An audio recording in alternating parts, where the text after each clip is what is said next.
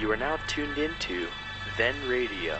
If you enjoy our videos, we ask that you consider joining our Patreon to support our channel. Don't forget to like and subscribe so that you never miss a new video. We hope you enjoyed today's episode, and as always, thank you for watching.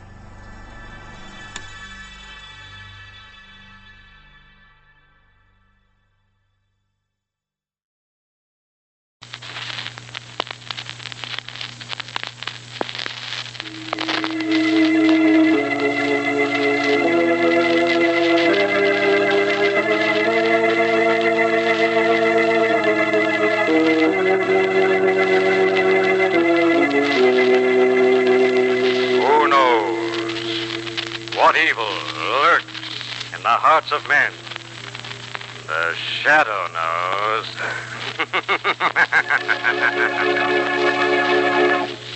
Now, the Carey Salt Company, producer of salt for every farm and home use, brings you the thrilling adventures of the Shadow, the hard and relentless fight of one man against the forces of evil. These dramatizations are designed to demonstrate forcibly to old and young alike that crime does not pay. In just a minute, today's exciting adventure will begin. But first, have you farm folks heard the news? Yes, sir, it's great news. Your copy of the new 1947 Carey Farm record book is waiting for you now. Be sure you get it at your Carey Salt dealers. Say, this big 1947 edition is even better than last year. It gives you everything you need to maintain a complete check on farm expenses and income. Helps you plan ahead for more profitable crops. Makes it easy to compute income tax. Go to your Carey Salt dealer tomorrow. Ask him for your copy. It's free. A Christmas reminder from him to you. If your dealer supply is exhausted, just send 10 cents, 1 dime to cover mailing costs to Carey's, C-A-R-E-Y-S, Carey Salt in care of this station. Be sure to get your 1947 Carey Farm record book right away. But now, The Shadow.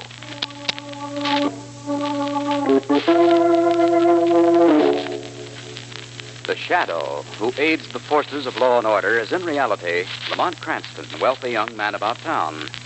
Years ago in the Orient, Cranston learned a strange and mysterious secret, the hypnotic power to cloud men's minds so they cannot see him. Cranston's friend and companion, the lovely Margo Lane, is the only person who knows to whom the voice of the invisible shadow belongs.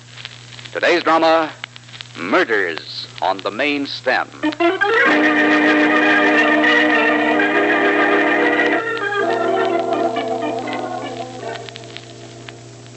I got the part, Margo. I'll say I'm excited.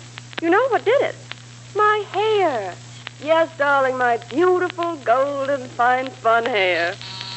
Oh, bother, there's someone at the door. Hang on a minute, Margo. Be right back. Oh, hello. Come in. Do you mind waiting till I finish with the telephone? Margo? Where was I? Oh, yes, telling you how I got the part. Well, I knew they were looking for a blonde actress, but I didn't think they'd go that crazy over my hair. What do you want? Let go of my throat.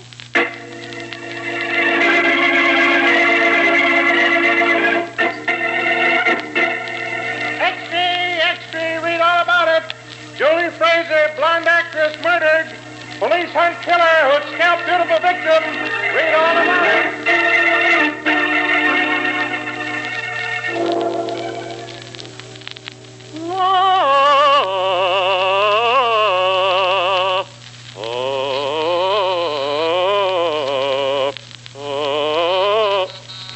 Always interruptions. Coming. Oh, it's you.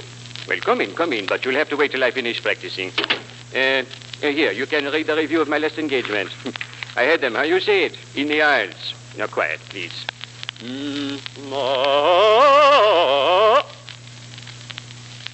What are you doing with that knife? Hey, let go of me, you...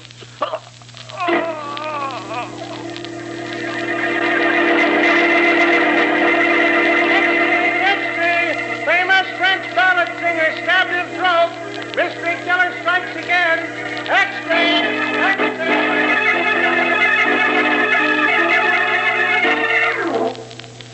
Well, what do you want of me, Mr. Cranston? Any information that might help us solve these two murders, Mr. Fleming. Both Julie Fraser and Jean Larue were your clients, weren't they? I handle their business affairs. You don't seem very friendly, Mr. Fleming. Well, frankly, I'm tired of answering questions. Before you get too tired, here's something you might consider. The police judged the killer to be about your height and build, Mr. Fleming. What? Rather strange. Just a few weeks ago, you insured LaRue's voice and Julie's hair for large sums of money. That was a business proposition, nothing to do with And this. stranger still that LaRue was stabbed in the throat and that Julie's hair was brutally cut from her head. Look here, Mr. Cranston, you're not suggesting I'm that I... just refreshing your memory, Mr. Fleming. Now, if you're ready to talk. What do you want to know? You say that Julie and LaRue had no enemies. Did they have any friends in common? I only know one, if you can call him a friend. Who was he? Philip Dobré. Oh, the actor. Yeah, the most hated and feared man in the American theater. But why? Well, he was a jinx, Miss Lane. Whenever he appeared in a play, why, some disaster was bound to occur.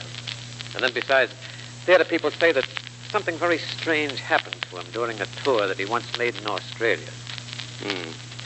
Could you drive out with us to see Dobré tonight, Mr. Fleming? Oh, I'm afraid not tonight, Mr. Cranston. I have an important engagement. I'll send Ann Johnson with you. She knows the address. Ann Johnson? Yeah, my secretary, the young girl in the outer office. Oh, yes. You probably didn't notice. Looks aren't her strong point, but her heart's in the right place. Well, come on, Margo. We'll take Strevy's cab on the corner. Oh, by the way, Mr. Fleming, have you got a photograph of Dobré? Perhaps one of those on your wall? Well, I did have one, Mr. Cranston, but I took it down. I couldn't stand it staring at me. Why not?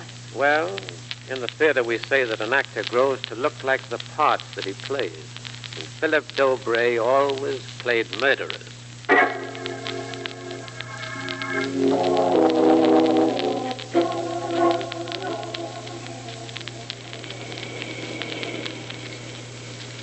Say, this is a pretty unsavory neighborhood, Mr. Cranston. It's pretty unsavory. You sure this is where you want? What about it, Miss Johnson? Well, I'm sure it's the right street this time. I've only been out here once before. You came out with Julie Fraser? Yes, Miss Lane. Did you know Julie well, Miss Johnson? Oh, no, Mr. Cranston. Though, of course, I saw her around the office all the time. And poor Mr. LaRue, too. They were both such lovely people. Who do you think killed them, Mr. Cranston? I don't know. Have you any ideas? Well, Mr. Cranston, I'd say a nut, I'd say. You better slow down here. Okay. Which is the residence we're looking for? Which is the residence? You can't see it from here. The entrance is through that iron gate. All right, then I'll park here. I never seen a house with so many trays around it. I never seen. It's kind of spooky, ain't it? Wait for us, Ruby. Okay, Mr. Cranston. I'll be waiting, but don't be too long. Don't be, please. We just go through this gate here, as I remember. It's so dark. And then down the driveway here to the side entrance. Mr. Dobré certainly makes it difficult for his visitors. Look at the yard. Gravestones. Waiting to be carved, apparently. Let's go back. This place gives me the creeps. Wait, hold it. Something's moving over there. Come out, you. I've got you covered. Now, don't shoot. Mr. Fleming! Ann. And Mr. Cranston. What are you doing here, Fleming? I thought you had an engagement. Well, it was called off right after you left the office, Mr. Cranston, and I came out here to join you. What was the idea of hiding from us? Well, I got rattled, I guess. Something weird is happening over in Dobré's house. What do you mean? Well, I could swear I heard Julie's voice. What? Quiet. Dobré's coming out. Who's there? Who's firing at me? Show yourselves, you villains, or I'll slit your throats. Strange. I was sure I heard voices. He's going back in. So that's the great Philip Dobré. He's handsome, I must say. Yes, isn't he? I'll bet women fell for him in his day. No. Please don't kill me, please. Listen. I don't want to die. Give me another chance, please. Please. Julie's voice. What? But it can't be. Julie's dead. Stay here, all of you. I'm going in to find out.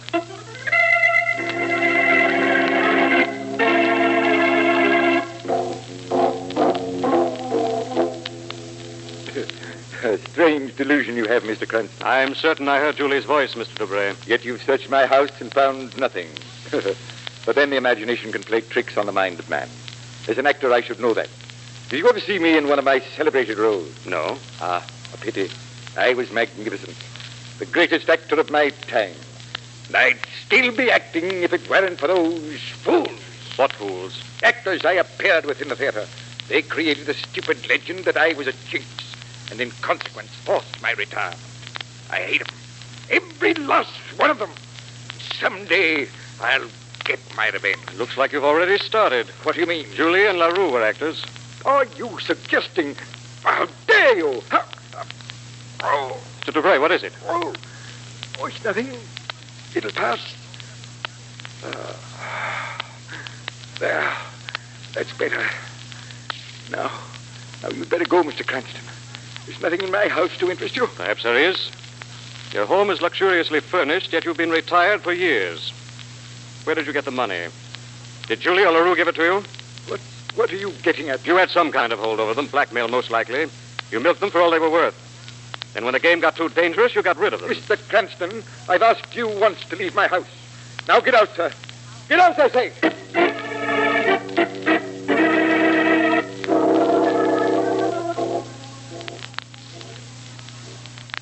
Lamont, is that you? Margo, what are you doing here in the back of the house? I told you to stay with Fleming and Ann Johnson. I was just looking around. What did you find out from Dobray? Was that Julie's voice? Still can't be sure of anything yet, Margo. The old boy was furious. He practically threw me out of the house. As soon as I found the answers to some questions, I'm going right Darling, back. this may be one of the answers right here. Look, in this shed. Strange odor. It must come from pots along the wall. I'll get my lighter. Acid. For cleaning tombstones. And here they are, 2 of them. Read what's written.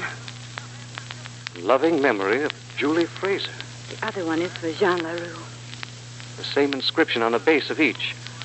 Erected by an old comrade of the theater, Philip Dobray. Why was Dobray in such a hurry to have them made? Julie and LaRue were killed only 2 days ago. These headstones were engraved long before that, Margot. If you look closely, you'll see the letters have already withered. And that must mean that Dobray knew they were going to die. It certainly looks like it. This might be the clue we've been looking for, Margot. I'll soon find out. Where are you going, darling? Back to visit Dobray, Margot. This time as the Shadow.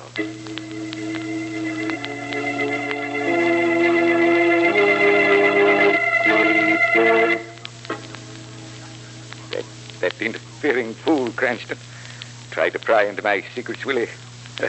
He won't dare to come back here again. Thought I closed that door. Drafts must have blown it open. Yeah, only it won't budge. What's holding it? Nothing but a shadow, Dobray. Who are you? I don't see anyone. No one sees the shadow.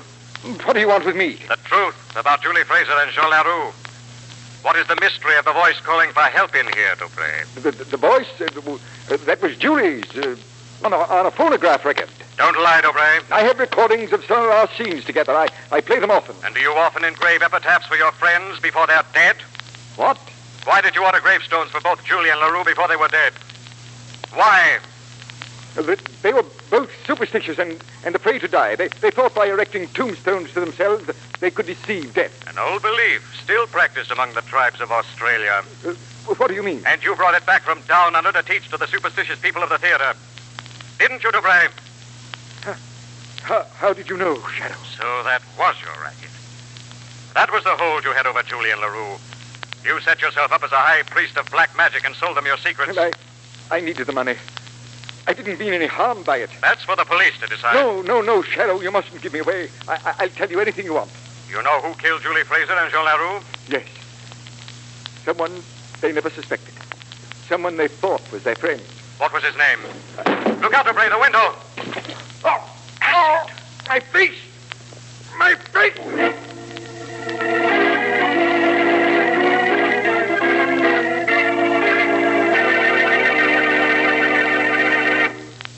We'll return to the Shadow in just a moment. But now, here they are, folks. Here are 2 more winners, the Carry Salt contest, and what swell letters they wrote. Letters which win each of them a gorgeous $100 17-jewel Harmon Gold wristwatch. The ladies' watch goes to Meletta Naran, 1316 Rock Street in Little Rock. She gives a timely warning to you cooks who sometimes find that the grease in the pan on the stove has caught fire. Don't run to the sink and pour water on it. Just grab your box of Carry Salt and pour salt on the fire. Presto, the fire is snuffed out. Say, that's a good hint for all you listeners to remember. And here's the winner of the man's watch. He is Mr. Samuel M. Parker of Grand Junction, Colorado. He tells us of an easy way opticians have to fit lenses into plastic eyeglass frames. First, he fills a small pan with Carry Salt and heats it over a hot plate. Then he places the plastic frame in the salt. The frame expands, then it's easy to insert the lenses. When the frame cools, the lenses remain firmly in place. Congratulations to both of the winners. And folks, if you'd like to win one of these beautiful watches, listen for the easy rules later in this program. Meanwhile, remember, there's a fine Carrie salt for every farm and home use. There's deep penetrating Carrie's table salt, Carrie's meat curing salt, Carrie's mineral supplement salt, and many others. Always look for the white bag, box, or carton with a bright red band. But now, back to the shadow.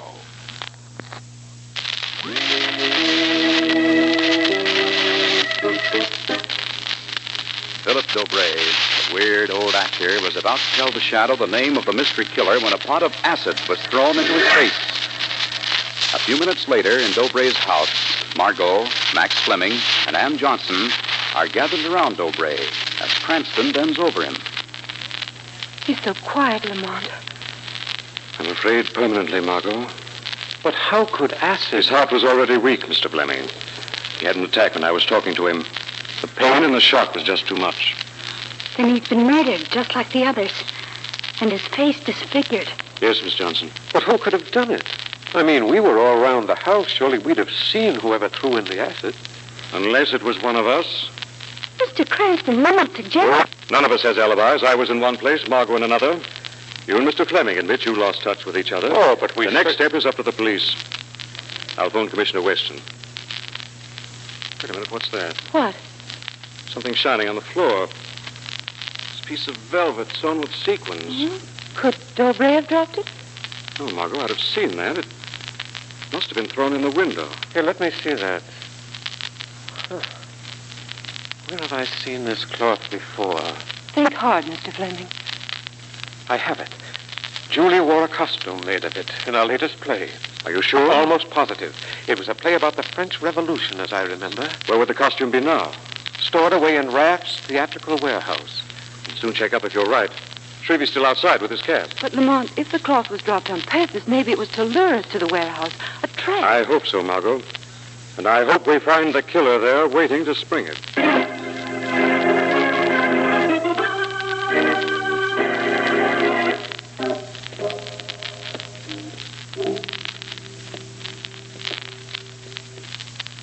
Watch your step, Margot. This warehouse is littered with rubbish. You don't have to tell me, darling. And these ropes hanging down, bumping in the nose every 2 minutes. It's horrible in here. Do we have to go on? Just a little further, Anne. We're almost at the costumes. The very idea of a murderer lurking somewhere, even if it's one of us. Well, now, don't be frightened.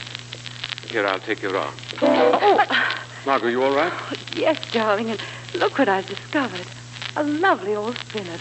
It's been years since I've played one. Well, you certainly have a beautiful touch, Miss Lane, and beautiful hands.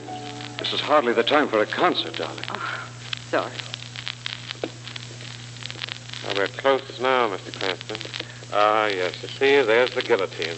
Guillotine? It was used in Julie's last play, the one about the French Revolution.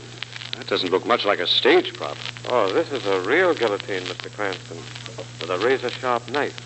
Well, isn't that unusual for the theater? Well, Dobray insisted on it. You see, he played the executioner. Darn it, another rope hitting me in the face. This time Margot, look! What happened? That rope you pulled released the blade. It's lucky you jumped back in time, darling. Yes. Oh, look! What is it, Anne? Behind you. Faces staring at us. Oh, it's all right, Anne. They're just wax. Oh, yes, of course, so they are. Wax figures wearing costumes. And look. There's Julie's sequin dress on that figure. You see? Wait. What's the matter, darling? Something else of Julie's on that figure. Her hair.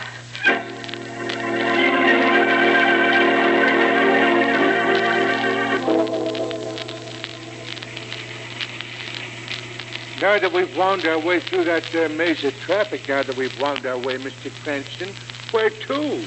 Oh, anywhere, Shrevey. Just drive around. I want to think. Drive to my apartment, Shrevey. He thinks better over a cup of coffee. Okay, Miss Lane, you're the doctor. Can't make sense of it, Margot. Why would anyone take us on a wild goose chase through that warehouse so we'd find that horrible wax figure? Oh, like I told you, Mr. Cranston, somebody's nuts, somebody is. Yes, now all we have to do is find out who, Shrevey. Well, I'll be glad to get home and clean up anyway. I'm sure I look a fright. Oh, dear. What's the matter, darling? Well, I meant to give Anne back her compact. She dropped it in the warehouse. me see that. Why, it's bent. Probably when she dropped it. The whole case is buckled. So it is. I think we're getting someplace at last, Margot. Step on it, Shrevey. We've got to drop Miss Lane off at her apartment. Nonsense, darling. If things are popping, I'm going with you. Now, listen, Margot, this is serious. It's clear as daylight now that you're next on the killer's list. What? You're going to lock yourself in your apartment and not stir out till I get back. Where are you going, darling? Find out some very important things from Mr. Fleming.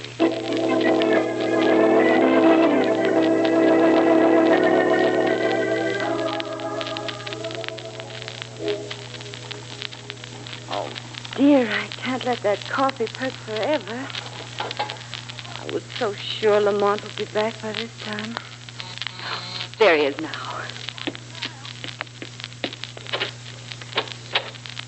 Angel? I'm sorry to be troubling you this time of night, Miss Lane, but I'm so frightened. Has anything happened? My man is all alone in my room after all that's happened. And then I thought of you and wondered if you'd mind if I came over. Of course not. Please come inside. Thank you. You're so kind to me, Miss Lane. That's all. Do I smell coffee? Indeed you do. Just freshly made. I'll get it. I'll get the cups ready. It's just what we both need to cheer us up. Yes. Looks good. It is good. Well, hot anyway. Does Mr. Cranston know who committed these awful murders? Yes. I'm afraid it'll come as a shock to you, Anne, but you'll have to know it sooner or later. He believes Max Fleming to be the killer. Oh, and to think I've been working right with him in the office all this time. Well, it should be a relief to know you don't have to go back. Yes. Except I don't know what I'm going to do about a job now. What were you doing before? I had a small part in the vaudeville act. Oh, that's interesting. I didn't know you were on the stage. Oh, excuse me, Anne. I don't know why I'm yawning like this. I suddenly feel so sleepy. I know. Like your brain is floating away. Exactly. How did you know that? Because I put the drug in your coffee, Miss Lane. You what? It won't put you all the way to sleep. Just make you numb so you won't give me any trouble. Trouble? What are you talking about? You'll see what I'm talking about, Miss Lane, when we get back to the warehouse.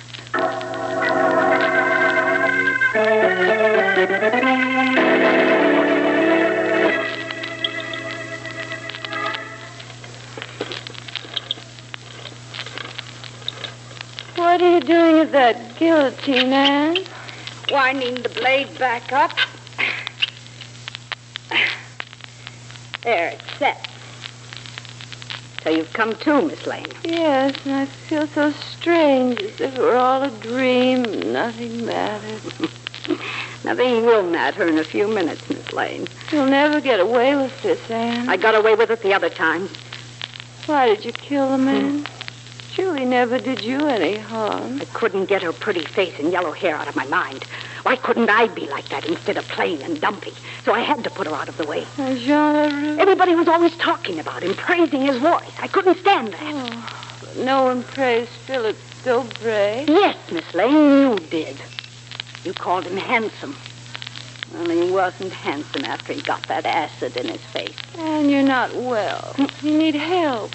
Care. Stop talking like that. But it's true. You don't know what you're doing. Untie my hands, please. Yes, I'll untie them. Mr. Fleming thought they were so pretty when you were playing the spinet.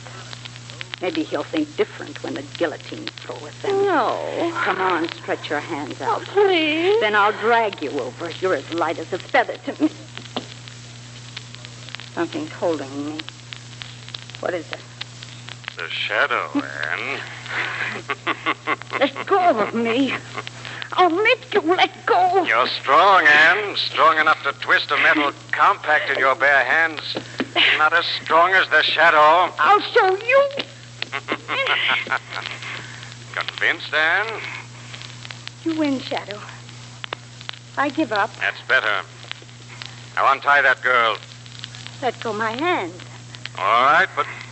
Anne, come back here. You'll never get me alive, Shadow. You fool! They'll say I'm mad. I'll die first. Let go of that rope! Why did you pull me back, Shadow? I wanted to die. You can't take justice into your own hands, Anne. The law, not you, will decide your fate.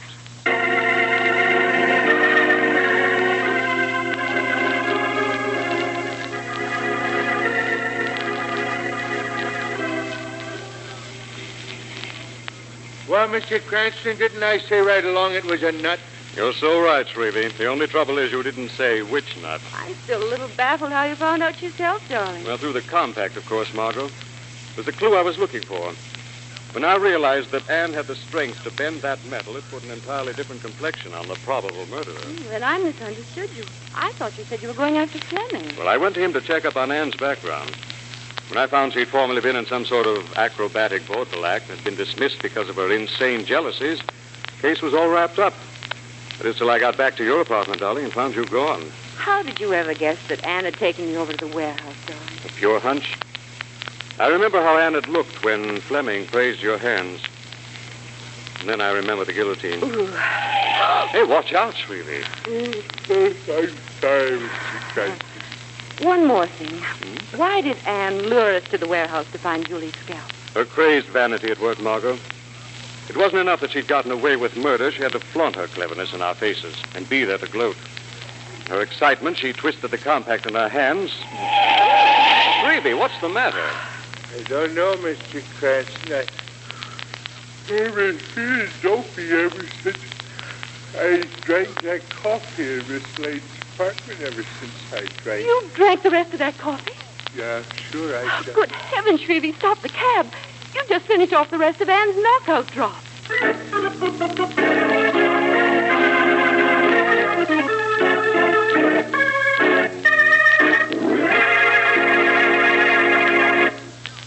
Friends, do you know some new or unusual way of using any Carry Salt? Then be sure you enter the Carry Salt Company's exciting prize contest. You bet! Carry Salt is giving away 2 gorgeous $100 17-jewel Harman Gold wristwatches. One man's watch and one lady's watch every week. And you may win. Listen to these easy rules. First, write 100 words or less describing some new and unusual way of using any Carry Salt product. Second, print your name and address on your entry. Third, mail to Carries, C-A-R-E-Y-S, Carry Salt in care of this station. That's all. Nothing to buy, no box tops to send in. You can write about deep penetrating Carrie's round package table salt, or Carrie's mineral supplement salt, or Carrie's pickling and canning salt.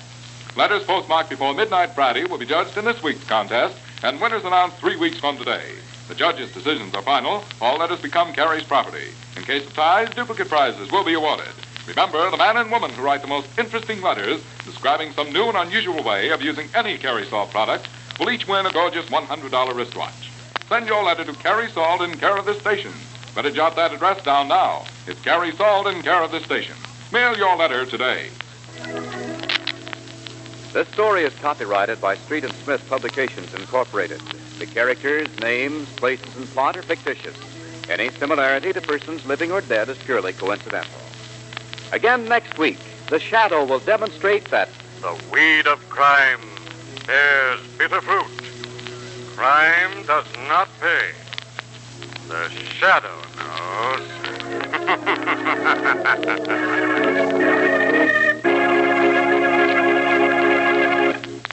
Next week, same time, same station, the Carry Salt Company brings you another strange and thrilling adventure in the Shadow's daring battle against the forces of evil. Remember, there's a Carry Salt for every farm and home use. Look for the package with the bright red band. And don't forget Carrie's exciting new contest with 2 beautiful $100 Harman Gold wristwatches given away every week. Mail your entry now to Carry Salt in care of this station. This is the Mutual Broadcasting System.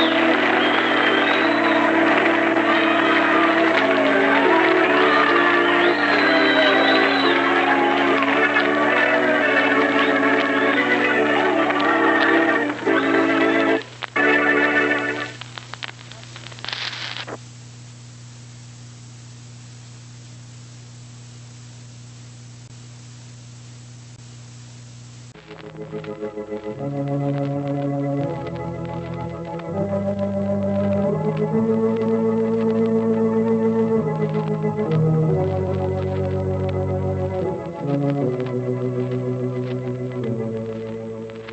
knows what evil lurks in the hearts of men?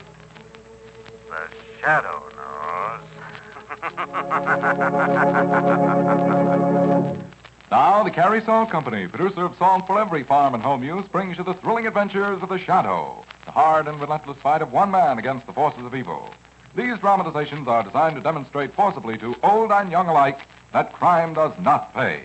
In just a minute, today's exciting adventure will begin. But first, if you're a farmer, here's an important message for you. You have mighty few shopping days to get your free copy of the new 1947 Carrie Farm record book before the new year starts. Be sure you get your copy tomorrow, because you'll want to start using it on New Year's Day. The new 1947 Carrie Farm record book has everything you need to maintain a complete check on farm income. Think what that can mean to you. It'll help you know which crops are paying better, which crops to plant next year. No wonder it's been called the most useful book a farmer can own. And it's free. Yes, sir. Just ask your Carrie Salt dealer for your free copy. If his supply is exhausted, then send 10 cents one time to cover mailing costs to Carrie's, Careys, Carrie Salt in care of this station. Be sure to get your 1947 Carrie Farm record book right away. The Shadow, who aids the forces of law and order, is in reality Lamont Cranston, wealthy young man about town. Years ago, the Orient, Cranston learned a strange and mysterious secret. The hypnotic power to cloud men's minds so they cannot see him. Cranston's friend and companion, the lovely Margo Lane, is the only person who knows to whom the voice of the invisible shadow belongs. Today's drama, The Fine Art of Murder.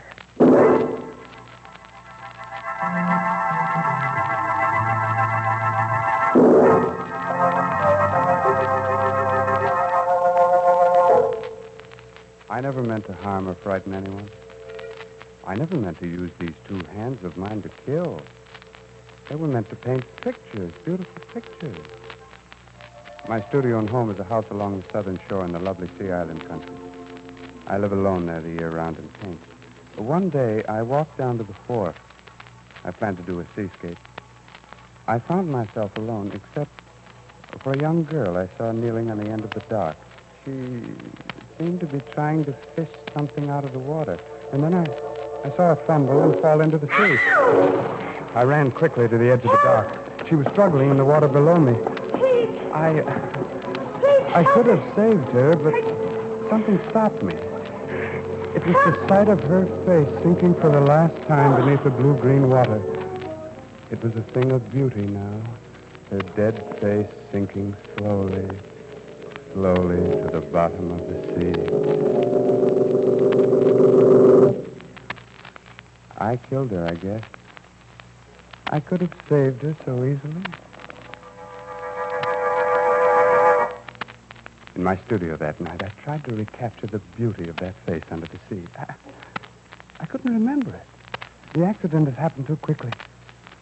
And then I realized I could never rest until I found the perfect model. And I would paint her lovely dead face looking up at me from under the sea.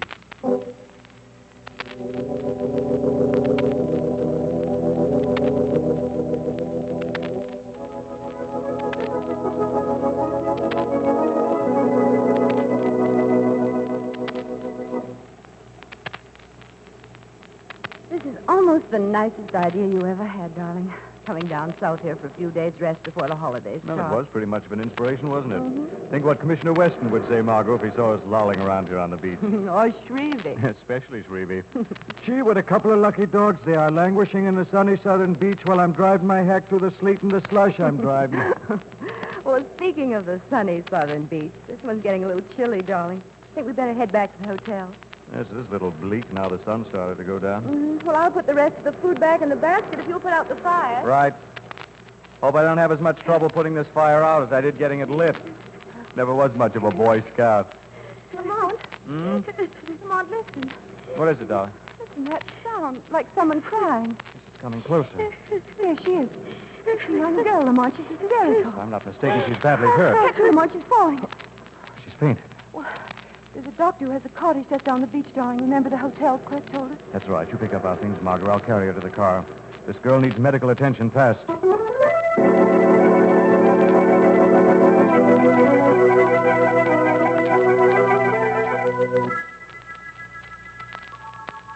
A few days after I watched the first girl drown, I was on the beach painting at sundown when I saw her walking along the sand toward me. She stopped to look at my painting. And as I looked at her, I realized this was a face I might use to paint my picture of death under the sea. The other girl had died too quickly. Perhaps this one. Go ahead. Look at the painting. I don't mind. Thank you. It's very strange. Hmm? Just water. Aren't you going to put anything else in the picture? Yes. Yes, I am. Why are you looking at me like that? Did I say anything wrong? Oh, no. No, I just had an idea. I think your face would look well in this painting. What are you doing? Look at these long strands of seaweed. Let me put them around your throat like this. Stop it. No, don't struggle. Don't stop me. Seaweed is choking me. Let me go. Oh, don't struggle like that. Your face must show peace and calm. Let me go. Oh, into the water. It's shallow here, but deep enough for you to drown. No, get Let me up. down under the water. Get down under the water. For some strange reason, I let her go. I stood there in the shallow water and saw her running half crazy down the beach.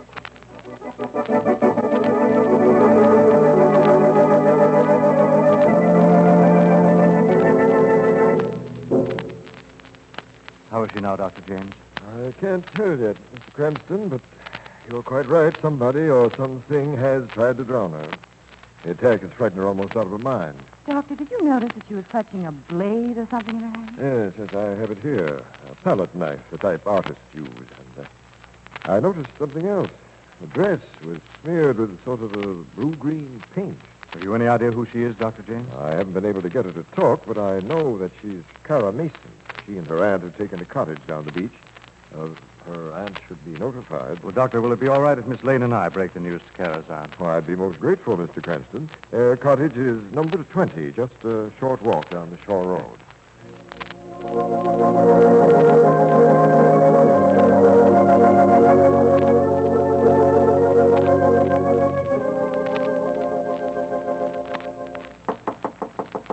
Oh, thank goodness we're here, darling. I almost ruined my shoes walking across that wet sand.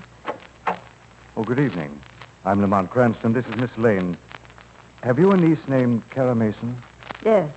I'm Miss Margaret Mason, her aunt and guardian. What do you want? I'm afraid, Miss Mason, we have some rather shocking news. Something's happened to Cara.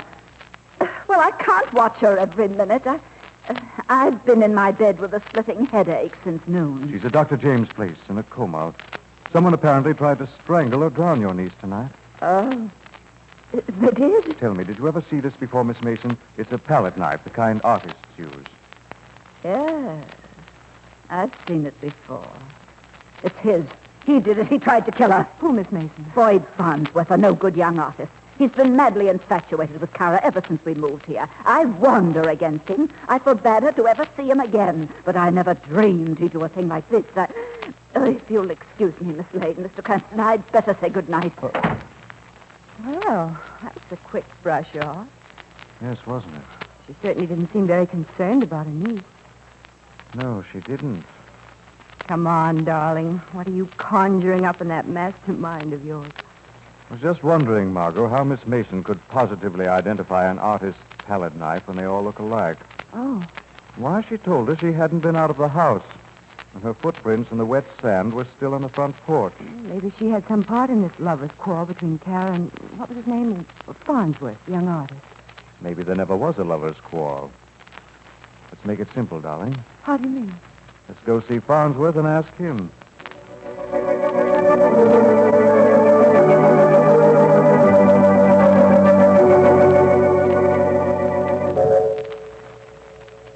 I got back to my studio as soon as I could after I let the girl go.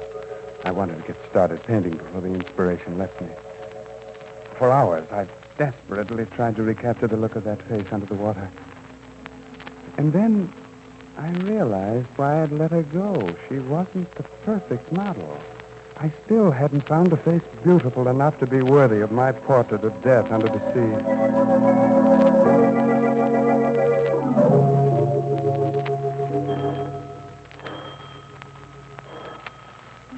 Mr. Farnsworth doesn't seem to be at home, darling. Front door's partly open. There's a light on inside. Come on in, Margo. Hi. I'd like to have a look at this studio. He's certainly been busy. Walls are covered with his paintings. They're darn good, aren't they? Mm-hmm. Strong, vivid colors. Certainly doesn't look like... Listen, Lamont, what's that? Sounds like water overflowing a tub. Look, darling. There's water running out under the door. It's not just water, Margo. There's blood in it. Stand back away from the door. What's in there, darling? Man's body in the tub with both wrists slashed. Call Dr. James at once, Margo.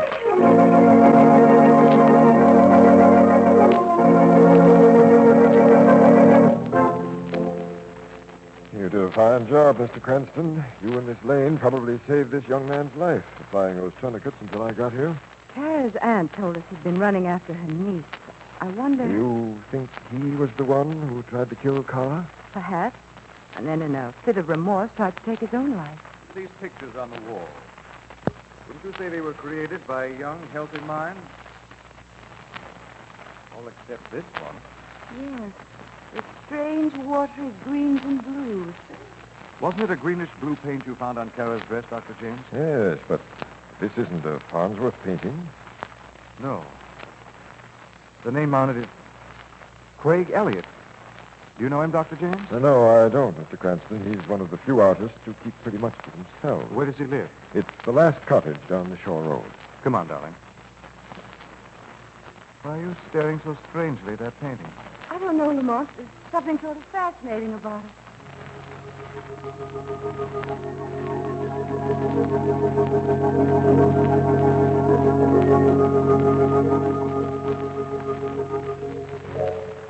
So that's what brought them to my place. That painting that I left at Farnsworth. That's what set this Lamont Cranston on my trail. I heard them talking about it as they came up the steps of my front porch. I dropped off to sleep on my couch, exhausted from trying to paint that girl's face in my underwater scene. As they stopped at the front door, I dropped down behind the sofa. I couldn't let them see me. The scratches on my face where the girl had struck me would be sure giveaway. I heard them ring the doorbell. I crawled out of their line of vision on the studio floor and dashed up the stairway of the second-floor balcony as I heard the screen door open and, looking down, saw them come in. What a huge studio, Lamont. Look up at that big skylight in the center of the room. I stepped back quickly so they couldn't see me on the balcony in the dark. But I did see the girl's face. And she looked up. It was more beautiful thus far than anyone had ever seen. The perfect model I've been hoping for. Look at these pictures, Margo. Oh, they're almost like dead things hanging there on the wall. Almost all of them have that same blue-green paint Dr. James found on Kara's dress. He had seen the girl tonight. My heart was pounding in terror. Margo, look at the painting on the easel here. It's just water. What an odd thing to paint. Oh, perhaps it's not finished. The girl looked up again. And as I stepped back, I bumped against the heavy statue on the top of the balustrade. And then the thought came to me. It might have fallen on him. Darling, that half-drowned girl, I know it sounds crazy. But do you suppose somehow her portrait was meant for this painting here? He's guessing my secret. He was coming too close to the truth. I picked up the heavy statue and waited for his next move. Wonder where Elliot is. So do I. I think I'll have a look around. I moved to the edge of the balcony slowly. The statue raised high above my head. He stopped. He turned to speak to the girl. Margo. It was my chance to get rid of this man and have the girl for my life at the same time. He moved away slightly. Something just occurred. And then He moved faster, James. Now he was directly under me, and with all my strength, I hurled the statue down the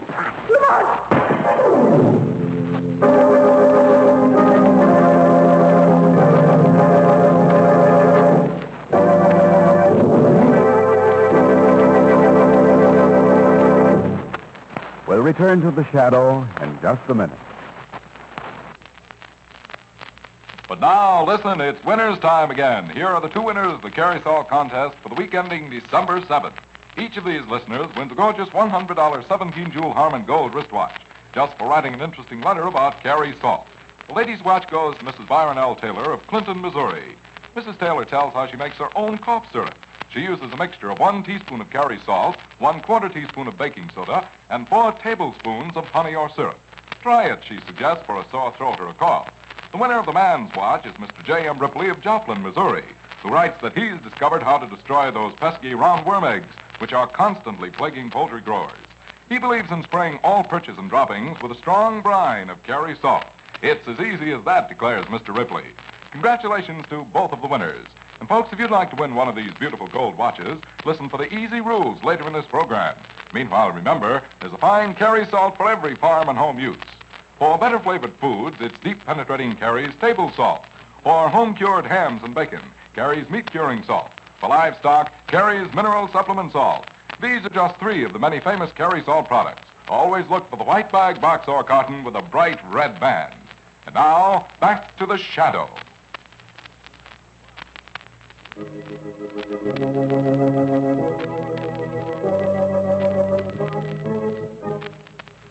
Lamont Cranston and Margo Lane, searching for an insane killer who has tried to drown a young girl, Kara Mason, have come upon the seaside studio of the artist, Craig Elliott. The artist, watching unseen from a balcony above, has dropped a heavy statue upon the unsuspecting Cranston. Darling, you're hurt. I'll be all right, Margo. The scream made me turn aside just in time. Oh, Lamont, you're bleeding. Huh? My head is bleeding. Put your arm around my shoulder. I've got to get you out of here and back to Dr. James.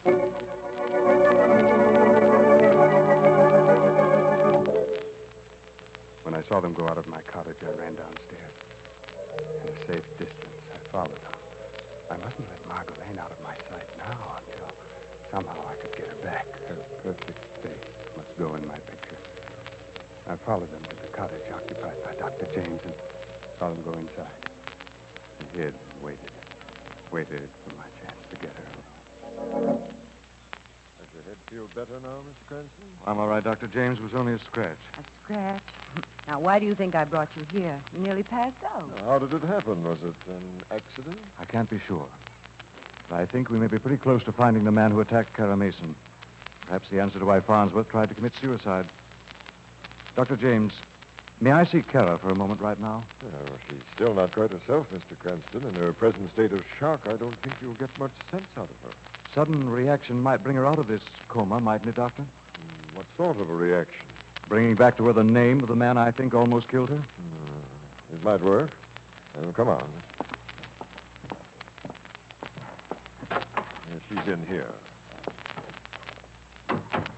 Kara, can you hear me? Kara, listen. Listen to this name. Craig Elliott.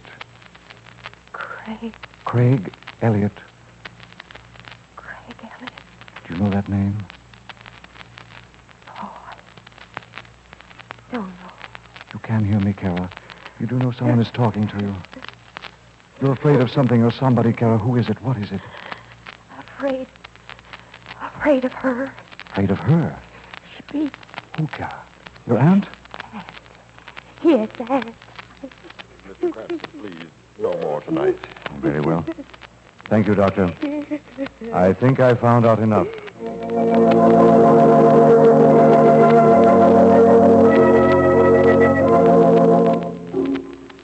From where I was hiding, I saw them come out of the doctor's cottage, get into their car, and drive away.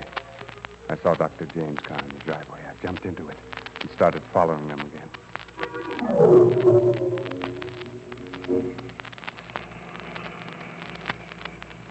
But I don't understand, Lamont. Didn't Kara recognize the name Craig Elliott? Apparently, she'd never heard it before in her life. That's strange. But why are we going over to the aunt's house again? Kara's terrified of that woman. She says her aunt beat her. Beat that poor, frail little thing? But why? I don't know yet, Margot, but we'll soon find out, I hope. Isn't that their cottage down the shore road? Yes, you wait here. I don't want her to hear the car stopping. I want to surprise Miss Margaret Mason when the shadow pays a call.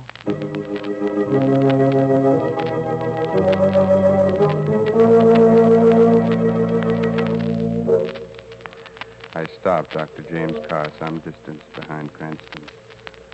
As I saw him get out, yes, I saw him disappear down a lonely beach. I waited a moment and then walked up to the Cranston car. Why, Lamont, is that you back so soon? No, this isn't Lamont, Miss Lane. Who are you? How do you know my name? I know your name because I was listening and watching when you came to my studio tonight. You were in that studio? Yes. You dropped that statue. Yes, I dropped that statue, and I'm sorry I missed. But it doesn't make any difference now because I'll still be able to do what I have to do even though Cranston is alive. Get your hands off me. No, I wouldn't struggle, Miss Lane. I'm a very strong man, and it'll be useless to scream. Even your friend Cranston won't be able to hear you from here. Where are you taking me? We're going to the rocky cliffs at the end of the road, Miss Lane. There's a cave I found with a little pool. There's the moonlight streams in. I shall paint you. All right. I'll come with you. Huh? I'd like you to paint my portrait, Mr. Elliott. I knew you'd be sensible. The other girl was afraid. You saw what happened to her. Come on. Very well. Not along the shore. You're a clever one, aren't you? You know Cranston would follow our footprints in the wet sand. Get back up the road. You've forgotten something, haven't you, Mr. Elliott? What? What are you doing? Picking up strands of seaweed I've seen in your other pictures. You need seaweed for the portrait, don't you?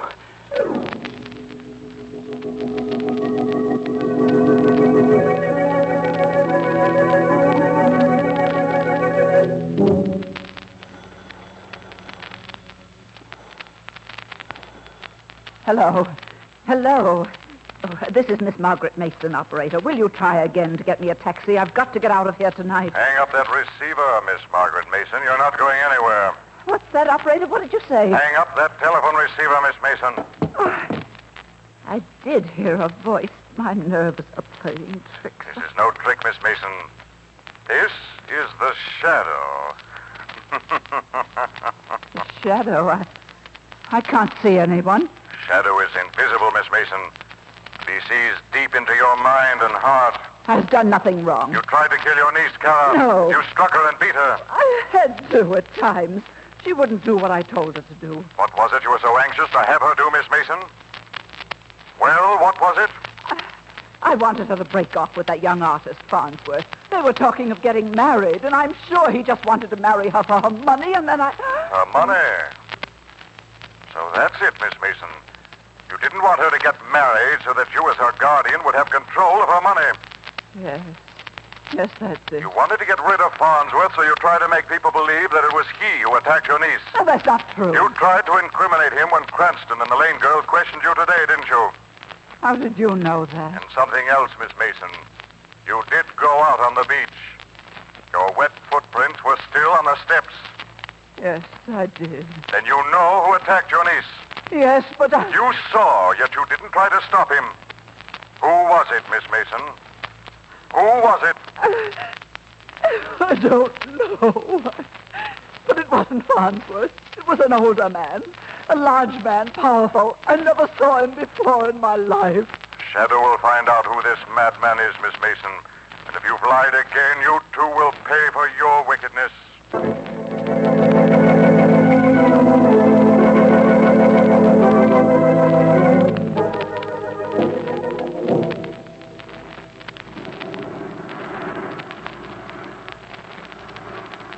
Here is the cave, Miss Lane. How do you like it? It's beautiful. You see the pool of water caught and held by the rock? I'll set up my easel. The paints I keep hidden here. Don't start yet. Let me rest. That long walk. Oh, we're going to start now. Oh, no, please, let me rest. I said we're going to start now. Let me go. You promised not to touch me if I came along. Don't fight me. Stop struggling. That's what the others did. Let me go. Look out! Yes. Into the pool. That's where we start, with your beautiful face under the water. Let me go. I can't breathe. You must drown.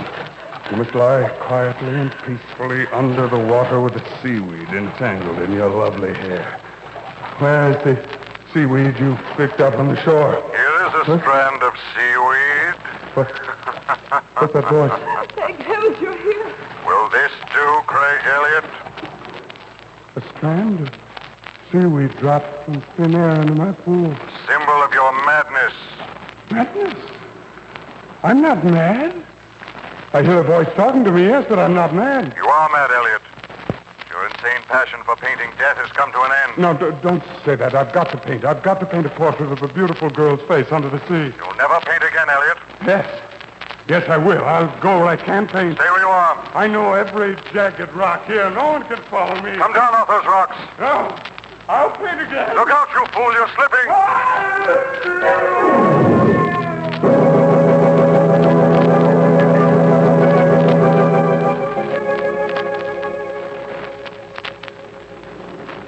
You're all right now, aren't you, Margo? Yes, Lamont. But it has been a horrible experience. You're a brave girl, darling, to play along with Elliot the way you did. Very clever to think of dropping those pieces of seaweed along the road to the cave. I suppose Elliot deserved it, but what a horrible way to die. Smashed to death in those rocks. He didn't die on the rocks, Margo. He evidently jumped clear of them. The fault of the sand killed him? No, it merely knocked him unconscious. Then apparently he lay there right at the water's edge. As the tide came in, he died as justice would have it. He drowned? Yes, Margo. By the time I reached him, he had drowned. In only an inch or two of water.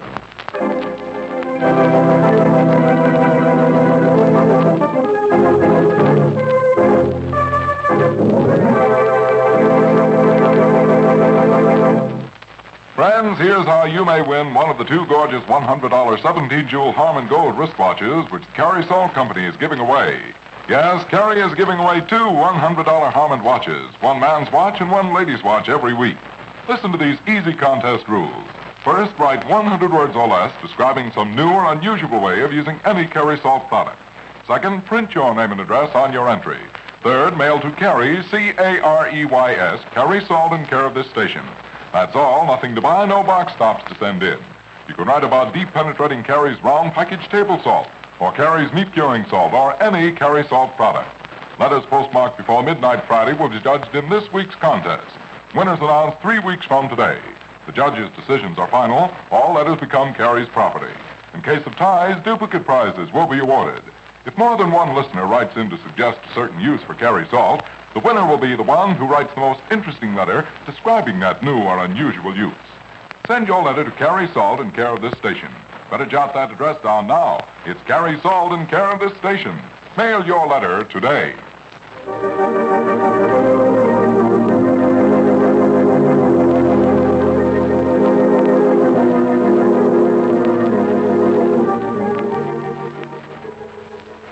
This story is copyrighted by Street and Smith Publications, Incorporated. The characters, names, places, and plot are fictitious. Any similarity to persons living or dead is purely coincidental. Again next week, the shadow will demonstrate that The weed of crime bears bitter fruit. Crime does not pay. The shadow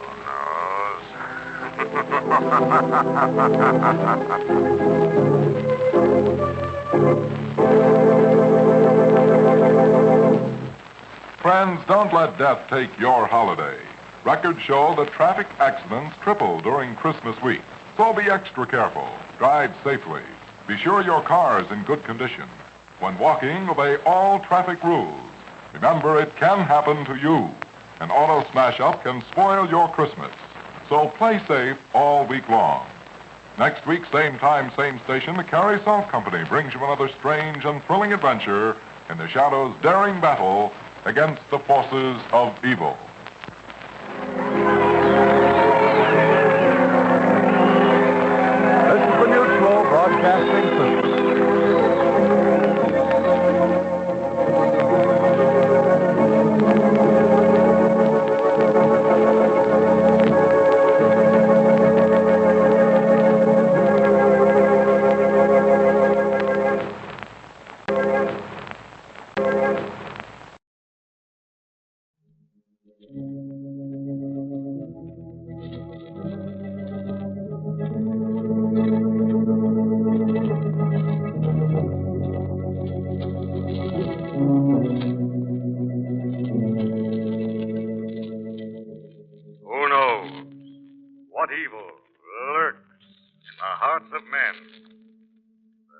shadow knows.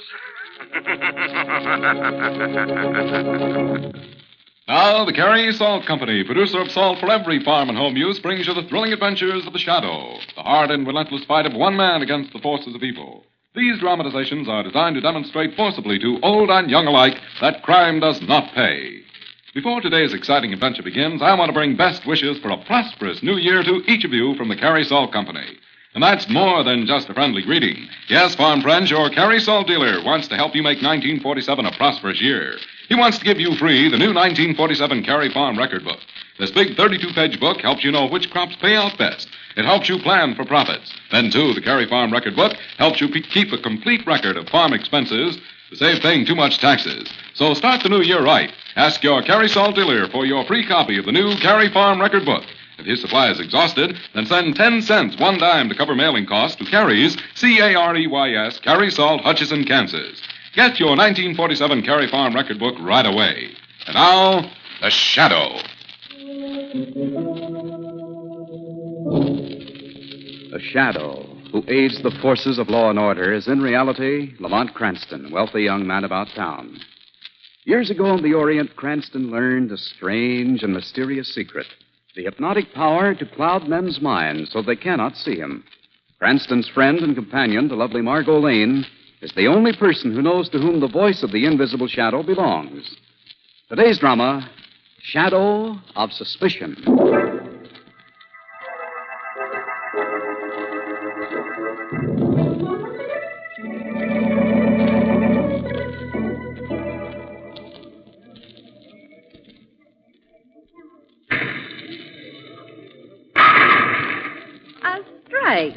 And how do you like that, Mr. Cranston? Very nice indeed for a beginner, Margo. Now, if you really want to see some bowling, watch this.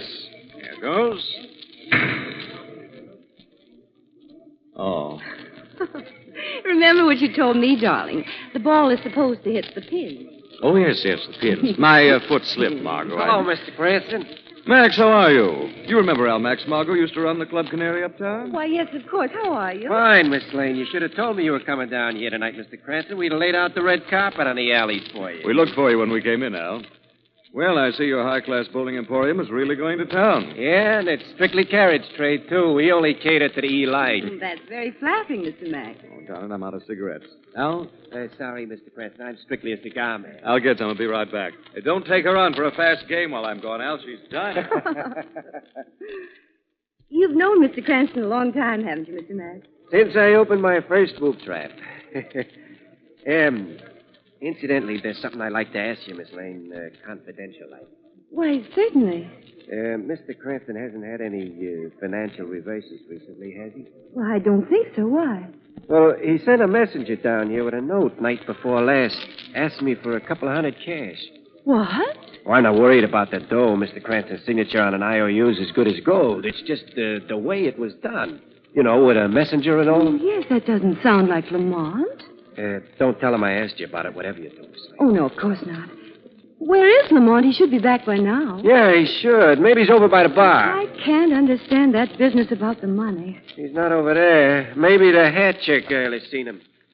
We're looking for Mr. Cranston, June. Have you seen him? Yes, he got his hat just a few minutes ago and went out the front door, Mr. Max. Went out? That's funny. Come on, the doorman may know where he went. You seen Mr. Cranston, Joe? I just put him in a cab a couple of minutes ago, Mr. Max. Well, I like that. Did he say whether he was going home or not? No, but I heard him give the driver the address. It was 505 10th Street. 10th Street? Call me a cab, please. Well, now, wait a second, Miss Lane. If you're thinking of following Mr. Cranston down there, that's a pretty tough neighborhood. Don't worry about me, Mr. Max. You better worry about Mr. Cranston. I don't like to be stood up.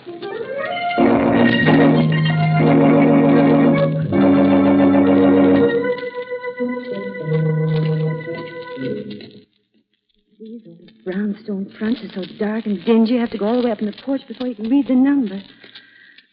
Oh, this is 505, all right. Honestly, I don't think I've ever been so provoked with Lamont in my life. Well, what do you want? Well, I'm looking for a man. Try the YMCA. No, a friend of mine, Lamont Cranston, was supposed to come down here. He's Tall and dark. And handsome, Yes. I suppose. Yeah, I mean, no. Play hide and seek in some other neighborhood, will you, sister? Well, What was that? Sounds like Maria Munsell. Come on, sister. I may need some help. Up these stairs here. Her room's right at the top of the landing. Right here. Not a sound now. Come on in. Only one little light on you. Can't see you. Oh. The knife. She's been stabbed. It's murder, that's what it is. It's murder. There's somebody in here. The killer. No, it's Lamont. This is where your friend was hiding. What's happened, Lamont? Just what I'm trying to find out. Get away from that body, you killer. As soon as I found what I'm looking for. Stop it. You're trying to get away with the evidence. Darling, what in the world's going on I here? haven't got time to explain right now, Margot. You'll take time, mister, and you'll do your explaining to that cop. I'm afraid I can't wait for them. Where are you going, Lamont? I've got to catch a train. Come back here. Lamont!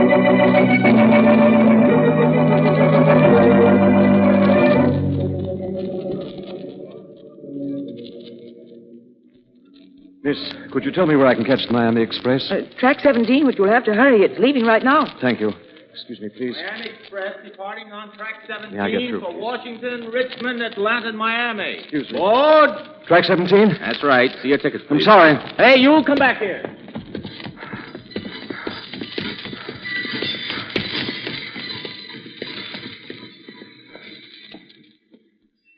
Oh, missed it. Well, it isn't Lamont Cranston.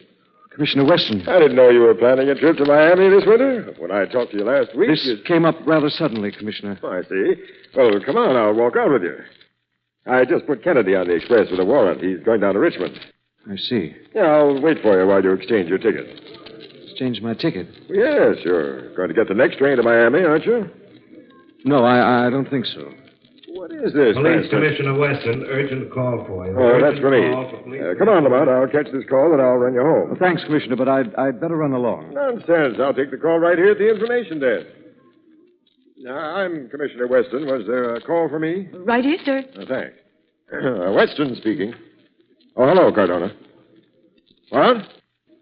Where? What? Wow, that's impossible. He's right here with me. All right, Cardona, we'll be right down. Yeah, I'll meet you at the office, and I'll bring Cranston with me. Cranston, what do you know about a girl being murdered over on 10th Street? I was there when it happened, Commissioner. Now, that's what Cardona tells me. And he also says it looks like you killed her.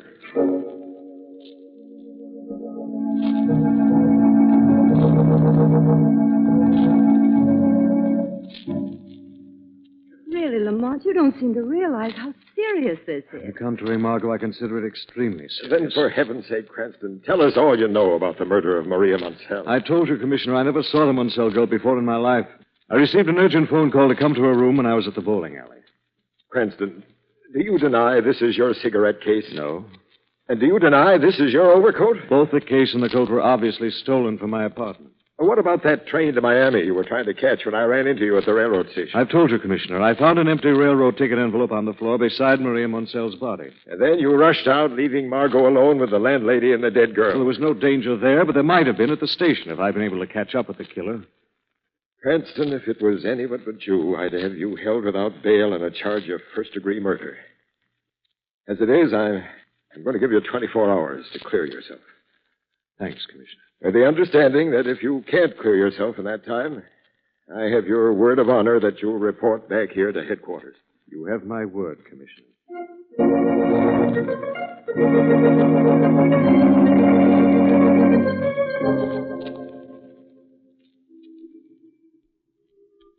Margot, please try and understand. I'll call you as soon as I've had a chance to check on some things. Well, if you think I'll be the most help to you by waiting in my apartment. You will. Believe me, darling. Oh, doggone it. Where is Shrevey? He said he'd be out here in front of headquarters, didn't he? He's probably up the hack stand on the corner. Wait here, darling. I'll get him. Pardon me, mister. You got a match? Yes, I think I have. Over to the car, mister. There's a gun in your back. What? You holler and I'll bring you down right here. Get in.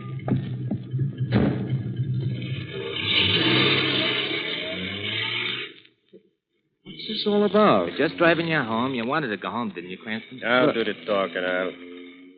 Well, if it isn't Big Nick DeSoto, when did you get back in town? You and the police commissioner thought you had me put away for a long, long time, didn't you? What's this all about, Nick? That's what I want to find out from you, Cranston.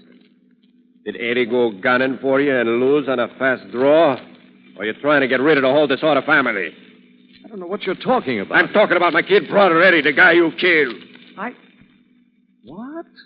No use playing innocent, Cranston. We got you dead to rights. Where are we going, Nick? We're going to your garage.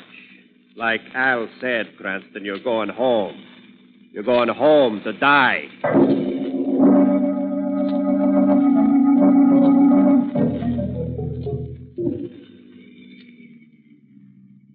All right, Al. Pull it up alongside the garage here. Okay, Nick.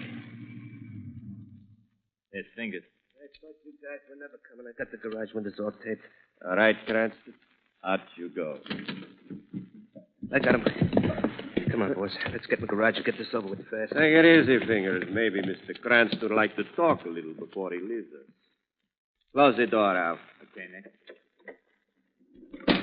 You're making a big mistake, Nick. You made the mistake, Cranston. It wasn't enough to send me up the river. You had to kill my brother. I tell you, I've never even seen your brother, Nick. That's for lying. Tell him what you saw, Fingers. They came up to the alley just as Cranston's car was driving away. And there was Eddie. Somebody killed it to him right in the head. Go on. There was a cufflink beside him with Cranston's initials on it. Show him the cufflink. Yes. This is a frame-up. Why did you kill Eddie Cranston? I didn't, I tell you. Why? He ain't gonna talk, Nick. Okay, let's finish it. Cranston, you're going to commit suicide. Let go. Don't fight, Cranston. You're getting it easy. Al, help me hold his head under the exhaust. All right, Fingers. Start the engine. Breathe in, smart guy. Make it easy for yourself. How does it smell, Cranston? Pretty strong, ain't it? Okay. Now put him in his car in the driver's seat. Okay. Grab his legs. I got it.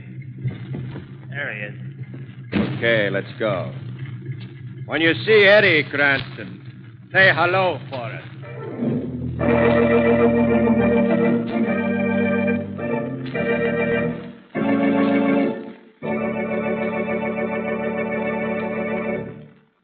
We'll return to the shadow in just a moment.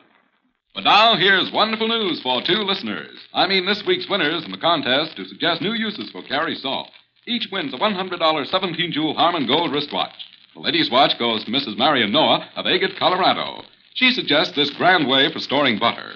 First, make a strong brine of Carrie Salt in an earthenware jar. Then form the butter into 1-pound balls and put them in the jar, keeping the butter always covered with brine. Mrs. Noah says it will stay good indefinitely. Sounds mighty practical. The man's watch goes to Mr. Raymond H. Sobbing of Maryville, Missouri. He offers a suggestion for building a fence with green lumber. Instead of pounding a new nail into a green post and risking its pulling loose, Mr. Sobbing soaks staples in a strong solution of Carrie Salt and water. The salt water gives the staple a rough coating, and it's sure to hold. Congratulations to both winners. And folks, if you'd like to win one of these beautiful watches, listen for the easy rules later in this program. Meanwhile, remember, for table and kitchen use, insist on Carrie's round package table salt. Yes, sir, Carrie Salt is different. Carrie Salt is deep penetrating. It's only one of the many fine Carrie products for every farm and home use. Whatever your salt needs, always look for the white bag, box, or carton with a bright red band. Now, back to the shadow.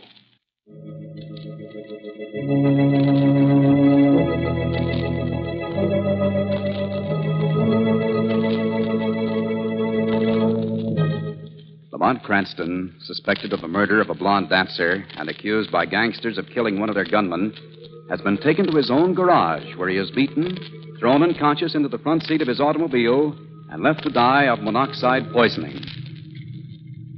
As the deadly fumes begin to fill his lungs, Cranston's head slumps forward, strikes the horn of the steering wheel.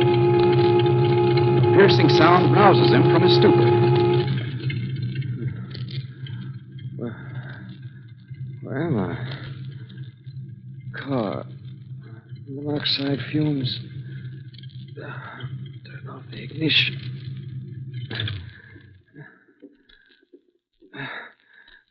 Door handle won't move. Gotta open the door.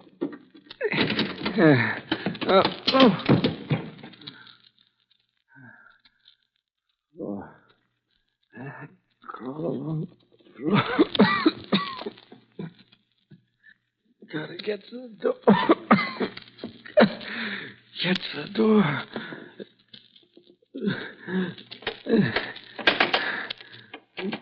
Door locked. Locked. Out. Gotta get up. Little door. Over there in the garage wall. Just go to it. No. There. There. Fresh air.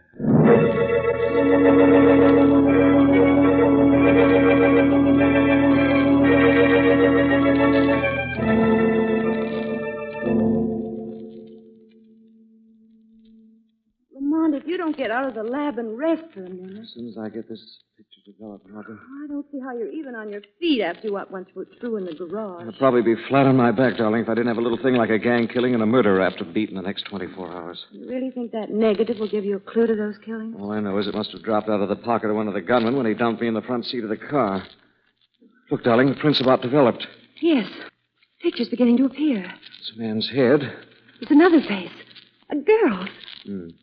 Lamont, it's Maria Montell, the dancer who was killed at the boarding house, don't you see? Yes, and I see something else, too. What? A man.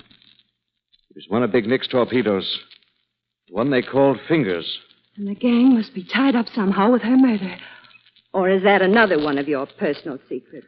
No more secrets, darling. There probably is a connection. Maria Montell and this gunman were such chums, he probably was a frequent visitor to that boarding house. Yes. And that landlady might have a very good lead on him.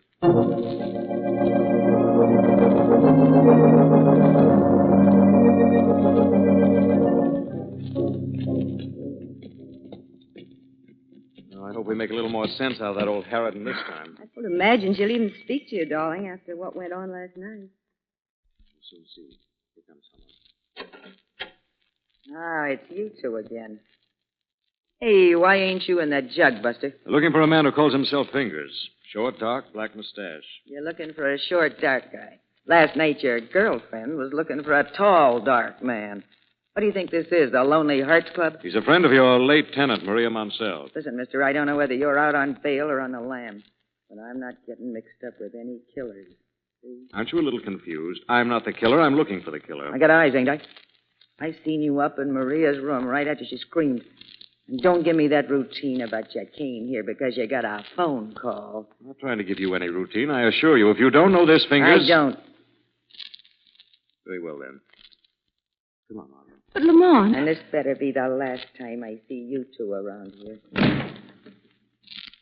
Well, now we're getting somewhere. Getting somewhere? This is the lead I've been looking for. I don't get it. Didn't you hear her say, don't give me that routine about a phone call? I didn't tell her I received that phone call at the bowling alley. That's right, you didn't. Well, how did you know about it? Because she's in on this whole frame-up, Margo, up to her neck in it. You think so? Yes. I'll be a lot surer when I've had a little talk with her as the shadow.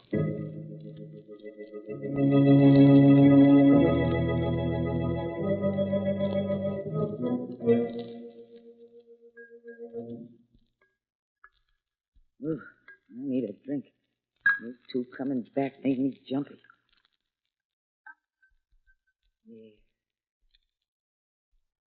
Yeah. Feel better now, Mrs. Hutchins? What? What was that? Drink didn't do much good, did it, Mrs. Hutchins? You're still jumpy. Couldn't be that you're hiding something, could it, Mrs. Hutchins? What are you talking about? Who are you anyway? Men call me the Shadow. I'm talking about a murder that took place right here in your house last night. Maria Munsell. Some guy named Cranston knocked her off. I want the truth, Mrs. Hutchins. That's the truth, I help him. I saw this Cranston in her room right after she was killed. Yes, but someone was in Maria's room before she died. How do you know that? Who was it? The hoodlum they call Fingers? Yeah, he's the one. He's the one who phoned Cranston and framed him for the murder. Where can the shadow find this Fingers? I'll let you in on something big if you won't tell the cop, Shadow. The shadow makes no deals, Mrs. Hutchins. Where is Fingers? He's about to blow town, but he's going to pull one big job before he does. He cut me in on it to keep me quiet. It's a warehouse deal down by the waterfront. Fingers and the rest of the gang.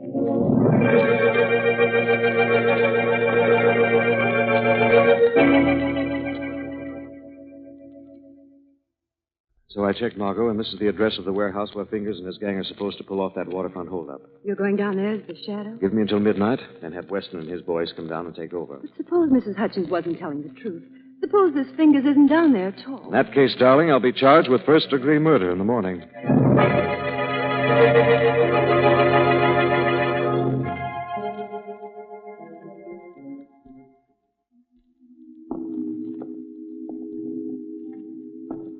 Stop walking up and down the deck, Fingers. You make me nervous. This job's taking too long, Nick. We can't spend all night cleaning out this tub without somebody along the waterfront getting wise. We're just about finished. You're the boss, Nick. If it was me, I'd be satisfied to take a little less of this stuff and getting out a little faster. But you're not the boss, are you, Fingers? No, I'm not the boss. Hey, Nick. Yeah? That's the last truckload. We're ready to roll whenever you say the word. And you were worried about the job taking too long, Fingers.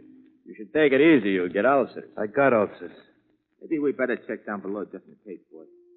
Good idea, Al. Fingers, you go down and see if the boys got all this stuff out of the hold. Oh, now, look, Nick, we ain't got no time for no inspection. I said go below, Fingers. Okay, Nick. Gotta get the boys down on the dock. The word, Nick. They're waiting. Everybody rushes me. Okay, boys, get those trucks rolling. Meet at my place outside of town. We'll follow you out. Hey, what's the matter with Fingers? He acts like he's just coming off a snow job. He's just the nervous type. Out! What's the matter with him? Must have found something down in the hold. Come on. Come on down here. What do you got down there, Fingers? Boys, lift up there. There's a whole case of stuff down here. Just another case. Let's let it go, Nick. I want all of it. Come on, we'll help him carry it up. We're coming down, Fingers. Okay. Pretty steep for a big guy. Here we are. I don't see any case. Where is the case, Fingers? There isn't any. But there's something else right here in my hand. Put down the gun, Fingers. Not this time, Nick. I thought you gave up the snow, Fingers. I did, Al. I gave that up when I gave up being small time. I'm going to be a big shot now. Let's talk about your personal life some other time. Let's not. Let's talk about it now. What do you want, Fingers? Things I can't get while you're living, Nick. I'm taking over your job. Wait a second. Don't worry, I'm not going to use the gun. I'm going to make it look like you two died legit. I'm going up the ladder, but you're staying down here. Look, Fingers, if you want a bigger cut. I don't want a bigger cut, Nick. I want it all. What are you going to do, Fingers? What are you leaving us down here for? I'll show you, Al. I'll show you. See these little bombs? He's going to blast us. Not exactly, Al. These are rat bombs, and they're full of cyanide. It won't take long, and it might look like an accident. Wait, Fingers. I'll make a deal with you. Have a rat bomb, big shot.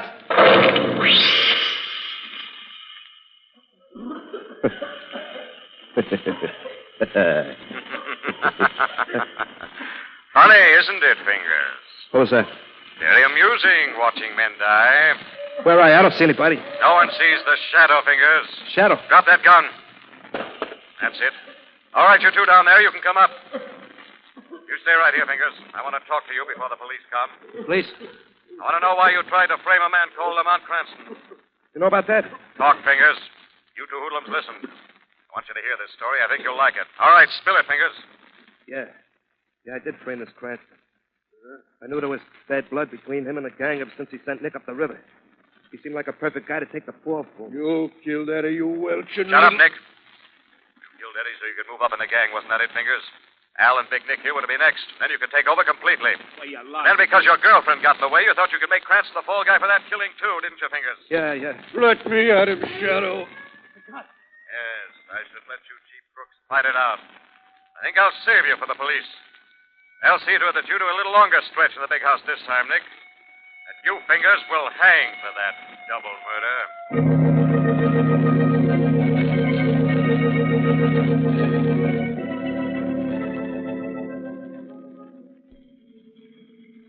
You say, Commissioner, that Big Nick, Al, and Fingers confessed everything? Yeah, we busted that gang wide open. Well, you'll certainly be congratulated, Commissioner. Thank you, Cranston. I'm sorry, darling, but I still don't see why you were standing in that room with Maria Montell's body when the landlady and I found you. Well, apparently Fingers had timed it so that I arrived at the boarding house just a moment before he killed Maria.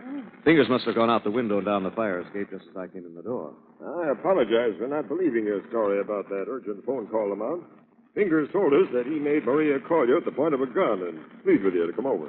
He used Maria to get Lamont over there and then killed her in cold blood. Nice guy. It wasn't enough he tried to frame me for 2 murders. He had to get himself a little ready cash and further incriminate me by forging my signature to an IOU. He incriminated you all right, Cranston. As the saying goes, he really cast the shadow of suspicion on you. Shadow of suspicion is right, Commissioner. Very right.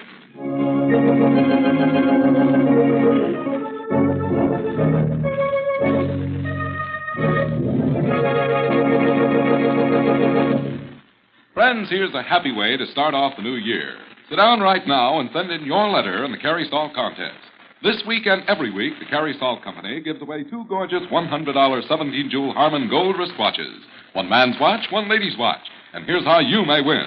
First, write 100 words or less describing some new and unusual way of using any Carrie Salt product. Second, print your name and address on your entry. Third, mail to Carrie's, Careys, Carrie Salt, Hutchinson, Kansas. That's all. Nothing to buy, no box tops to send in.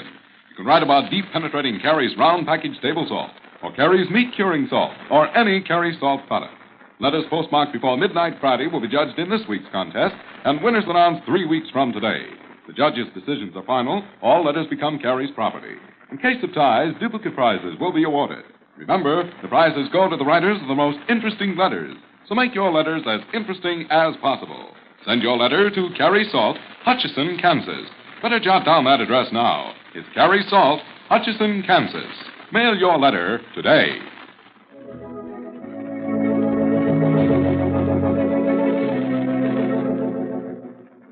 This story is copyrighted by Street and Smith Publications, Incorporated. The characters, names, places, and plot are fictitious. Any similarity to persons living or dead is purely coincidental. Again next week, The Shadow will demonstrate that The weed of crime bears bitter fruit. Crime does not pay. The shadow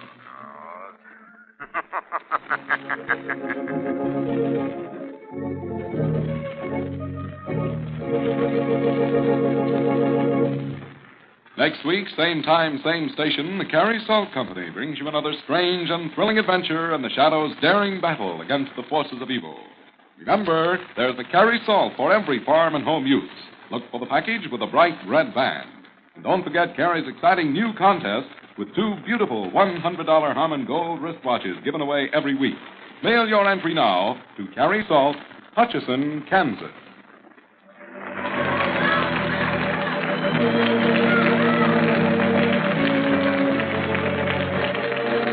This is the Mutual Broadcasting System.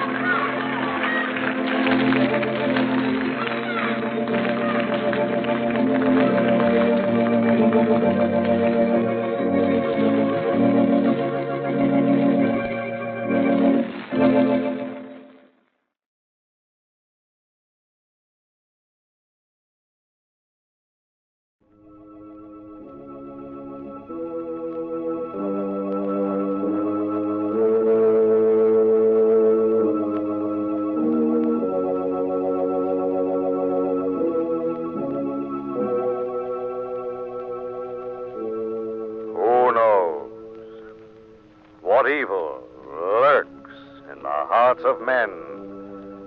The shadow knows.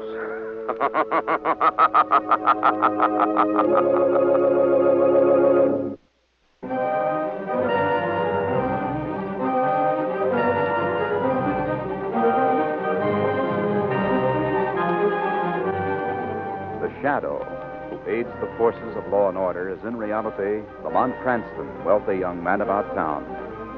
Years ago in the Orient, Cranston learned a strange and mysterious secret. The hypnotic power to cloud men's minds so they cannot see him. Cranston's friend and companion, the lovely Margo Lane, is the only person who knows to whom the voice of the invisible shadow belongs. Today's drama, The Werewolf of Hamilton Mansion.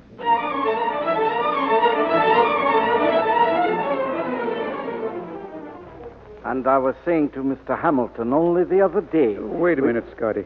Hi, Jonas. What is it? Look. Huh? Small spots in the snow. Dark red spots. Blood. There's a trail of it leads right to them bushes there. Let's have a look. Aye. Oh, the poor, poor thing. Dead, all right. Aye, Jonas, that it is. Dead as them other 2 dogs we found last week. The thing that's responsible is the thing we've heard howling away in the night. The wolf? Wolf. Wolf. I wish it was a wolf. What are you trying to say, Scotty? I know more about these things than you do, Jonas. I've heard about them in the old country. Wolves that howl at night, killing like this one is doing. They're werewolves. That's what they are. Werewolves? You mean like a man that's supposed to change himself into the shape of a wolf? The next time the werewolf strikes, it'll be a human being.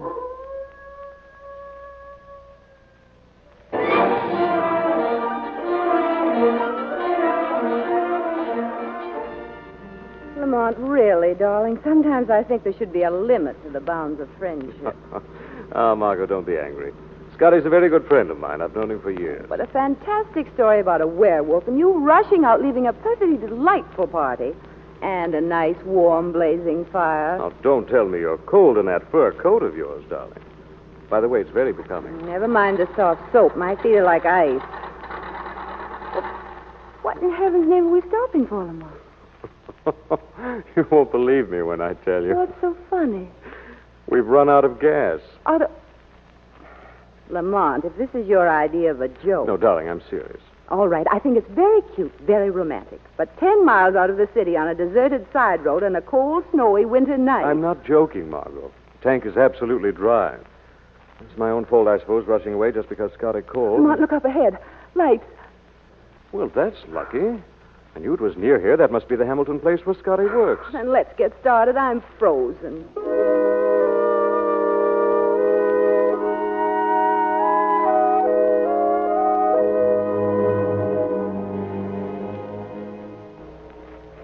Sometimes I don't know why I allow you to drag me all over places like this. We're almost at the house now, darling. Look, Margo, here in the snow. The prints of an animal. Yes, but look at this. Well, they probably have 2 or 3 dogs around the estate. These look like wolf tracks.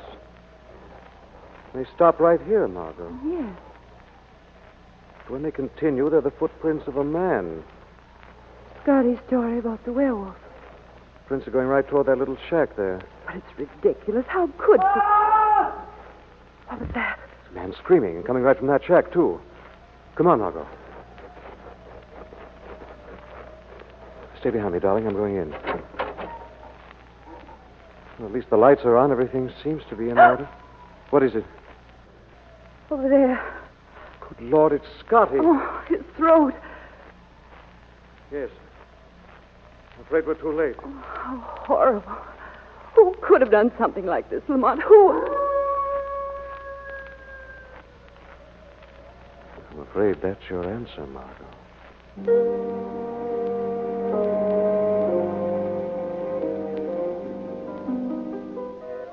Here's the front door to the Hamilton place. You'd better let me do the talking, darling. Do you think that... Shh, wait a minute. Someone's coming. Well? Is Mr. Hamilton in, please? Who shall I say is calling? All right, Jonas. I'll take care of this. Oh, okay, Mr. Hamilton. I'm Hamilton. What is it? My name is Cranston. This is Miss Lane. One of your employees is an old friend of mine. Scotty? He's not here. I know. We just found him in the tool shed. His throat ripped open.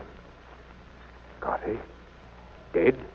There also were prints in the snow, a wolf's prints. And then they suddenly seemed to turn into what looked like the footprints of a man. Oh, no. What did you say? Oh, forgive me, both of you, my manners. Letting you stand out in the cold like that. Come in, please. Thank you. The living room is right this way. Did you say your name was Cranston? Yes, Lamont Cranston. Oh. You're an, what is the word? Amateur criminologist, aren't you? I suppose that's what you could call it. I suppose you'll notify the authorities the moment you leave here, won't you? Well, as a matter of fact, I hoped we might stay here tonight. I'm afraid that would be quite impossible. Our car is stuck on the road. We ran out of gas. That is very unfortunate. There's no reason why we shouldn't stay. Is there, Mr. Hamilton? Reason? Why, no, of course not. Only I thought after what happened, this would be the last place you would want. Or is it that you don't particularly care for criminologists? My dear Mr. Cranston, my feelings about them are entirely neutral. Of course, you and Miss Lane may stay. And since I shall be the host, I shall do everything I can to make your visit an interesting one.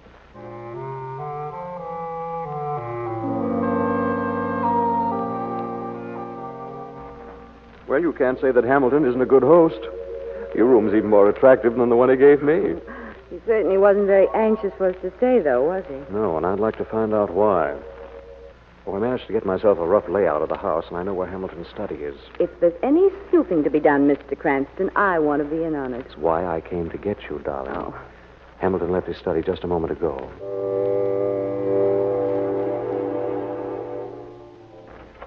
Well, it was considerate of him to leave the lights on, wasn't it? He probably plans on coming back here soon. Better stand by the door, Margo. Let me know if you hear anyone coming. All right, darling. Everything looks in order. Big walnut desk, papers neatly arranged. Hello, what's this? Did you find something, Lamont? Look at these books, Margo. Let's see. Study of lycanthropy.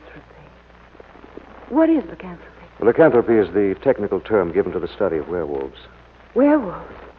From their condition, I'd say these books have been read quite frequently. Look, he even has pages marked. Let's see, case histories of dogs attacked by werewolves. Why, Lamont, that's exactly what's been happening here. Yes. Quick, Margo, I hear someone coming. It's all right, Lamont. It's Jonas, the caretaker. Oh, good. Let's step out into the hall. I want to talk to him. Jonas. Well, oh, it's you, Mr. Cranston. You want to see me? Yes, Jonas. Tell me, how long have you worked for Mr. Hamilton? About 10 years, I reckon. Does he live here all alone? No, his son's staying here, too. I didn't know he had a son. George is a sickly kid, about 25, stays in his room mostly. Stays in his room? Do you know why, Jonas? No. Are you sure you don't know why, Jonas? Now, look here, Mr. Cranston. I like this place. Hamilton's been mighty good to me. I don't want to cause no trouble. You won't get into any trouble if you tell me, Jonas. But if you don't tell me, you may. Well, all I can tell you is I've heard George screaming in his room. Screaming? Hamilton never lets me in at that time. Keeps me downstairs. He even brings up George's nightly milk himself. That's all. Have you any idea of why George screams? No, sir, no idea. Jonas? I just know when he screams. Well? Every time one of them dogs was killed by that werewolf. That's when you heard George screaming.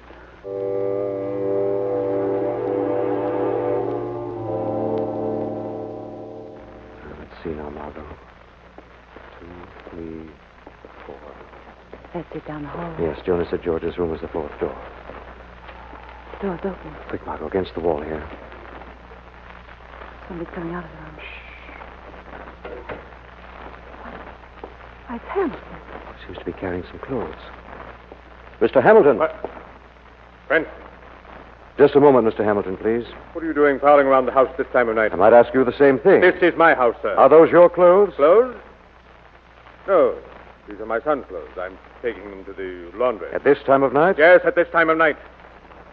Now, if you'll allow me Your to... son must have had quite an accident. Accident? His clothes are badly torn. Yes, why, so they are. And they're also stained with blood. Blood? That's not blood, it's wine. Now, if you'll allow me, please, fast. What was that? My son, George. He must have awakened. Does he always wake up with a scream? My son is ill. He's sick. I'm very anxious to meet this son of yours. Stay where you are, Mr. Cranston. I won't allow you in that room. I'm afraid I'll have to go in anyway. Cranston, will you leave us alone? Will you mind your own business? Let me by, Hamilton. Stop, Cranston. For the love of heaven, don't go in that room. The room's empty. It can't be. Lamont, that open window there. Yes, that's your answer, Hamilton. George climbed out the window.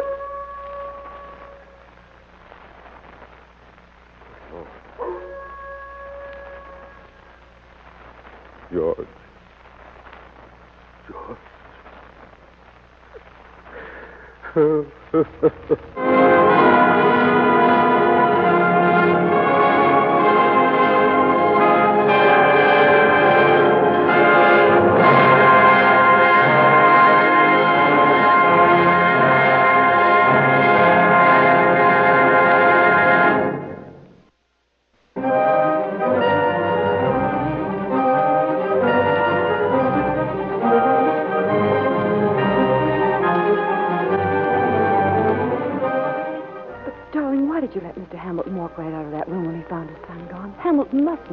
I'm sure he does.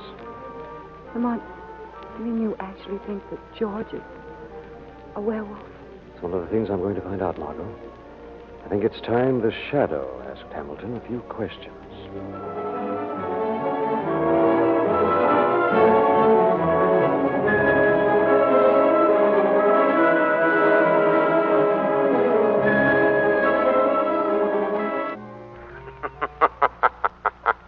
Who's there? This is the shadow. The shadow? Where are you? I can't see you. Stay in your chair by the window, Hamilton.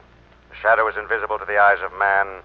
What do you want, Shadow? Information about a werewolf. I don't know what you're talking about. No? Let me refresh your memory.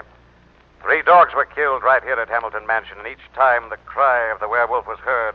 So why come to me? And after each one of those killings, your son George was heard screaming in his room. That's a lie. Tonight, a human being was killed. Again, the werewolf howled, and again, George screamed in his room. That's not true. You tried to burn some clothes tonight which belonged to George. No. Clothes which were torn and soaked with blood. Stop it! Stop it! Stop. I can't stand anymore. Well, will you tell me the truth now, Hamilton? All right, Shadow. I suppose I should have told someone about this a long time ago. It's too much for one man to bear. But I never thought that Scotty would... It's too late for that now, Hamilton. I want the truth. Everything you said is true, Shadow. George did scream. Every time those dogs were killed, just as he screamed tonight. I'd go to him, and I'd find him, my own son, covered with blood. What explanations did George give? He said he couldn't remember anything. He said he always awoke from a heavy sleep, saw the blood, then made him scream with fright. I tried everything. Nothing helped. Did George remember leaving his room tonight? No, he didn't. But it's not his fault. He can't be blamed. Why can't he be blamed, Hamilton? Nothing, Shadow, nothing. Out with it. What did you mean? There's been insanity in our family. My wife died in an asylum. I'm afraid it has suddenly come over George. Do you believe that your son turns into a wolf? Such things have happened before. I have books in my room downstairs. You ever witnessed this transformation from man to wolf? No, but is it necessary? Do I need any more evidence? Why haven't you done something about George before this? Stupid family pride. A man doesn't like going around broadcasting insanity in his own family. Lamont! Oh, that sounded like Miss Lane. Get away from that window, Hamilton. But Miss Lane? Cranston will take care of her. I'm going now, Hamilton, to find your werewolf. I want you to stay here in your room where you can cause no harm. Where no harm can come to you.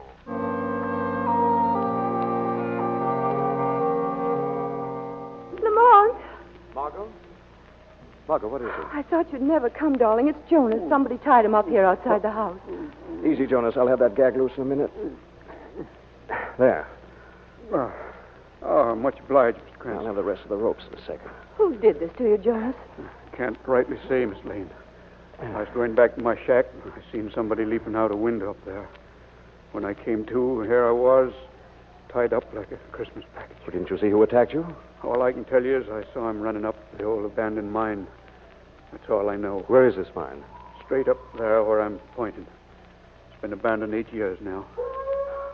Lamont. Yes, I hear it. That was the wolf.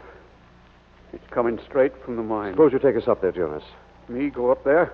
To the werewolf? Not me, Mr. Cranston. Jonas, we must have your help, Jonas. But... All right, Mr. Cranston. Let's go.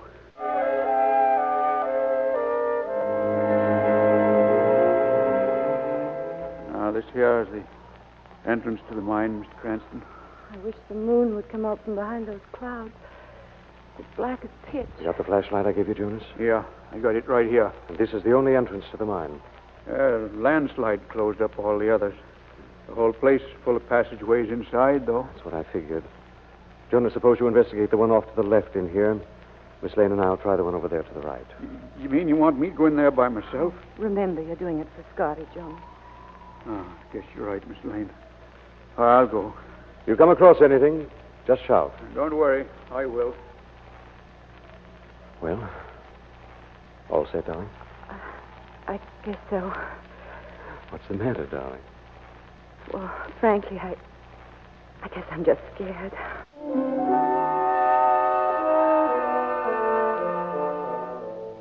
Ooh, those walls are damp and mossy.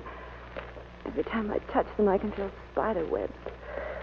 Getting the creeps. Be careful where you step, Margo. Awful lot of loose rocks underfoot. How far does this tunnel extend? No idea. Can't be too far, I suppose.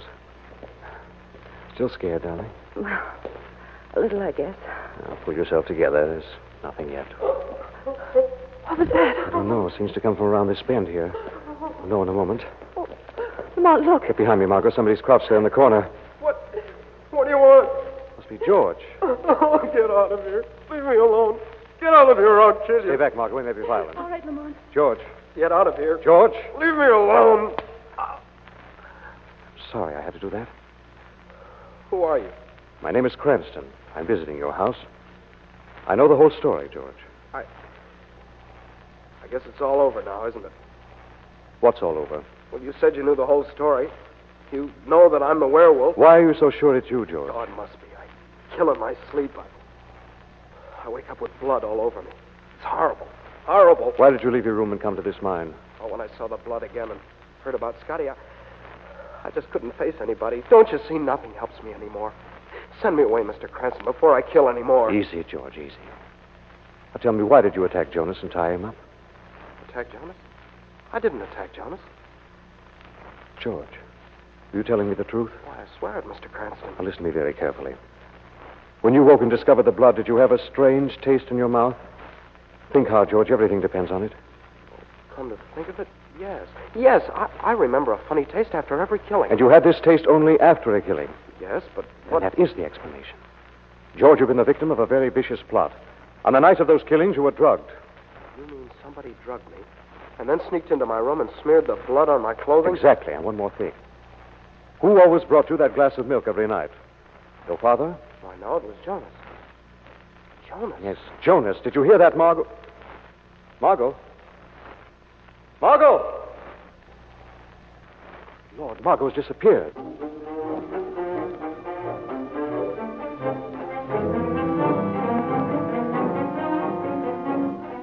Sorry I snuck up on you like I did, Miss Lane, while Cranston was listening to George yapping away.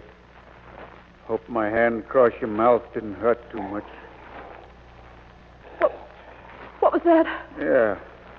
I'll flash my light over that way and you can see for yourself. A wolf. Yeah, a wolf. Not a werewolf, Miss Lane, just a wolf. Keep him chained up all the time. He's just about the only friend I got. Then you're the one. Yeah. My wolf here killed those dogs. I killed Scotty myself. He insisted on bringing you and Cranston up here. Jonas, you're not going to let the wolf loose. Yes, Miss Lane, when Cranston comes here, he'll find you dead. I'll tie myself up again like I did at the house. Easy, boy, easy. I'll have this catch loose here in a minute. Jonas, listen. I'll have clear sailing with you and Cranston gone. Hamilton will send George to an asylum.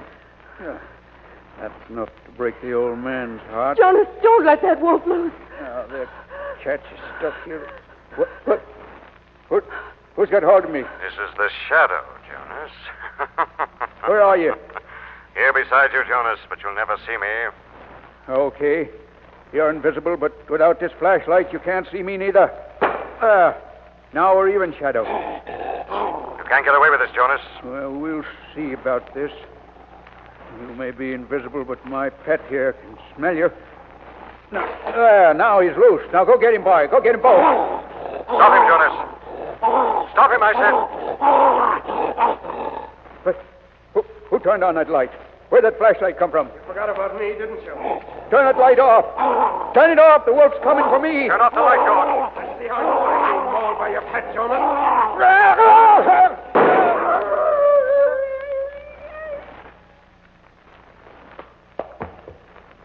Why didn't you let the wolf kill him, Shadow? He deserved to die. He will, George. The law will see that Jonas dies in the electric chair.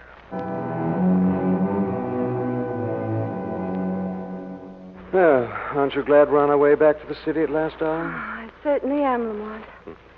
So Jonas was behind all this, just for revenge.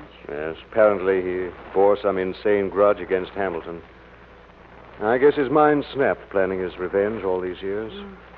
But, darling, there's still one thing that puzzles me. Those prints we saw in the snow, changing from a wolf's into those of a man. Well, Margo, you see, there was soft snow under the foot where the wolf was. Mm-hmm.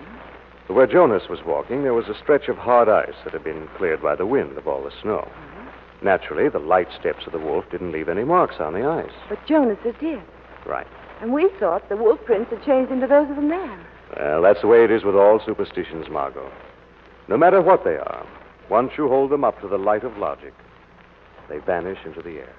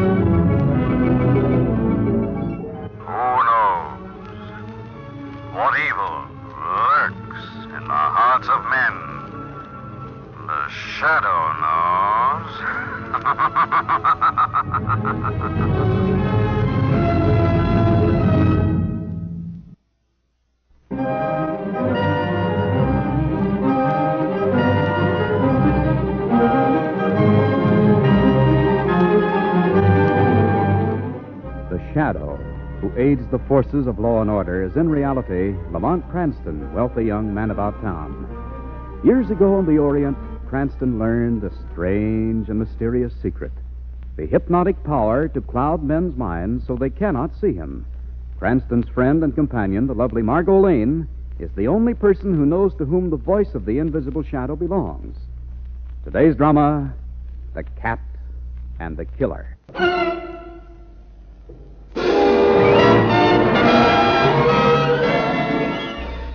Like these two, Lamont? Well, I'm afraid I'm not much of an authority on lovebirds, Margo. I think they're beautiful. How much are they? $50 for sale. Seems reasonable enough. I wonder if I should, but... You own this here pet store? Yes. You buy pets?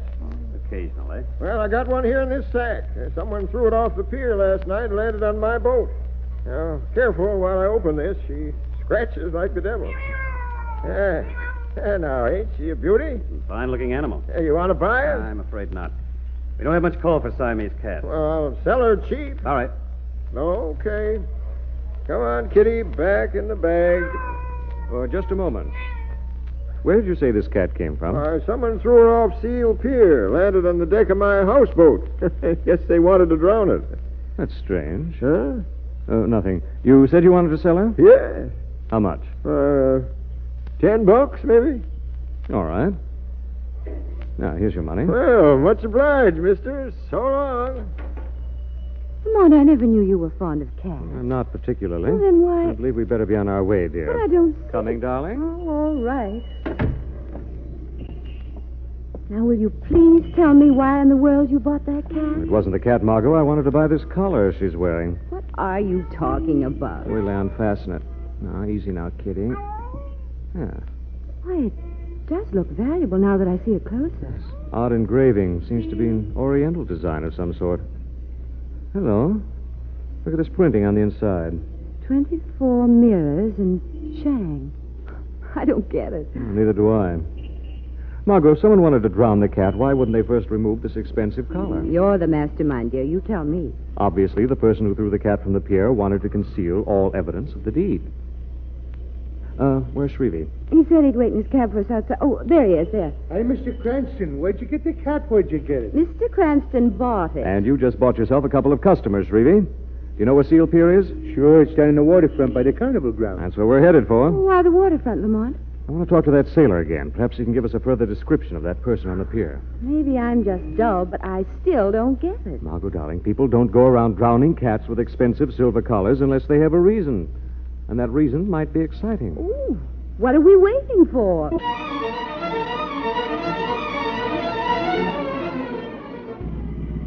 There's the pier up ahead. There it is. Pull over here, Shrevey. We'll walk down. Oh, what are you going to do with the cat, Mr. Cranston? What are you going to do? We'll leave her in the cab. You can watch her for us. Gee, Mr. Cranston, I wanted to come along. I wanted to. All right, then, Shrevey. Roll up the window so she doesn't jump out. You better lock the doors, too. Okay, Mr. Cranston, okay. Come on, darling. Watch your steps. It's pretty hard to see. Cheery place. Wouldn't be too surprised to find Peter Lorre behind one of those bushes. You've been seeing too many bad movies, darling. Say, that looks like a houseboat anchored next to the pier. There don't seem to be any lights on there, don't seem to be. No, it doesn't. Here, take my hand, darling. We'll jump down the deck. Thanks. Shrevey, take a look for that porthole over there. Okay. Let's try this cabin door. It's locked. Lamont, listen. There's someone in there. Mr. Cranston, don't open that door. I can see a guy with a knife. Oh. Look out. It's the old sailor. Look where that knife come from. He must have pulled it out of his own chest, he must have. Now, take it easy, old-timer. Who did it? Can you tell us who did it? I don't have the cat. The cat I don't have. He's dead. Well, Margo, that cat of ours must be pretty important if someone is willing to kill for it.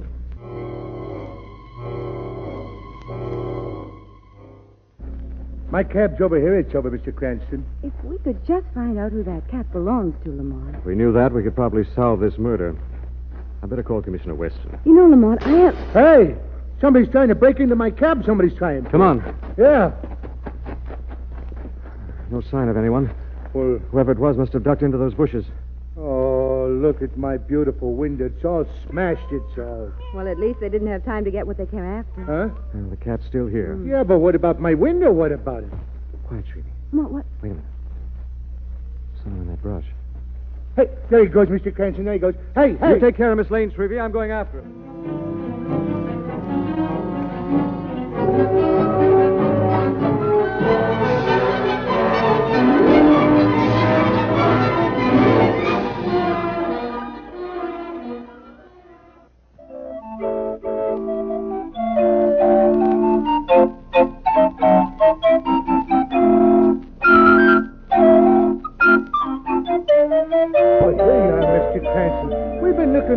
For you, we've been looking. You find him, Lamont? No, I'm afraid not. I followed him to this amusement pier, but I lost him in the crowd.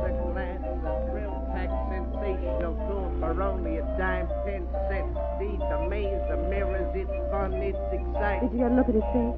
No. Lose yourself in the house of glass, folks. You'll enjoy it. It's Well, I guess that's that. If he's lost in this crowd, we'll never find him. Darling, hadn't you better notify Commissioner Weston? Yes, I guess I had, Margo. Now, let's go.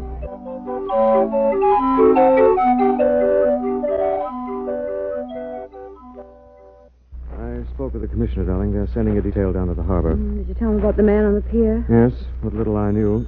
Oh, Excuse me. Hello.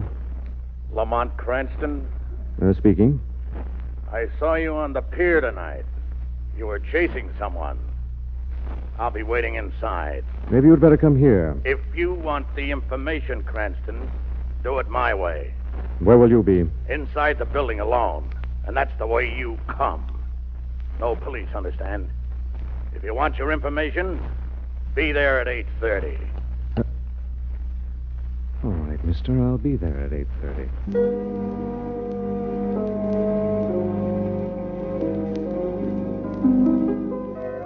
Pull over here, Shrevey.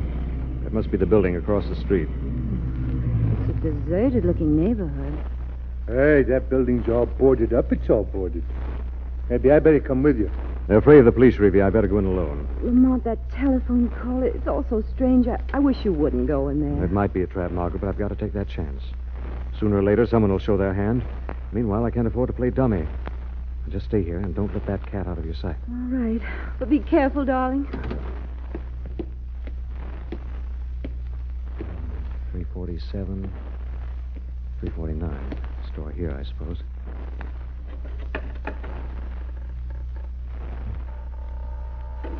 Vacant store, apparently. I put a little light on the subject. My flashlight. That's better. Be a light switch somewhere around. Let's see it. Oh, here we are. Oh, this looks like the light switch. Right here.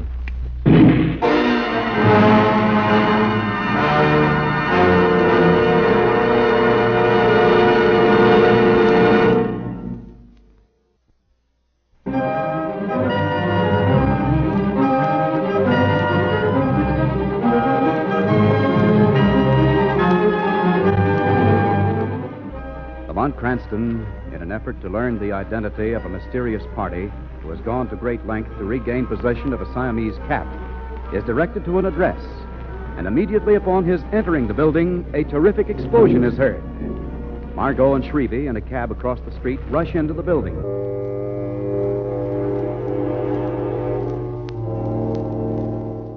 Lamont. Hold the lighter, Miss Lane. I'd better get this board off him. I better.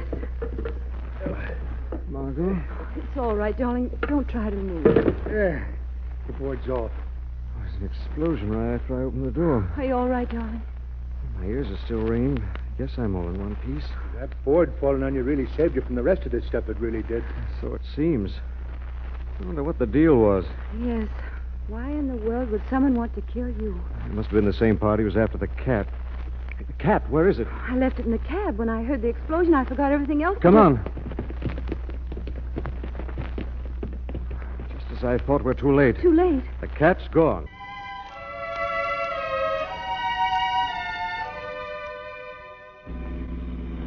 Well, it looks like we've been outsmarted at every turn. We haven't got much to go on now, only this collar. What do you expect to learn from I that? don't know. It's engraving inside 24 mirrors and Chang. It doesn't make sense. Who's Chang? What has 24 mirrors to do with it? I haven't the faintest idea. Hey, maybe we've been taxing our brains too much. Maybe we've been taxing. Maybe we should go back to the pier and ride the chutes and relax. Maybe we should. What was that, Shrevey? I said maybe we've been taxing. You said the pier. Margo, that's it. What's it? 24 mirrors. Where would a person find 24 mirrors? Well, I still don't... Remember the barker on the pier? His concession was the house of mirrors.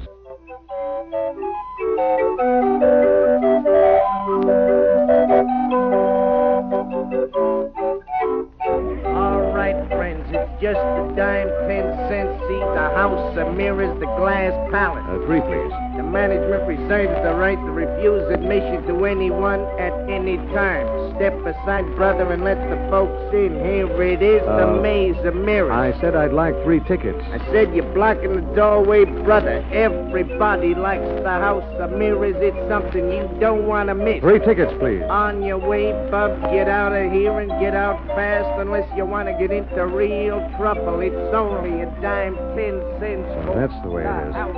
Shrevey. Yeah? Margo. Oh, what's the matter, Mr. Cranston? Aren't you going in, Lamont? Apparently, we're not wanted inside. Step back here out of sight. Are we going to hide from somebody? Are we going to? Yes, for a minute, yes. Now, when I give you the sign, I want you to yell, "Hey, Rube," at the top of your lungs. Have you got it? Hey, Rube.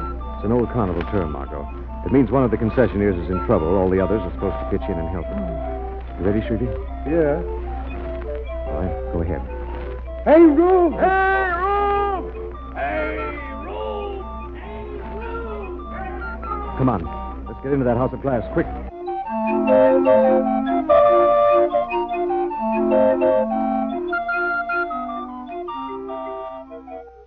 This really is a maze of mirrors in here. It sure wouldn't be no place for a guy to throw stones. It sure wouldn't be no place. Maybe we better start counting the mirrors as you pass. Yeah. 3, 4, 5, 6, 7. Yep. Keep counting, Shrevey. You mean there's more? Never mind, I'll keep track. Now, let's see. This would be 21, 22, 3, 4. There's no doorways anywhere. Shrevey, press against the glass on your side. You too, Margot. Right. Here, I have it. There. Come on, out this way. It's kind of an alleyway. It's kind of. Yes, but look across the way. Doesn't that look as if it might be an Oriental curio shop? And this looks like a gun in your back, friend. Keep your hands up. Don't turn around. If I'm not mistaken, Shrevey, that will be our Barker friend. So you're the guy who yelled Rube. I thought I told you to keep out, friend. We couldn't resist your spiel. You paint such a colorful picture. Lamont, I think I'm going to faint. Shrevey, grab her. Hey, what? You ought to learn to keep your mind on your work, friend. Let things distract you, and people are liable to steal your toys. Now, look here, friend. Get up now, Margot. Nice work. Thanks, darling. Long explanations bore me, so make it fast. Why were you waiting here for us with a gun? I saw you earlier. I figured you were looking for Chang. And if I were? Chang only sees people by appointment, and it's my job to keep strangers out. Well, I'm sure he won't mind seeing me. I'm an old friend of the family. Shrevey, take our friend down to police headquarters. I have a little business to attend to. Sure, Mr. Cranston. Hey, now, look here, friend. You can't do that. You haven't any charge. Intend to commit assault with a deadly weapon is a pretty good charge. At least till I can think of a better one. Yeah, but I can explain... Explain it to Commissioner Weston. He's a good listener. Take him along, Shrevey. Come on, you. Now do we see Mr. Chang? This time, Margot, I'm not going to take any chances. The Shadow is going to pay Chang a visit.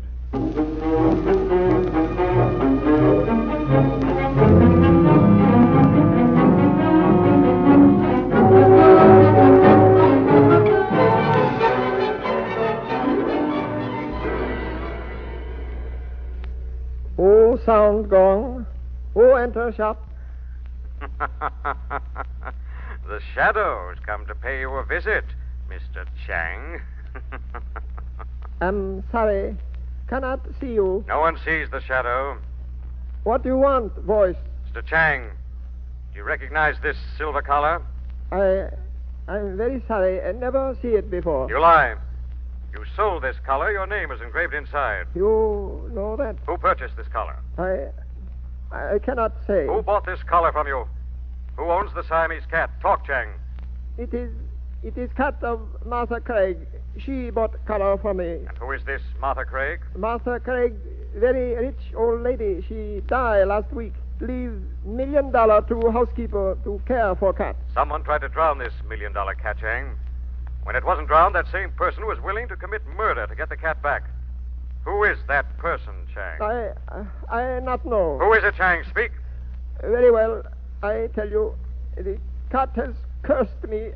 I tell you, the one you see is... Look out, Chang!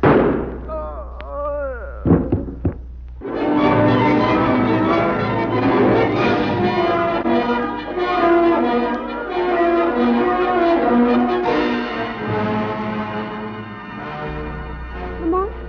I'm all right, Margot. Oh, I heard a shot in there. It's Chang. I saw a gloved hand stick a gun through the rear window, and I tried to warn him. Another murder. Yes, and the last, I hope. I know who owns this fabulous cat. We'll pick up Shrevey at headquarters. We're going to the residence of the late Martha Craig. There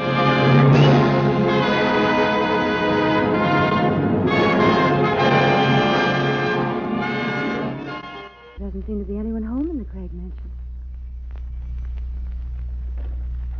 Well, someone left the door unlocked. Why don't we step in? Lamont, I don't think we should. You can say we're selling magazines. Come on. There's another door open off the hall. It probably leads to the cellar. Sounds like there's someone down there. Come on, let's have a look. Good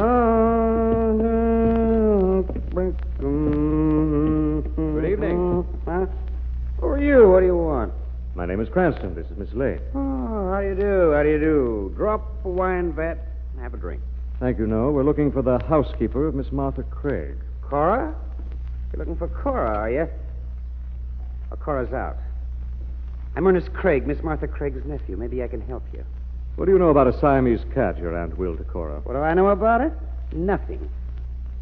Nothing except my aunt left every penny to Cora to care for her blessed cat and didn't leave me a cent. Funny, isn't it? I think it stinks. I think... What was that? It sounded like a cat. Came from that wine vat. Here, hand me that bar. I'll pry it open. Yeah. It's odd. The lid's just been sealed into place with fresh putty. There we are. The cat. Yes, almost suffocated by the looks of her. Well, the prodigal cat returns. Let's have a drink to celebrate. Now, wait a second, Ernest. That cat's cost the lives of 2 people already. How did he get down here in the wine cellar? I haven't the faintest idea, and what's more, I don't care. I know who stole it in the first place, though. Who? Henry Powell, the attorney for the estate. I saw him drive away with it last night. Your family lawyer stole the cat? Did you tell Cora that he'd taken it? Oh, she was almost out of her mind trying to find it. You see, she just loses a little matter of $1 million if she loses that cat. Did you tell Cora that the lawyer had stolen the cat? Yes, I told her, and she went right down to Powell's office to see him. She's there now. You want to know something funny? I fixed Cora. What do you mean you fixed Cora? I told her to make a deal with Powell. If he returns the cat, she'll split the estate with him and say nothing. He's a cinch to go for it. And if Powell does go for this deal you cooked up, Ernest? If he does, everything will be perfect. Perfect. I told Cora that when she gets Powell to confess that it was he who stole the cat, I'll have a couple of cops stationed outside the door to hear his confession. Here's the switch, though. There aren't going to be any cops outside the door. I didn't call any. She's going to be there all alone with him. Now, wait a minute. Do you realize what you've done, Ernest? Do you realize that if he finds that Cora tricked him into a confession, he'll kill her? He'll have to. Exactly, my dear Watson.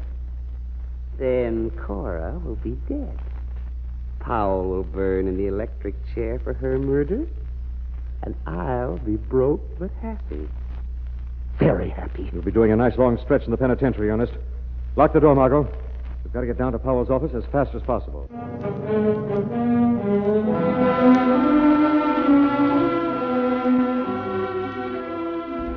As you must know, Cora, the conditions of Martha's will specifically state that the fortune bequeathed you was to be used for the care of her cat. But the cat was stolen, Mr. Powell. You know that as well as I. Now, let us say that the animal has disappeared, Cora. Now then, let me draw your attention to paragraph 3 of the will. In the event of negligence in carrying out your entrusted duties, the estate reverts to the executor. The cat hasn't disappeared, Mr. Powell, and I haven't neglected my duties. You stole that cat. Ernest saw you. Ridiculous. I can take this to court, Mr. Powell. You don't want a court battle. Not with a murder on your hands. Murder? The paper said the old sailor's last words were of the cat. It won't be hard for the police to put 2 and 2 together. Look, I'll make a deal with you. Give me back the cat, and I'll share the estate with you. Nothing further will ever be said. You sign a release to that effect? Yes. All right. All right. I'll do it, Cora. I did steal the cat. I seal her in a wine vat in the cellar. You admit it. That's all I wanted to know. The police have been waiting outside the door to hear your confession. The police? Open the door and see for yourself. You tricked me. But... Oh, just a second, Cora. There's no one here. Please, your plans went haywire. No one there. Ernest said he'd send the police. Yeah. Ernest promised Ernest. Ernest is a drunken fool. And you were a worse fool to trust him. Mr. Powell. Mr. Powell, what are you doing with that gun? Well, it's rather obvious, isn't it, that we both can't share my little secret? Isn't it, Cora? Put that gun down. Please, Mr. Powell. Yes, Powell. Put it down. What's that? Who are you? Don't bother to look around, Mr. Powell. You can't see me. No man sees the shadow. Shadow? Late Miss Craig made a great mistake when she appointed you executor of the will, Powell. The cat. Oh, it can't be. I left her to die. She didn't die, Mr. Powell. I sealed her in. Why, she could never get out. Why did you leave her in the wine cellar? Huh? Well, I thought the Craig mansion would be mine by tomorrow. It was the safest place I could think of. What caused you to kill the old sailor? You get that cat away. Answer me.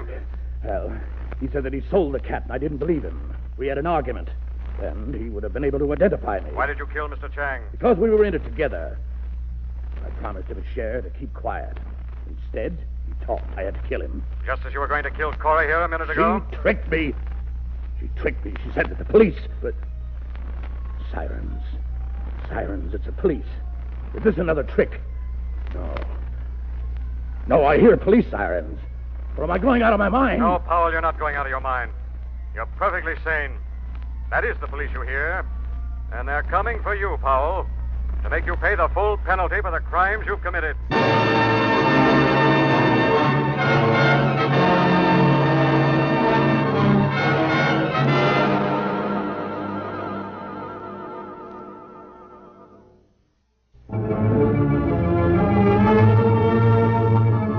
The weed of crime bears bitter fruit. Crime does not pay. The shadow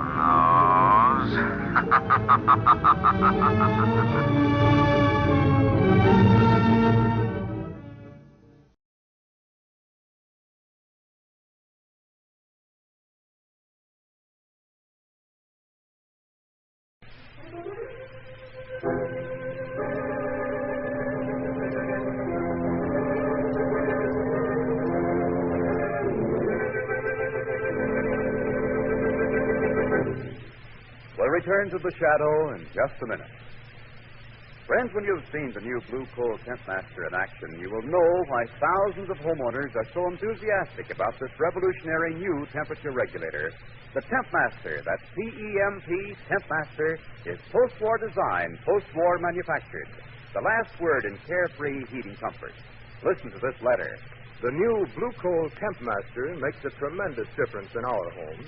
Now we have even, healthful warmth at all times. But we never have to adjust furnace dampers. And we're burning much less fuel. It's a fact. And remember this, the Temp Master can be installed on any furnace, old or new. You'll be amazed when you find out how little it costs to have one installed. Get a Blue Coal Temp Master with the exclusive Blue Coal feature, the Electric Eye Thermostat. The flashing light of the electric eye tells you the exact position of furnace dampers at all times. The Temp Master, unconditionally guaranteed for 5 years, is exclusive with Blue Coal dealers. Call the nearest Blue Coal dealer and arrange for a demonstration tomorrow. You'll find him listed in the classified phone book under the words Blue Coal. And now, back to the shadow.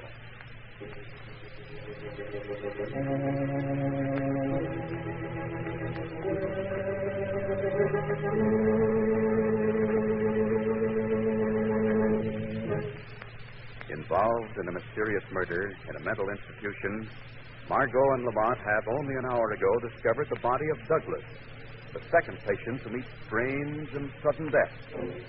Together, they have left Dr. Stoner's sanitarium and are now driving through the moonlit countryside.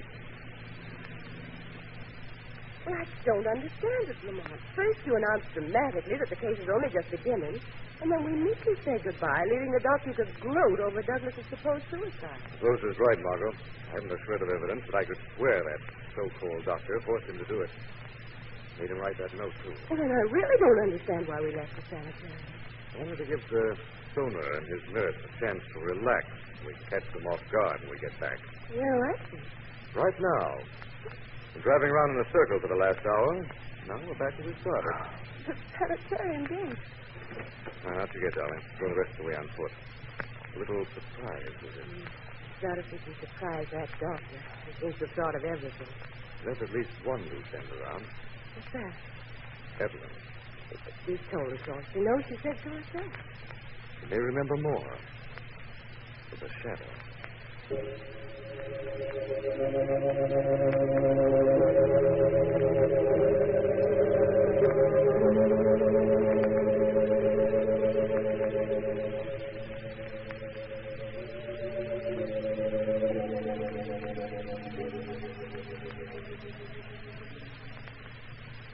Now I lay me down to sleep.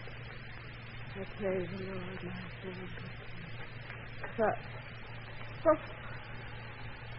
the door open. All by itself. The cat. The cat. No, Evelyn. There's no cat here. Then who are you? The shadow. Your friend. But how could a shadow talk to me? They're just playing tricks the way the doctor does. Listen to me, Evelyn. This is very serious. Old Mr. Burton was a good friend of yours, wasn't he? Yes. And Douglas, too? They've both been murdered, Evelyn. Can you guess who did it? Of course. I've known all along. The cat. Tell me more about this cat, Evelyn. Are you sure it really exists? But it might if it killed Mr. Burton and Mr. Douglas. Describe it to me. Oh, it's big, Shadow. It eats raw meat. They have to use a whip on it.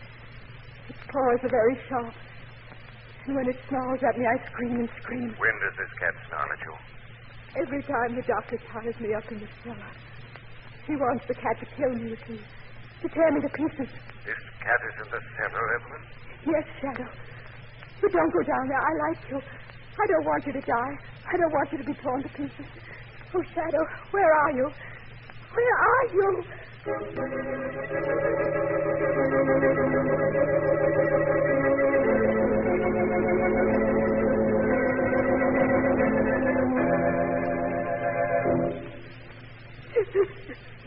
Oh, stop that, Laura. I can't help it. Pull yourself together. We get away with it this time, just as we did with Burton. But Cranston... Cranston was here when Douglas died, and he left thoroughly baffled. He hasn't got a thing on it. Are you sure, Frank? You're completely in the clear, Laura. You're wonderful. That's better, Laura. I like you when you smile. Oh, I wish we could get away from here. I wish we... What's the matter, Laura? Out the window, look. There's someone out there. Cranston and the Lane girl. And they're going toward the cellar door. Well, they must have talked to Evelyn. She must have told them about the cat. Come on, Laura. Where? Down to the cellar by the house stairs. We have a little surprise to prepare for Mr. Cranston.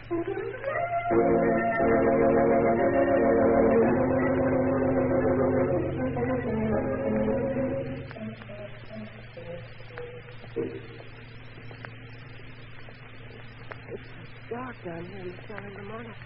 That had to be an inn. Should be a light switch here if we can just find it. But I'll turn on the flash. Ooh, what a place. Full of cobwebs and rust. More than that down here, if we can believe Evelyn's story. You mean the giant cat she's talking about? She must have been exaggerating. Again, she might not. Look against that wall, Margo. Rope. Evelyn said the doctor tied her up down here periodically in the dark. Tied her up? To scare her out of her mind. He kept telling her that a cat would jump out and claw her to pieces while she was strung up. How horrible.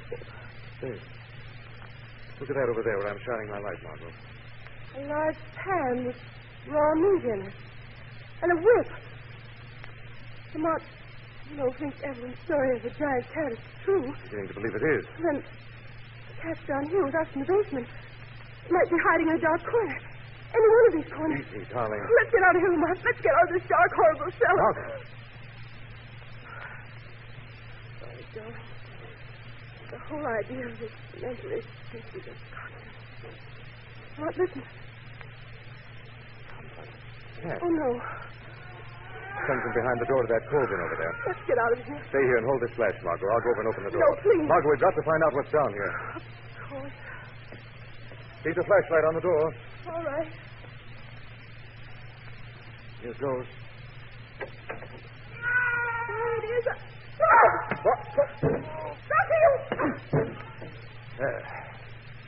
That ought to hold them both for a little while. What do we do now? Leave them here and get upstairs as fast as we can. They'll come to in a little while, shouldn't we? Kill them, you mean? No. Oh, don't be a fool, Laura. Nobody has anything on us for disposing of the patients, but if we murder these two now, we might hang them. All right, then. What do we do? You take the cat upstairs and then get Evelyn. You mean the cat and Evelyn? That's exactly what I mean. Before they come to, we've got to destroy our last witness.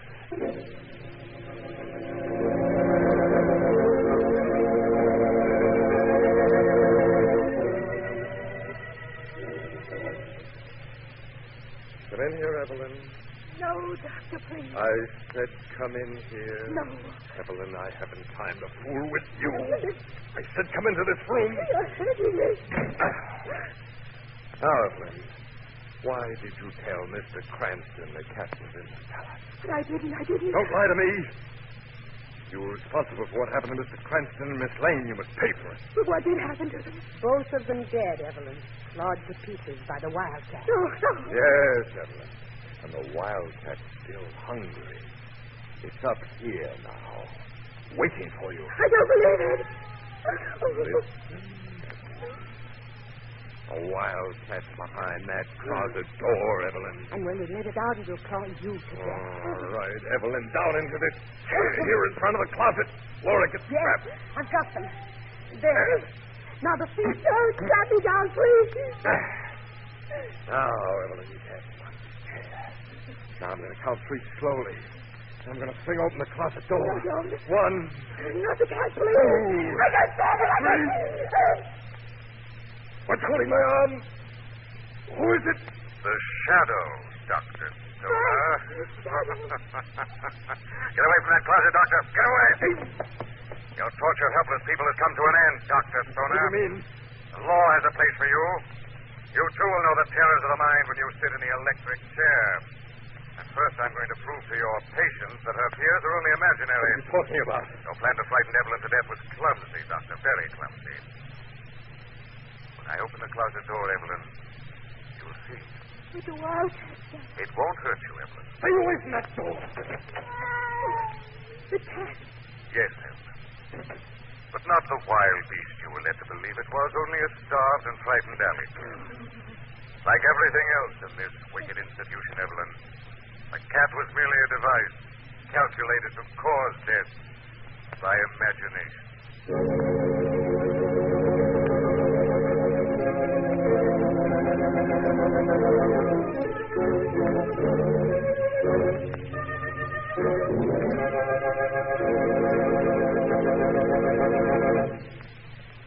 And now let me present Blue Coal's distinguished heating authority, John Barclay. Thank you, Don Hancock, and good evening, friends. Perhaps I can emphasize the easy way to run a furnace if I point out today the things you should not do. Here's a list of the most important don'ts. Don't burn trash in the furnace. That's a sure way to get a dirty furnace, clinkers, and poor heat. Don't operate the furnace with the firebox only partly filled. A thin fire wastes fuel because the fire burns up too quickly. A deep fire bed actually conserves fuel, so keep your fire at all times at least level with the bottom of the coaling door. Don't shake grates roughly. You'll find that gentle shaking actually conserves fuel. So stop shaking when you see the first faint red glow in the ash pit. Follow these simple good firing rules, and you'll get more satisfaction. And what's more important, more heat from the coal you burn. I thank you.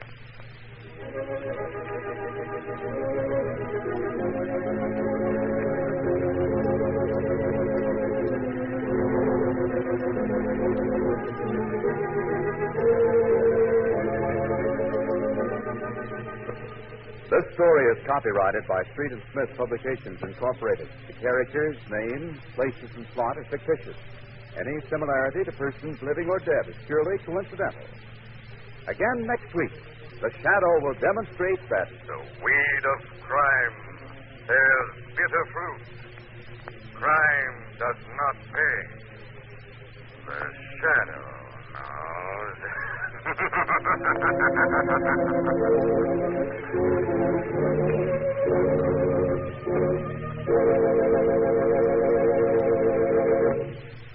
Next week, same time, same station, your friendly blue coal dealer brings you another strange and thrilling adventure in the Shadow's daring battle against the forces of evil. This is Don Hancock saying, keep the home fires burning with blue coal. The Shadow is presented by the D, L, and W Coal Company, distributors of blue coal.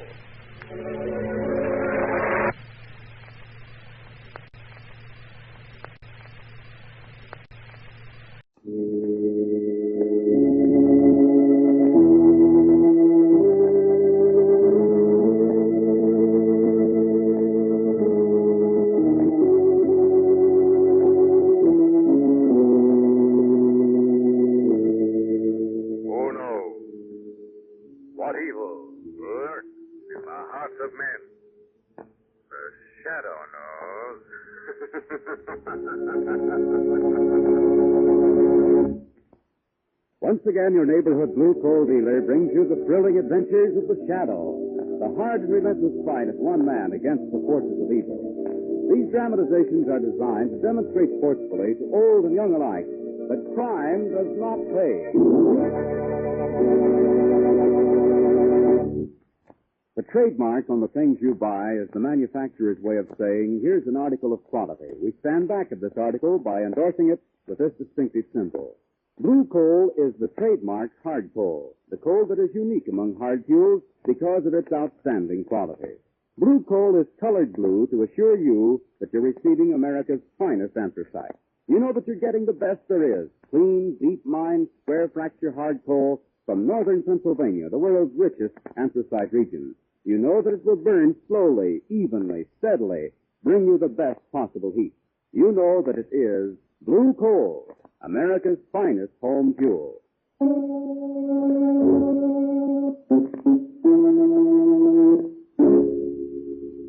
The Shadow, who aids the forces of law and order, is in reality Lamont Cranston, wealthy young man about town. Years ago in the Orient, Cranston learned a strange and mysterious secret, the hypnotic power to cloud men's minds so they cannot see him. Cranston's friend and companion, the lovely Margo Lane, is the only person who knows to whom the voice of the invisible shadow belongs. Today's drama, Scent of Death.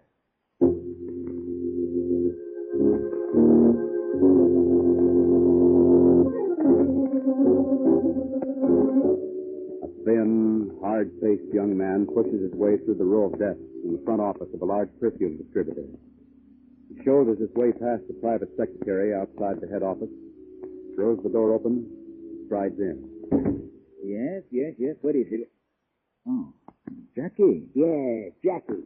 The guy you told your students to keep out. Oh, now, look, Jackie, there is nothing personal in it. You told me you would cook up a counterfeit perfume that would stand up. The stuff you sent me was so rank. Okay, so the stuff wasn't good enough for you. But you cut yourself in for a deal and you're playing a full game. Nobody gets out until I tell them they're through. But if the stuff was any good... I got some here that's better. This is a very special brand. Go on, smell it. Man, I... Smell it. Certainly, Jackie.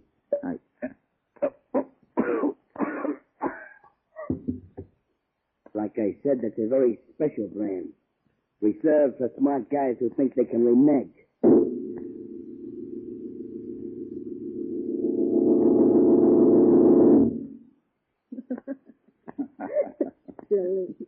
We're old married people, remember? Uh-huh. And I also remember what day this is. Oh, darling, I thought you'd forgotten. Now, how could I forget my own 5th anniversary? See? A present? What is it? Open it and see. No, let me see. Seems like... Mm-hmm. It is. Perfume. Oh, the same stone. Oh, wonderful. I'm dying to try it. Certainly quite tight enough. Hey, you want some help? No. It sounds... Mary, what's wrong?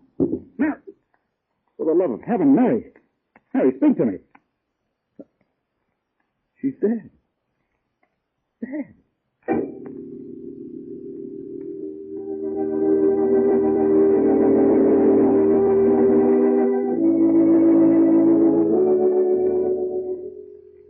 You seem preoccupied tonight, Lamont. Something on your mind? Oh, I'm sorry, Margot. I'm thinking about a very interesting case I heard about today. Case? What kind of case? Murder, I'm afraid. At any rate, a woman is dead. No one seems to have any explanation of how she died or why. Are you going to investigate, darling? As if I couldn't guess. I don't know yet, Margot. Woman's husband is due here now. It's as interesting as it sounds. I probably will. That must be Barton now. Mr. Cranston? Yes. I'm Barton. I spoke to you on the phone today. Oh, yes, Mr. Barton. Won't you come in? Thank you. This is Miss Lane, Mr. Barton. How do you do, Miss Lane? Hello, Mr. Barton. Won't you sit down? Thank you. Miss Lane knows nothing of the case, Mr. Barton, so perhaps you'd better start at the beginning. Yes, sir. Well, it was our 5th wedding anniversary. We were going out, and, well, I wanted to surprise Mary, so I bought her a bottle of expensive perfume.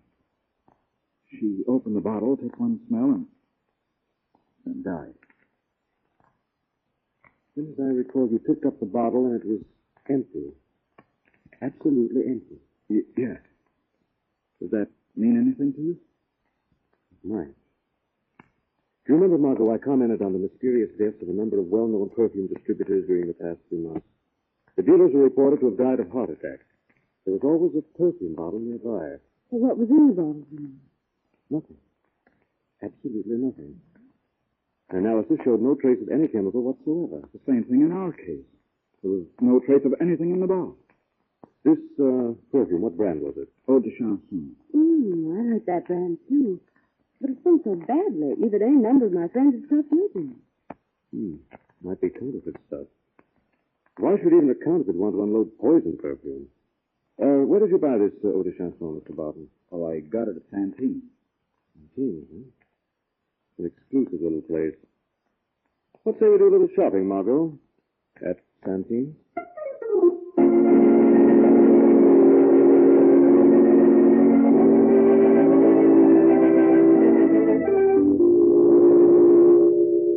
Yes, but Jackie, I'm worried about you and Diego coming down here to my shop. All right, so you're worried. I'm worried about you selling another bottle of gas to somebody. But that is very unfortunate. Unfortunate enough to get the cops on our trail, that's all.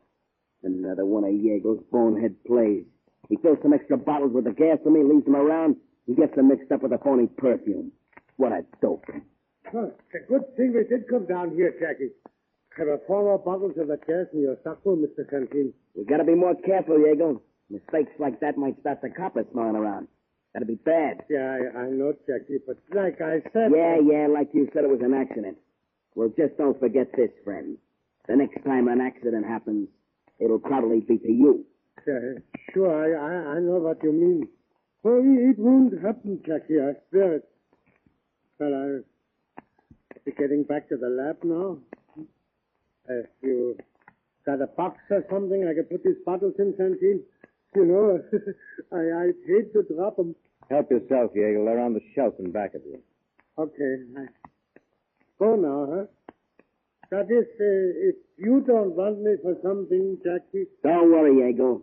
When I want you for something, I'll come find you. You were pretty rough on the old boy, weren't you, Jackie? Not as rough as it may have to be. These pickings are too sweet to let some broken-down old druggist mess it up to me. Somebody just came into the store. I'll be right back, Jackie. How do you do? May I help you? My name's Lamont Cranston. I'm looking into the sudden and rather puzzling death of the wife of one of your customers. Mr. Barton? Oh, yes. I read about it in the paper. Sad. Very sad. According to Barton, his wife died right after opening a bottle of perfume he'd bought here. Surely you don't believe the perfume could have had anything to do with her death? Perhaps not. But what interested me, Santine, is that your bottle of perfume was empty when Barton picked it up. Possibly Mrs. Barton had some unsuspected heart ailment and succumbed to it. As she fell, she dropped the bottle, it spilled, and evaporated. Evaporated? In a matter of minutes, Mr. Santee? At moments like that, who can judge time, Mr. Cranston? Just as we walked into your shop, an elderly, heavy-set man in a blue coat and gray hat came out of here. Do you know him, Mr. Santee? I'm afraid you're mistaken. No one walked out of here. Strange. Thought I recognized him as a friend of mine. I was sworn he came out of this shop. Well, thanks for your help, Mr. Santee. Come on, Margo. Not at all. Come in again, will you?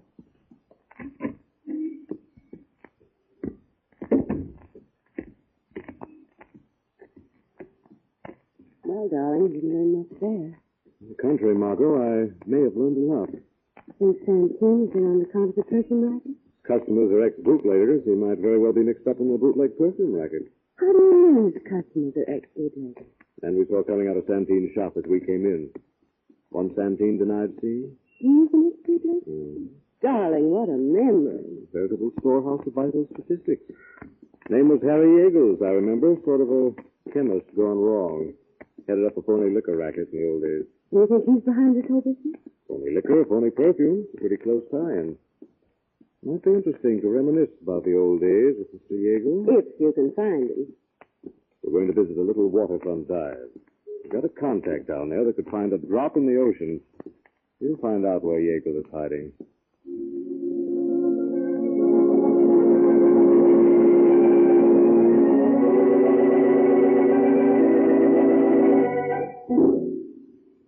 Hello, Diego. Jackie, you scared me. I didn't hear you come in. No? Well, don't let it worry you. You won't be hearing me go out either. By the con, Jackie, I ain't done nothing. You done plenty. First you sent out the wrong bottles and some dame gets a joke. But you said you were going to give me another chance. I was going to overlook it, Yeagle, until Santine phoned. He told me a private eye major. What? A dick named Cranston spotted you coming out of the shop. He must have remembered way back to when he was bootlegging. Cooking alky to drink and cooking alky to smell. He, may be able to have. Oh, no, give me a break. No, Yeagle, like I said, you're going out. No, Jackie. Way out. Wait 1 second, I Jackie. got your ticket right here. Oh.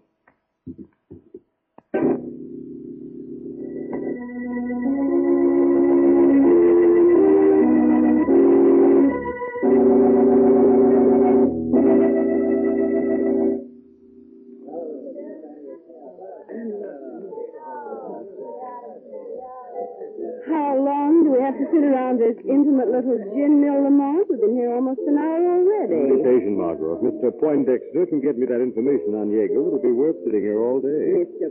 Poindexter. You certainly are annoyed, darling. As a matter of fact, his name is Adolphus Claremont Poindexter.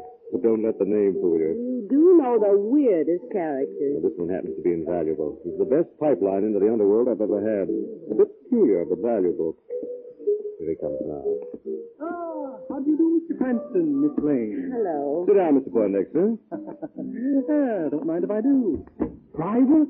Chasing down this character, Yeagle. Yes, I imagine it would be. Here, help yourself. Delighted. Now, about Yeagle. He's out of the alky racket. He's in another deal, large deal, very classy. Wouldn't be perfume, would it? Could be. All I know, it's something to do with chemicals. You know where I can find Yeagle? He's a place up near the Westchester line. Wooden house, swell hideout. How do I get there? 246 Buller Street. Front door's always locked. Side door's the only way in. Yeagle's there now. Thank you, Mr. Poindexter. Come on, now. Don't take any chances, Mr. Cranston. It's a good hideout. The kind that's worth a few slugs to keep going. Yeagle was never a killer. Maybe not. But he's tied to a gun-crazy kid who is a killer, Mr. Cranston. Thanks for the tip. Well, here. Get a couple of refills. Delighted. It's dry work. Very dry work. Good day, Miss Lane, Mr. Cranston.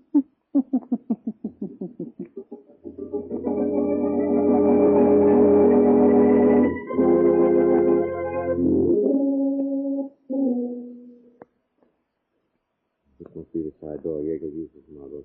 Maybe you better stay here live with her. Nothing doing. If you go in, I'll go in. Okay. Let's go. Door's locked. I think this little gadget will take care of that.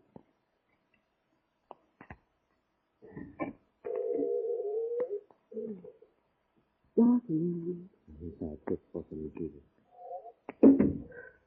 And what? Okay.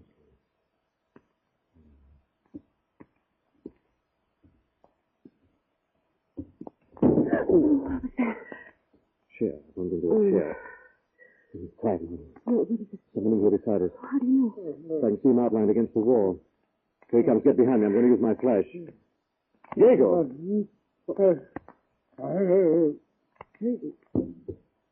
Been shot. There's the lamp on that table, Margo.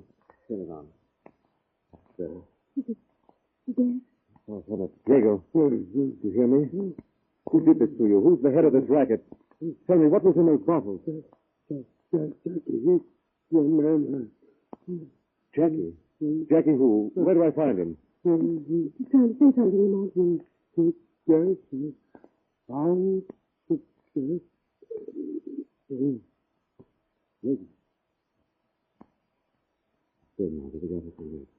Maybe there's something in here to... Margo, look out. You're knocking that package off the table. I'm not the gas. It's the poison gas.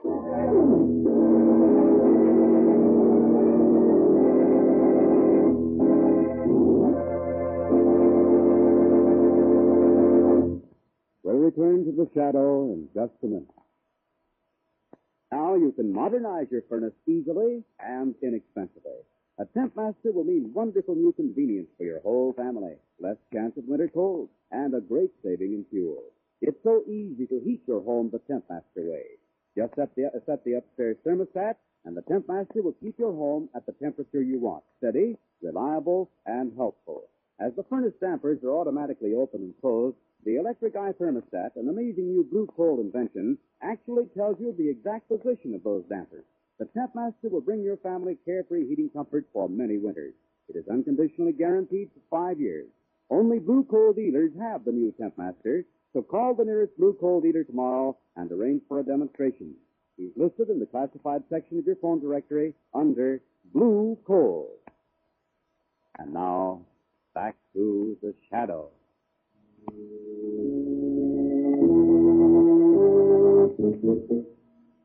Lamont Cranston, investigating a series of mysterious deaths, finds the body of Harry Yeagle, an underworld chemist. In Yeagle's hideout, Margo accidentally knocks over a package containing several bottles of the gas. Lamont, it's the poison gas. Quickly, Margo, we've got to get out of... That's funny. Yes. It's disappeared. But still strain going over in the bottle. Yes, I noticed it. Lamont, why won't we overcome it? If this is the same poison gas that killed Mrs. Barton, why aren't we affected? If it's what I think it is, Margo, it must be breathed directly into the lungs in quantity. No wonder the police haven't been able to find any sign of it in the empty bottle. Margo, look here. The box the bottles are in. See the store name on it? Santine. Santine was lying when he said Yeagle hadn't been in his store. No doubt about that now. What are you going to do, darling? Santine, a couple of questions. But you've already talked to him, Lamont. Santine didn't tell much to Lamont Cranston, but I have an idea he'll be only too willing to talk to the shadow.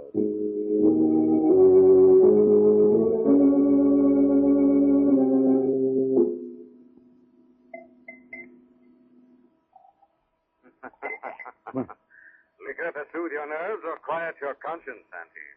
Who said that? The shadow, Santine. Shadow. So I meet an invisible man face to face. We are face to face now, I assume. So very calm, Santine. What did you expect me to do? Break down and bare my soul? Oh, I'm not being a very good host, am I? Will you join me in a drink? Yes, I think I will. Pour it for me, Santine. Of course.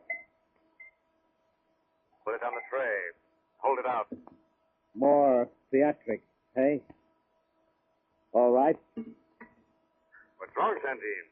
Your hand is shaking. The liquor is spilling out of the glass. Take it. Take the drink. Where are you? What do you want? Thought I couldn't see through your show of bravado. Now answer me. Who in this phony perfume racket is responsible for the murder of Mrs. Barton? Yeagle. He's a chemist. He makes the counterfeit perfume. Yeagle is dead, Santine. He's dead? Before he died, he said a man called Jackie headed up this racket. Who is Jackie? Where do I find him? He has a place on 61st Street off the drive. The Riverview, apartment 16. Shadow will have a talk with him. And you, Santine, are going to tell the whole story of your part in this racket to the police. The police? And don't try to skip town, Santine. I'll pick you up on a vagrancy charge.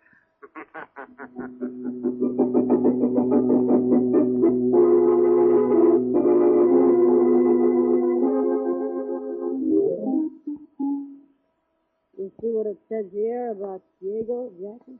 Yeah, sugar. Said it was an old gang job, just like I wanted them. Didn't he know you were going to put the kill on you? Out, sugar. Come in. How do I meet you and when? You know where Yeagel's lab is, the old warehouse on the bridge? Meet me there in an hour. Why down there? Oh, beautiful, you are dumb, because that's where the money is. In an hour. Yeah, I'll be there. You'll be where, sugar? Santine's headed for the lab to grab the combine's dough. He wants me to go along with him. You're to keep the home fires burning. No kidding. So he's got a date with you in an hour, huh? Yeah. He's got a date in an hour, all right. But it ain't gonna wear skirts.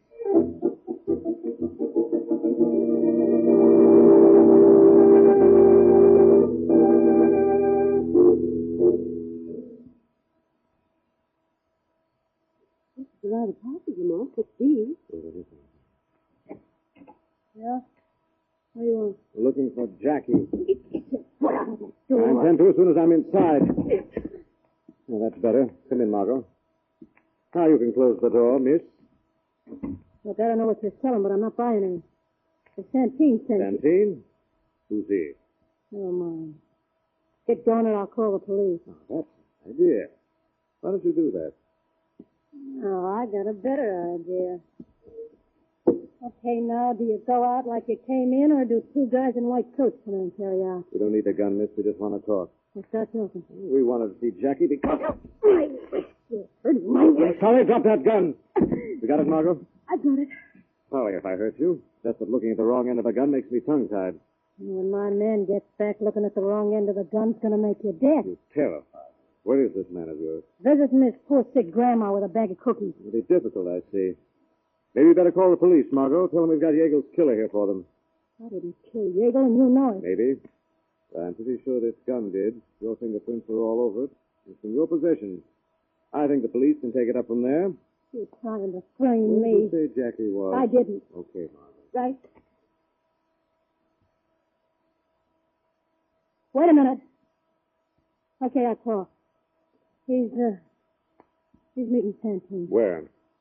The old consolidated warehouse under the bridge. They got a lab there. Maybe someone ought to pay Jackie and Mr. Santine a visit. Come on, Margo, let's get out of here. But what about her? Find something to tie her with. I know. Stockings. They must be in her drawer. Hey! Wait a second. They're the last pair of nylons I got. Don't worry. Where you're going, they'll provide the stockings.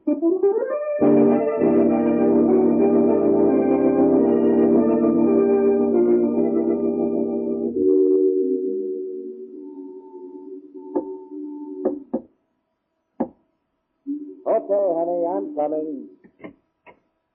Hello, Santine. Jackie. What's this? This? It's a gun, Santine. It's got two ends. This end spits lead, this end spits salt. But you'll find it. Well, won't you come in? That's what I was figuring on doing. Now, back into the lab with your hands up. And don't forget Becky here is nervous. She's liable to bite a chunk out of you if you make one phony move. I don't know which scares me more, Jackie. You or the gun. Figured you could cross me, did you? Why, you sucker. You think Sugar would turn me in for a creep like you? So she told you all about it, eh? Yeah. She told me you wanted to take a trip. I'm going to see that it's a nice long trip by water with a cement block on your ankle. You know, Jackie, you've gotten so you really believe you're tough. You're just a little punk that I picked up the front for me. That's what you think. Maybe you used to be boss Santine, but I am now. I'm running the show from here in. Interesting, if true. Do you mind if I take my hands down now? I feel a little ridiculous. Okay, but don't try any... Now, I'm the man behind the gun. Okay, it's your pot, Santine. I'm throwing in my cards. Take the dough. Take Sugar, too. Now, that's very generous of you, but you don't really think I was going to shoot you. Oh, thanks, Santine. I always done like you said. Shooting you would rob me of a chance to see how this gas of Yeagel's really works. Oh, no. You're not going to make me smell like stuff. Would you prefer the gun? Either way, you die. One is fast and clean, the other is slow and messy. So do it, Santeen. 2 bottles, Jackie. Open it. Oh, it'll kill me. If it doesn't, I will. Only I'll take longer, much longer. Give me a break, Santeen. Take the bottle, Jackie. No. Take it. Okay. That's it. Now open the bottle. Okay. It's stuck. It will open. Put it up your face, quick.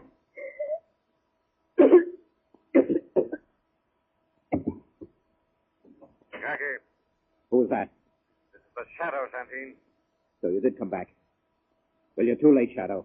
Too late to save Jackie for the electric chair, perhaps. But not too late to take vengeance for the innocent people who've died because of you, Santine. Jackie was the leader. He No, killed... Santine, it was you. Always you behind the scenes. You were the leader. Jackie just a paid gunman and killer. You think this is the payoff, don't you? You think I'm finished? You are finished, Santine. In a matter of minutes, the police will be here. Maybe I am finished.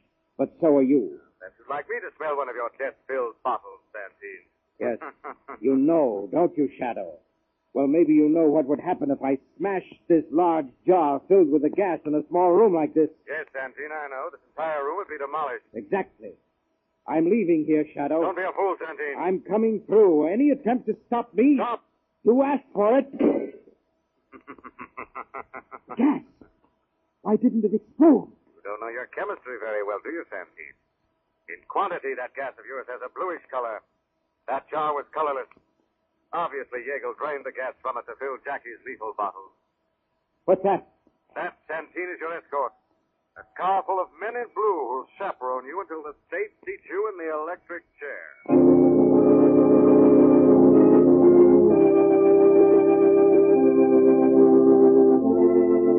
Did you say that this mysterious gas that the gang used was actually ozone, Lamont? That's right, Margo.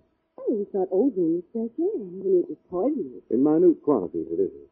But if only 1,000% of the air was ozone, all living matter would be destroyed. Of course, when ozone regains its missing atom, it becomes oxygen again. Is that why the gas left no trace? Exactly. What a terrible weapon to use against the senseless people. Santine will pay for his crimes, Margo. He'll pay the full penalty.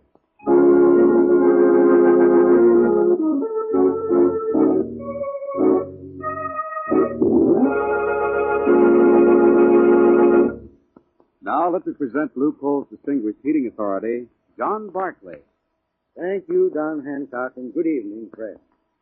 The mild weather which has prevailed in most parts of the country this winter has been a blessing to homeowners. But many people do not understand that a furnace should be fired differently in mild weather. To save fuel and money during the occasional warm spells, you must keep a deep fire with a layer of ashes underneath. Turn the check damper as nearly closed as you can and still keep your fire safely slumbering. Never overheat your home. That's a waste of fuel. Of course, in mild weather, a Blue Coal automatic heat regulator is a tremendous help because your home can't be overheated with automatic temperature control. Yes, for carefree comfort, real efficiency, all winter long, get a Blue Coal automatic heat regulator. I thank you.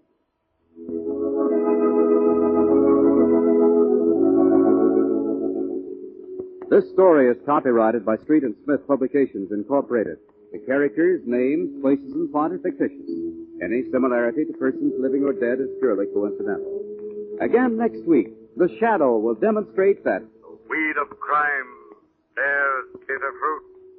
Crime does not pay. The Shadow knows.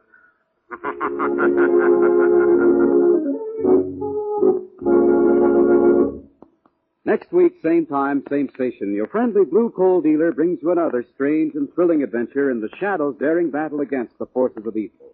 This is Don Hancock saying, keep the home fires burning with Blue Coal. The Shadow is presented by the D.L.&W. Coal Company, distributors of Blue Coal.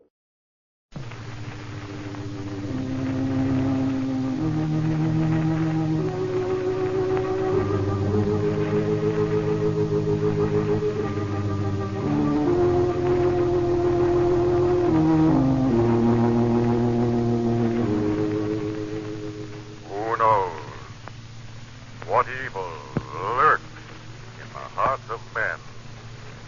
The Shadow knows.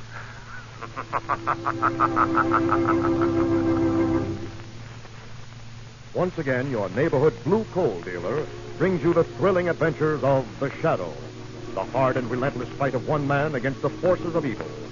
These dramatizations are designed to demonstrate forcefully to old and young alike that crime does not pay.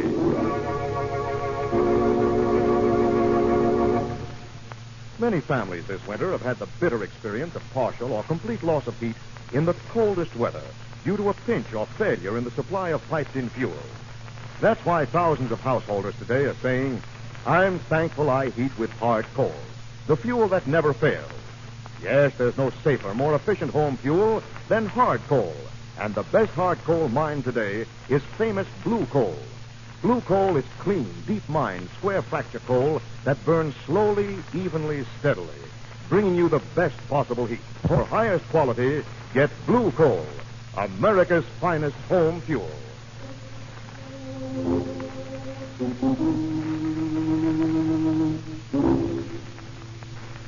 The Shadow, who aids the forces of law and order, is in reality Lamont Cranston, wealthy young man about town.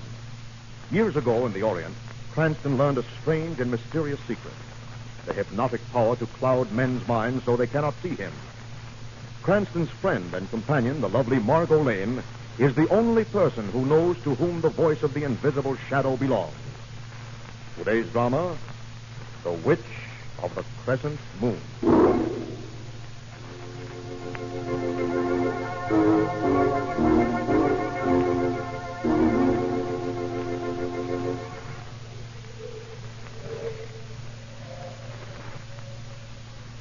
Come along, Jed. Barn's over this way. You believe this story about Elaine Brooks being a witch, Ethan? Well, the Brooks has always been a queer family. Yep. They say there's one text in every generation. She won't burn my barn, not if buckshot can stop her. Can't shoot what you don't see. My dog's got a sharp nose. He'll send her out. They say Elaine Brooks can travel in a cloud of smoke, and it sparks from her eyes, sets the barns afire. I ain't believing them stories. Then what happened every night there's a crescent moon? I don't know, but if it's a witch, time we was rid of her.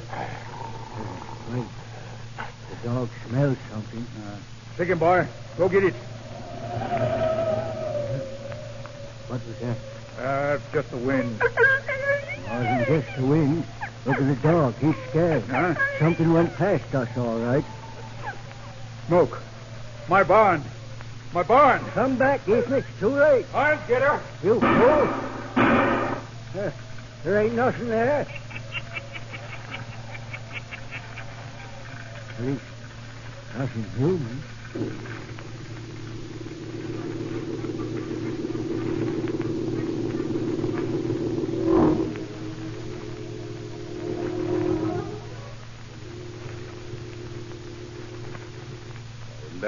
Elaine, please, darling, you're getting all upset over nothing. I burned that barn tonight, just as I've burned the other barns every time there's a crescent moon. It's the most ridiculous thing I've ever heard in my life. It's not to me.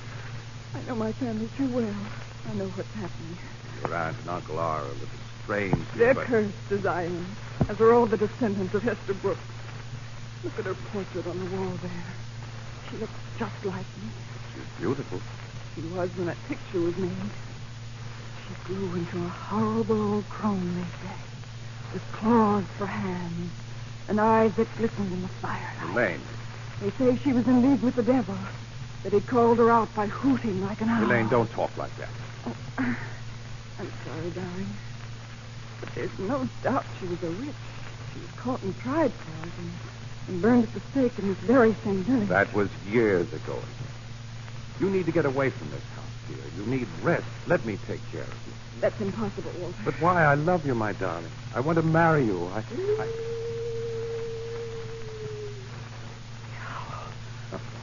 Only a barn owl. There's nothing strange about that, is there? No, I suppose not, I suppose. Walter. Yes, Elaine. What's the matter, Walter?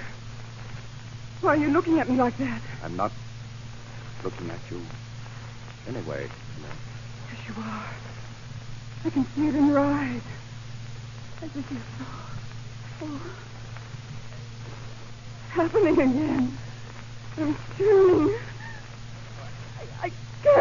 stop it. I can't stop it.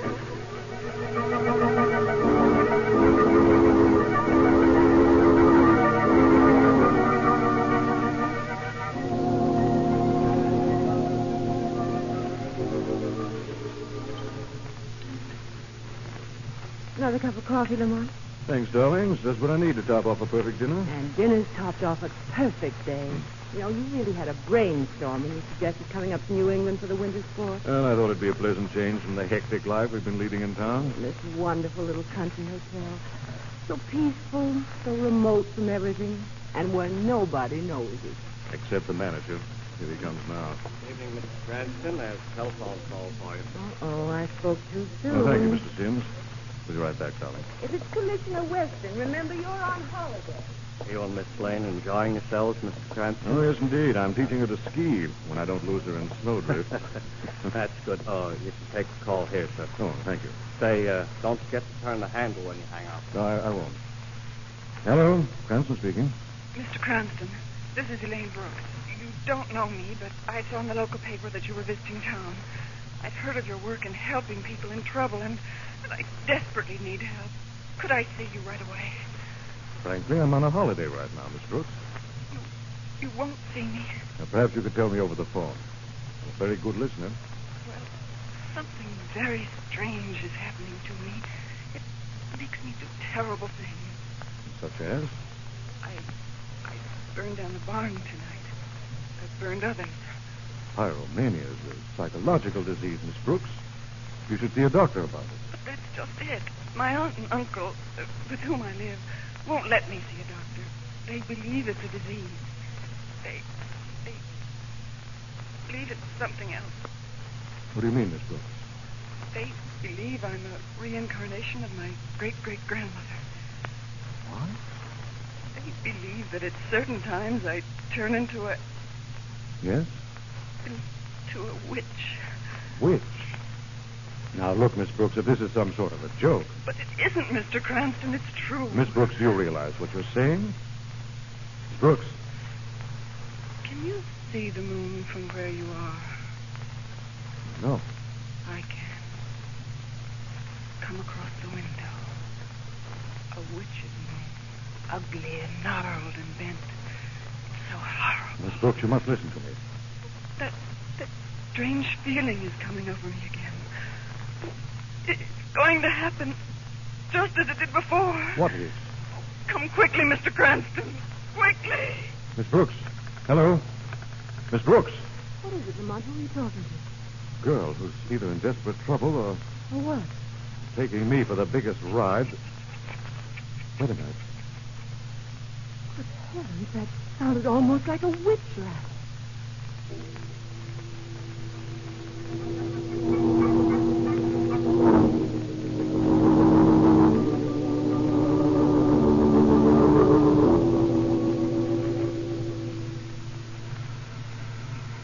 That must be the Brooks house up ahead, Lamont.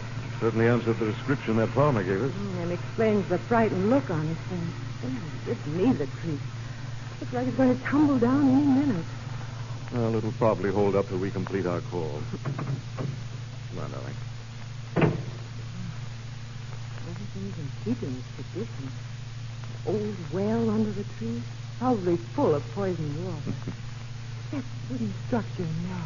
The stocks, Margo, from imprisoning criminals in the old New England days. Well, somebody in it. No, but it does seem to be hiding behind it.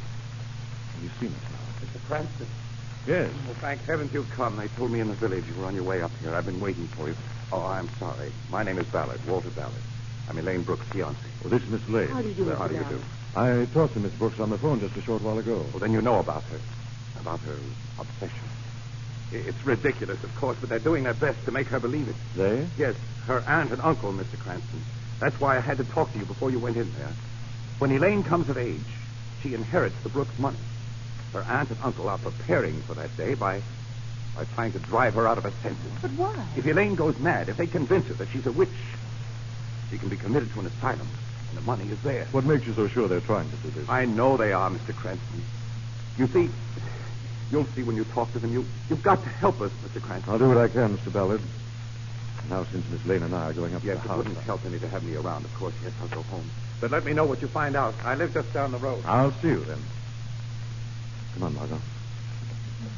Plot thickens. Yes. Are you convinced now that Elaine's in real trouble? I'm convinced now that Bella thinks she is. There's no Bell, of course. Certainly not. Newfangled invention. That ought to stir up some ghosts. Yes? Well, good evening. I want to see Elaine Brooks, please. Who are you? My name is Cranston. Elaine phoned me about an hour ago asking me to come over. You'll have to make up a better story than that, young man. Elaine hasn't been in all evening. Well, then where is she? It's none of your business. You're not exactly cordial to visitors, are you, Mr. Brooks? I don't like interfering busybodies. Especially when they come raising the dickens in the middle of the night. Perhaps I could sell you some insurance on your barn while I'm here. Or aren't you afraid of fires? What do you mean by that? Who is it, Edward? Ain't nobody, Abby. But I'm sure I heard... Oh. Paula. Get back. Would you tell your niece we're here, Mrs. Brooks? Well, she's in her room right now, and Keep quiet, Abby. For you, Mr. What's your name? Cranston. Get your foot out of the door. When I finish admiring that portrait of your niece I see on your living room wall. That's not a picture of Elaine. No? Attractive young girl, I Get thought... out. As an art connoisseur, I'd like to examine it closer. No, you can't touch it. Go away. What's the matter, Mrs. Brooks? You afraid it might come to life?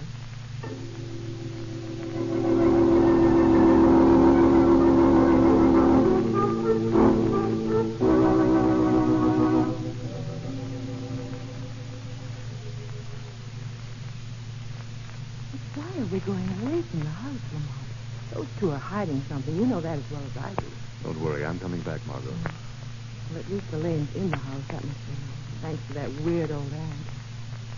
Lamont. What? Suppose our visit's frightening them. They might try to take it out on Elaine. That possibility occurred to me. I wouldn't put much past that uncle. I wouldn't either. That's why I'm going back right now to visit him, Margot, as the shadow.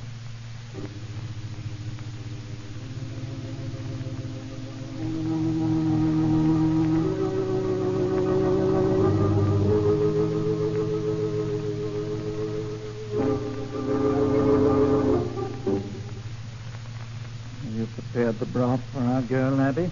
I'm just going into the kitchen now, Edward. Be sure to put in everything, just as always. Make it strong. A strong broth for deep sleep. I know what to do. A witch's broth, Uncle Edward? Who's there? A shadow. Why have you come? To learn about cooking. What brew are you mixing up? What are the ingredients? I know only a few. What do you mean? Fortunate stake, sensitive-minded girl who could be driven to insanity. Is that what's bubbling in the cauldron? No. You told Cranston Elaine wasn't at home. Why did you lie to him? I'm afraid of strangers. They brought me and mine nothing but trouble. You're afraid they'll find out too much. Elaine's my niece. I do what I think best for her. Nobody's business to interfere. Nobody. And her life? Her health? She's safe while she's in this house. Who was that screamed, Brooks? Which came from Elaine's room there across the hall. Open that door quickly. No, Shadow. Don't make me if it's happened. Open it, I say. Very well. She's gone. She's not in her room. And whose scream was that we heard, Brooks? I don't know. I thought it was Elaine. I thought... Shadow, look out the window across the field. A fire? Yes. Walter Ballard's house. On fire.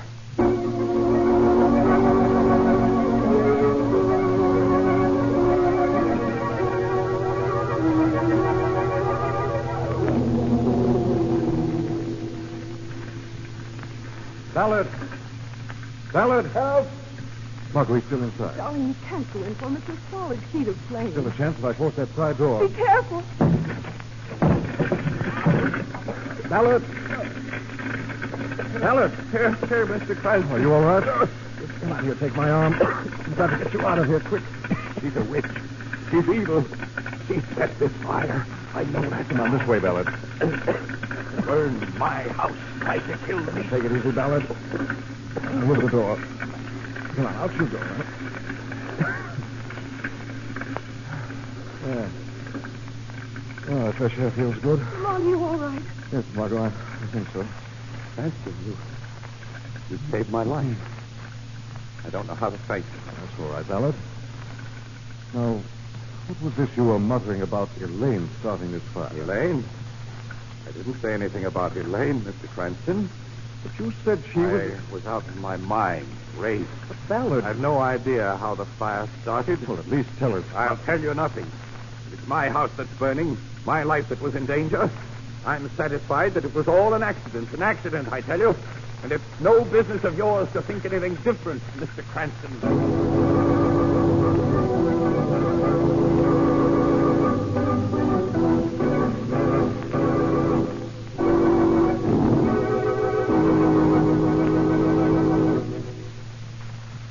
We will return to the shadow in just a moment.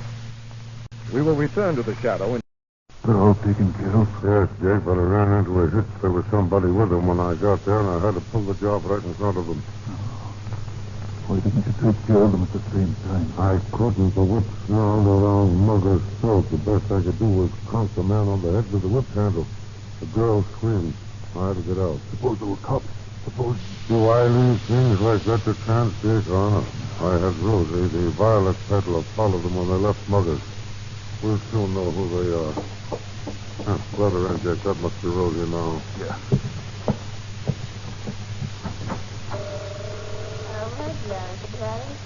What about my violet? Pretty violet, okay. Lord wants to see you, Rosie. Goodbye, Violet. Violet.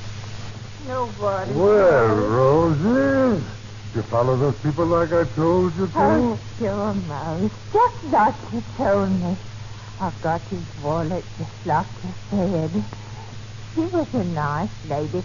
Never mind that. Give the wallet to Jake, Rosie. Got it right here in my basket of violets. Just like you taught me how to do it, Jake. There. See? Take a look at it, Jake. Any identification? Mm-hmm. Let's see now. Most thousand over the guy is more. If I knew, I wouldn't have He's Lamont Cranston. Some kind of cop. Now we are in trouble. Maybe. Maybe not. Rosie, you followed them to where they live, huh? Oh, yes, Mouse. A beautiful big house. Never mind that, Rosie. Did Cranston go in with the girl? No. No, he left her at the door and went away in a cab. Good. You got an idea, Maud? I've always got ideas, Jake. Rosie, I want you to deliver a message to that young lady right away. A message? Yes, you'll take her a message from Mr. Cranston. He wants to see her right away. Here. Tell the lady Mr. Cranston wants to see her right away. That's right, Rosie. All right, Mouse. I'll go to the lady. Tell her Mr. Cranston wants to see her. And when Cranston finds out we've got his girl, he'll go any place we want him to. Good. Good. Now, what about that job we had planned for tonight, boss? With Mugger dead, who's going to go on it with me? Nobody, Jake. You'll go alone. The owners are away for a short trip. You won't have any trouble. It should be a cinch for you.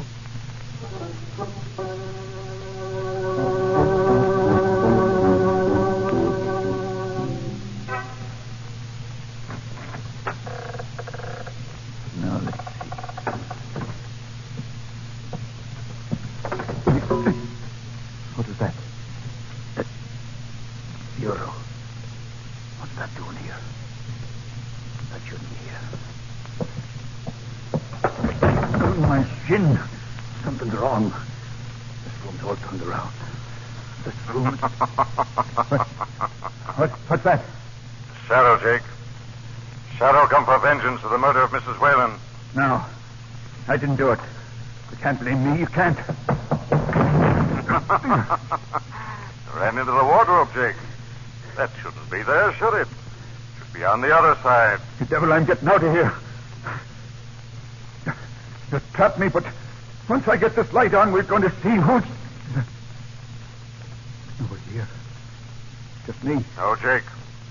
I am here. You just can't see the shadow, Jake. Now tell me, why did you kill Mrs. Whalen? I didn't. Mugger did. Mugger's dead. You know about Mother? Shadow knows a great deal, Jake. The man who kills in the dark, Jake. Who is he? Mose, they call him. You can't see, but that whip of his, it feels out for you and grabs you. Like it did Mugger, Jake? Yes. He killed Mugger. Mose did it. He'd kill me if I talk. Where do I find this, Mose? Talk, Jake, talk. The old warehouse down by the docks. He uses it for the school of batteries. The old warehouse by the docks? Help me, Shadow. Don't let Mose kill me. Mose's killing days are over. You told the truth. You've nothing to fear. If you lie, Jake, you'll answer to the shadow.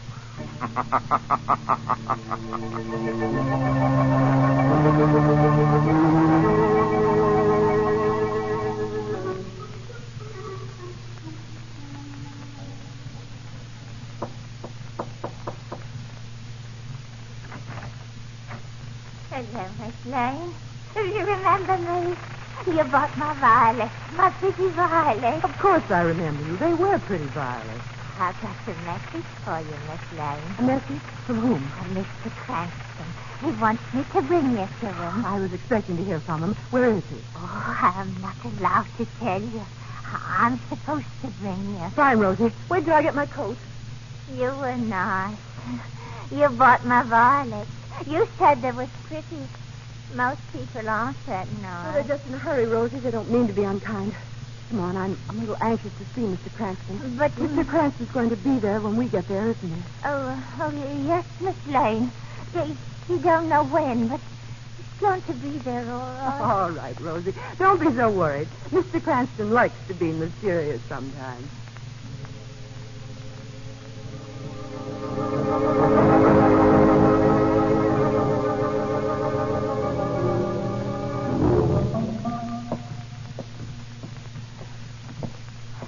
You're sure this old warehouse is the place you were to take me, Rosie? It looks deserted. Oh, no. It just looks that way, Miss Lane. Oh? You follow me.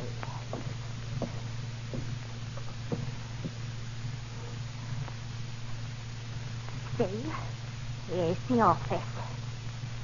You're to wait in here. It's dark in there. It's always dark in there, Miss Lane.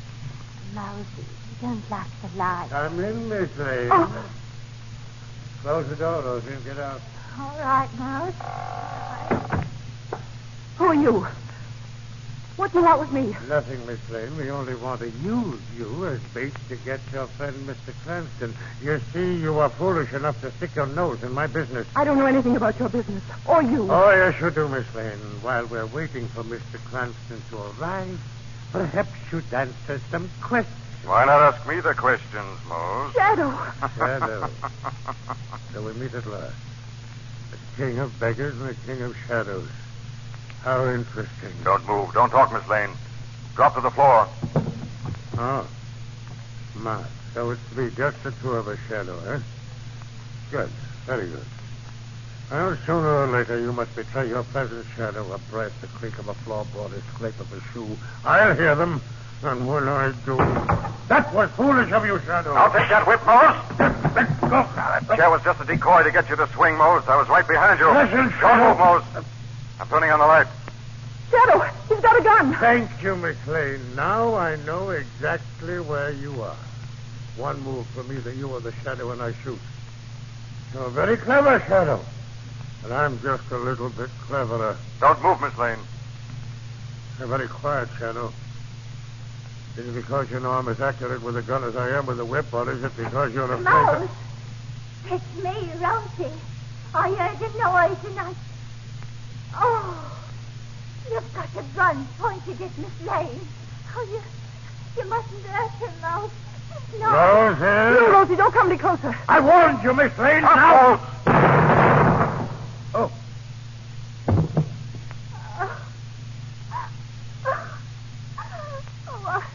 I didn't want to shoot Mose, Miss Lane. But I couldn't let him hurt you, could I? You were nice to me. I had the gun hidden in my basket of violets. He told me to keep things there. Don't worry, Rosie. No one will blame you for what you did, Rosie. Huh?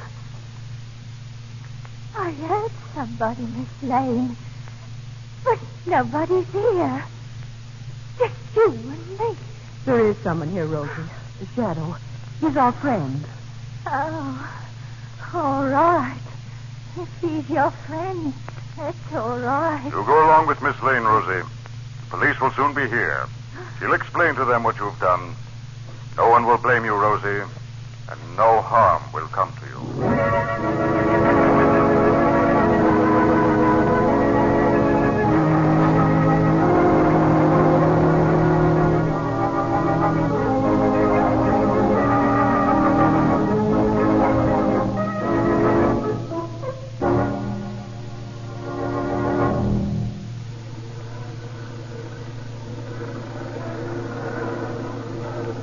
Wonderful day, Lamont.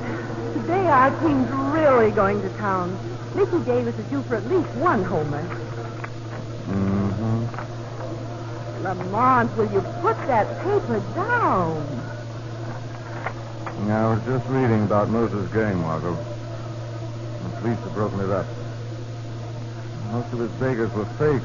Those who were really in need of assistance were referred to legitimate charity organizations.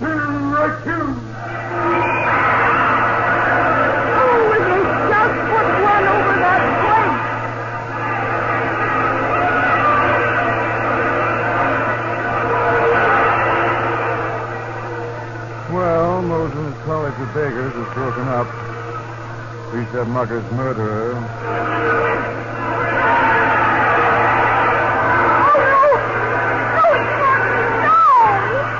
Margo, what is it? What's wrong? What's happened? Oh, Lamont, how awful. With two men on base, Mickey Davis struck out.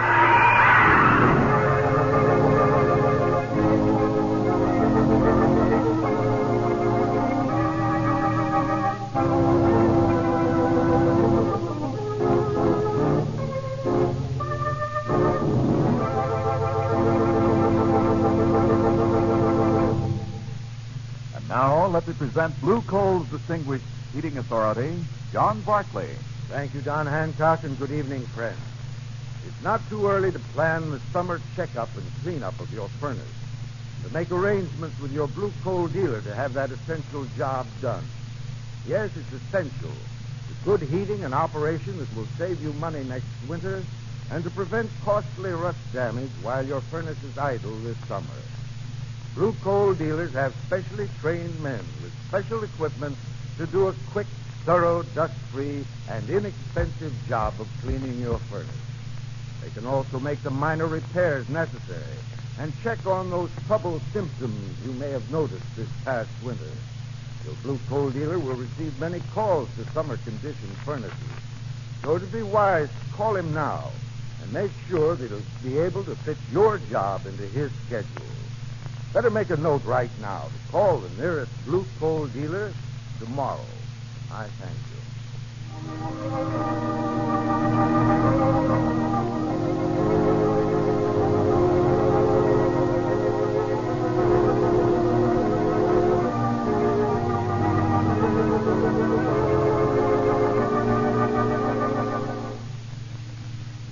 This story is copyrighted by Street and Smith Publications, Incorporated. The characters, names, places, and plots are fictitious. Any similarity to persons living or dead is purely coincidental. Again next week, the Shadow will demonstrate that The weed of crime bears bitter fruit. Crime does not pay. The shadow knows.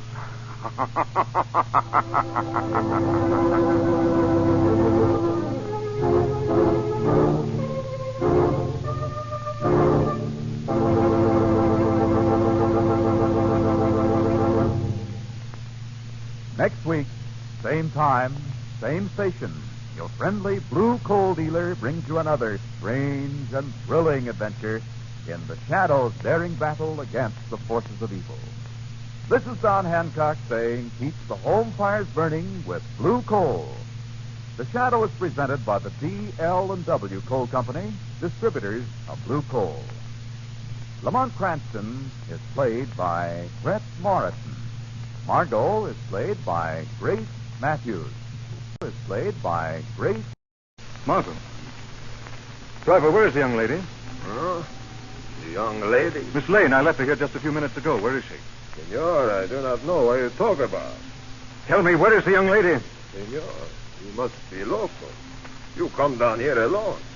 There was never a woman in this cottage.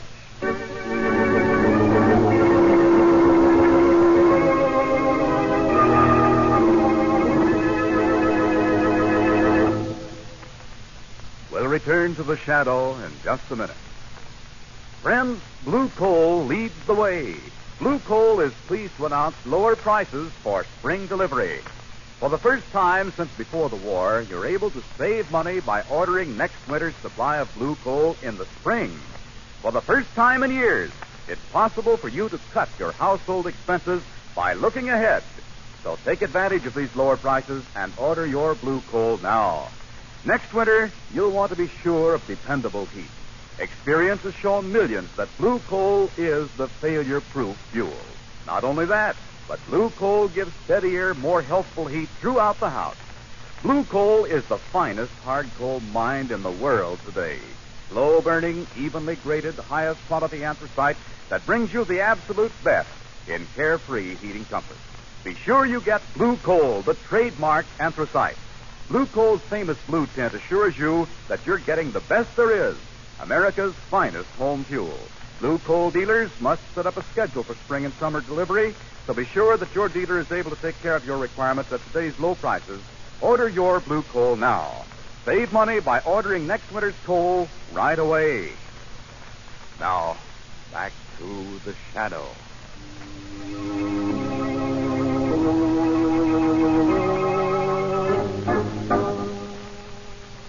Margo Lane and Lamont Cranston, on a vacation in Cuba, are on the trail of the Suicide League's contact man, Senor Muerto, when Margo suddenly disappears from the carriage in which Lamont had told her to wait.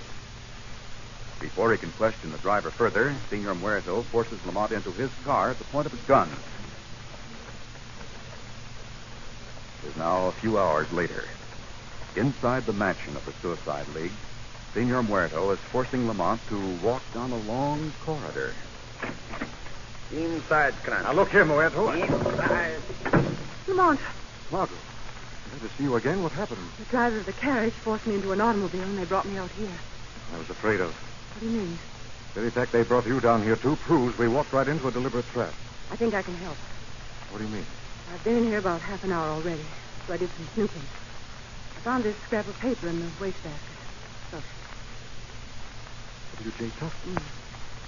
Tuttle might have occupied this room. And if he managed to escape from here... Must be a secret way out. Exactly. I see now. There's no windows.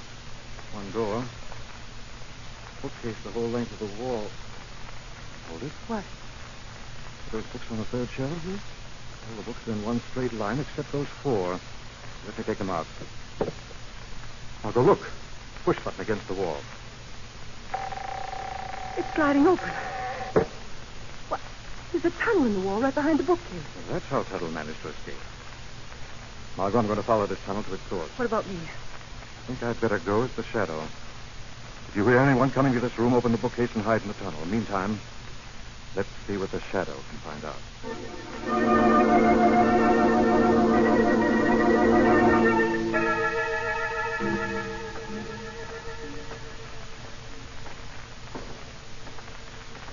You took care of Cranston, Muerto? See, I got him and the woman locked in a little study. What do you do with that, man? I got him back in one of the guest rooms. You better get the fish ready, Muerto. Yeah, we'll go straight to the aquarium. Who do we take first? Cranston and the girl. And Tuttle? And the rest of them didn't know Tuttle escaped. He'll play roulette with the others later. Only I'll see to it that he loses. If you need me, I'll be back in the gambling room.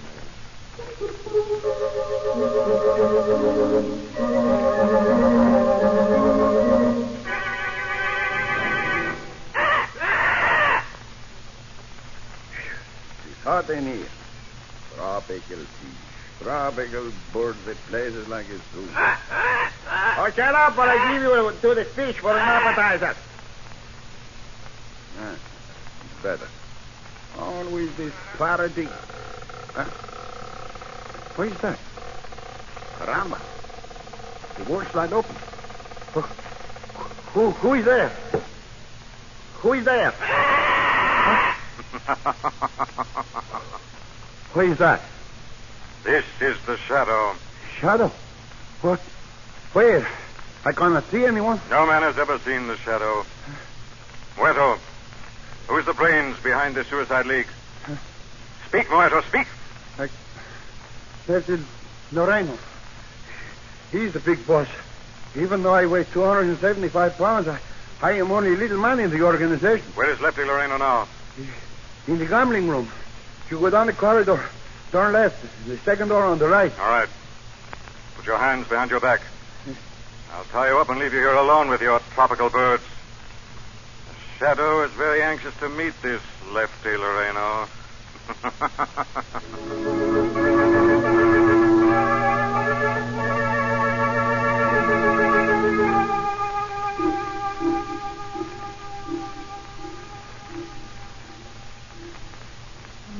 Gone an awfully long time. No, what? The tunnel. Thank heaven you're safe, Miss Lane. I never would have... Where's Mr. Cranston? Wasn't he here with you? The tunnel, how did you get here?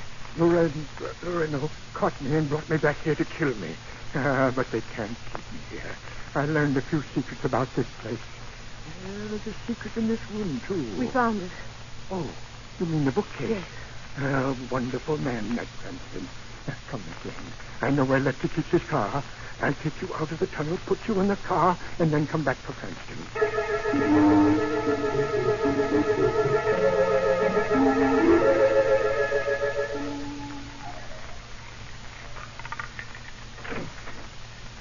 Cranston, keep your hands up, Lefty. So you got away, Cranston. Yes. You shouldn't have rooms with adjoining tunnels, Lefty. Adjoining tunnels? A tunnel behind the bookcase. Look, Cranston, let's get together and talk about the same thing, huh? You don't know about a secret tunnel in your own house? Maybe you're not at the head of the Suicide Club. I just follow orders. Whose orders? I never met the boss. I get my orders by phone. The boss, a big shot back in Cuba. Gives you orders by phone? Sure. Of course. All adds up. What do you mean? Merely that I think I know who your boss is. Why, how could you... Hey, wait. Wait a minute. Sure, I think I know who it is myself. Look out, Cranston. There's somebody behind you. That won't work, Lefty. I've used that gag myself. Have you? You hear that door opening, don't you? You still think it's a gag? You shouldn't have turned it. Too bad you didn't know that I operate that sliding door by a push button right on my desk here. He's out cold. I think I'll take his gun, too. I got a date with the boss.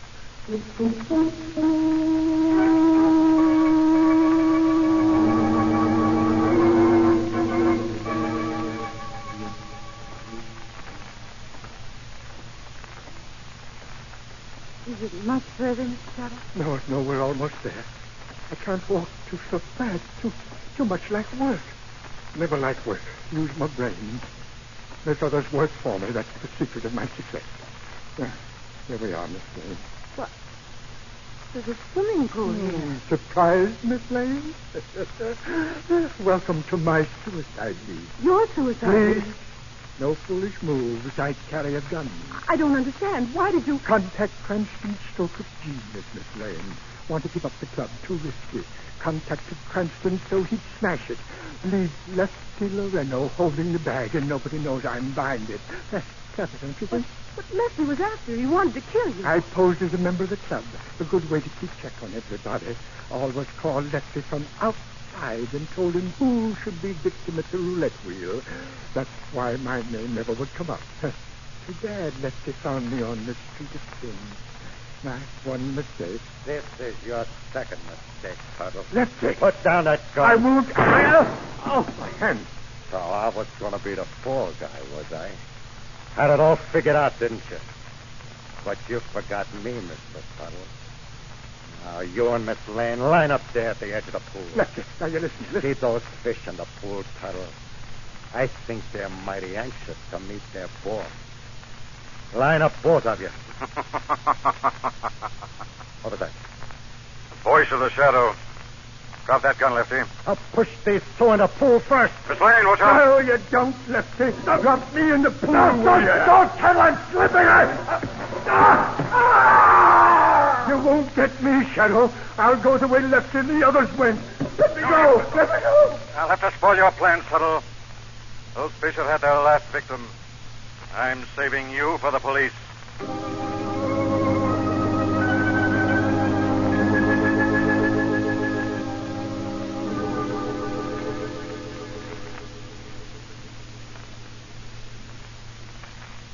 How's your head, darling? Just a little sore where Lefty hit me. It's a good thing I rolled with a punch, otherwise I'd been out for good. What I don't understand, darling, is how come you suspected Tuttle? That secret passageway in his room? You think Tuttle had that room specially prepared for himself? Exactly. That room made it possible for him to pose as a member of the club, keep check on Lefty, and still come and go as he pleased. Tell me what's going to happen to all those people who were members of the League. They'll all have to stand trial, since technically they're all accessories to the fact of murder. I think most of them have learned that no one man has the right to take the termination of life into his own hands.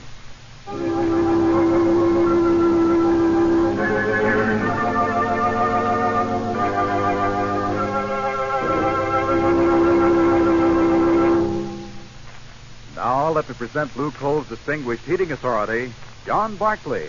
Thank you, Don Hancock, and good evening, friends. One of these fine spring days, you'll be able to let your furnace fire go out. And that's the time to have your furnace cleaned, overhauled, and put into first-class condition for next fall. You'll prevent summer rust damage, which can be costly, and you'll assure yourself of good heating and low-cost operation next season. So you better arrange now to have that important job done. Blue Coal dealers have the special equipment and the specially trained men to do this job for you. It's quick, it's thorough, it's dust-free, and it's not expensive. But your Blue Coal dealer will receive many calls to summer-conditioned furnaces. So to make sure that he'll be able to fit your job into his schedule, I suggest that you call him and make your arrangements now. You'll find the Blue Coal dealer listed in the classified section of your phone directory under the words Blue Coal. I thank you.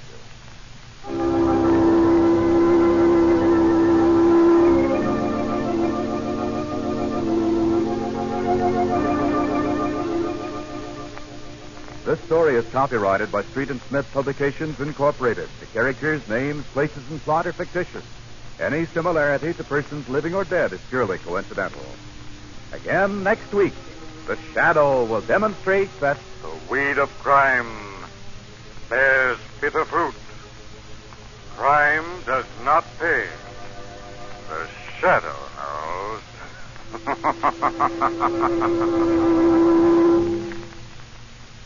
next week, same time, same station, your friendly Blue Coal dealer brings you another strange and thrilling adventure in the Shadow's daring battle against the forces of evil.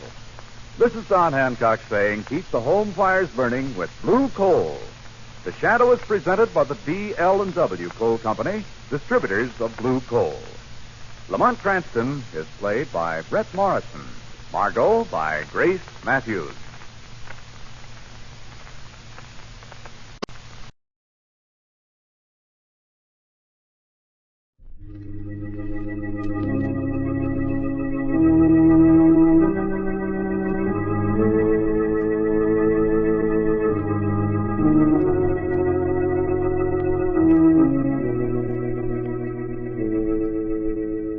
Who knows what evil lurks in the hearts of men? The Shadow knows.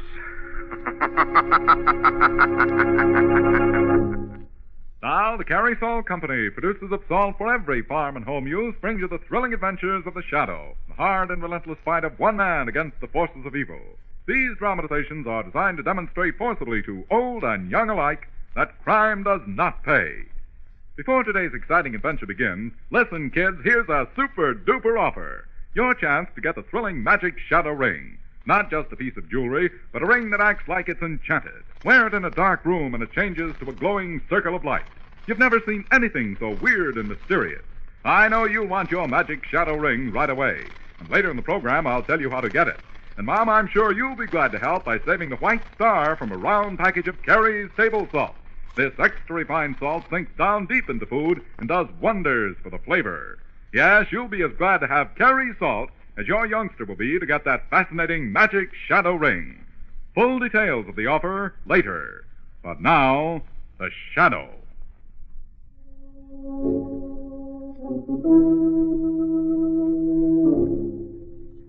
The shadow, who aids the forces of law and order, is in reality Lamont Cranston, wealthy young man about town.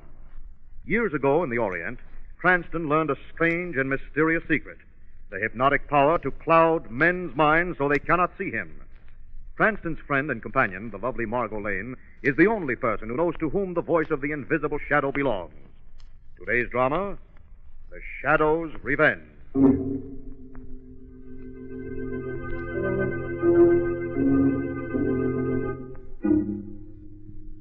In a cell in a large Midwestern penitentiary, two convicts sit on the edge of a lower bunk.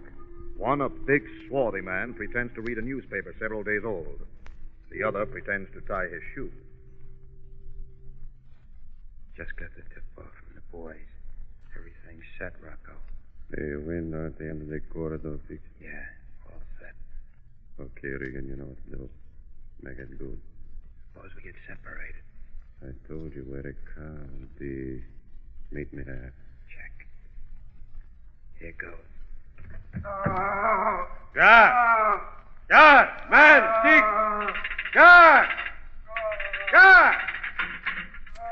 All right, now what's going on down here? Regan, guard. He just keeled over and started moaning like this. Okay, stand by from the door. I'm coming in. What's the matter, Regan? Where's it hurt? Right here. It hurts awful. Yeah, I don't It think won't so. hurt. No! Ow! Wallop. You like to kill him, Rocco? Got the gab. Grab his gun. I got his keys. Come on. Here's the window. Cover me, Regan. I'm going out. Right. Okay, Regan. Jump. All clear down here. Come on, out. Now what, Rocco? The car's waiting for us where Annie left us. We gotta make it. Duck! They've turned on the spotlight. They must have found a guard. We gotta run for it.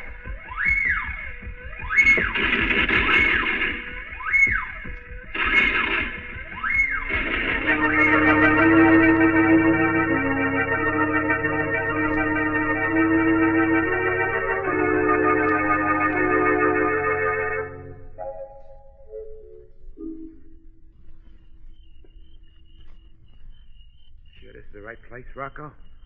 Looks deserted. What do you expect Annie to do, Regan? Set up a flock of floodlights to welcome you? Well, I give the signal.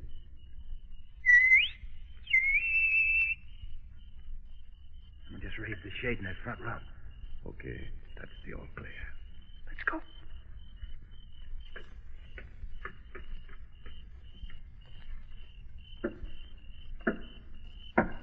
Yeah? Okay, Annie, open up. It's me, Rocco. Inside, quick. I didn't think you'd make it, Rocco. You two are really hot. Come on, I got close to you in the car. And... Now, I ask you, is that any way to greet a guy that's been sitting it out in stir for 5 years? Come here, Annie. Cut it out, Rocco. You ain't got time to doodle around. You got to get moving.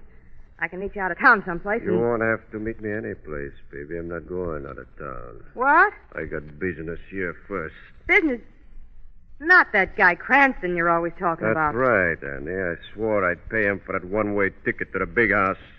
You wouldn't want me to renege on a debt, would you? You'll never make it, Rocco. Every copper in the country's got your picture, and it ain't because you're pretty. No copper's gonna grab me, Annie. I had a long time to think about it. 5 long years in a cheese box. All I could think of was catching up with Cranston. 5 long years. I ain't passing up the chance now.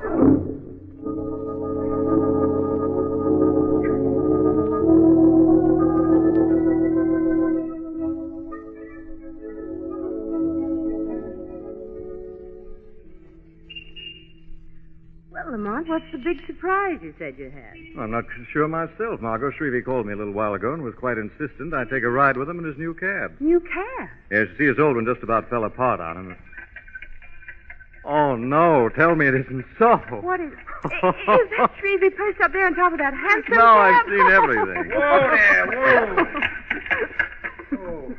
Hello, Mr. Cranston, Miss Lane. Hello, Shrevey. Now, how do you like my new cab? How do you like, huh? Shrevey, what's the idea? Well, a new cab I couldn't get, Mr. Cranston, so I figured this is better than nothing. I figured this is better than...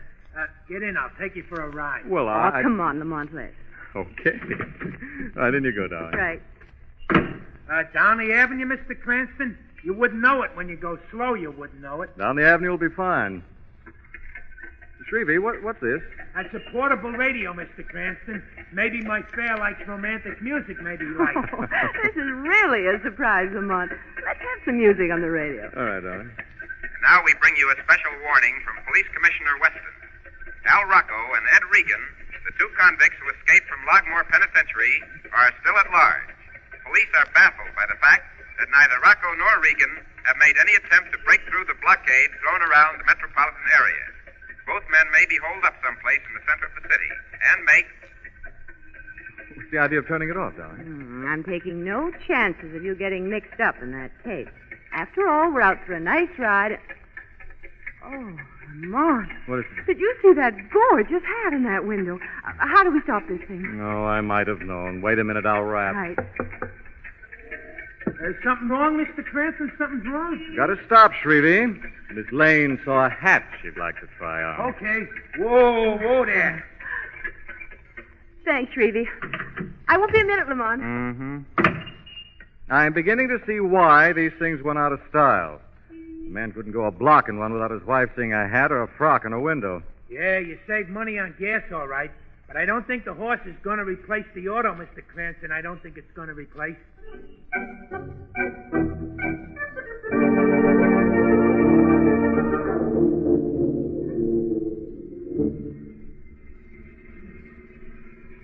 Look, Rocco, this is crazy. You'll be picked up sure. We're headed right for the middle of town. I told you before, Annie. You do the drive and leave the rest to me. Annie's right, Rocco. Look at all the cops around. Relax, Regan. This is the last place they'd look for us, right under their nose. You're not going to get anything out of this guy Cranston but grief. I know what I'm doing. You mind telling us, Rocco? Maybe like that we'll feel better.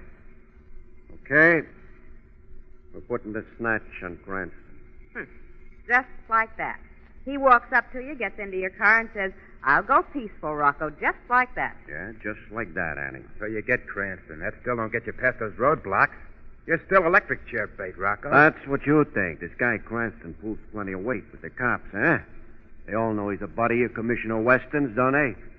Oh, I begin to see what you mean. And when you get in the clear? When I get in the clear, Annie, I tattoo my initials on Cranston with a 45.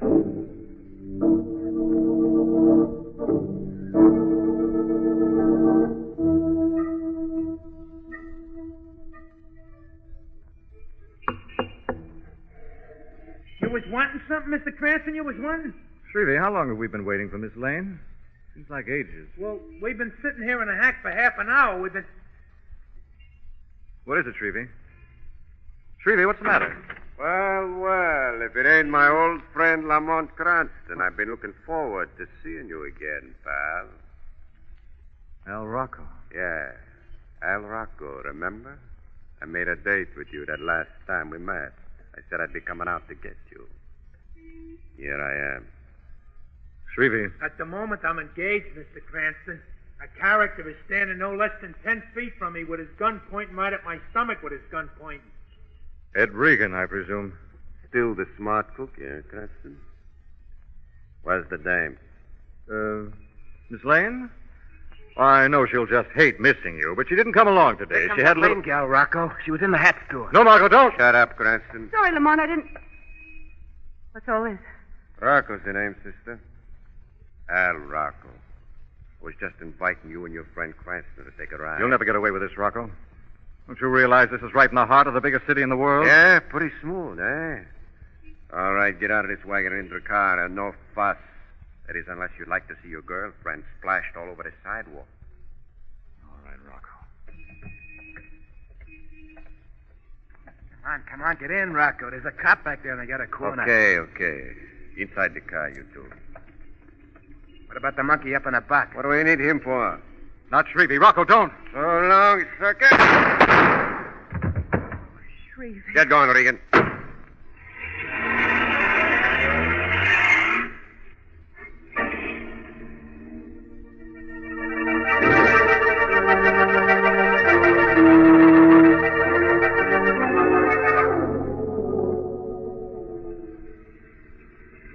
We're almost up to the roadblock, Rocco. What are we going to do? Nothing. Cranston's going to take us right through it, aren't you, Cranston? You'll never make it, Rocco. The police will grab you. Okay, slow down. They're stopping the cars one by one. Go on. We're next. Remember, Cranston. All right, folks. You'll have to... Oh, hello, Mr. Cranston. You can go through. Hello, Cassidy. Look, Cassidy. We're holding up the line, Lamont. We better go along. Cassidy, look, these men... They're piling up behind you, Mr. Cranston. Mind moving along? Go on. You heard the officer. I tried. Sure, you tried. I told you what was going to happen if you crossed me. Not here, Rocco. They may be on a roadblock. Can't you wait till we get to the hideout? Okay. That gives you just about another hour to be healthy, copper.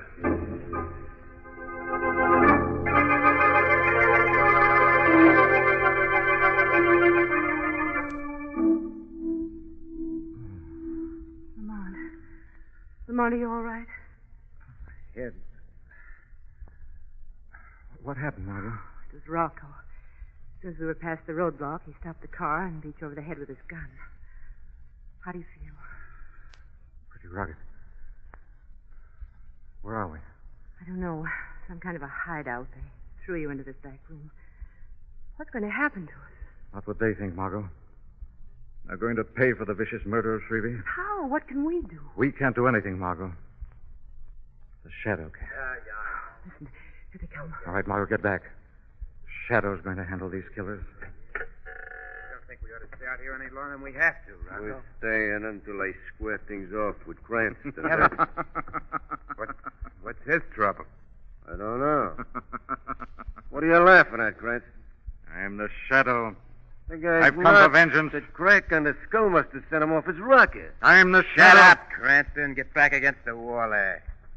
Cranston? I am the shadow. Okay, so you're Napoleon. Now get back. You can't see the shadow. No man sees the shadow. Lamont, what's wrong? They can see you. You've lost your power. That ain't all he's lost, ladies. Stand away from him. No, I won't let you do it. Don't make it too tough on yourself, sister. Come on, baby. Do like you Take your hands off her. Grab him, Regan. I told you to stay out of my hair, sister. Now you're going. Oh! Margo. Killed her. You killed Margo!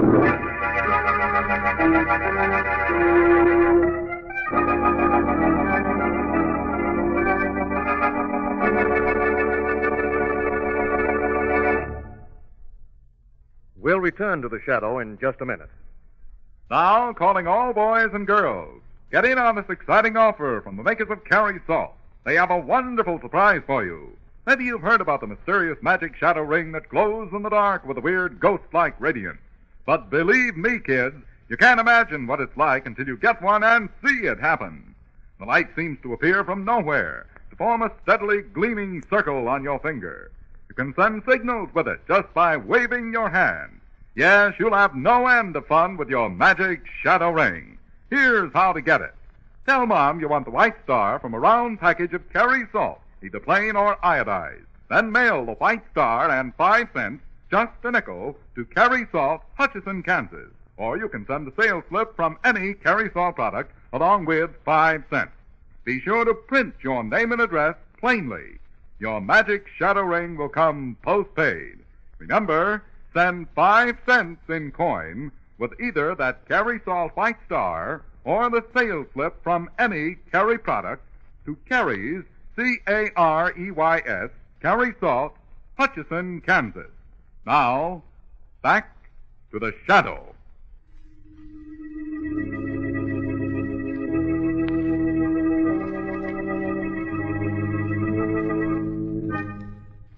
Lamont Cranston and Margo Lane are being held by Al Rocco and Ed Regan, 2 escaped killers. When Lamont's power to change himself into the shadow fails, Margo attempts to keep Rocco from shooting Lamont. In the ensuing scuffle, Rocco shoots and kills Margo Lane. You killed her. You killed Margo. Rocco, I'll kill you with my bare hands. Throw that out. Kill me, I'll kill you with my Cut it bare out, hands. Mr. Cranston. It's me, Shrevey. Hey, wake up. Wake up, huh? You've been dreaming, you've been. And I got bruises to prove it. And then was all a dream? Shadow... You're not dead, Shrevey. Not that I heard. Am I supposed to be? Am I supposed to? Yes, it was all a horrible dream. It was so real. Dreamt about Rocco and Regan. You and Margo... Where is Margo? That's why I woke you, Mr. Cranston. What happened? Well, I don't know. I figured Miss Lane was taking pretty long, so I went in the hat store to see. And? Well, the lady says Miss Lane left 15 minutes ago. A man followed her into the store, said something to her, and she left with him. Lord Shrevey, it's a dream coming true. They've got Margo. Who? Rocco and Regan, Shrevey. They swore they'd get even with me. They're trying to do it through Margo. That dream sure must have been real. It sure must have been. Yes, it was. Very real. Something about it didn't strike quite true. Now, what was it? Was it? I know. It wasn't something in the dream. It was something that should have been in that wasn't. It was a girl. What girl? Back when we broke up Rocco's gang, there was a girl who fronted for them. The police couldn't get enough evidence to convict her, but she was in it, all right. That would explain why the police can't find Rocco, too. Well, how? There must have been someone on the outside to help in that jailbreak, Shrevey. We've got to find that girl, Shrevey. She's the key to this whole thing. Well, if we don't know who she is or where she is, won't that be difficult, Mr. Cranston? Won't that be? Not too difficult, Shrevey. I've got an underworld contact who could find a tear in the ocean. I'll get back to you later, Shrevey. I'm going down to see Mr. Adolphus Claremont Poindexter.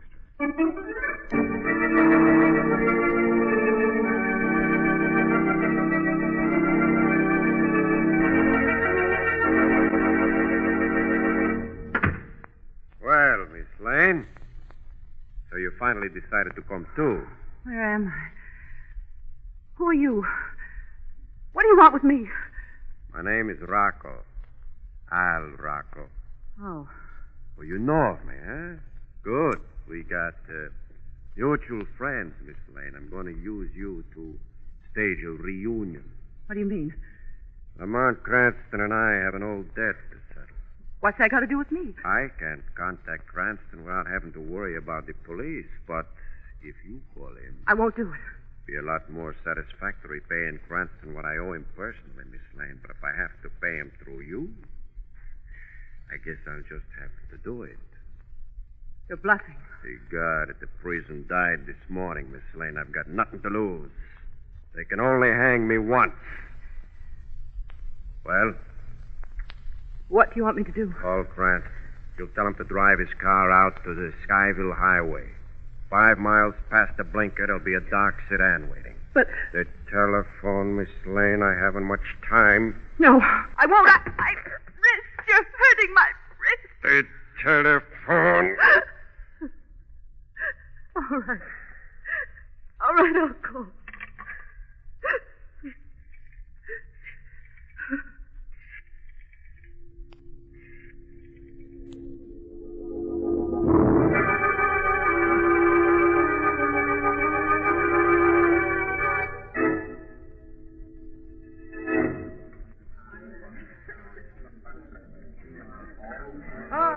Mr. Cranston, alone today? The fair Miss Lane is not with you? No, Mr. Poindexter. Did you get the information I wanted? Oh, very disappointing, Mr. Cranston. Very disappointing. You couldn't find the girl? She dropped out of sight 5 years ago, Mr. Cranston. Lived a very good life. Not a thing on her. But you did find her. May I know what you want with her, Mr. Cranston? Hate to bother a girl who's gone straight, you know. I expect her to lead me to Al Rocco and Ed Regan. Rocco? Regan? Well, good day, Mr. Cranston. My regards to the charming Miss Lane. Mr. Poindexter, you don't understand. Miss Lane has disappeared. Don't you see? I think Regan and Rocco have her in an attempt to get at me. But Rocco's a killer.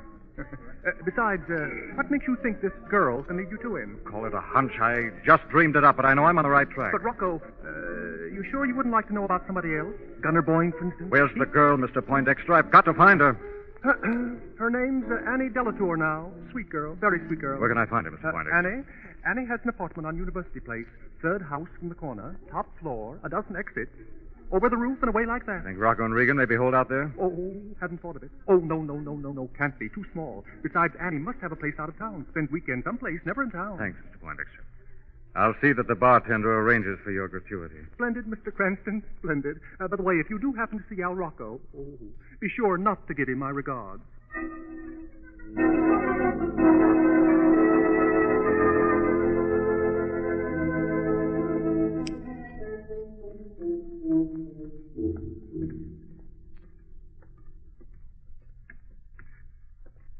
Top floor, Shrevey. This must be your apartment right here. You want I should make like a messenger boy? Yes, that might do it, Shrevey. I got a message for Miss Delatour. Okay, Sonny, I'm coming. I've been expecting... What is this? Merely a social call, Miss Delatour. We're coming in. That's what you think, mister. I'll Of course, see... if you think Al Rocco might object. What? Okay, come in. That's what we figured on doing. Now, what's this about Al Rocco? Don't tell me you don't know Rocco. After all he used to do to you? Okay, so you recognize me, but that was 5 years ago, and I've gone straight. You cop I'm never... not a policeman, Annie.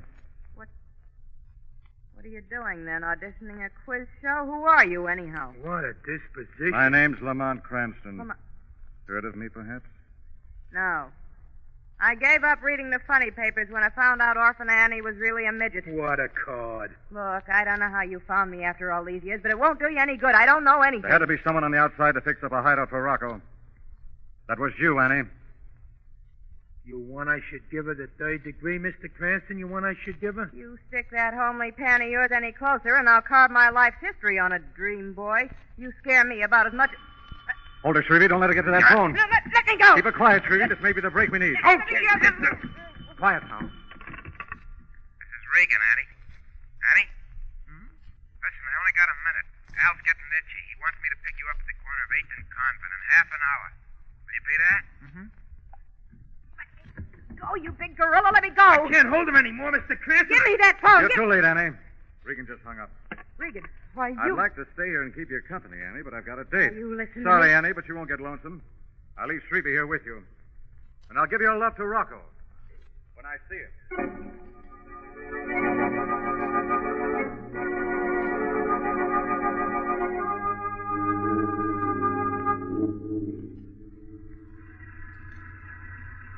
Rocco's going to be sore when he finds out I didn't pick up Annie. I waited for it as long as I could. Better give Rocco the signal. He'll blast me before I reach the cabin. That you, Regan? Yeah, Rocco. It's me. Where's Annie? I don't know, Rocco. I told her to meet me like you said, but she didn't show up. I waited for an hour. Something must have gone wrong. You mean you think the cops got her? Hey, we better get out of here. Not until I do what I came here to do. Well, can't you forget that guy Cranston? You'll never get away if we keep hanging around here. Come inside.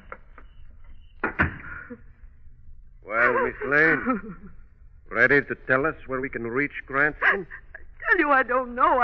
I've tried to reach him in his apartment, and he hasn't come in yet. I haven't got time to fool you anymore. I'm going to kill you. Shadow! Thank heavens you're here. Shadow. Yes, Rocco. This is the shadow. Now we do meet under different circumstances. Where are you? Where are you? Right here at your elbow, Rocco, see? Quick, Regan. He's alongside of me. Get him. Oh, but now I'm over here, Rocco. Hey, I heard all about that guy. He's not a human. I'm getting out. Regan! Come back! Regan! He won't get far, Rocco. I took the trouble of letting the air out of all your tires. You devil. What do you want with me? I want nothing, Rocco. The state wants your life. Listen, Shadow, the minute I hear anything that sounds like cops coming, the girl gets it first. You... Don't move, Miss Lane. I can't see the shadow, but I can see you. Well, Shadow, looks like a stalemate. Is it, Rocco? As soon as I let the air out of your tires, I took the precaution of removing the bullets from your gun. What? Sorry to deceive you, Rocco, but I did have to distract your attention long enough to take your gun away from you. I'm not licked, Shadow. I'm not... No? That's what you think, Rocco. Hear those sirens? That's the police on their way here to make sure you keep that date at the death house.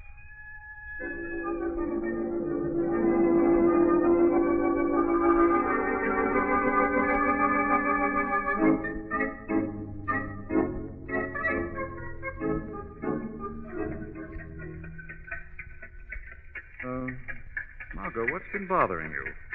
You haven't said a word for the last 5 minutes. That girl, Lamont. That Annie. Hmm? You must have known her pretty well 5 years ago to know where she lives. What? Darling, I tell you, I never saw that girl before in my life. Then how is it that you dream about her? I didn't, Margo. That's just the point. She wasn't in the dream. And that... you missed her. I see. And all along... Now, look, darling. No, you needn't explain to me, Lamont Cranston. Margo, that kind of a girl wouldn't go for me. Wouldn't go for you, Mr. Cranston. Oh, you don't know the half of it. Oh, murder. So she did go for him, Trizzy? If she could have got loose, she would have gone for him. With a butcher knife, she would have gone for him. Oh. There, you see? Margo, I give you my word, if Shrevey keeps this hack, there are two things I'm going to do. What? First, I'm going to swear off sleeping. And second, I'm going to nail up that trap door of his.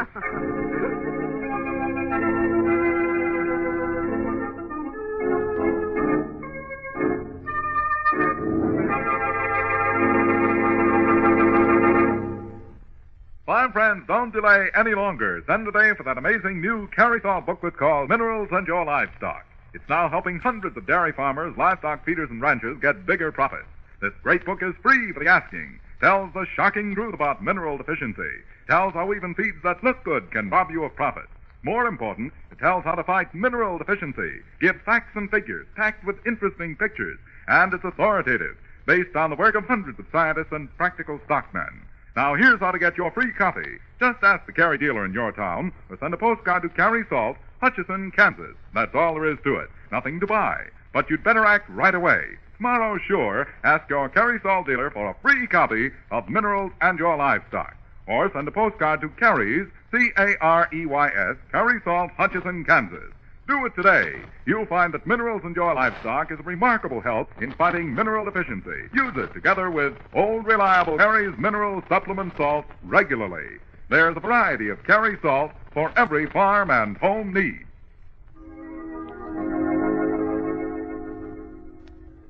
This story is copyrighted by Street and Smith Publications, Incorporated. The characters, names, places, and plot are fictitious. Any similarity to persons living or dead is purely coincidental. Again next week, The Shadow will demonstrate that the weed of crime bears bitter fruit. Crime does not pay. The Shadow knows.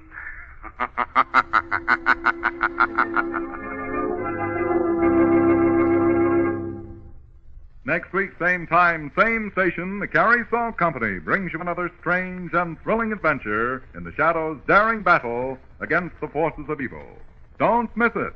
Meanwhile, be sure to send that Cary Salt White Star or a Cary sales slip along with 5 cents for the magic Shadow Ring.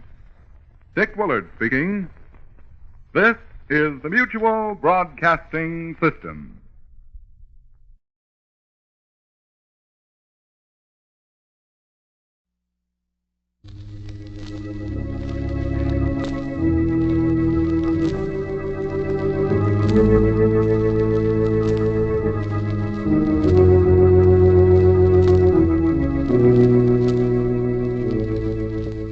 Who knows what evil lurks in the hearts of men?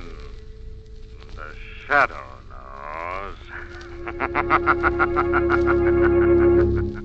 Now, the Cary Salt Company, producers of salt for every farm and home use, bring you the thrilling adventures of the Shadow, the hard and relentless fight of one man against the forces of evil. These dramatizations are designed to demonstrate forcibly to old and young alike that crime does not pay. Before today's exciting adventure begins, listen, boys and girls, here's a message for you, and it's important. If you haven't sent for Cary's wonderful magic Shadow Ring, better hurry. These rings are going fast. And in just 2 weeks, the offer will end. Don't miss your chance to own the most fascinating ring you ever heard of. You know what the magic Shadow Ring does. It glows in the dark with a mysterious ghost-like radiance. Sure, you want one. And later in the program, I'll tell you how to get it. Remember, this ring cannot be bought in any store. It's offered by the makers of Carrie Salt. Carrie's is the extra refined salt, and Mom knows what that means. Those fine grains sink down deep into food and carry the delicious flavor through and through. So ask her to listen with you when I tell about Carrie's Magic Shadow Ring offer. And now, the Shadow.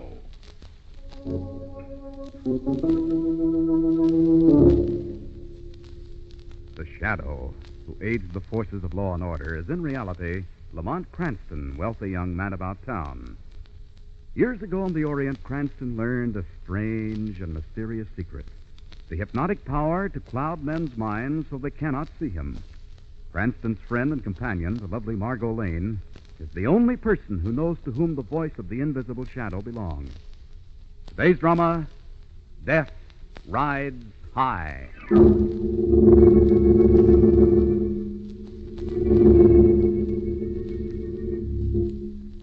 High above a dark layer of storm clouds, a converted Army bomber streaks in the direction of the American border. In the pilot's compartment, two men sit.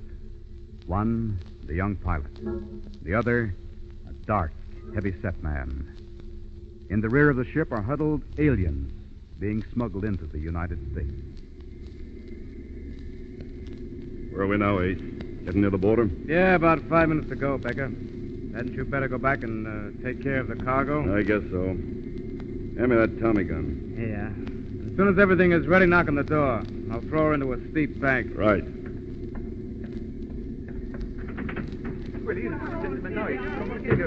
Quiet, everybody. We have arrived. We are in United States. We crossed the border in about 5 minutes. Oh, that's wonderful. I have waited long But for this is as far as you go. Monsieur, we don't understand. We have paid you well. Your promise will be land in the United States. Something's come up. This is where you get off. But below is wilderness, mountain. You cannot land a plane there. Who said anything about landing a plane? Okay, Ace. Now back up, all of you. All the way. What do you intend to do, senor? Unload. You're standing right over the Bombay doors. All I do is pull this lever. Help me. Help me. I pay you well. Let go of that edge. Frenchy. My finger, you crushed him. Please. Stubborn, eat. So long, Frenchy. Sorry we couldn't fly into the States, but that's against the law.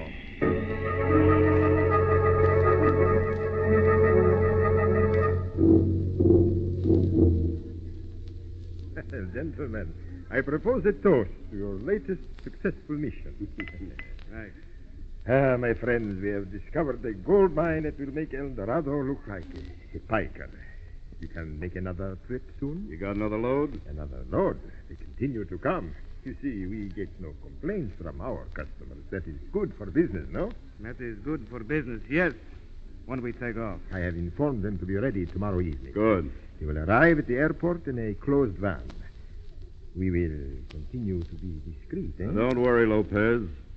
None of them will talk after we get our hands on them. Excellent, my friend.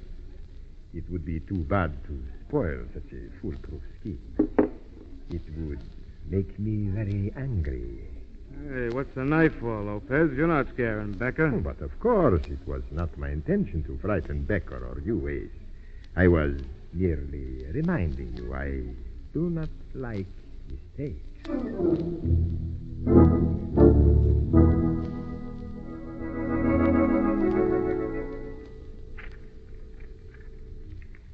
You keep going through the motions, but you're not fooling me, Lamont Cranston. What? Just what I said, darling. You keep staring at that page, but you haven't read a line on it. Now, something's on your mind. What is it? Remember Suzette, the old French gal who runs that restaurant just off 48th? Of course. Who could forget that onion soup? Suzette called me today, Margot. She's all upset. Oh? Seems she has a cousin who's determined to get into this country legally or illegally. Don't tell me she wants you to smuggle him in for her. No, of course not. No, she's upset because he seems on the verge of breaking the law. She wants me to help her stop him. That must be Suzette now. I'll get it. Right. Oh, Suzette, come in. Monsieur Cranston, Miss Lane, how nice it is of you to wish to help poor Suzette. Hello, Suzette. Sit down, won't you? Oui, merci. Monsieur Cranston, my cousin, he's disappeared. What? Oui, c'est ça. It is so. I have not heard from him for several weeks. I write him 2-3 weeks ago. The letter she is returned. Voila. No longer at this address. Tell us about this scheme of your cousin, Suzette. Andre, he wished to come to these glorious United States. Your immigration department, they said no. Andre, he is impatient. He will find some other way.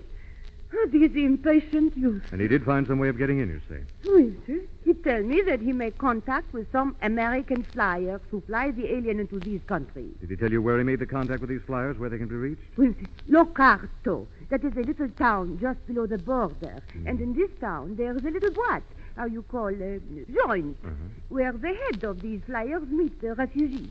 Here one makes the arrangements. And you wrote to Andre at this address in Locarto, and the letter came back. Oui, mademoiselle. Something has happened. I feel it here. You will help Suzette, monsieur. I'll do everything possible to find Andre for you, but I warn you, Suzette, my main objective in going to Locarto will be to get enough evidence to smash this alien smuggling ring. Of course. Now, do you have all the information I wanted? The picture of Andre, name of the cafe where the smugglers meet, and all the rest? Oui, I have it all here. Good. You leave the rest up to us, Suzette, and try not to worry. Oh, thank you, monsieur. Now I must hurry. The onion soup. I must watch these bunglers one calls thefts in this country. Goodbye, Monsieur Cranston. Mademoiselle Lane. Goodbye, Suzette. Don't worry, Suzette. You don't think anything has happened to her cousin, do you, Lamont? I don't know, Margot. I did some talking to immigration officials after Suzette first phoned me, and I learned there have been a number of inquiries about refugees who left their homes to come to this country. They've never been heard of again. What could be behind it, Lamont? I don't know, Margot. Suppose you and I fly down to Locarto and spend a few days looking around.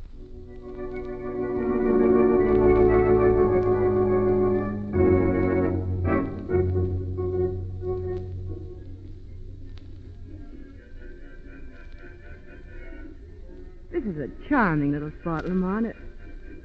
What do you keep staring at? Dark, heavy-set man at the table near the wall. He's the one we came down here to see. How can you be so sure? I made inquiries around this morning. He's the one to see to get aboard the refugee plane. Isn't it dangerous to make inquiries in a town this size? He may suspect. I have a legitimate reason to make inquiries. You see, I'm a Frenchman. My friend Andre, he has informed me this can be done. Oh, the accent is wonderful, but do be careful. You may be walking into a trap. No, I don't think so, Margot. You stay here.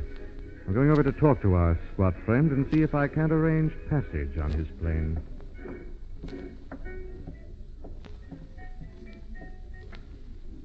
Pardon. May I sit down, monsieur? Sure. What's on your mind? I must get into the United States, monsieur. One tells me this is possible. Anything's possible, if you can afford it. Oui, I am willing to pay. How'd you happen to come here? I have a friend, Andre. He writes me from here of this wonderful opportunity he has to go to America. He mentioned this place. Ah, Andre, huh? Tall, dark-haired guy with a broken nose. Is that him? Certainement. You remember him, monsieur? Yeah, I remember him. When were you planning on going over the line? As soon as possible, monsieur. Mm-hmm. Well, I'll have to make a telephone call first. You wait here. Oui,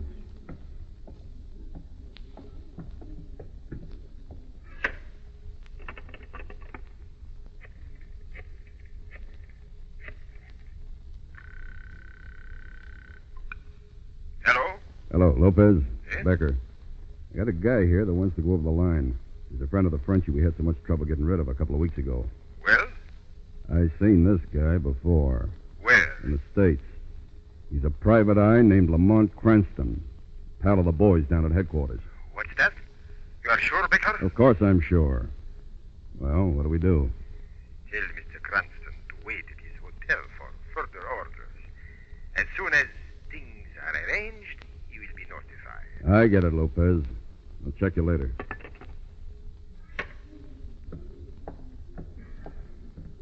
All right, mister. We can help you out. Je vous remercie bien. Where are you staying? Staying, Casa Elba. I'm registered as Lamont. Pierre Lamont. Okay, Mr. Lamont. Go on back to the hotel and rest up. You'll be hearing from us real soon.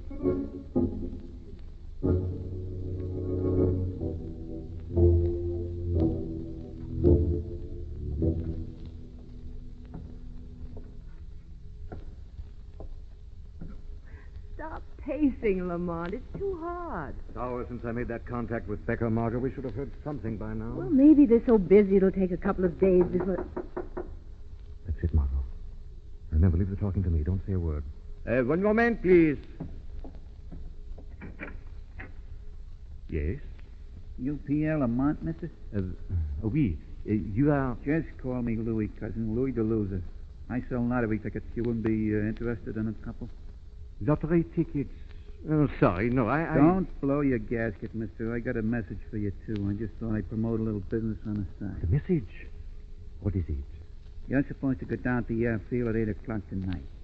There'll be a crate warming up on the far runway, and that's for you. Crate? Oh, you mean plane. What kind of plane? Small cabin, John. But I thought it... That ain't the one that'll fly you in. This little one just takes you out to where the big one's kept. Oh, I am relieved. Sure you don't want a lottery ticket, mister? I can win, you think?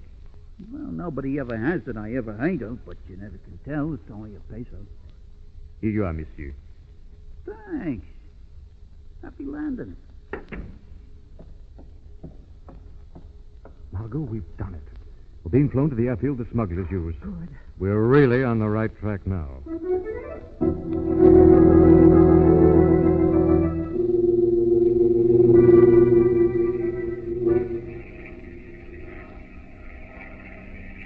Oh, it rocks so. It's a small plane, Margo, and we're above the mountains. We'll be past them soon. Well, I hope we get where we're going pretty soon. I'd hate to get caught up in the storm here, and look at those clouds.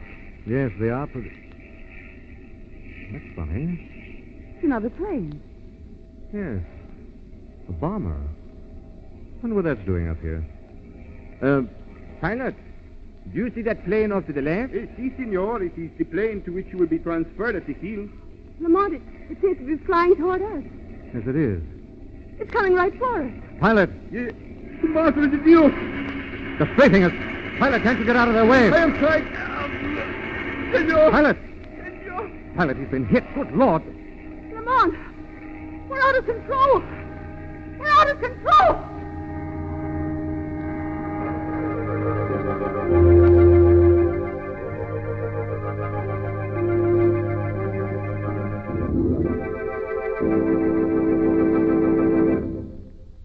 We'll return to the shadow in just a minute. Now, boys and girls, I promised to tell you how to get that strange and fascinating magic shadow ring, offered by the makers of Carrie Salt. You'll have to hurry because the offer will be over in 2 weeks. Now, let me remind you, this is no ordinary metal ring. Carrie's magic shadow ring is white. It draws the light like a powerful magnet, soaks it up, and holds it. Wear the ring in a dark room and look what happens. It glows, steadily, mysteriously. What a thrill you'll get when you see that eerie, gleaming circle on your finger. Now, I know you want to send for one of these marvelous rings while there's still time. So ask Mom to get a round package of Carrie Salt, plain or iodized. Mail the white star from the top and 5 cents, just a nickel, to Carrie Salt, Hutchinson, Kansas. Or you can mail the sales slip from any Carrie Salt product and 5 cents. Print your name and address plainly. Remember, only 2 weeks left to get your magic shadow ring. Now, a suggestion to parents. If your youngsters have missed this announcement, why not give them a happy surprise? Remember, just 5 cents in coin on either a Carrie Salt White Star or the sales slip from any Carrie product will bring a magic shadow ring postpaid. Address Carrie's, C-A-R-E-Y-S, Carrie Salt, Hutchinson, Kansas. Now back to the shadow.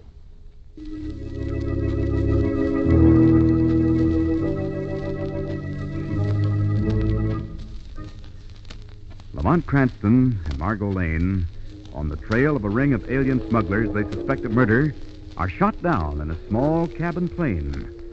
The pilot dead, the plane out of control is zooming toward the ground.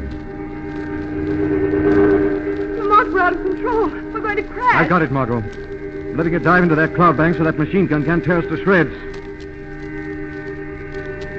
Now we'll pull out of the dive. There. Now, is there any sign of the other plane, Margo? No, I don't see it. Good. We'll head out for the nearest landing field. The pilot. Is he dead? I'm afraid so, Margo. But why, Lamont? What would they gain by killing us? I must have given myself away in some way. But now they're going to know that we're in a fight. What are you going to do? We're going back to Locato and have a showdown with that gang. I think the Shadow had better have a talk with Mr. Becker.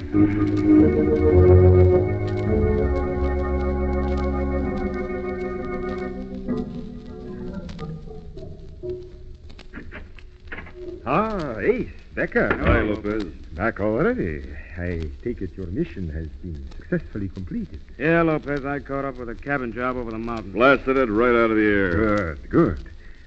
Well, gentlemen, that danger is past, eh? Is it? Sure, we got this private eye, but there may be others. If this guy could find us, others can't. Ace is right, Lopez. This place is getting too hot. Oh? All right, senors. What do you suggest? Well, I'm tossing in my cards, Lopez. Get yourself another flyboy. You, Becker? I'm pulling out, too. Well, that's that. What is our next step? I'm checking out of here at midnight, and I want to take my share with me. You are not threatening me, senors? No, just telling you. We're taking off at midnight. Now, you're welcome to come with us if you like, but whether you come with us or not, we're taking our share. Very well, senors. The details will be arranged. I shall dispose of the baggage and have your share by midnight. We meet at the airport.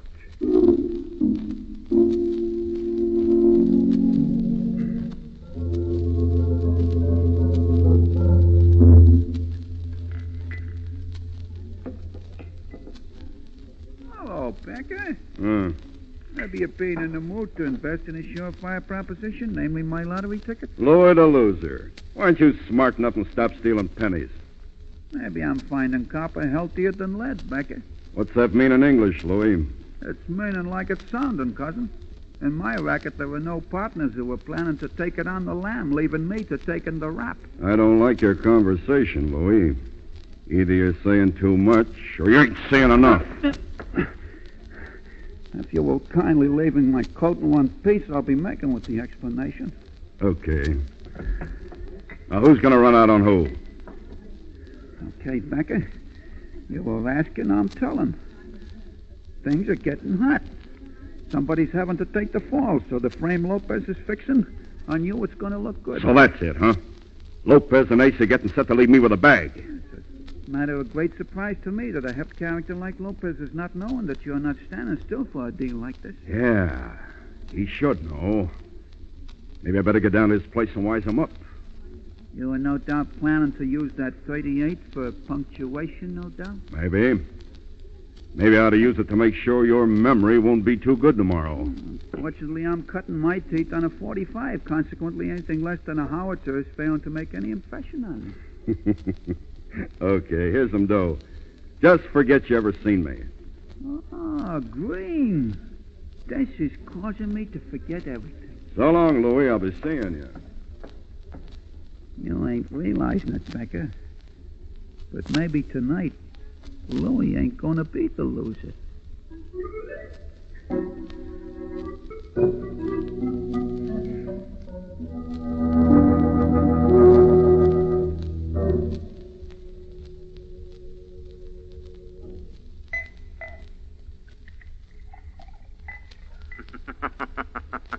Getting courage out of a bottle, Ace? Who said that? I am the Shadow. I've come for an accounting with you and your partner, Becker. Where is he? I don't know. He hasn't come back. Not very steady, are you, Ace? Did shooting down an unarmed plane upset you that much? Who are you? How do you know that? The Shadow knows, Ace. The Shadow knows everything. I didn't shoot them down. Becker did it. He shot them down. How about the refugees, Ace? I'm just a pilot. I don't know anything. He asked me to fly them to America, so I do. Do you? Well, what do you mean? Do you fly them to America? Or is all trace of them lost when they step into your plane? I didn't have anything to do with it. I just fly the planes. Becker's the one. He dumps them. Becker the head of this racket, Ace? Well, is he? No. Becker and I take orders. Lopez is the guy that gives them. He's the guy behind this setup. All right, Ace. The Shadow will see this, Lopez. Then he will return. You won't try to escape, Ace. Because if you do, you'll find the Shadow is at your elbow always. You cannot escape the Shadow, Ace.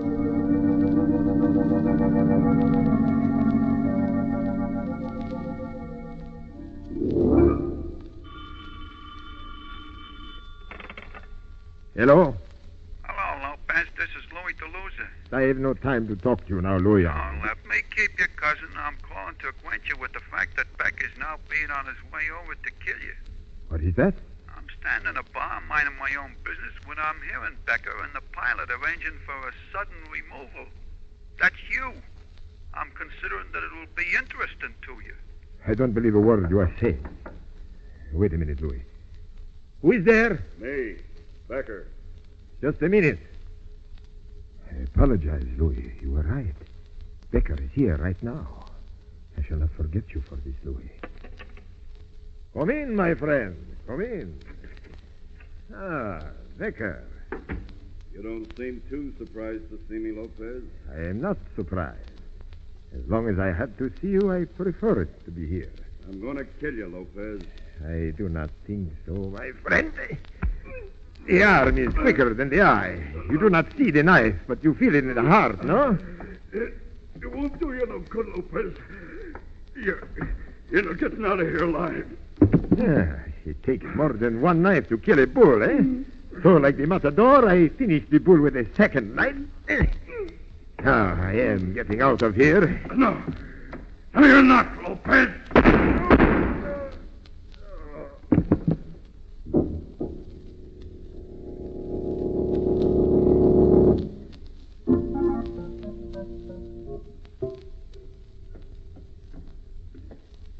Lamont, maybe Ace just sent you here to Lopez's office so he can make his getaway. I don't think so, Margot. Ace won't leave without Lopez and his share of the loot. This is Lopez's office, Lamont. What now? The door's open. We go in. Good heavens. Come in quickly and close that door, Margot. It's Becker. Yes. 2 knives in his chest. This one must be Lopez. He's been shot. Is he dead? Quite. Looks like he tried to make the door and couldn't. I wonder what went on here. Look, safe's been looted. By whom? I don't know. Neither of them seem to have the money. Oh, wait a minute. Might have been Ace. Of course. Ace is the only member of the gang left. He must have double-crossed his partners. Come on, Margot. You better get right out to the airport and see that Ace doesn't try to make a getaway.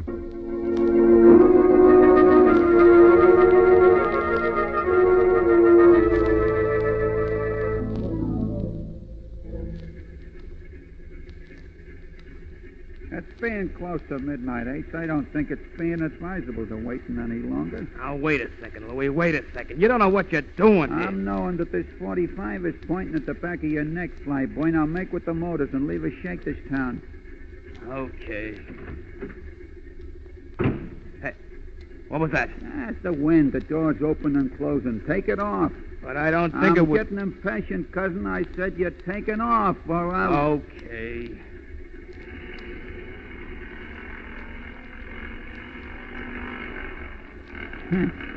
Do not steal pennies, Becker is saying. Steal pennies, huh?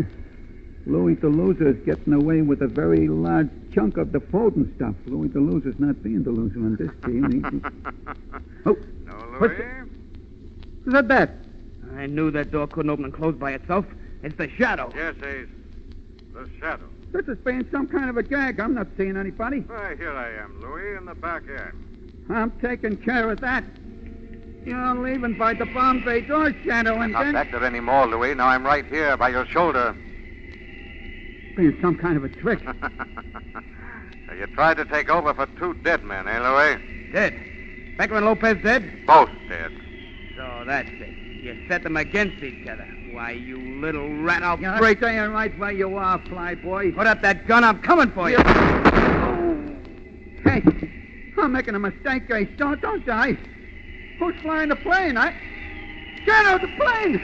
It's beginning to dive, Shadow! Louis, stay away from that open Bombay. Louis! Poor fool. Louis the Loser. He lived up to his name.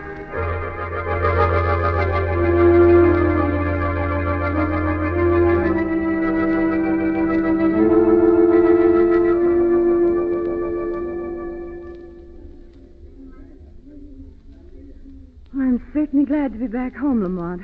We had some narrow escapes on that one. Yes, Margo, but it was worth it. The evidence we were able to turn over to the authorities will smash that alien smuggling ring once and for all. Oh, here comes Suzette. Oh, my good friend. You have won my gratitude. At least that, so it is. Now I know. We're sorry, Suzette. But you did a real service in helping Mr. Cranston break up that smuggling ring. I'm glad of that, Miss Lane. And now, what can I bring you? Here is the menu. No. You don't catch me that easily, Suzette. I'm not ordering from a French menu anymore. Oh, but why? So what happened to me in Locarno because of my French accent? From now on, Suzette, I'm adhering strictly to ham and eggs.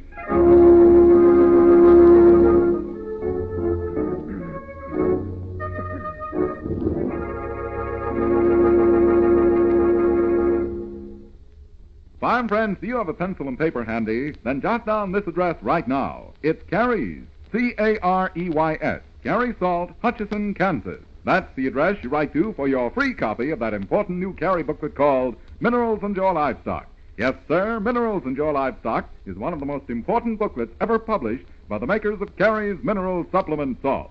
It helps take the guesswork out of the feeding of farm animals. Tells the mineral needs of cattle, hogs, poultry, sheep, horses, mules. Contains 32 pages full of facts, figures, pictures, and all of the facts have been proved in actual practice at the famous Carey Model Farm.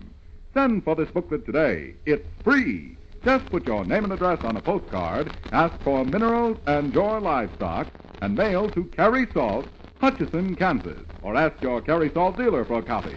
Yes, sir. Used along with old reliable Carey's Mineral Supplement Salt, this new booklet can help you guard against losses and protect profits.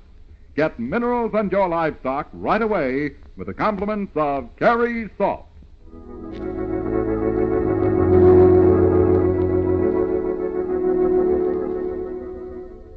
This story is copyrighted by Street and Smith Publications, Incorporated. The characters, names, places, and plot are fictitious. Any similarity to persons living or dead is purely coincidental. Again next week, the Shadow will demonstrate that the weed of crime bears bitter fruit. Crime does not pay. The Shadow knows.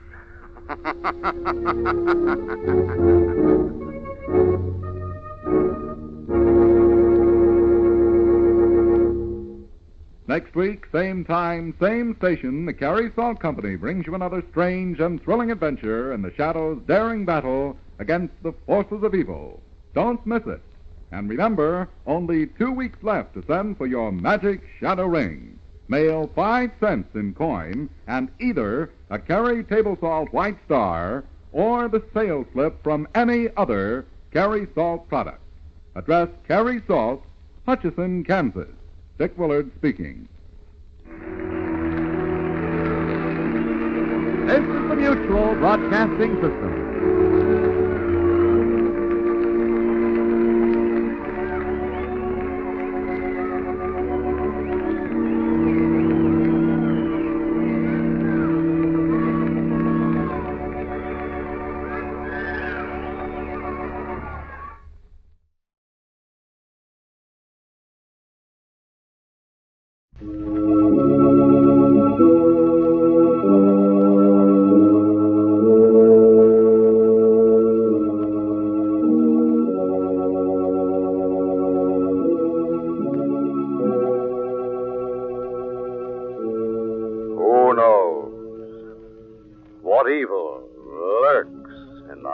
Of men. The Shadow knows.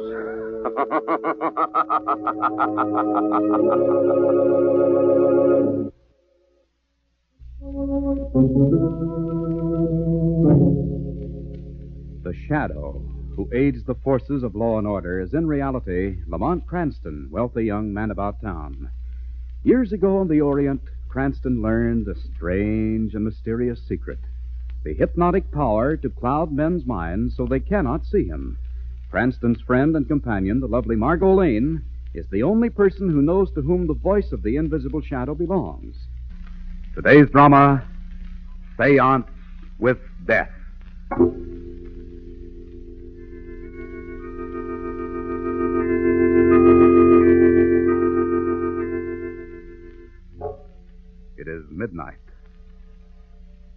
door to the bedroom of a large suite in a fashionable midtown apartment opens.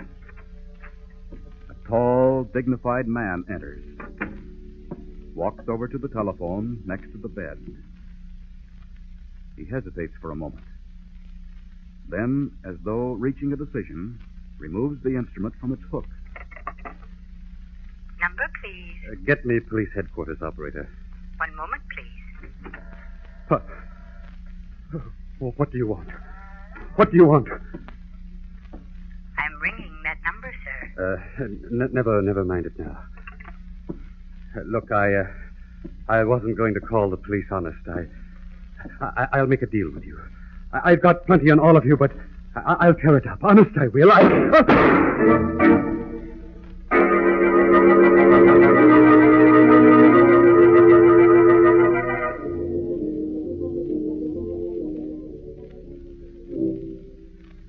tell you, I don't like it, Robbie. Killing Sanders was a bad idea. Faking spooks is one thing, but making real spooks is not good for business. Oh, wait a minute, Swami. You talk as though I knocked off Sanders. Well, you did, didn't you? No. I didn't have anything to do with it. Oh. Maybe you want me to think Doc killed Sanders. Maybe I did, Swami. Doc, I did not hear you. No, well, I heard you. I guess I was just sounding off. You know how it is. Sure, I know how it is. That's my business, remember? Applied psychiatry and consultant, I know exactly how it is. Sure. Doc can read your mind for you. Doc. The police are pretty mad about Sanders being killed, Doc. They said he was killed to keep him from giving some dope to the cops. He was. And the police are no madder than I am, Swami. You tipped our whole business to Sanders. He had enough evidence to break our little game wide open. Yeah. You weren't playing Sanders for a sucker, Swami. He's been playing you. Yeah? How about his daughter? She's still on the hook. But now we're running into a few legal difficulties in procuring the girl's inheritance. Oh, you mean with lawyers? With one lawyer, a man named Jackson. Sanders' personal legal advisor and a very suspicious man. Oh, we're going to have to give Jackson the spook business, Doc? Jackson is going to be taken into the fold, made a believer. Oh. We make him such a believer, he loses his suspicions and does not object to signing over Sanders' fortune to his daughter. Precisely. We start Mr. Jackson's conversion to the faith with this. A picture of Sanders. Right. Treat it with that luminous paint of yours and make it a spirit photo. Robbie, here can do an excellent imitation of Sanders' voice. We'll have a record made, and as soon as the Sanders girl comes in with Mr. Jackson, we'll have a little session. And the Sanders girl doesn't know we're using it, huh? Does a lamb know it's being led to slaughter? It sounds good, but... There are no buts, Swami. Don't forget, I took you from a mitt camp in a carnival and set you up in the best spook setup in the country. You wouldn't want to go back to reading palms at a dime a throw, would you?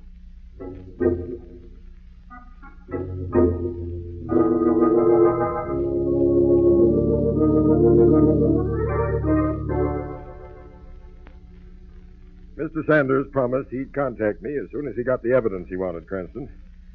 Well, you know the rest. You say he said he was on the trail of a racket that was milking hundreds of gullible old men and women, Commissioner? Yes, Cranston. He sounded pretty bitter about it, almost as though it hit close to home. His wife, perhaps? No, his wife has been dead almost 10 years. Any family at all? Just a daughter, Consuelo. She have any idea who killed her father? If she has, we haven't been able to get it out of her. At any rate, we haven't pushed her too hard. Why not? Now, you see, the girl's been under the care of a psychiatrist for quite some time. You mean she... No, she's not crazy. It's just that according to her psychiatrist, I have his name here someplace. Oh, yes, Dr. Thor Sampson. According to him, she suffers from a psychic maladjustment. What does that mean? And it means about $10 a treatment. He's located on Park Street in a swanky apartment building. Anyway, we can help find Sanders' killer, Commissioner? No. Everything possible is being done. For Pete's sake, don't complicate it any more than it is. Okay. Come along, Margo. The commissioner sounds busy. Goodbye, Margo. Cranston? Goodbye, Commissioner. See you soon. I don't think you fooled him either, Lamont. Whatever do you mean, darling? Just that. Don't you think Weston knows that you're on your way to see the psychiatrist right now? Of course he does, the old faker. Otherwise, why do you think he'd go to such pains to make sure we got Dr. Sampson's name and address?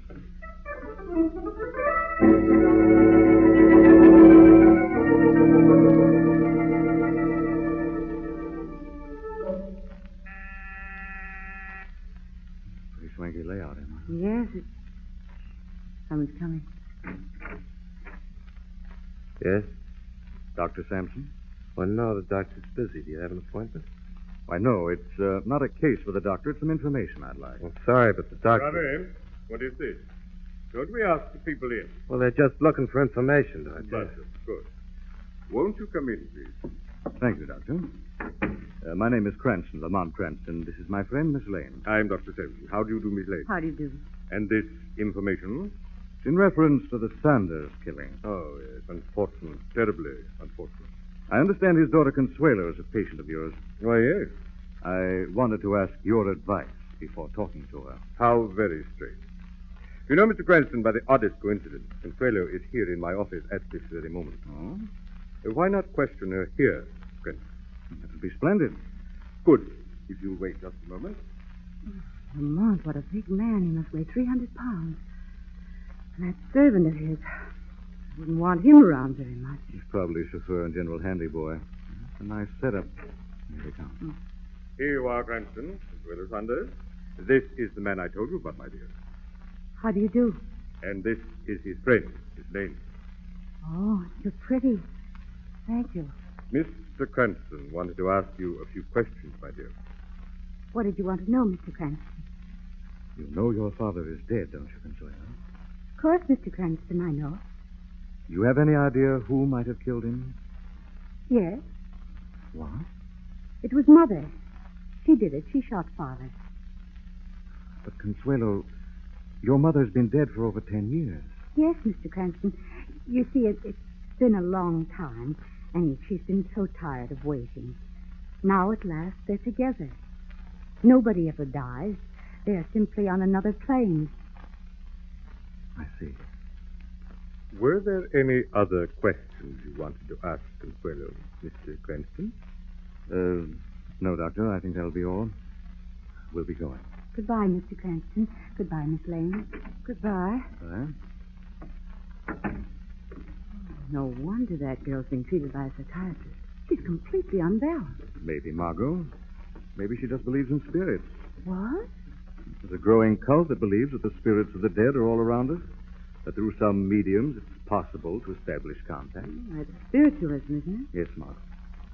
And spiritualism is often used as a racket with which to prey on the rich and old. Do you think that's what Mr. Sanders was referring to when he told Weston he was out to break up a racket? May well be, Margot. At any rate, it's worth a try. Come on, we've got some investigating to do.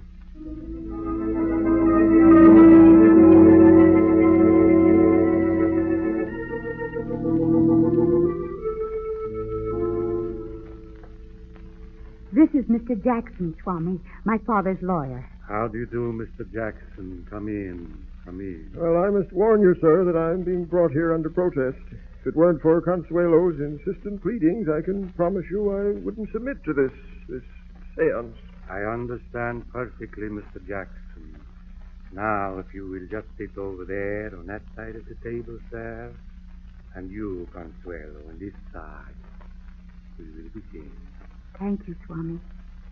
Now, Consuelo, you must concentrate, my child. Yes. You will be the medium through which I speak to your father. The medium through which I bring his image to you both. Concentrate, Consuelo. Concentrate.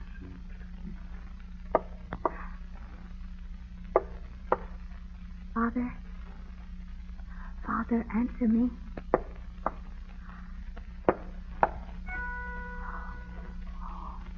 I see a horn. And the light near the cabinet. Swami, look. Look, it's Father. Good heavens.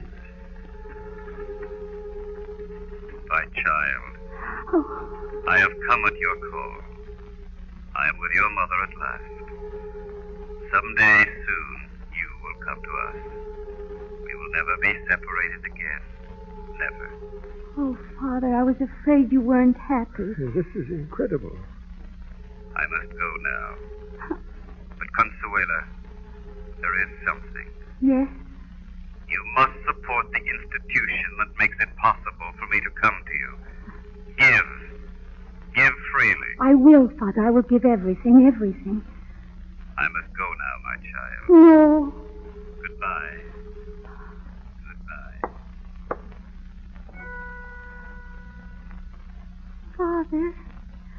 Father, come back. Oh, Consuelo, I hope everything went well. We made the contact. Yes, Swami, we made the contact. You are satisfied, Mr. Jackson? That's the most incredible scene. You are satisfied? Yes, I'm satisfied. Oh, Mr. Gunn, excuse me. I will be right back. You rang the gong, Robbie. What for? Yes, the phone. Doc wants to talk to you. Girl and Jackson are in there. I do not have much time. Hello. Hello, Swami. How did it go? Like clockwork. I gave them everything but the bottle of Iwo Jima in Technicolor. Good. But you'll have to do more. A serious complication has developed. What now? The chap that was questioning her about her father is Lamont Cranston, a dangerous man.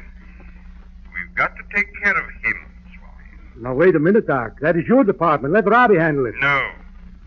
Cranston's too smart to let Robbie get close enough. The girl will have to do it. Consuelo? You're nuts. She won't do it. Yes, she will. I've conditioned her to hypnosis. You can put her under in a second. Get rid of Jackson. Then tell her exactly what she's to do and leave her with a post-hypnotic suggestion that later she will remember nothing. You sure this is okay, Doc? Absolutely. She'll walk up to Cranston, let him and Miss Lane have it, then forget all about it. What could be sweeter and neater?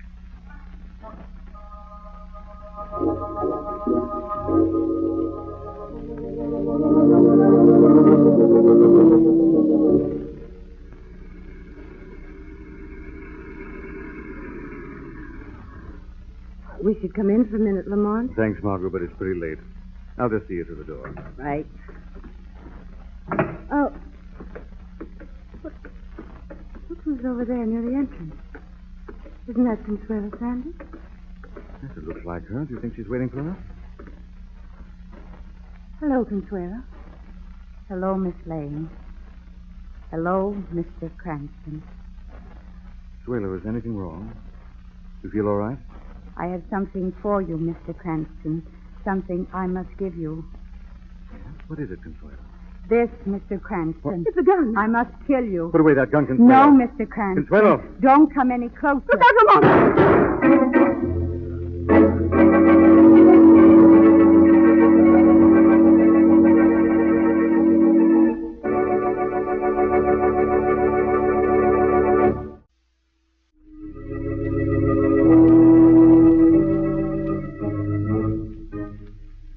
Lamont Cranston and Margo Lane are investigating the murder of wealthy Roger Sanders.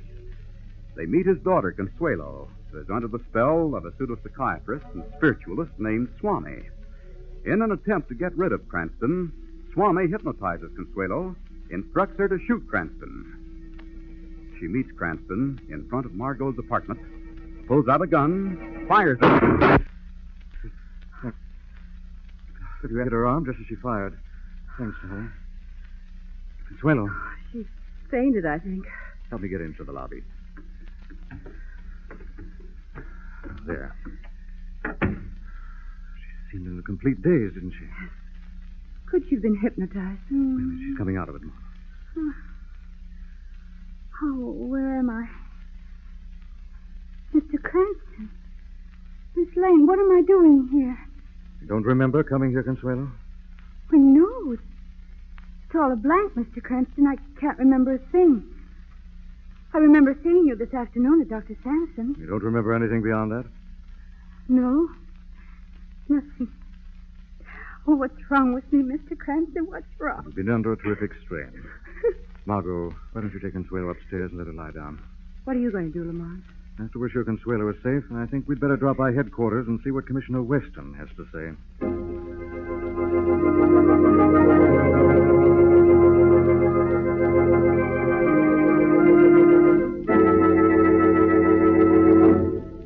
I tell you, Cranston, you're playing with dynamite.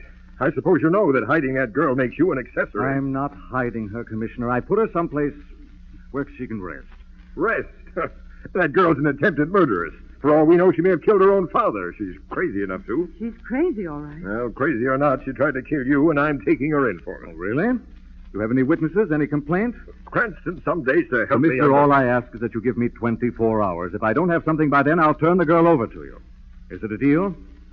Well, I'm going to hold you responsible for that girl. I'll accept the responsibility. Come on, Margo. Goodbye, Commissioner. Goodbye. Goodbye. Well, I hope you know what you've let yourself in for, Lamont. I think that girl can help me smash this racket, Margo. But how? She doesn't even remember anything. Not consciously, Margo. Maybe the shadow can decipher the secret from her unconscious mind.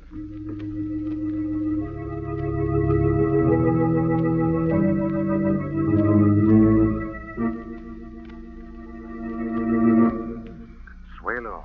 Consuelo Sanders. Consuelo. What? Who said that?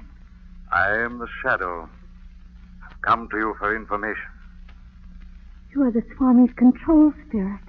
No, Consuelo. I am the shadow. I want information about the Swami. You're trying to test me. You're here because the Swami sent you. You think I'm an unbeliever like my father. I'm not. Father was an unbeliever? But he was one of the Swami's patrons, wasn't he? Yes, but the Swami couldn't convert Father. He tried to, but he couldn't succeed. I see. This Swami, where can I find him, Consuelo? He's everywhere? Nowhere. Where is this Swami? Tell me, what is his address?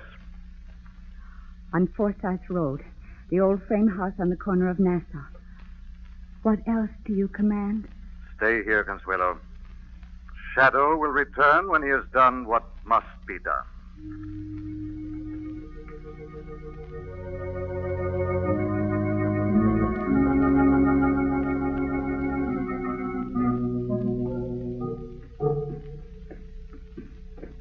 Lamont, are you sure we should do this? Suppose someone's here at the Swami. I doubt it, Margo. The place is dark. It doesn't look as though anyone lives in it during the day. The door's locked. This will take care of it. Step in fast. I hope you know what you're doing. There must be a switch around here someplace. Oh, here it is. What was that? It sounded like... Wait. Consuelo, my child. You have come at last to your father. There's someone in this room, Lamont. Let's get... Look over there in the cabinet. A man. That, darling, is Mr. Sanders, if I'm not mistaken. Sanders? But he's dead. Get me out of here, Now, wait a Lamont. minute, Margo. Now, these are all tricks. What? Watch. I bring out the astral horn by pushing this button. The voice of the control spirit by pushing this one. Consuelo, my child. You have come at last to your father. All tricks, Margo. Cruel tricks designed to get money from the bereaved and the credulous. But how do they work? The horn, recorded, as is the imitation of the voice of Sanders. As for the picture, just treat it with luminous paint. When I push the button, the dark cloth in front of it falls away and it glows in the dark. Shh, Margo, someone's coming. Hide behind these drapers. This is one place I can't have too much light. Where's that switch? That's better. Hello, Robbie. What? So you work for the medium as well as for the doctor, eh? Cranston. I thought you... Ted, sorry to disappoint you, Robbie. What do you want? Facts. The facts and what's behind all this. You can't make me talk. Maybe you better help me tie Robbie up, Margo. Those cords from the drapery should do it. Right. I warn you, Robbie, I'll shoot at the slightest resistance. Okay, darling? He won't get out of that. All right now, Robbie. Now, where's the Swami and what's his connection with Dr. Sampson? They're in cahoots. The doc gets the dope out of the suckers when they come to him. He passes it along to the Swami and he uses it in the seance. What are you doing here? The doc figures things are getting too hot. They're pulling out. Swami sent me here to pack his stuff. What about the girl, Consuelo Sanders? I don't know. They got all they can out of her. All right, Margo, let's go. What are you going to do? First, make sure Consuelo's all right at your apartment. Then pay a visit to Doc Sampson and the Swami.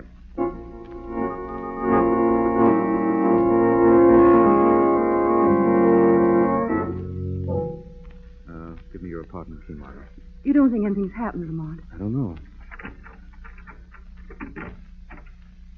Consuelo?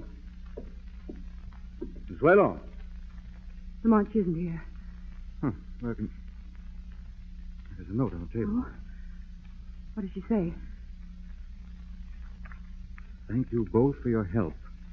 I must leave. I feel a call. I cannot resist. Can they have that power over her, Lamont? A power that makes it possible for them to will her to do things? I think I finally got the answer, Margo. If I'm right, the shadow may still have time to prevent another murder.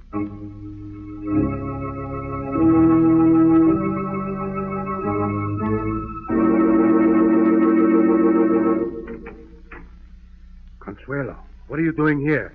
I had to come, Swami. I felt your call. Nobody called you. Look, run along, Consuelo. No. Doc and I have some important business. We must... A voice told me to come to you, Swami. Please, Consuelo. Later on, perhaps. I want you to make a contact for me. Look, Consuelo. Nobody on this plane can make a contact. But you can, Swami. See, Swami? Now you can make the contact. You're no longer on this plane, are you? Good heavens, Consuelo. What have you done? What's the matter, Doc? I thought you didn't like the Swami. I don't.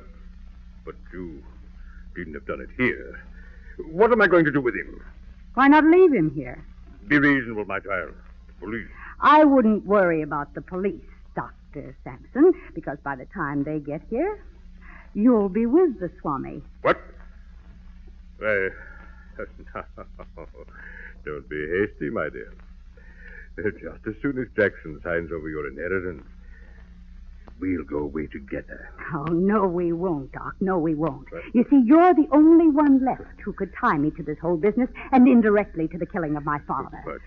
But what can you gain by Gain? killing me? Gain. When the police find you, this gun will be alongside you. It's the same gun that killed my father. The police will put two and two together and then... Forgotten the Swami, Consuelo. What was that? Swami! You're dead! I just killed you! Don't you remember, Consuelo? Many of our dear departed that we think are gone forever are always with us. It can't be true. But it is. I'll kill you! I'll kill you! With an empty gun? No, Consuelo, you're not going to kill anyone else. Let go of me! Who are you? You're not Swami. I'm the Shadow. I've come to see justice done. I have done nothing. We'll see about that, Dr. Sampson. We'll all stay here together and wait for the police. They'll be very interested in the story you two will have to tell them.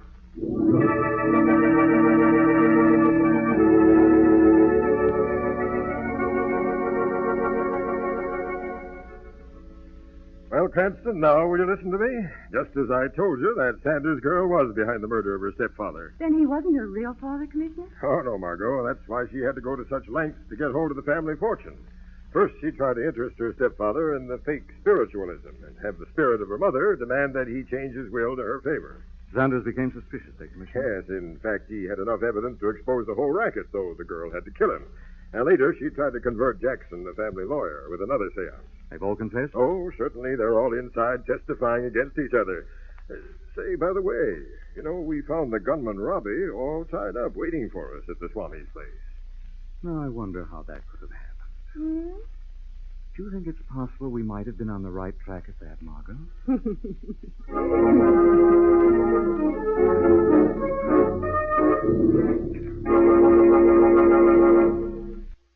The weed of crime bears bitter fruit.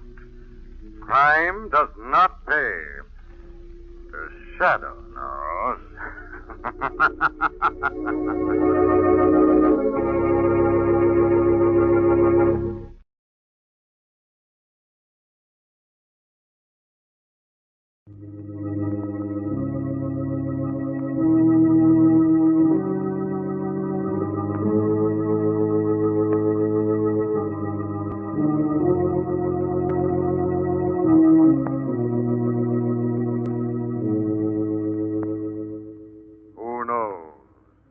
What evil lurks in the hearts of men? The Shadow knows. Now, the Carrie Saw Company, producers of salt for every farm and home use, bring you the thrilling adventures of the Shadow, the hard and relentless fight of one man against the forces of evil. These dramatizations are designed to demonstrate forcibly to old and young alike that crime does not pay. Today's thrilling adventure will begin in just a moment. Meanwhile, last call on Carrie's exciting Magic Shadow Ring offer. If any of you boys and girls haven't sent for your ring, there's still time. But hurry! This week is your final chance to win this wonderful ring that glows in the dark with a weird, mysterious radiance. You can't get the Magic Shadow Ring in stores, but in a few minutes I'll tell you how you can get one, thanks to the makers of Carrie Salt. Mom knows all about Carrie Salt. She knows it's so fine it goes way down into food and brings out delicious hidden flavor. So I'm sure she'll be glad to help you get Carrie's fascinating Magic Shadow Ring. Be sure to keep listening, because remember, kids, this is positively your last chance. I'll be back soon with the details. But now, the Shadow.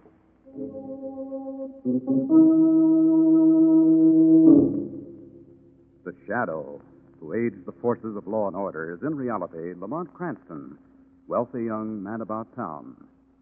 Years ago in the Orient, Cranston learned a strange and mysterious secret, the hypnotic power to cloud men's minds so they cannot see him. Cranston's friend and companion, the lovely Margo Lane, is the only person who knows to whom the voice of the invisible shadow belongs. And now, for the last drama of the season, we present one of your favorite stories. By popular demand, we retell the weird and wild tale of Spider Boy.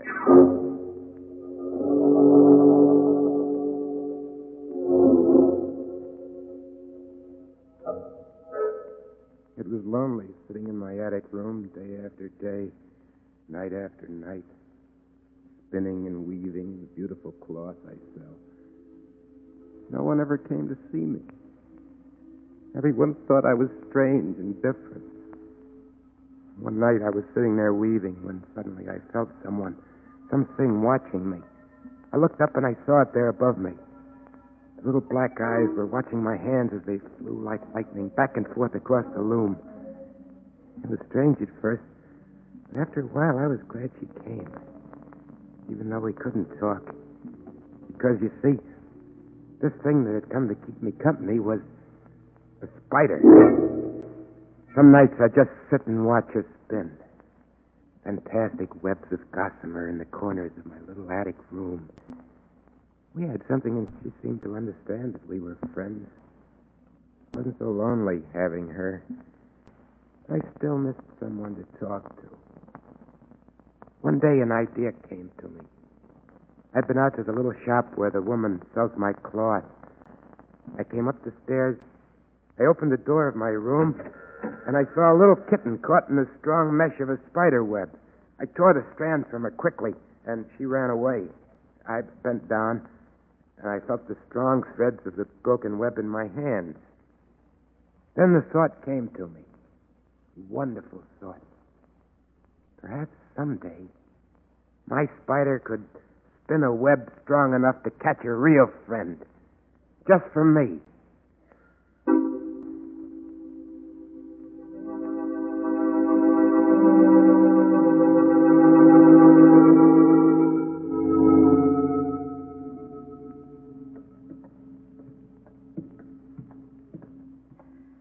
Really, Lamont, some of your friends live in the oddest neighborhoods. That, Margaret, is because some of my friends are the oddest people. Present company accepted, I hope. No, darling, you qualify. Simply because you do seem fond of me. Honestly, I love your interest in people, Lamont. No matter how poor, how down at the heels. They pay me back plenty with the stories I've heard. You've no idea the secrets that are hidden in some of these old tenements. Who was that sweet old man you just visited? He's just been acquitted of murdering his wife. What? When the jury found out she'd been trying to poison him for years. Lamont, we're going to find a cab somewhere right now.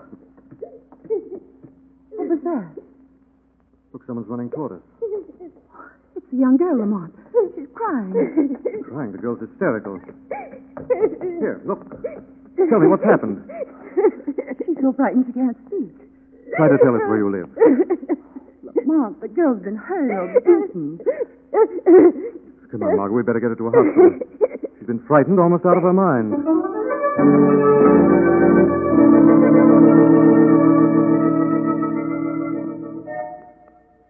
I didn't mean to hurt the girl or frighten her.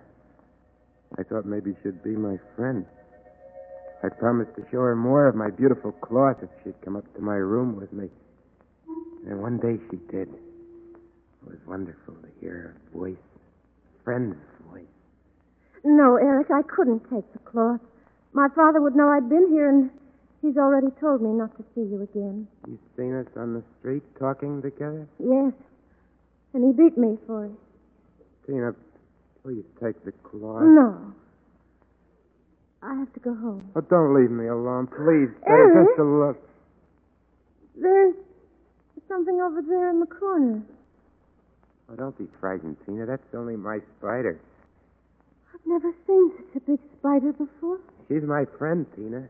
She keeps me company. Get it away. No, Tina, Horrible. it's only my It's friend. coming closer. Stop it. It's all right, No, Tina. I've got to get out of I here. said it's all right. Let me go. It's coming Tina. closer. No, Let Tina. Me, please, Stop let me go. fighting Let me. me go. Stop it, I I've said. got to get out of here. I've got to get out of here. With a sudden effort, she broke away from me. Before I could stop her, she ran out of the room and down the stairs, sobbing. I was left all alone again.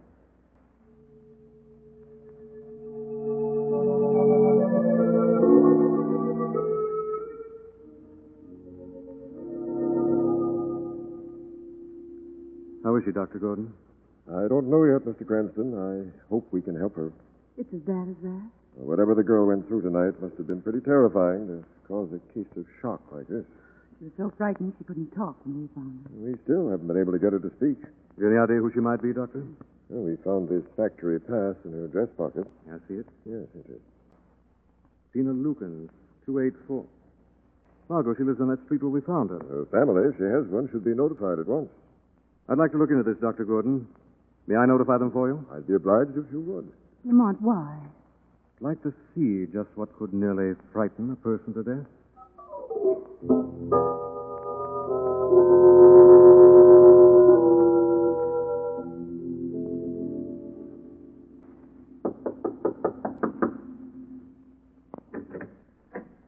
Good evening. Are you Mr. Lukens?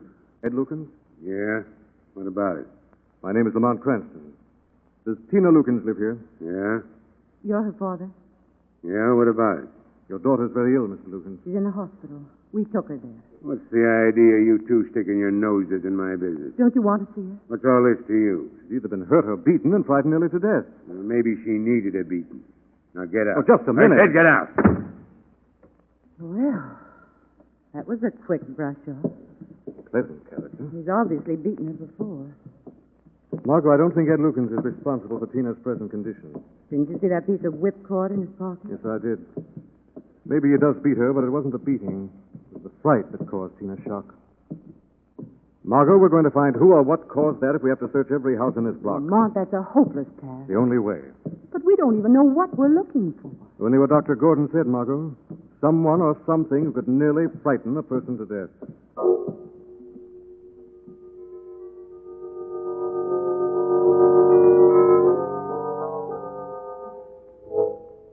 It was lonelier than ever now, after Tina had gone. I put my loom by the window so I could watch the people down below. They all hurried by. And then I saw another girl. Sometimes she was with a man, but sometimes she was by herself. She kept stopping in front of houses, looking in, each house one by one, all along the block. Maybe if I could see her and talk to her, she'd come up here. Tomorrow, she should visit the empty warehouse across the street. I could talk to her then. I could make her understand that I wanted her to be my friend. I waited for hours in the empty room upstairs in the old warehouse. Then I saw her coming in. But the man was with her. I mustn't let him see me. He might not understand. I hid behind some packing boxes in the corner when I heard them coming up the stairs. Careful of those stairs, Margo. I've climbed enough of these stairs the past 2 days to know my way around, Mr. Cranston. There's no one in here? Can't tell. It's a good place to hide. Right. And they were looking for someone. Nothing but an empty old storeroom. Her voice seemed kind and sweet. Empty old storeroom, no one around. This would be the ideal place for someone to drag Tina, frighten and beat her. Tina, he was after me. I'd walked into a trap. I I still think it's Tina's father. He practically admitted he beat the girl. She was on my side.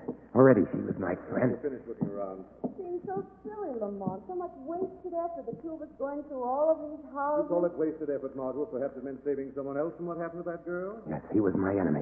Well, there's nothing frightening in here. No, I guess not. They were leaving. Wait. No, they stopped again. Better have a look behind those old packing cases. He was coming toward me. Lamont, come on. Wait, I'm going to have a look. He was going to find me. I felt in my pocket quickly. There it was, the sharp blades of my cutting shears. Take just a minute, Margo. Let him come. I was ready for him now. Now, let's see what's behind these packing cases. Heavy. I held the scissors tightly. I guess the best thing to do is knock them all over. You do. You'll find these cutting shears right in your heart. Lamont, what happened? No, it's nothing. Nothing at all, Margo. I just scratched my hand on a nail. I was still safe. He hadn't seen me. You're coming home with me now. I'm going to take care of that hand. All right, darling, you win. I was safe. You're really leaving now. We'll pick up again tomorrow where we've left off. Tomorrow. Tomorrow. Maybe if I was careful, I'd have another chance to see her. Tomorrow.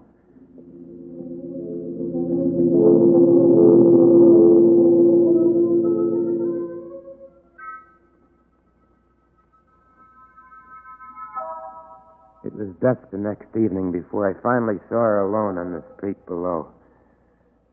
I leaned out of the window, dropped a lovely shawl I'd been weaving. I watched it as it wafted slowly downward and dropped at her feet. I jumped back so she wouldn't see me as she looked up and saw my window open. When I looked out again, she'd gone. My heart beat wildly when I heard her footsteps on my stairs. My friend. We'd laugh and we'd talk. I wouldn't be lonely anymore.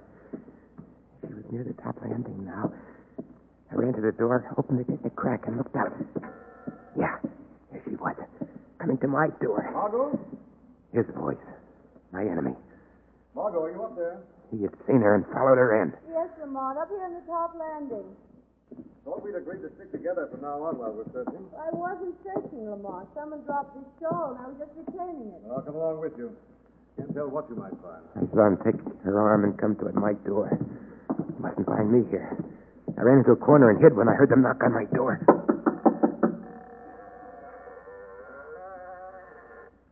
Door open, Lamont. But it doesn't look as if anyone's home. Well, come on in. We can leave the shore anyway. My, what a dark, stuffy little room. You sure the shore came from here? Yes, Lamont. Look. Someone must have woven it here. There's a loom and yarn and thread scattered everywhere. Oh, Lamont. What is it? Nothing, I guess. I just ran into a spider web. So did I. The place is full of them. Hand me that broom. Oh, do you think you should sweep them down, Lamont? I'd rather have them in your hair. Lamont, stop! What now? Something over there in the corner. What in the world? It's crawling toward you, Lamont. Looks like a spider. That size? It's after you. You tore down the web. Get behind me, Margo, quickly. It's coming toward us. It is a spider. Lamont, look out!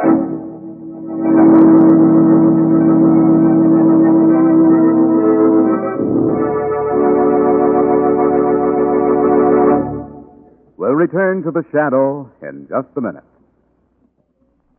Well, kids, this is it. The final announcement of that exciting offer from makers of Carrie's Salt. Carrie's wonderful magic shadow ring. Listen, you've never seen a ring like it. No ordinary ring could do what the magic shadow ring does. It drinks in the living light as greedily as the jungle orchid eats live meat. Then you wear the ring in a dark room and, wow, it glows with a weird, spooky radiance. Think of the fun you can have, amazing everybody and giving secret signals with your mysterious magic shadow ring. It's too good to miss, so you'd better hurry. Here's all you do. Tell Mom you need the white star from the top of a round package of Carrie Salt, plain or iodized. Mail that white star and 5 cents, just a nickel, to Carrie Salt, Hutchinson, Kansas. Or you can mail the sales slip from any Carrie Salt product and 5 cents. Don't forget to print your name and address plainly. Your magic shadow ring will come postpaid. Act quickly before these thrilling rings are all gone.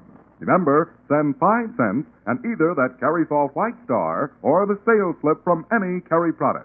Address Carrie's, C-A-R-E-Y-S, Carrie Salt, Hutchison, Kansas. And now, back to the Shadow.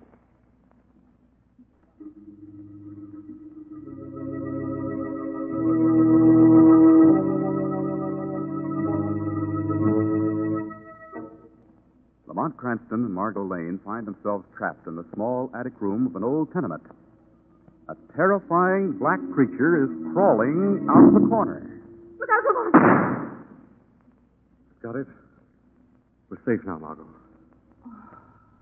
Horrible. Thought I'd better bring this gun along just in case. I never dreamed I'd have to use it to kill a spider.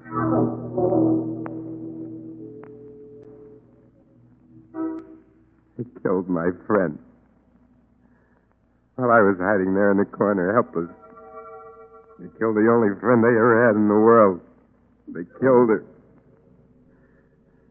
I bent over and touched her. And then it happened. It was almost like a miracle. I could spin. Like my spider. Delicate threads of silk.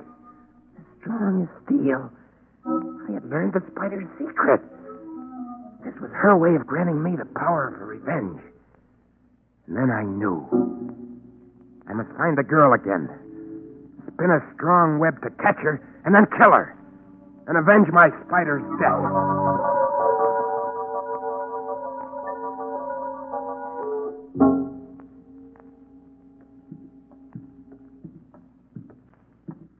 Why come back here to the hospital, Lamont? What are you going to say to Tina? I can just convince her I've killed that spider, Margo, that she's safe. May mean the difference between life and death for her. This is her room here. Yes. Hello, Tina. Tina, it's your friends. We've come back to talk to you. Tina, please listen to me. You don't have to be afraid anymore. It's gone. Spider is dead. Spider dead. Isn't that what frightened you? Spider.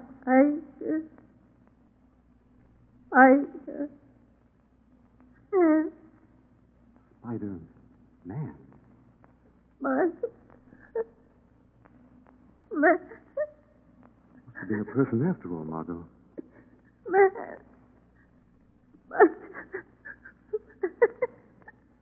I think we'd better go, Margo. Yes. Her father, Lamont. He must have used that spider somehow to frighten her. Dr. Gordon told us he'd never been here to the hospital to see her. Maybe you're right, Margo. Let's go to him now.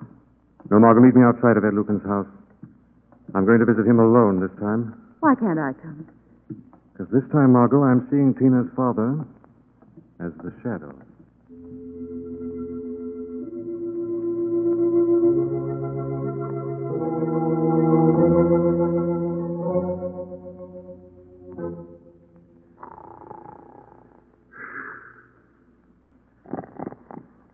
Lukens. Ed Lukens. Can you hear my voice? What's that? Who's that? I am the shadow. Where are you? I can't see anybody. Everywhere and nowhere. In your room, your mind, your conscience. No. What do you know of the spider? Spider? What spider? Spider that frightened Tina. I don't know anything about it, I swear. Why haven't you gone to the hospital to visit your daughter? I was afraid to go. I was afraid they'd think I did it this time. You did beat the girl? I won't never do it again, I promise. I only did it when I seen her with that boy. What boy? Some queer kid she talks to on the street. I didn't want him to get serious. I gotta keep my girl with me. She's got her old father to support. Tina said Spider-Man. This boy, he's old enough to marry Tina? Not a boy, but a man? Yeah, I guess he's old enough. But he's not the one for Tina. Did Tina ever call him the Spider-Man in front of you? Spider-Man? That's good. What's good, Ed Lukens? Tell me, why do you laugh? Spider-Man. Yeah, he weaves for a living. Weaves threads like a spider. That's what I've heard. There could be a connection there. A real spider and a boy?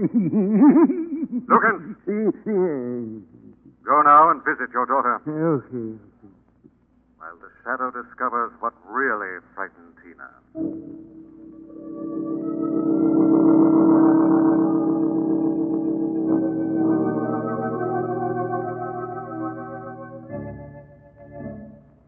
The trap was set. All my clever plans were laid. Tonight I would have my revenge. I'd get the girl in my room and kill her. I stood by my window watching. And then I saw her, alone under the streetlight in front of Tina's house. She walked back and forth nervously, glancing at her watch, passing a little shop I'd left my cloth for. And then, yes, she did. She stopped. She noticed it in the window. I was right. She couldn't resist. I saw her turn and enter the store.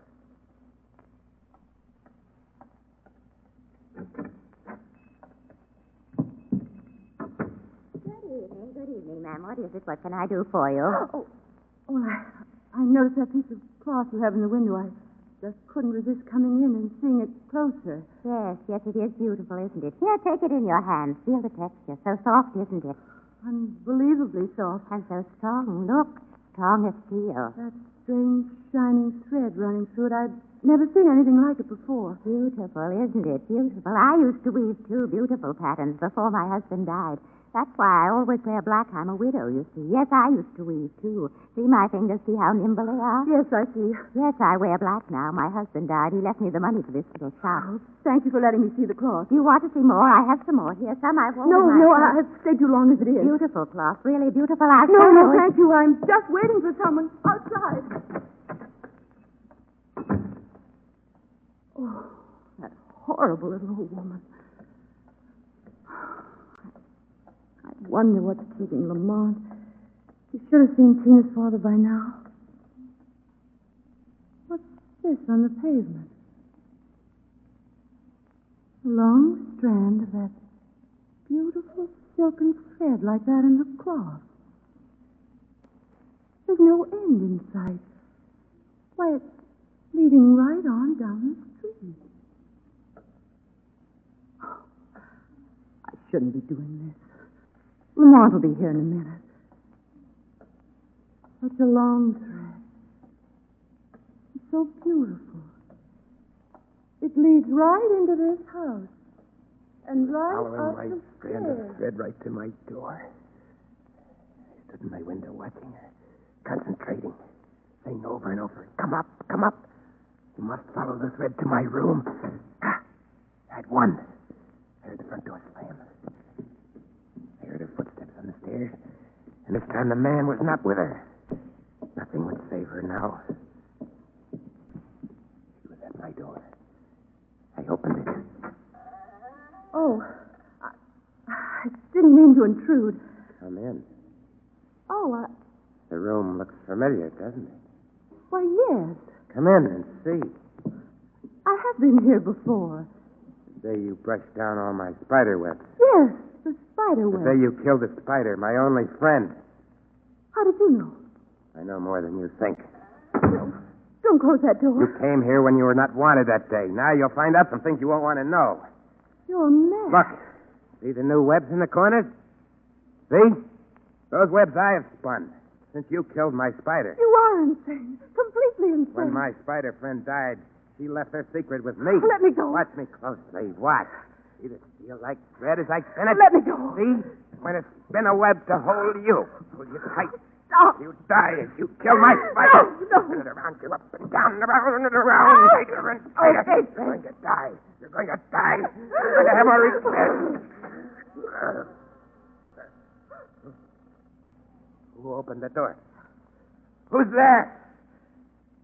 Shadow, Spider Boy. I don't see anyone. Where are you? You'll never find me, Spider Boy. You can't spin your web around thin air. Help. Please help. Zane. There you are. Oh. You've torn my web from the girl. The web has fallen to the floor. You see, Spider Boy, you have no magic. I have. The spider left me her secret. I can spin. You cannot spin. You're caught, Spider Boy, caught in your own web of insanity. No. You'll never get me. I'll escape. I can leave like my spider, let myself down out of the window. I can spin strong steel fibers and let myself down. Don't go out that window. I'll show the whole world the secret the spider left me. Stop! What?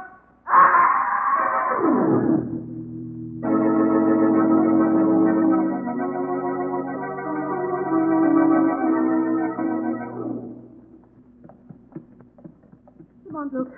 There he is, He's where he's held. underneath the window. He's dead, Lon. Look, Lamont. Look what he's holding between his teeth. He really believed in his own twisted mind he'd learned the spider secret. Yes, Margo. He really believed he could spin. Thought he could let himself down from the window by nothing but a flimsy strand of ordinary weaving yarn.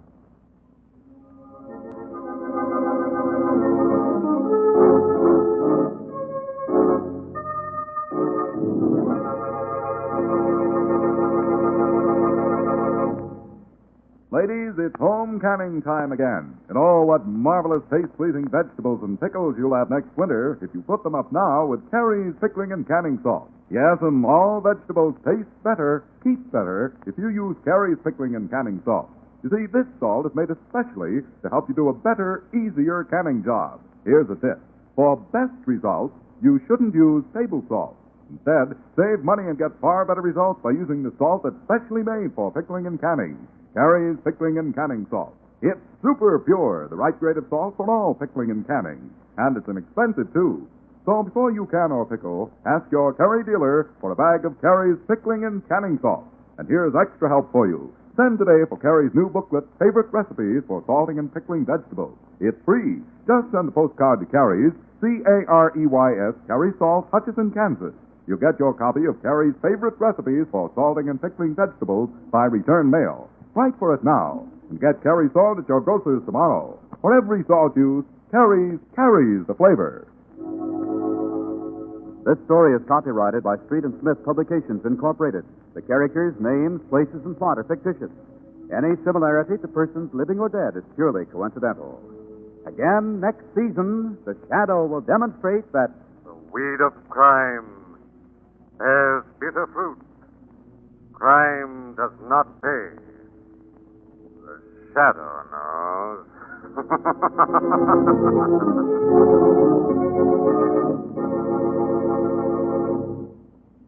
Each week during the year, the Carrie Salt Company has been pleased to bring you the strange and thrilling adventures of the Shadow in his daring battle against the forces of evil. This concludes the current Shadow series. Meanwhile, boys and girls, be sure to send for your magic Shadow ring.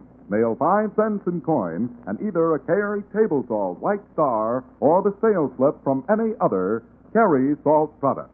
Address Carrie Salt, Hutchinson, Kansas.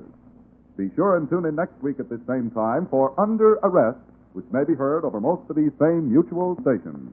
Dick Willard speaking. This is the Mutual Broadcasting System.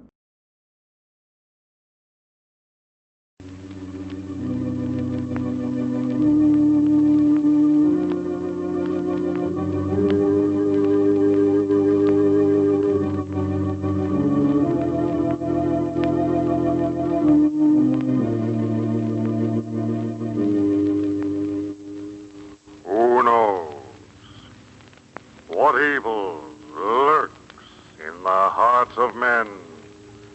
The shadow knows.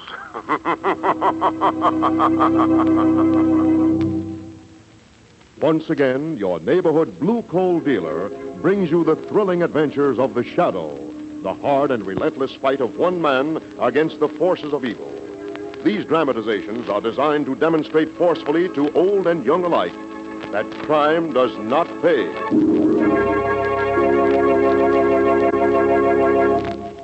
It's blue coal for finest heating service. It's blue coal for finest modern equipment.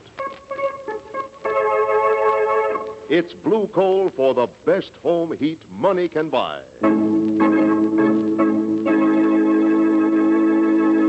Today, as never before, you want to get the most value for your money. Heat your home with blue coal. It's America's finest hard coal. Because blue coal is the cleanest, highest quality anthracite you can buy, you get more heat from each dollar's worth of fuel. Tomorrow, telephone the nearest blue coal dealer. And this year, save money with blue coal, America's finest home fuel.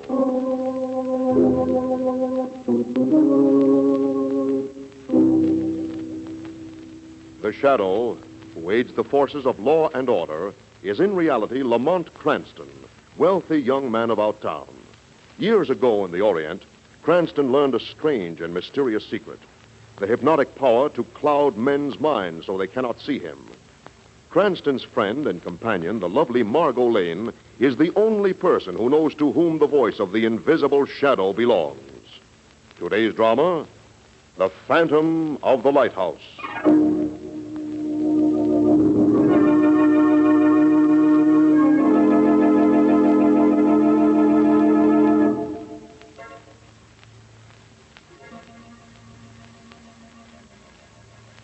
In a small, bleak room in the base of a lonely lighthouse, two men and a woman sit huddled about a table.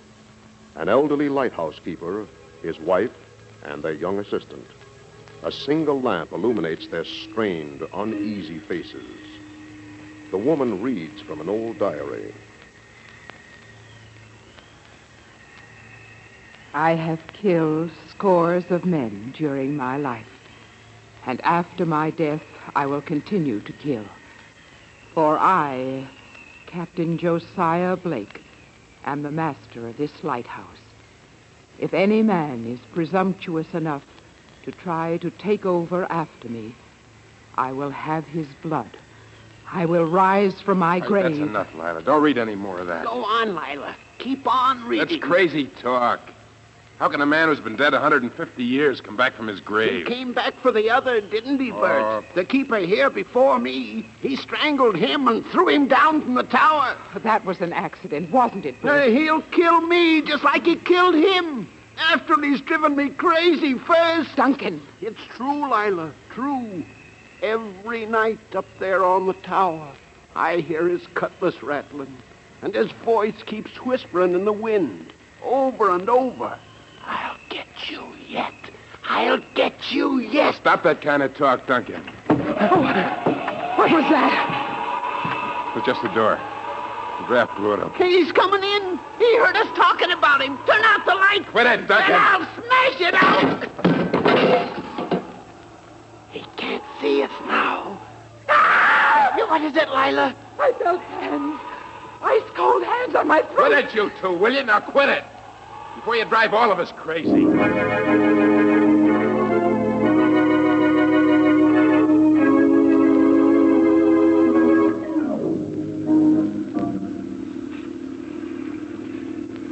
Stand by with that painted, Jim. We'll be pulling into the Lighthouse dock in a minute. Yeah, place gives me the creeps, Mr. Strong. Especially at this time of night. Bert was over in the mainland this afternoon. Said old Duncan had another of his spells. Got to carry on alone. Asked me if we'd take the supplies inside when we landed. Go inside the lighthouse? I promised Bert we would. It's a favor. Make fast, Jimmy. Yeah, okay, Mr. Strong. Okay, all set. Good. Let's get busy. Here's a parcel Bert wants delivered up to the Lighthouse Tower. Now, careful with it. Full of glass parts. Yeah, but me? I'll unload the provisions and carry it into the basement while you're gone. You couldn't come up with me, could you, Mr. Strong? You don't believe that yarn about old Josiah Blake's ghost haunting the place, Jim? Well... Oh, forget it. Up to it now. Yeah, sure, okay. Remember, old Duncan is sick in his room, and his wife is taking care of him. Don't make any more noise than you have to going up to the tower.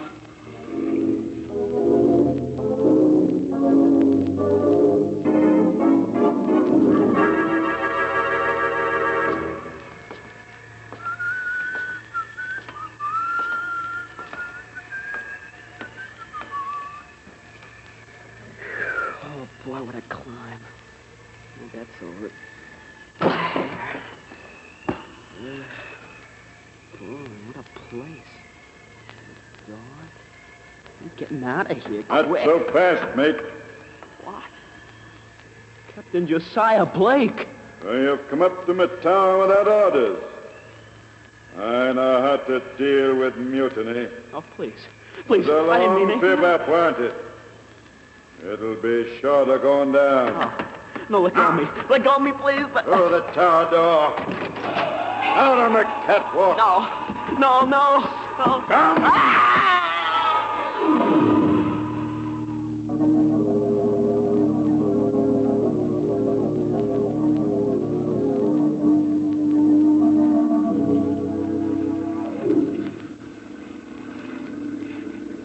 Any way you look at it, it's still a fantastic story, Mr. Strong. I'm not asking you to believe the story, Mr. Cranston. I didn't want to bring you out here to the lighthouse in the first place. Yes, I know. You're really convinced that a homicidal ghost is wandering around the lighthouse, Mr. Strong? What else can I believe, Miss Lane? Jim Fulton never done harm to anybody in his life.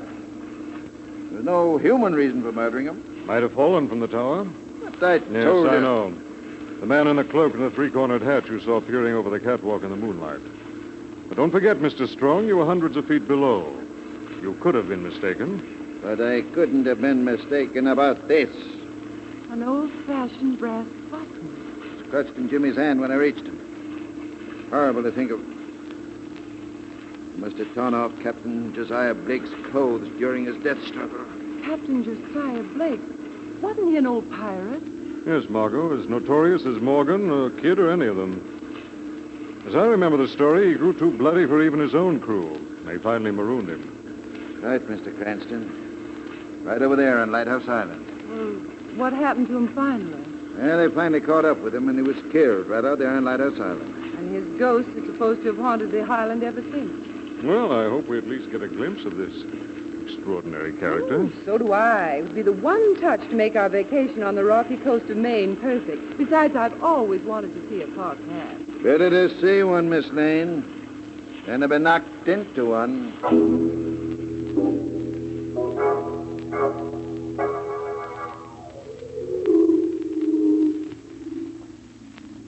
We don't want you here pestering us with your questions, Mr. Cranston. Can't you understand that? I'm afraid I've got more than your feelings to consider, Mrs. Mills. I'm looking for the murderer of Jim Fulton. That's rich. That's rich. This man wants to arrest Captain Josiah Blake. Duncan, control yourself. You don't seem to share your husband's ghostly convictions, Mrs. Mills. That's none of your business. Where were you at the time of Jimmy's death? In here with Duncan. He was having one of his spells, and I didn't leave the room all night. What about you, Bert? I was down in the basement oiling the generator when it happened. I don't know nothing. Nothing. I see. Mr. Strong, I noticed an emergency ladder on the outside wall of the lighthouse. Wouldn't it have been possible while you were carrying supplies into the storeroom for someone to have passed you and run up that ladder? I don't see how. I wasn't in the storeroom more than a couple of minutes. Of course, if it was a ghost, it might have slipped right past you. It's dangerous to talk with disrespect. He may be listening. He? Old Josiah. Duncan, stop talking like that. Why, Mrs. Mills? You afraid he'll reveal something? I've got nothing to hide. Maybe he has. I notice a button is missing from his coat. Good heavens, a brass button like the one in Jim's hand. Don't say anything, Duncan. They're trying to trap you. I know. I know exactly what they're after. What is that, Mr. Mills? Blackmail. Somehow you found out my secret, but I'll never give it away. What was that? It's just a storm, Margo. Good Lord, my launch. We're swamped out there in the cove unless I put up tarpaulins. Duncan, Bert, under hand. We've got to run for it. Okay, Mr. Strong. I will give you a hand, too. No, wait. Mr. Cranston, I've got something to tell you. Huh? I lied about my husband. He wasn't with me all the time last night. Why are you confessing this now, Mrs. Mills? Because I want you to take him back to the mainland with you. He's sick. He needs attention. You mean his obsession with Captain Josiah Blake? Yes, ma'am. I thought he was just a little touched by the loneliness out there. But murder is a different matter. Then you think... I don't know, Miss Lane. I don't know anything for certain. But Duncan wasn't with me when Jim Fulton died. He slipped out of the room when I was fixing his supper. And afterwards, his face was scratched, as if it had been torn by fingernails. I see. Horrible to think about it. My own husband. There, Mrs. Mills, we understand.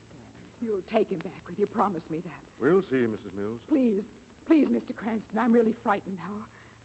I don't know who he'll pick to murder next.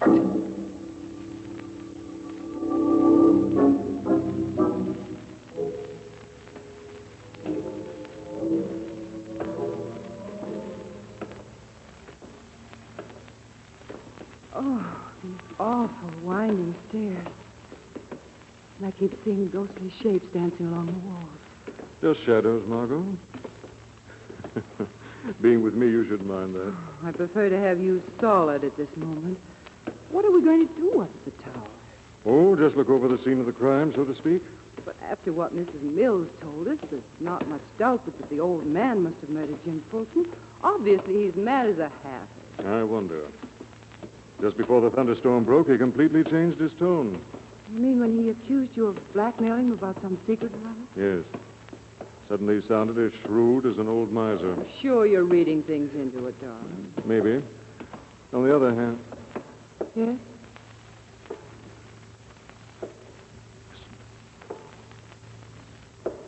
Someone's following us. Sounds like him. Can you see him on the balustrade? No, he's keeping against the wall. He's throwing no shadows. Steady, darling, and get this firmly into your mind. There's no such thing as a ghost. His ever coming is made of flesh and blood, and we're ready for him. Good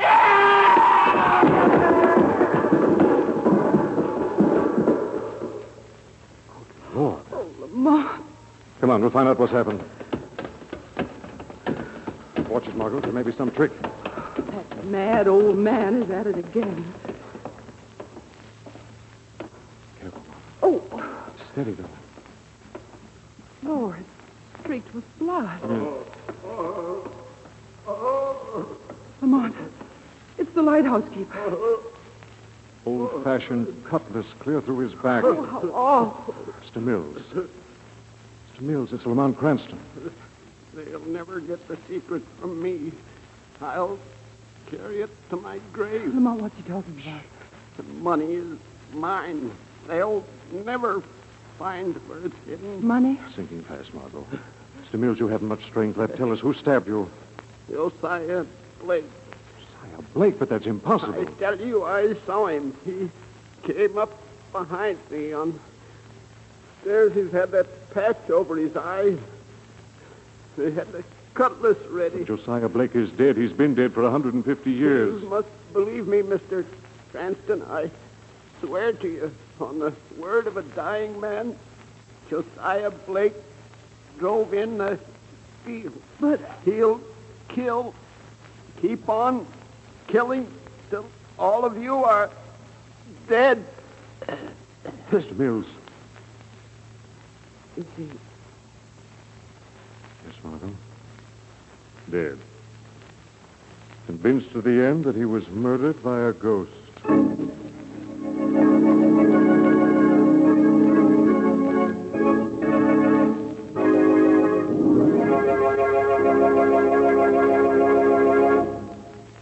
We'll return to the shadow in just a moment.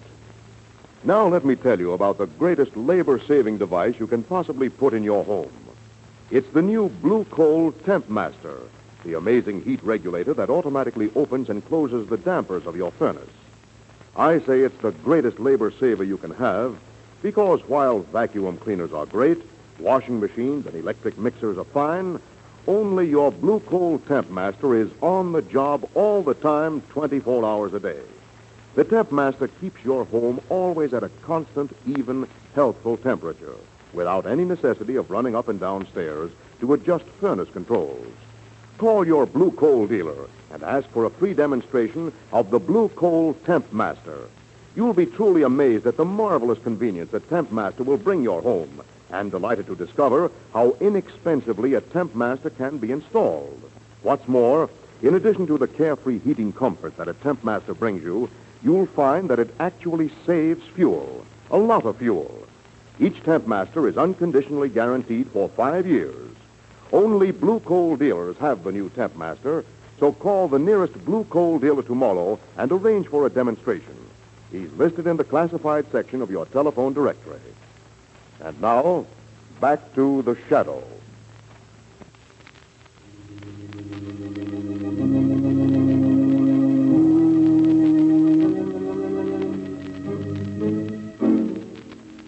There have been 2 deaths in a haunted lighthouse.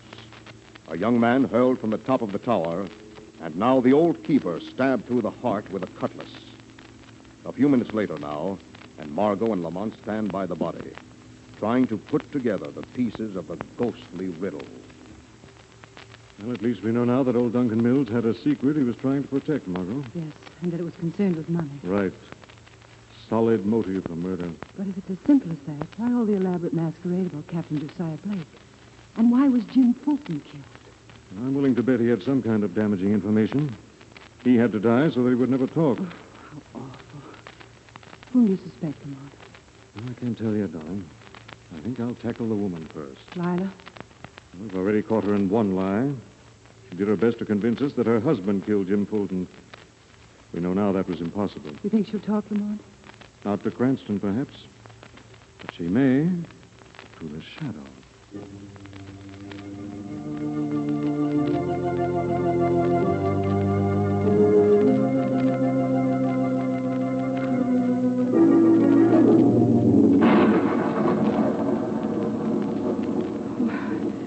What's wrong with me?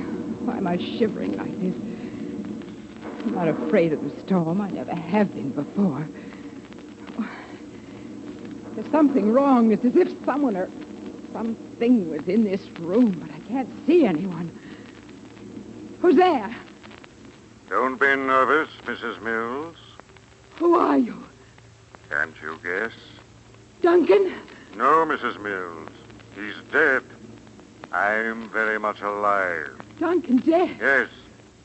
A few minutes ago, stabbed through the back with an old-fashioned cutlass. Oh. Then you must be Captain Josiah. Guess again, Mrs. Mills. I'm not a ghost. I haven't got a cutlass or a patch over my eye and a long black cloak. Oh, stop torturing me. Tell me who you are. Only a shadow. What do you want? The truth this time. No more of the lies you told Cranston. Who killed Jim Fulton, your husband? I don't know. I warned you, Mrs. Mills. I don't know, Shadow. I swear it to you. Yet you wanted your husband out of the way. You asked Cranston to take him back to the mainland. Why was that? I'd fallen in love with somebody else. With Bert? Yes. So you tried to drive your husband mad. Have him shut up in a lunatic asylum so that you and Bert... Duncan was an old man, eccentric. He never cared for me. You thought that together you and Bert could find the money. The money? Shadow knows all about that, too, Mrs. Mills. Where's it hidden? I don't know. You're lying. Duncan never would tell us. All we knew was that there was a map somewhere. Jim Fulton once saw it. So that's why Bert murdered him. No. Why he killed your husband, too, to get possession of the map. You're wrong, Shadow. We'll soon find out about that. We'll find out something else, too. What?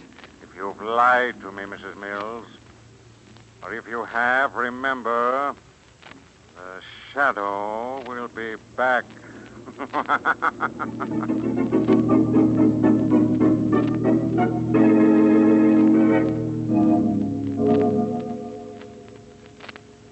Look, Bert, why don't you tell Cranston the whole story? Story? What story? I know what's going on here. I know what you're up to. I don't know what you're talking about. You and Lila. It was a pretty little plot you worked out. Drive the old man crazy, find out where he hid the money, and then... You don't know nothing about it, nothing. Think I'm blind? I've been coming out of the lighthouse for years now. I saw the two of you at work. So did Jim. Now, listen, That's why you killed him. He saw something he shouldn't have. Didn't he? You're crazy. You couldn't have seen the map. Lila has that. And now listen, Strong. You better tell Cranston, Bert. You better tell him the whole story. I'm not telling nobody anything. All right, then. I'll tell him for you. You open your trap to Cranston, I'll... Let go, you crazy fool. I'm warning you, Mr. Strong. I'll kill you. I'll kill you. Let go. I can't. I'll get this straight. I want that money, see? And I'll kill anybody that gets in my way. You or Lila or nobody else is going to stop me from getting that money.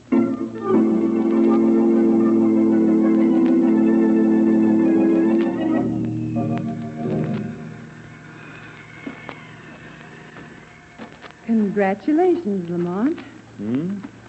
For the last half hour, you've been at your most exasperating best. How's that, darling? Walking me around this desolate little island in the middle of the night without a word of explanation. I think that's what we're looking for right ahead on the beach. What is it? Skeleton of an old ship. I spotted it from the tower window. But, darling, why your sudden interest in wrecks when there's still a murder? I think this will help narrow down the chase. We can find out its name. I'll use my flash. There it is on that plank.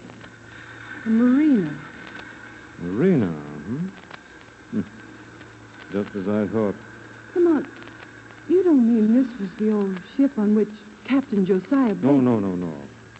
As I remember the story, the marina was wrecked only a few years ago. Well, at least now we know what the shooting's all about. I'm glad you do. You'll learn, darling. So we paid a little call on our young friend, Bert.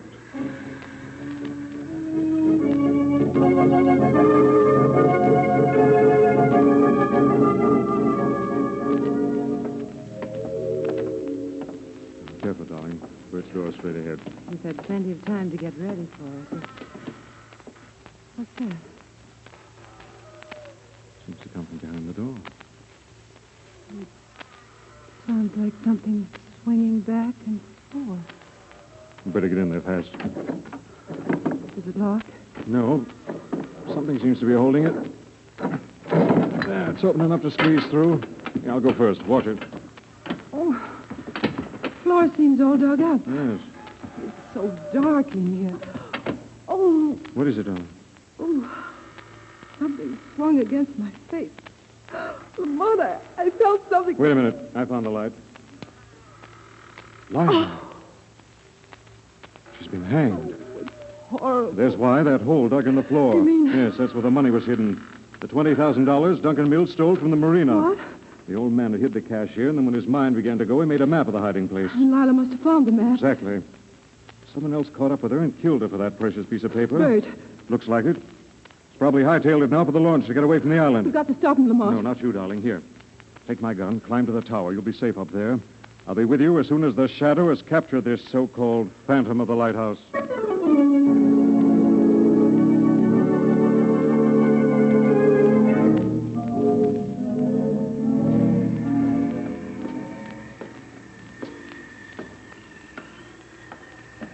Oh, thank heavens that climb is over. Whew. This room, it's all shadows and twisted shapes. Ooh, listen to the creeps. That door must lead to the catwalk where Jim... Oh, no. No, I mustn't think of things like that. Oh, my arm. My apologies for hurting you, ma'am. But I had to get possession of that wicked-looking pistol. Who are you? Captain Josiah Blake, at your service. What do you want with me? The prophecy must be fulfilled. The prophecy I wrote so many years ago in my diary. What? I am the master of this lighthouse. I warned people that they must not come here. They would not permit it.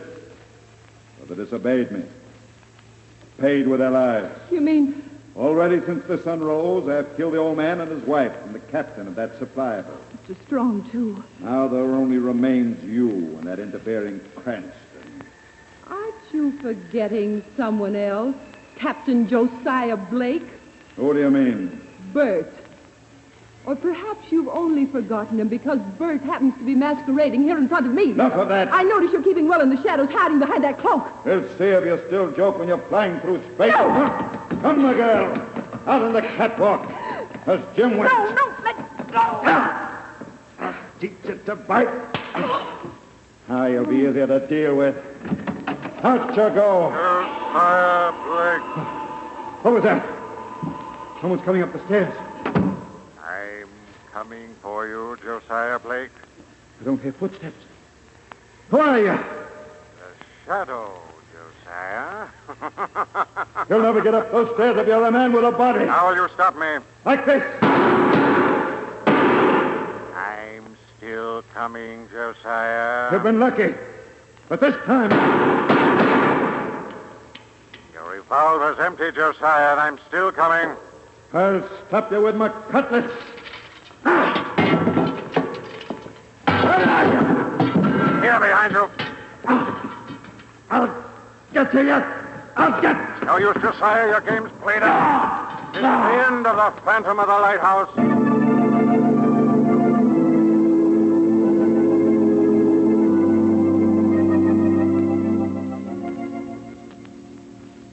Margo? Margo, darling. Oh, Lamont, where am I? You're all right now, darling. I got to Josiah before he could push you off.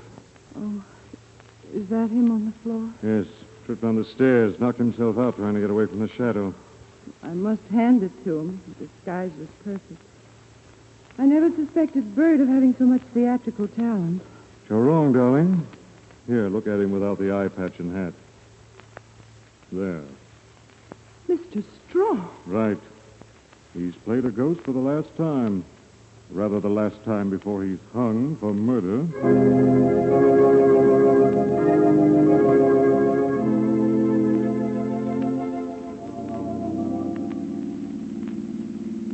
Oh, it feels good to get back on the solid mainland once more. Yes, very good. When did you find out it was Strong, Lamont? Only after I reached the dock and found Bert struggling desperately to start the engine of the launch. But didn't that make him seem guilty? Yes, except that he didn't have the money with him. Then I knew it must be Strong. Well, why did Strong go up to the Lighthouse tower after he had that bundle of cash in his hands? Why didn't he make for the launch? That's what he intended. We walked in on him down in that room too soon. All he could do was slip up to the tower. Well, then all the time I was climbing up, he was there hiding. Yes, Margo, disguised as Captain Josiah Blake. I suppose the old pirate has always been a kind of hero of Strong. Well, if so, he's going to end in the same way. Because in actual fact, Josiah Blake was finally captured in the lighthouse and hung on the gallows.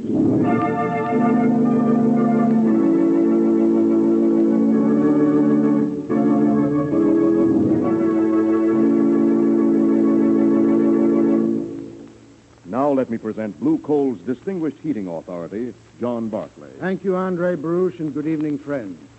Summer is still lingering, but the calendar says fall is fast approaching, and one of these days it's going to get cold quickly.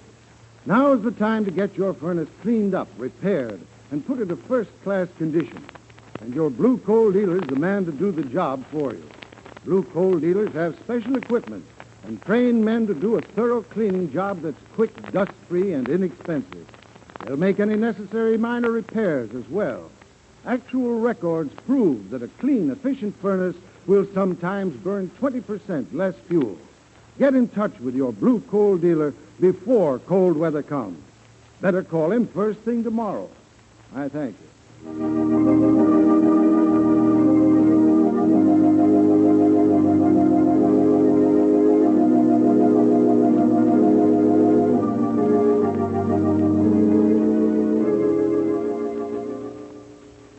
This story is copyrighted by Street and Smith Publications, Incorporated. The characters, names, places, and plot are fictitious. Any similarity to persons living or dead is purely coincidental. Again, next week, the Shadow will demonstrate that The weed of crime bears bitter fruit. Crime does not pay. The Shadow knows.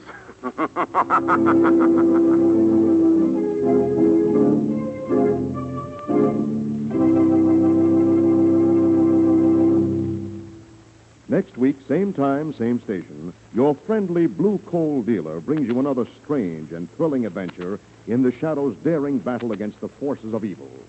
The Shadow is presented by the D.L.&W. Coal Company, distributors of Blue Coal. Lamont Cranston is played by Brett Morrison. Margo by Grace Matthews. Your announcer is Andre Baruch. Remember, it's Blue Coal for finest heating service. It's Blue Coal for finest modern equipment. It's Blue Coal for the best home heat money can buy.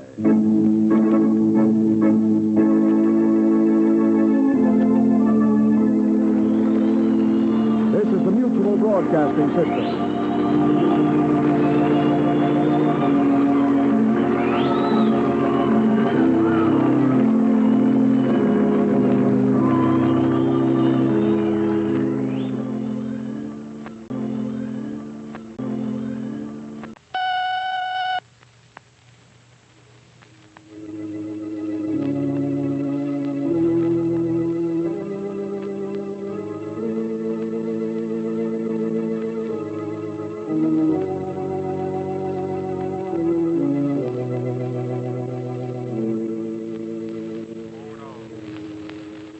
what evil lurks in the hearts of men.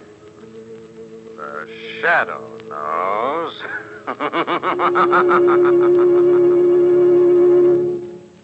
Once again, your neighborhood blue coal dealer brings you the thrilling adventures of the Shadow, the hard and relentless fight of one man against the forces of evil.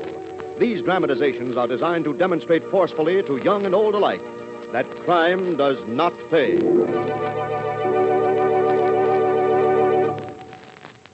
It's blue coal for finest heating service. It's blue coal for finest modern equipment. It's blue coal for the best home heat money can buy. Actually, blue coal gives you more value for your money. It costs no more than ordinary coal, but because blue coal is cleaner, slower burning, higher quality, yes, the finest anthracite obtainable anywhere in the world, blue coal gives you more heat for each dollar's worth of fuel you burn. This year, insist on blue coal, America's finest home fuel.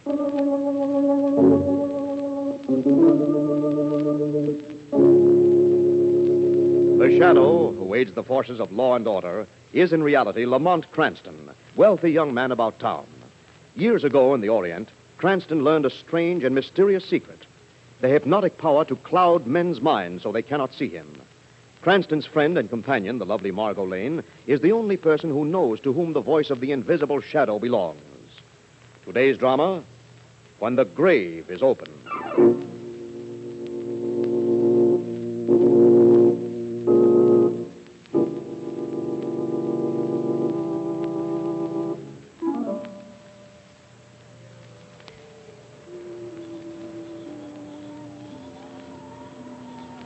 It is shortly after midnight. In a cemetery on the outskirts of town, two sinister figures pick their way carefully through the tombstones. This looks like it, Ryan. Fresh turned grave, just about where Cole's head would be. You have to make so much noise. There's a caretaker in this marble orchard. Maybe he ain't exactly deaf. You'd think it was our first body snatch digger. What's with you? Nothing. I just don't know what Cole has got in back of his skull. That always worries me. Meaning? How come he's so particular about getting this stiff for no other? Usually he just puts in an order for a stiff, and that's that. This time it's got to be this one. Why? As I get my dough, I ain't curious. Yeah, so I noticed. Okay, start digging. I'll keep an eye out for the caretaker. Yeah. Hey, the dirt's nice and soft. Won't take long. What's that? Someone coming, Doc. What's going on, mister? No, don't move. I got a gun on you. No, don't shoot. I guess you got me. Oh, grave robber, huh? All right. Let's get a good look at you. Now, turn around now. Ooh. Okay, Ryan, you can stop sweating. I was beginning to worry, Digger. Thought you might have powdered on me. I was getting behind. Uh-oh. What's the matter? I hit the guy too hard. He's dead. What do we do? What do you mean, what do we do? Cole is paying us for a stiff, ain't he? Okay, so we got a stiff. We got this one.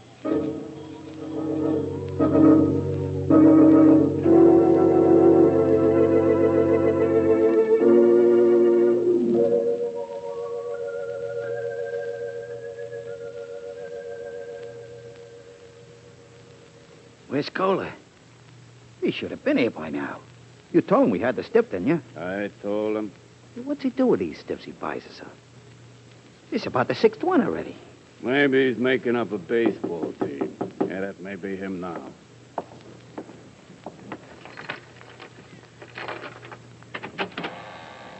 Good evening, my friend. Bitter night, what? Hello, Cola. You're late. I trust I didn't keep you boys from anything? No, but we had to entertain somebody for you, and he wasn't exactly good company. Oh, yes. You got what I ordered, you said. May I see it? Why not? Right here. Pull back the canvas, Roy. Okay.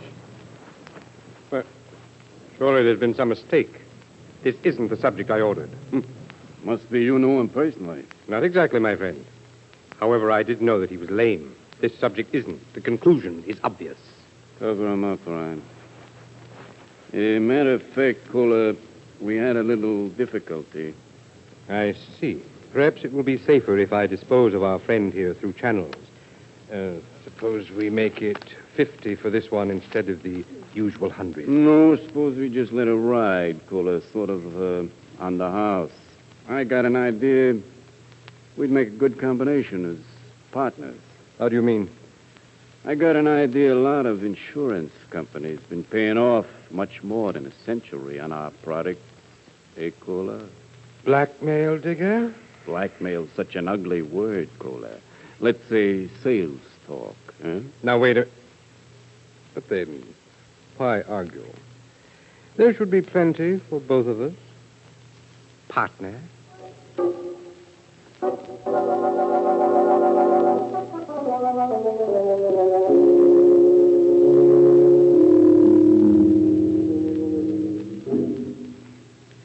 So you see something sinister about an attempted grave robbery, eh, Cranston? Yes, Commissioner, particularly since the caretaker hasn't been seen since it happened. Lamont thinks he may have disturbed the grave robbers and they kidnapped him, Commissioner. Yes, I'm sure he does. Cranston never sees a simple explanation for anything that happens. Always something melodramatic. Well, take a look at this case, Commissioner. The grave was a particularly exposed one where the robbers took a great chance of being discovered. Why?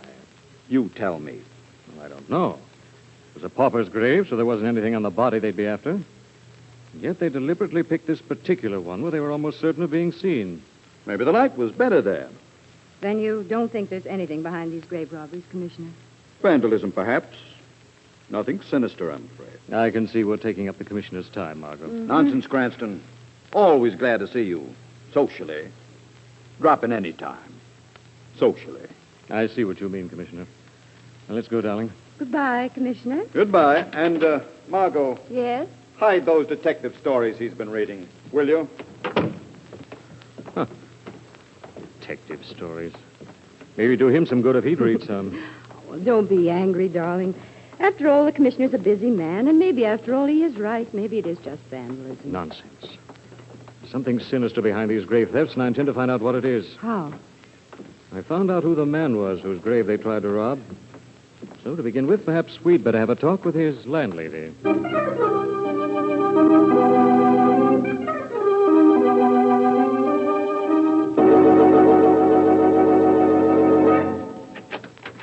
Hello, Kohler.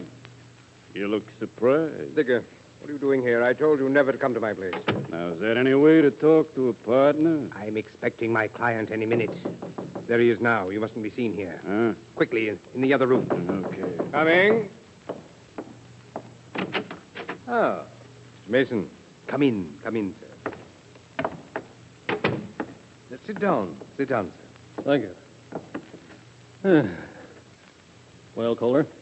I've good news for you, Mr. Mason. Oh? We're arranging for your death the night after tomorrow. Is that satisfactory? I think so. There'll be no hitches? None that I foresee. Of course, yours has been a rather difficult case. I know. That's why I'm paying you $50,000.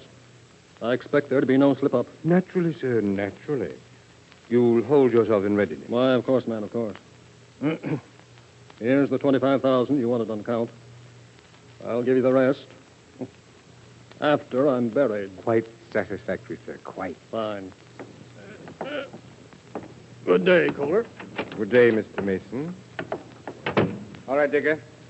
Very neat, partner. 25 G's. Now, my share. Your share, dear partner, comes after we secure the subject. The one in the grave, you remember? The one you failed to get the first time. The lame one? Exactly. After all, we can disguise the features and plant all kinds of identification. But the man must be lame. Of course, partner. Consider it done. I'll have Ryan take care of it tonight. This time there'll be no slips.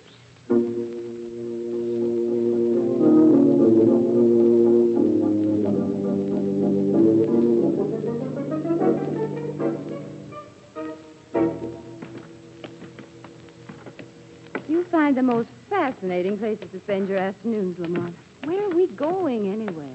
The man whose grave the vandals tried to rob last night lived here, Margo. His landlady's be right at the head of the stairs. Oh, if I'd known we were going calling, I'd have worn my long gloves. Here's the apartment. See, the doorbell says Mrs. Gimble. Let me do the talking, Margo. You're hardly in a mood to win friends or influence people.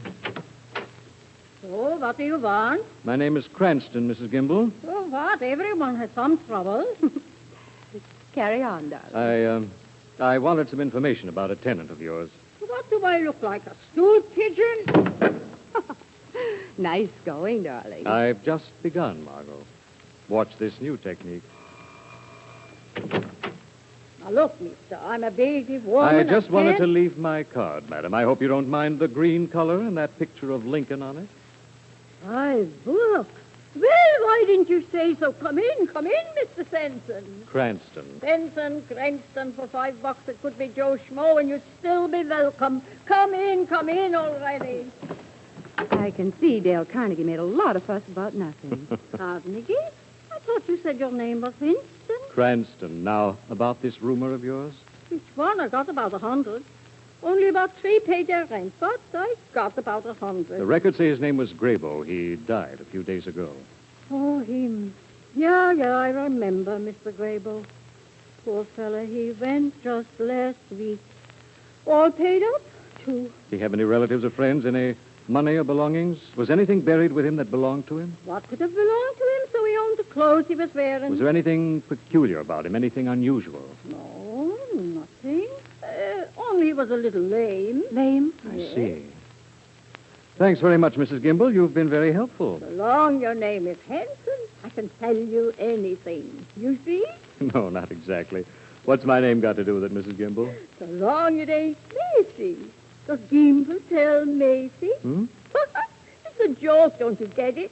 Does Gimble tell Macy?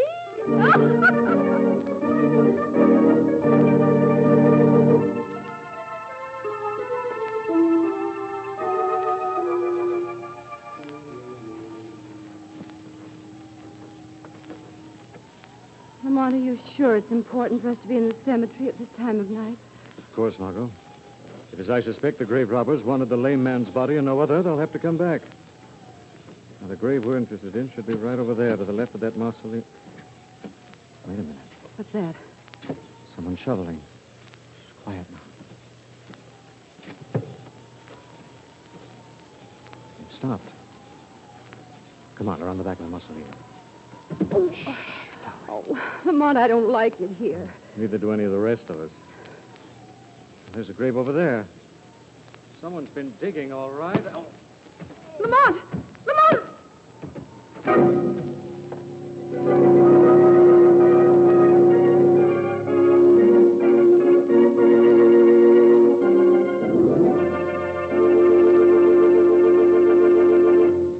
We'll return to the shadow in just a moment. In the heating season that's just beginning, and which will last until next May, get carefree heating comfort with a Blue Coal Temp Master. It's the greatest labor-saving device possible to have in your home. The amazing temperature regulator that opens and closes furnace drafts automatically. Of course, vacuum cleaners are great work savers. Washing machines are wonderful, too. But only a Temp Master is on the job saving you work and time 24 hours a day. Every minute of every day, it keeps your home comfortably, healthfully warm, without the necessity of running up and down stairs to adjust furnace dampers. It saves time and trouble. But here's something else. A Blue Coal Temp Master will save money, too, by cutting down fuel consumption. A Temp Master can easily save enough fuel to pay for itself in a single heating season. Only Blue Coal dealers have them. Your neighborhood Blue Coal dealer will be glad to demonstrate the Temp Master for you. He'll show you how the Temp Master can be installed on any furnace easily and inexpensively. It is guaranteed for 5 years. Tomorrow, call the nearest Blue Coal dealer for a demonstration of the Temp Master in your own home. He's listed in the classified section of your phone directory. Now, back to the shadow.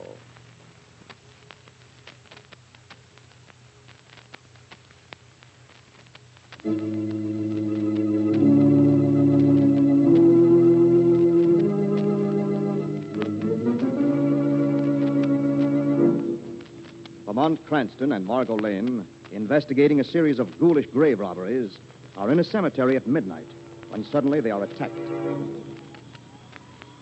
This one's a dame, Digger. She won't do any more yelling. That guy won't either. What? I don't know, but we better make sure they don't. Listen, do anything? Yeah. Sounds like someone coming. Must have heard the dame yell. Beat it, there's more than one of them. I told you to stay right here on this spot, Moran. Why, I thought I saw lights over near the gate and wanted to investigate, Commissioner. I have an idea that... Hey, look there. There's a woman's body. Yeah. There's a man over there. Good heavens. It's Margo Lane. Margo. Margo, can you hear me? How about him, Moran? Is he all right? He's okay, Commissioner. Margo, you all right? She's still breathing, no thanks to you. Weston, how'd you get here? We had an idea the grave robbers might come back here tonight to finish their job. Now, of course, you've scared them off. I'm sorry, Commissioner, really sorry.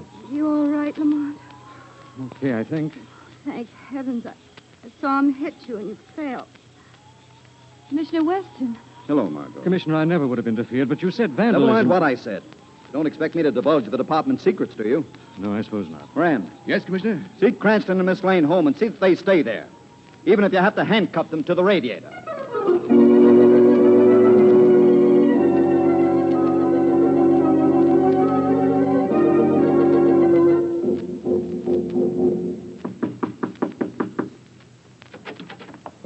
Digger, what are you doing here? I told you not to come to my place. This is an emergency, Fuller.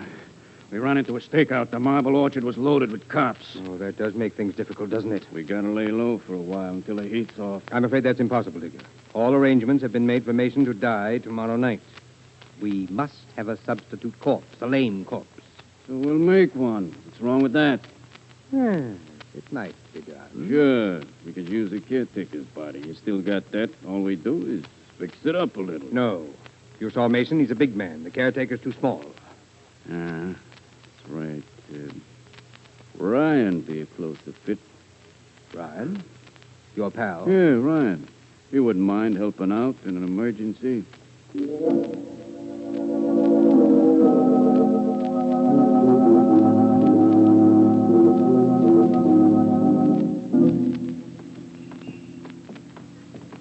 Lamont, Commissioner Weston will be terribly angry if he knows we didn't stay at home tonight. Yes, I know, Margot.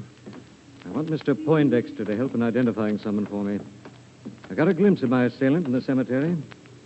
He had only one arm. One arm? Are you sure? Positive. And I imagine an underworld contact like Mr. Poindexter could identify him for us. That weird little man. What are you stopping here for? This is where we're to meet him. The cellar? Yeah. Oh. Watch your step, darling. There he is at that corner table. Cranston, the lovely Miss Lane, I do declare how nice indeed. Sit down. Yes, by all means, sit down. Thank you, Miss Poindexter. Margot. Well, you're looking well. Ah, indeed. A little brew occasionally keeps one fit. Relaxing, preserves the tissues, you know. Mr. Poindexter, we're on the trail of a pair of grave robbers. Very depressing career, grave robbing. You don't mind? No, of course not. Go right ahead. As I say, we're on the trail of two ghouls. One in particular has only one arm. Oh, sad, very sad. Then you don't know him? I didn't say that exactly, Miss Lane. Seems I've heard of such a character. Who is he, Poindexter? Where can I find him? Oh, such haste, Mr. Cranston. Bad for the tissues. Quite bad. Who's the one-armed grave robber, Mr. Poindexter? His name might be Digger. He specializes in grave robbing. Lost his arm when the heavy lid of a coffin crushed in one night. Where can I find him? Oh, such haste. Such haste. He has a little hideout down near the river. An old warehouse opposite the tannery. I know the place. Come on, Margot. Right. You're sure you won't stop for some refreshment? No, thanks, Mr. Poindexter, but possibly you'll have one on me. I'll order a refill on the way out. Oh, splendid, splendid. Good day, Miss Lane, Mr. Cranston. Good day.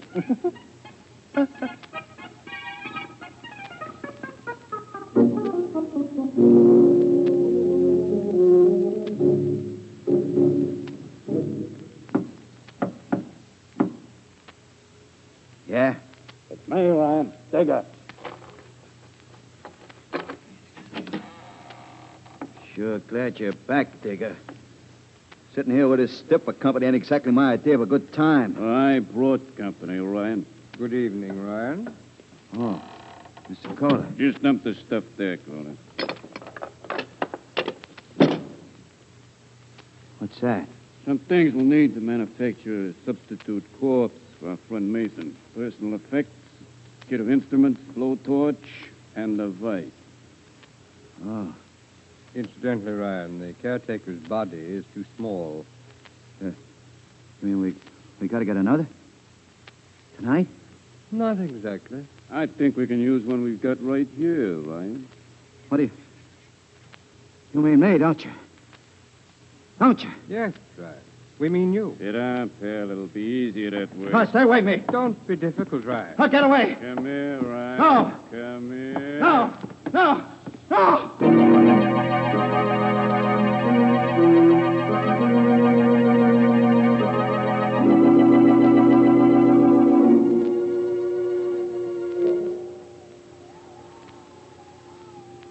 Lamont, this is such a deserted place. You're sure this is the place Poindexter meant?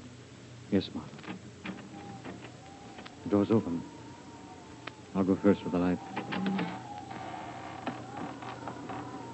Oh, it's cold in here. What's your step, darling? Lamont, look over there near the wall. What's that? Hmm? Oh, it's just some canvas piled up. Is it? Canvas has a very strange shape. What is it? Good Lord. It's a man. He's dead, and his leg... No, don't look, Margo. Is it the body of the caretaker? No. I think this is the connecting link. It's all part of a terrible and ingenious swindle. First, these men tried to get old Mr. Graybo's body. Why? Because he was lame. Then, when they couldn't get it, they killed this man and mutilated him. Let's get out of here, Lamont. Now, just a second. His clothes aren't his. Apparently, they belong to the supposed victim. Maybe there's some identification. What's this? It's a wallet. Maybe it's his, Lamont. No, Margo, look here. Hmm? Special driving permit issued to R.H. Mason, 142 Fairway Drive, with a notation that he was lame. Mason? You know him, Lamont? No, Margo. I have a feeling that the shadow will make his acquaintance very shortly.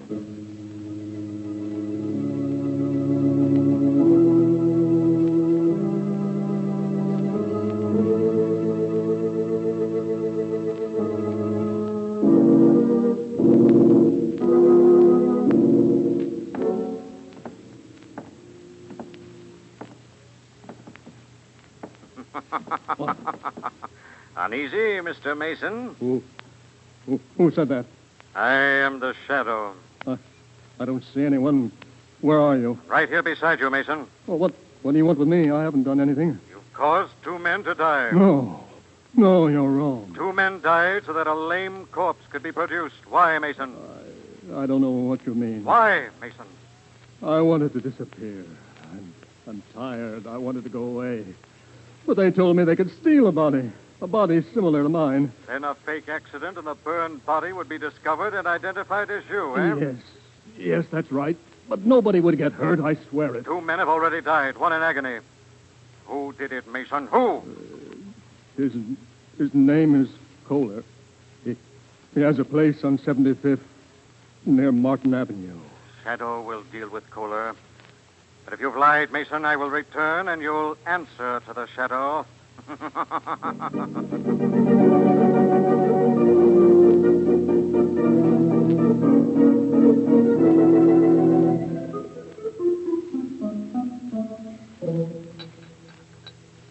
Another drink, Digger? To sort of celebrate? Don't mind if I do. What was on your mind bringing me here to your place, Kohler? I just thought it would be more pleasant. After all, we have a very unpleasant night's work before us. You mean take care of Ryan? That won't take us long now. Then Mr. Mason takes care of us for the rest of our lives. Yes, and in your case, Diggers, that might not be too long. Why the gun? I was thinking of saving Mason some money. Your share. You wouldn't cross me, Kohler. I'm not. I'm well equipped to dispose of your body, Digger, and certainly nobody's going to miss you. Wait a second, Kohler. You didn't think I'd let you hijack me for a partnership, did you? I knew you wouldn't. You talk too much, Kohler. Just because I've got one arm don't mean I can't handle a guy like you. Judo, huh? Yeah? I misjudged you, Digger. Well, I guess we might as well make a deal after all. You get your full share. My full share and yours, too, now, Kohler. If you're considering killing me, I'll tell you right now, it won't do you a bit of good. I foresaw this possibility, and I've left a full confession naming you as my murderer in the event anything happens to me. Smart, very smart, Kohler, but not quite right enough. What do you mean? If something happens to you, they won't look for me, Kohler. They'll think I'm dead because they're going to find what looks like my body. You won't get away with it. No, you disappear. They find a one-armed man badly burned. They won't look any further. You wouldn't do it. It worked with Ryan. It ought to work with you. Sit down. This rope does nicely. There. Now we'll take a look at these instruments of yours. No, don't. Shoot me, anything but not that. Not that. Sorry not to accommodate you, Kohler, but bullet wounds are so hard to explain sometimes. Now. No, don't. You cry before you're hurt, Kohler. You're not... Who knocked that knife out of my hand? The shadow, Digger. The shadow comes for revenge. Thanks, Shadow. He was going to mutilate me. He was Save going your to... thanks, Kohler. Shadow's only intention is to save you for justice. Nobody's going to save him. What's around my arm? Nothing supernatural, Digger. Just an ordinary rope. We can't have you incapacitating the state's witness, can we? We want both you murdering ghouls alive when you step before the bar of justice.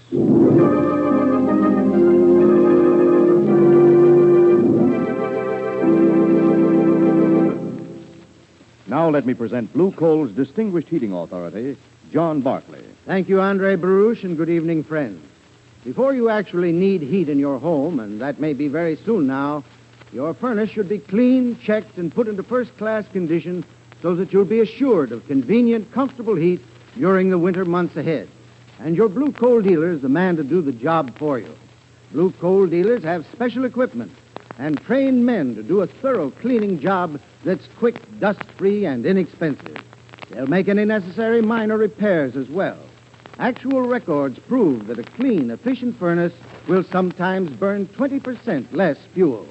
Get in touch with your Blue Coal dealer before cold weather comes. Better call him first thing tomorrow. I thank you.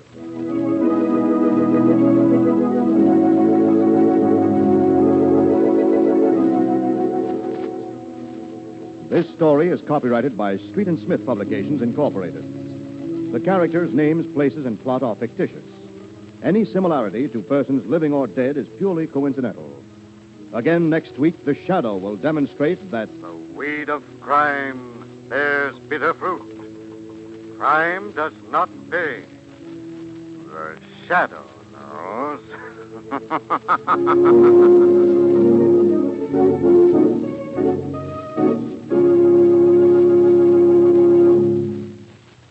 Next week, same time, same station, your friendly Blue Coal dealer brings you another strange and thrilling adventure in the Shadow's daring battle against the forces of evil. The Shadow is presented by the D.L.&W. Coal Company, distributors of Blue Coal. Lamont Cranston is played by Brett Morrison. Margo by Grace Matthews. Your announcer is Andre Baruch. Remember, it's Blue Coal for finest heating service. It's Blue Coal for finest modern equipment. It's Blue Coal for the best home heat money can buy.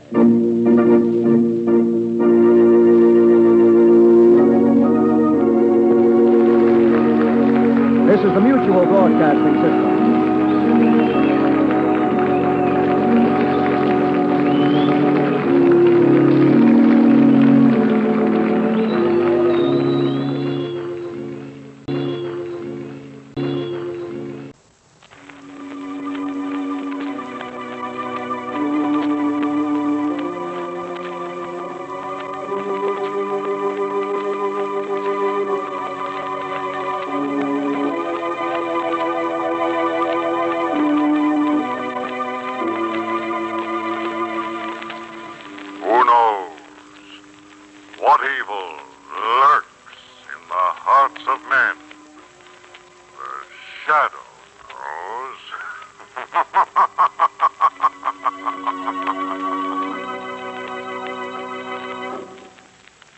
Once again, your neighborhood Blue Coal dealer brings you the thrilling adventures of The Shadow, the hard and relentless fight of one man against the forces of evil. These dramatizations are designed to demonstrate forcefully to old and young alike that crime does not pay.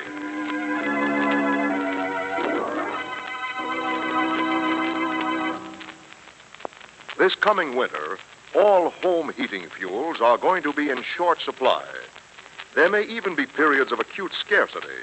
So in order to be sure that your home is warm and comfortable, it's imperative to fill your bin with blue coal now. Call the nearest blue coal dealer. Ask him to look it over.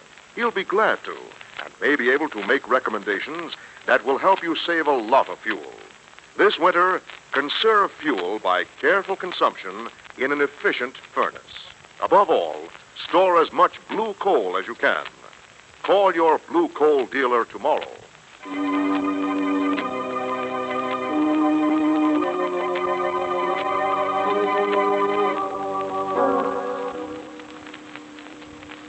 The Shadow, who aids the forces of law and order, is in reality Lamont Cranston, wealthy young man about town. Years ago in the Orient, Cranston learned a strange and mysterious secret, the hypnotic power to cloud men's minds so they cannot see him. Cranston's friend and companion, the lovely Margo Lane, is the only person who knows to whom the voice of the invisible shadow belongs. Today's drama, The Face.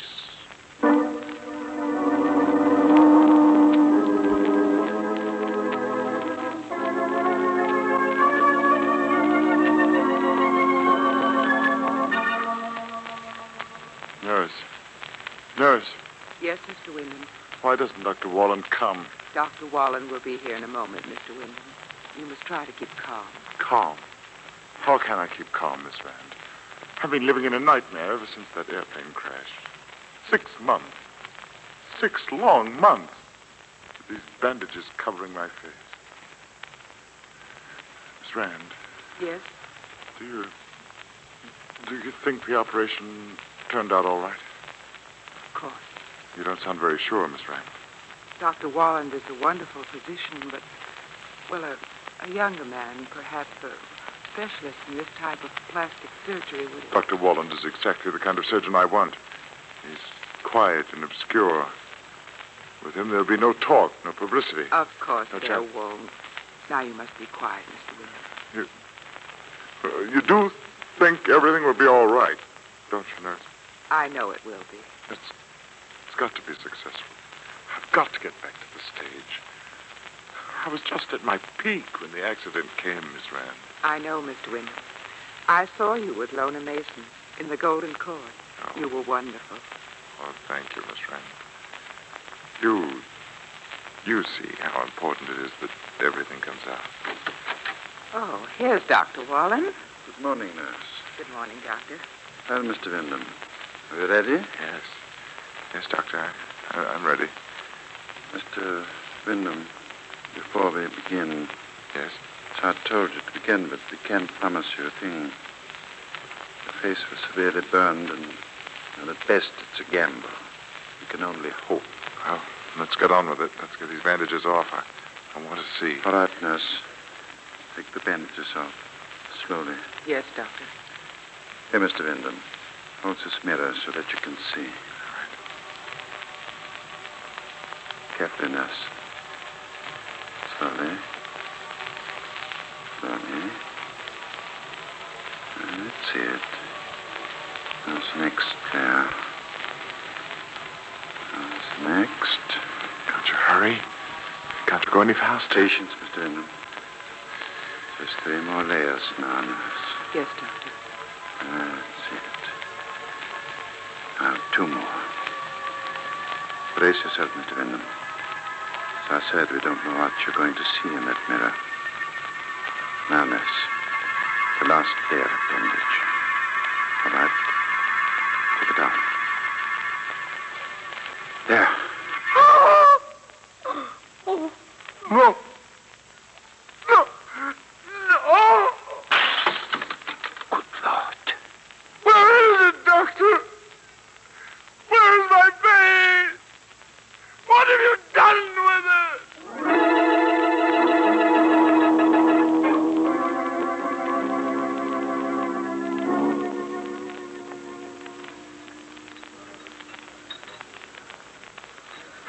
Lona, darling, what's the matter? Matter? No, yes. All through lunch, you've just picked at your food.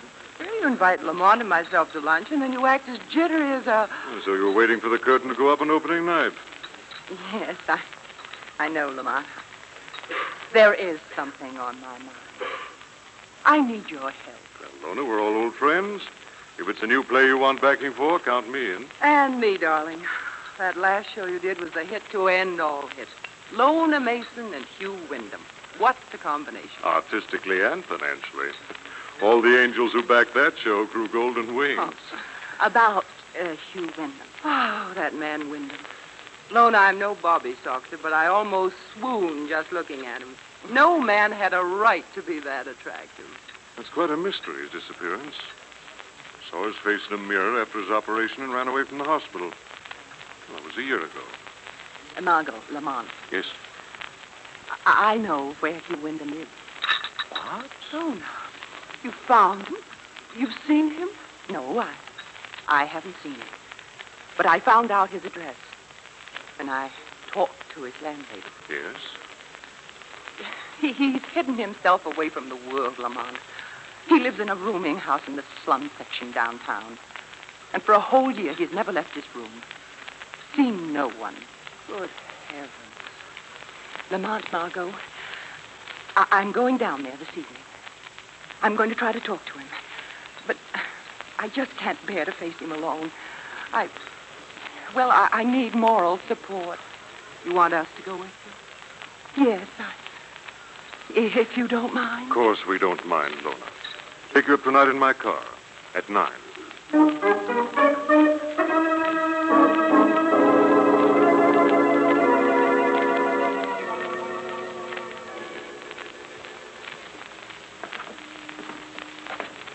You've been Mr. Wyndham's landlady for a whole year, Mrs. Hodge, and you've never seen his face? Never. The night he came to rent a room, he had his hat pulled way down over his face. I leave his meals on a tray near the door. All day long he sits in there with the blinds drawn. At night he sits in the dark. Good Lord, poor Hugh. The man pays his rent regular. He frightens me to death. I wish he would find some other accommodations. Yes, this room, this door on the right. Thank you, Mrs. Hodge. We'll call you if we need you. All right. Oh, Lamont. Easy, Lona. I've got to see this through.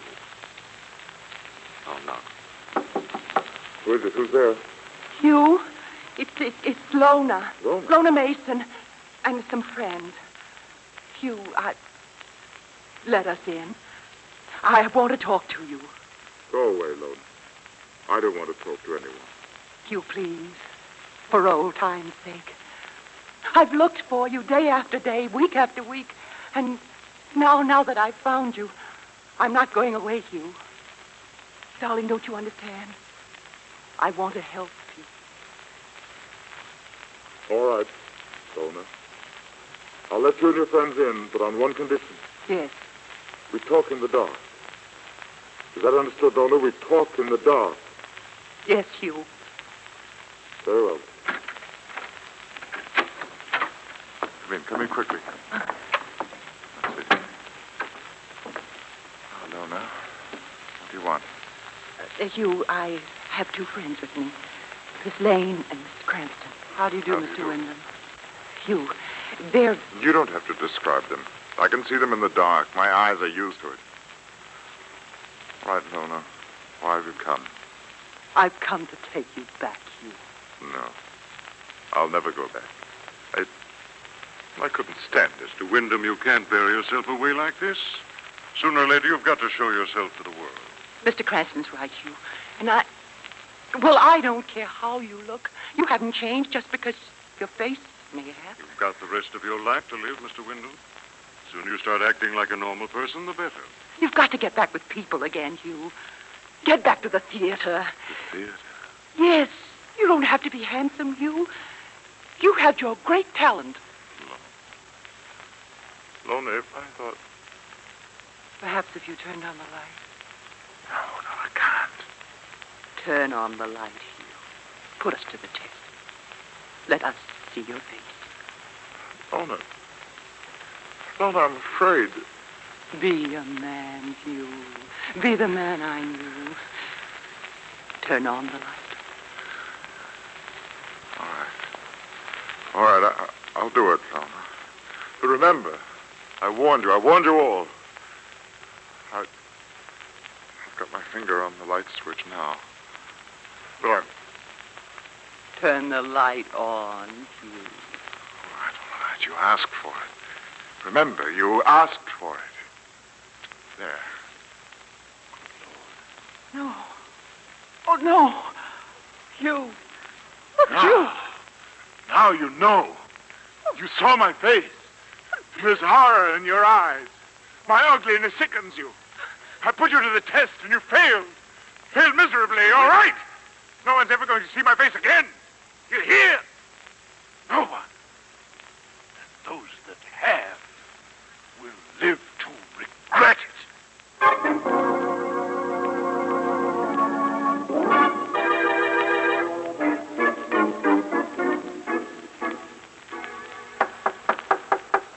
Mr. Wyndham, it's Mrs. Hodge, your landlady. I'd like to clean your sitting room. If you want to lock yourself in your bedroom like you always do. Mr. Wyndham, are you there? Funny, no answer. He never goes out. Something must be wrong. I'd better go see. Door is open. Maybe if I just look here. That's funny. The light is on. I'd better try the bedroom door.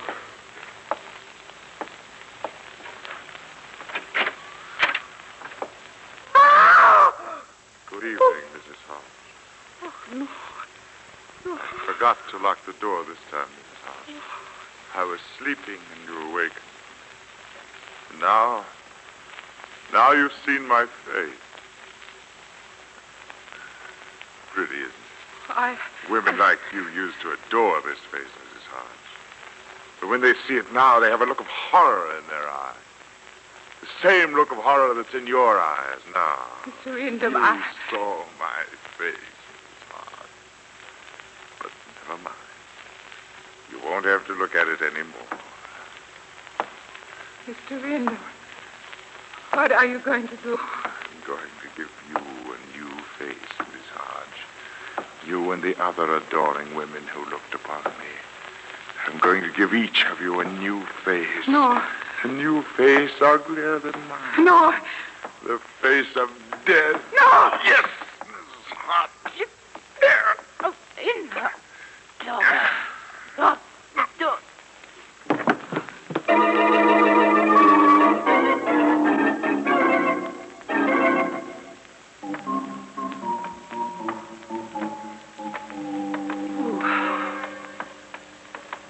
Morgue is as cold as an icebox, Commissioner West.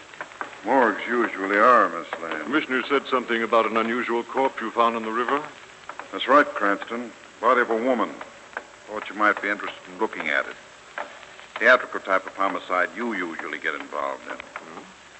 We found this woman strangled with a sort of piece of wire, looked like gold, around her neck. A gold wire? That's what I said. Here. I've got it right here in my pocket. Have a look at it, Cranston.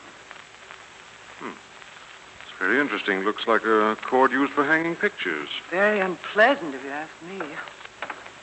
Ah, here we are. Drawer number 62. I'll slide it out. She's on the slab under the shroud. Take a look. Lamont, how horrible. Yes, it isn't very pretty, Margo. Face beaten so that it's impossible to recognize him. It's a curious idea the killer had using a gold cord. Could be some kind of symbol. Funny part of this murder is what the coroner found. What was that, Commissioner? The killer strangled his victim first, and after she was dead, he beat her face in. But why? Why would anyone want to do that, even a killer? Very legitimate question, Margo. Why, indeed?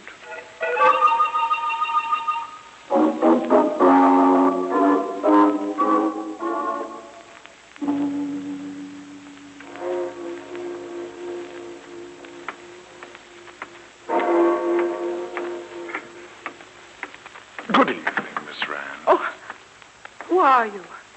I can't see in the dark. I can, Miss Rand. The dark is my friend.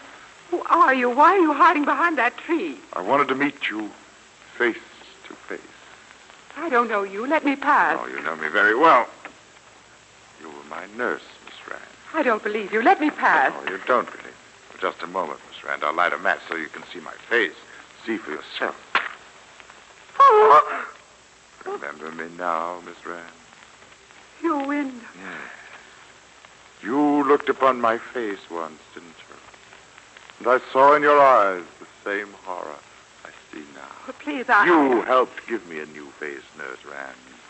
And now I'm going to give you a new face. As ugly as mine. See, Miss Rand, your face isn't so pretty. It's growing ugly. I'm giving you a new face, Miss Rand. The face of death.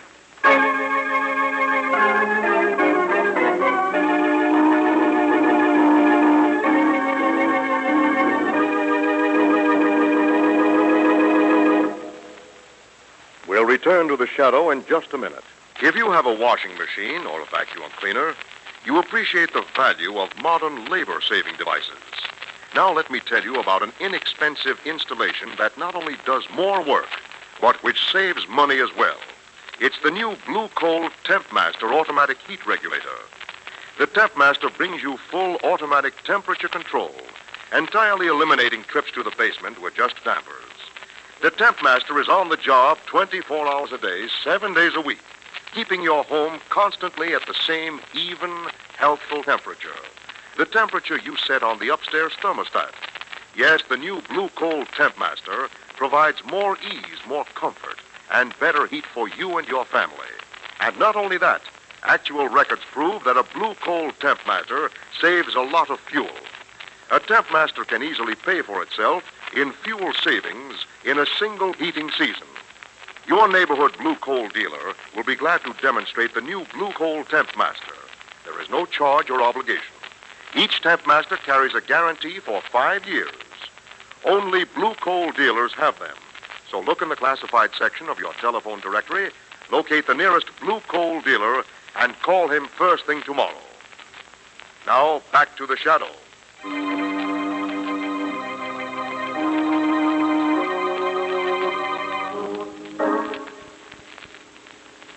Hugh Wyndham, once one of the handsomest actors on the stage, has been hideously burned about the face.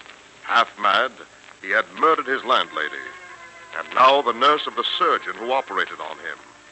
It is the next day, and once again, Margo and Lamont, along with Commissioner Weston, view a corpse in the morgue.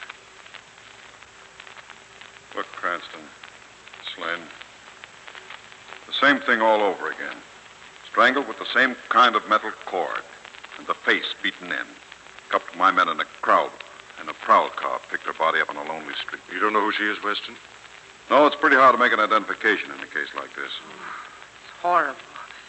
She might have been attractive once, perhaps beautiful. But now Yes. Well, I guess there's nothing more we can do here. I'll cover her. Let's get out of here, Lamont. Lamont. What'd you say, darling? What's happened to you? You were a million miles away just now. I was just thinking. Yes, about what? Gold cord. Gold cord. It's got hold of me, Weston. It won't let go. Must be some reason why to kill... Wait a minute. What is it, Lamont? I've got it. I think I've got it. I remember now the gold cord was the name of a play. Play? Lamont, yes. And the star of the play Yes, was... Margo. Hugh Wyndham. The gold cord was his greatest triumph. He played it at the Old Globe Theater, brought him the adulation of thousands of women. And another thing. Yes, Lamont. Faces of these women were battered. And Hugh Wyndham's face... Oh, no, Lamont. Wait a minute, you two. Hold on. What's all this double talk about? Commissioner, in a few hours, I think we'll be able to identify your two corpses.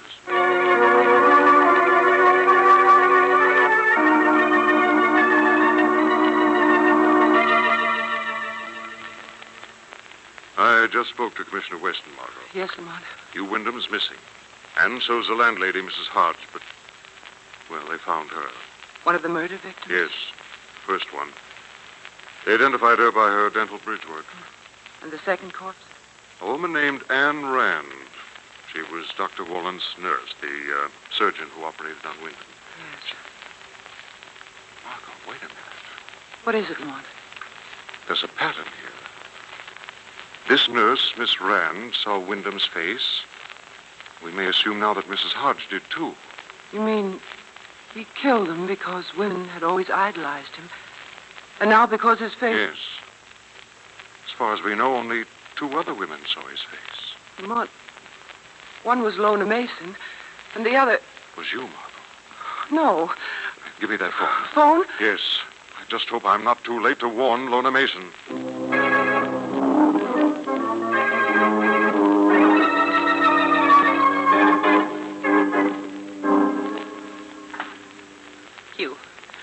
Hugh, let me go. Let me out of here. The theater outside is dark and empty, but this room is bright, though. Bright with memories. Wonderful memories. Hugh, please. Let me go. No. You wanted to see my face, didn't you? Well, now you see it. No matter where you turn, you see it. You can't escape it, can you, Lona? Hugh, this room, I can't stand it. Take me out of here. No matter where you turn, my face will be leering at you, mocking you with its ugliness. Please, Hugh. Please. Go away. Leave this room. Leave this Hugh, room? Please. Yes. I'll leave it. On one condition, Lona. I'll do anything, Hugh. Anything. I want you to phone Margo Lane and give her a message for me. No, Hugh, I can't. I want you to tell her to come down here alone. That you're in trouble. She must not tell anyone. You understand, Lona? Hugh.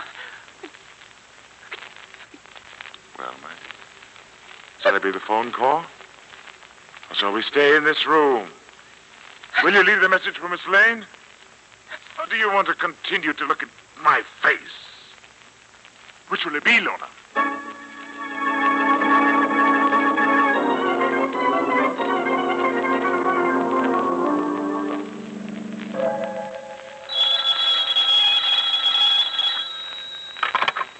Hello.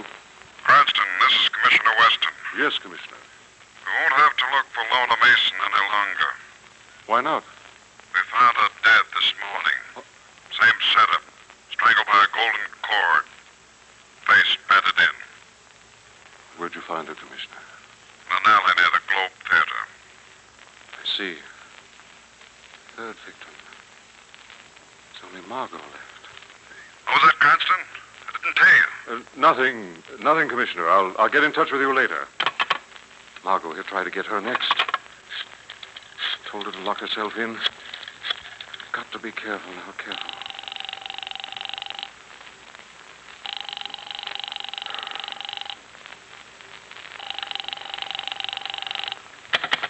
Hello, operator. Operator. I'm sorry, sir, but your party doesn't answer. Operator, there must be someone there. Please try again.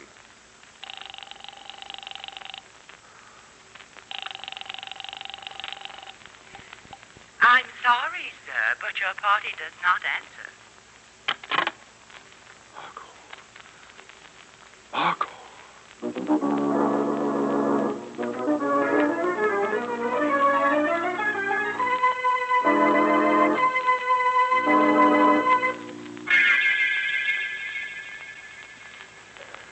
Margo?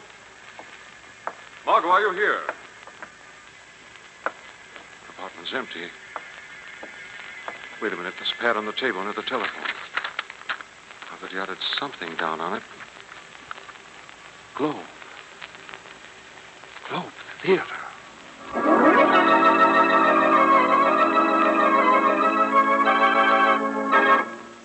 You came right down here to help your friend Lona, didn't you, Miss Lane?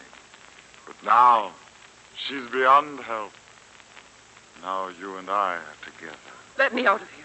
Let me out of this room. Don't you like it, Miss Lane? I like it. It's my old dressing room. I had these mirrors put on every wall. I could see my face then, no matter where I turned. As you can see it now. You're sick, Mr. Wyndham. You need help. I? No, Miss Lane. It's you who need help. Please let me go. I can't stand this. Let me out of here.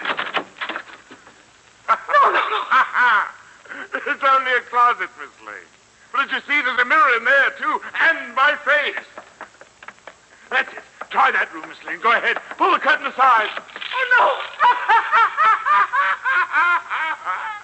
It's a small costume room, Miss Lane. But there's a mirror in there, too. Mirrors everywhere. And my face.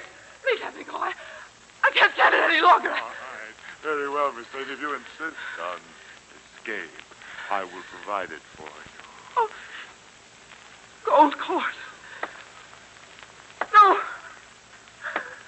No. What's that? Who smashed one of my mirrors? The shadow, Wyndham. Shadow? Last you're here. Right. I don't see anyone. There's no reflection in the mirrors. The shadow is here, nevertheless. These mirrors won't be.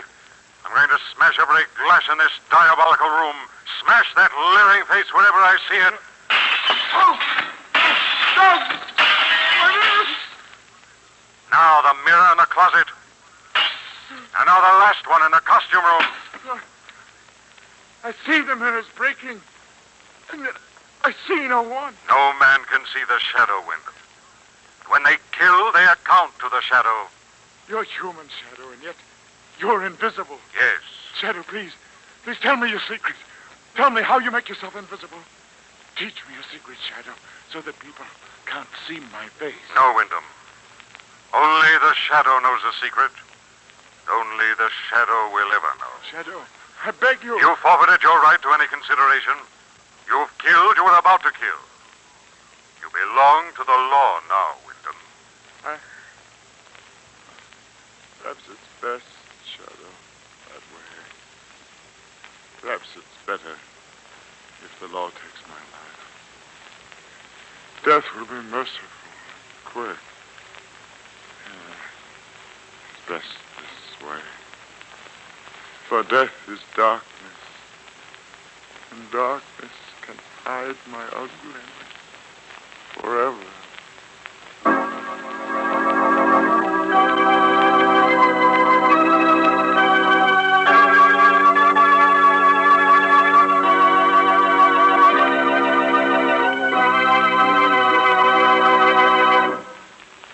And now let me present Blue Coal's distinguished heating authority, John Barkley. Thank you, Andre Baruch, and good evening, friends.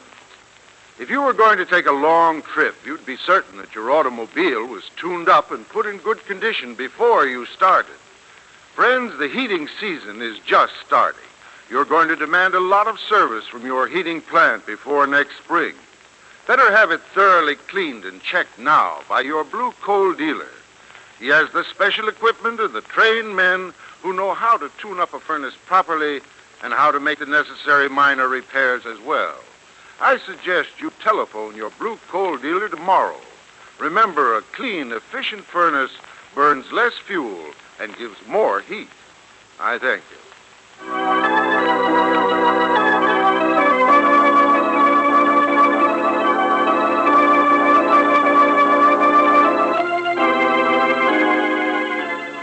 This story is copyrighted by Street and Smith Publications, Incorporated.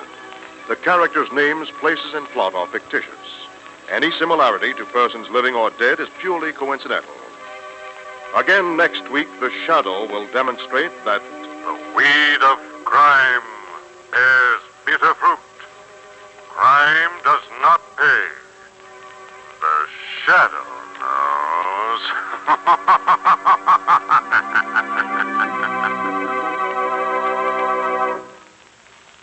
Next week, same time, same station, your friendly Blue Coal dealer brings you another strange and thrilling adventure in the Shadow's daring battle against the forces of evil.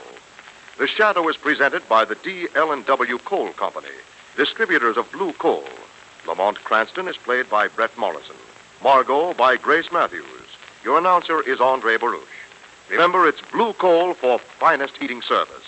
It's Blue Coal for finest modern equipment. It's blue coal for the best home heat money can buy.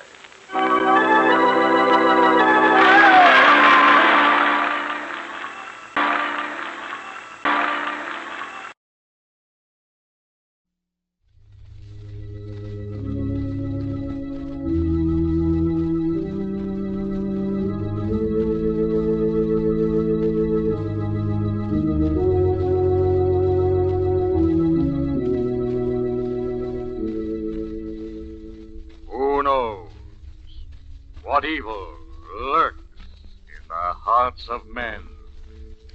The shadow knows. Once again, your neighborhood blue coal dealer brings you the thrilling adventures of The Shadow, the hard and relentless fight of one man against the forces of evil. These dramatizations are designed to demonstrate forcefully to old and young alike that crime does not pay.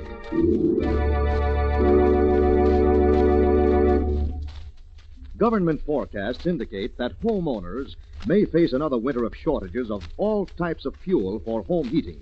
You're fortunate if you heat with coal because you're able to store fuel.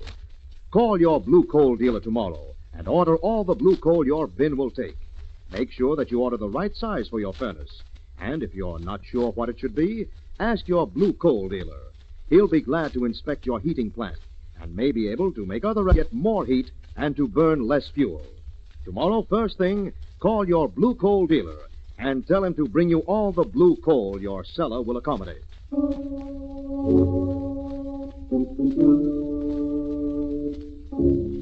The Shadow, who aids the forces of law and order, is in reality Lamont Cranston, wealthy young man about town. Years ago in the Orient, Cranston learned a strange and mysterious secret, the hypnotic power to cloud men's minds so they cannot see him. Cranston's friend and companion, the lovely Margo Lane, is the only person who knows to whom the voice of the invisible shadow belongs. Today's drama, Death Takes the Wheel.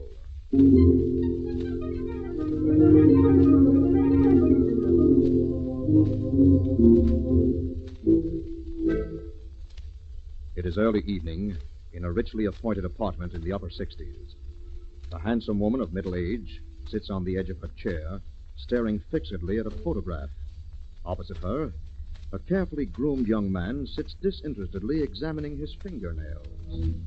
This photograph, Duke, you're trying to say that's me. And a very good likeness, I think, Mrs. Cartwright. Oh, dear, I should have known better than to get mixed up with a man like you, but I was so desperately lonely. Why the excitement, Mrs. Cartwright? There's been no harm done yet. But this picture, it's a fake. You're trying to frame me. This is not me. Do you think your husband would think so, Mrs. Cartwright? Oh, my husband. You wouldn't show this to him, Duke. You couldn't. He'd divorce me. And we wouldn't want that to happen, would we, Mrs. Cartwright? And it needn't happen. Of course, there would have to be some little consideration. Oh, so that's it. Blackmail. Oh, I might have known. Well, I won't pay it. I won't. Now, let's not get theatrical, Mrs. Cartwright. You've too much at stake, and you know it. Maybe. But maybe I'm not as weak as you think. What are you going to do, Mrs. Cartwright? Call the police. I wouldn't be too hasty, Mrs. Cartwright, if I were you. It might prove fatal. Oh, put that gun away, Duke. You wouldn't dare use it. Police department. Hello, police department. Hello, Zanny. Sorry we couldn't do business, Mrs. Cartwright.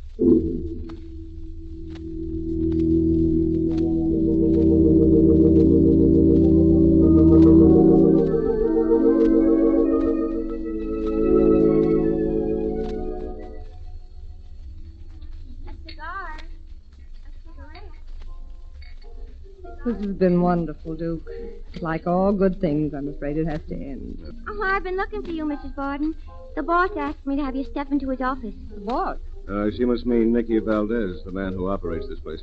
What does he want with me? I've never even heard of him. Maybe we'd better find out, darling. Just follow me, Mrs. Borden. I don't understand this, Duke. Well, we'll soon know. It's me, boss, Lola. I have Mrs. Borden. Come in. Ah, Miss Borden, come in. This very lovely this evening. I don't think I've had the pleasure, Mr. Just call me Nick. I'd rather know what this is all about. I have some photos I thought you might like to see. Photos of you and the Duke. What? Yeah. Where did you get these pictures? Duke, what do you know about this? Well, they're just pictures, Belle, taken here at the club. So you're in it, too, hmm?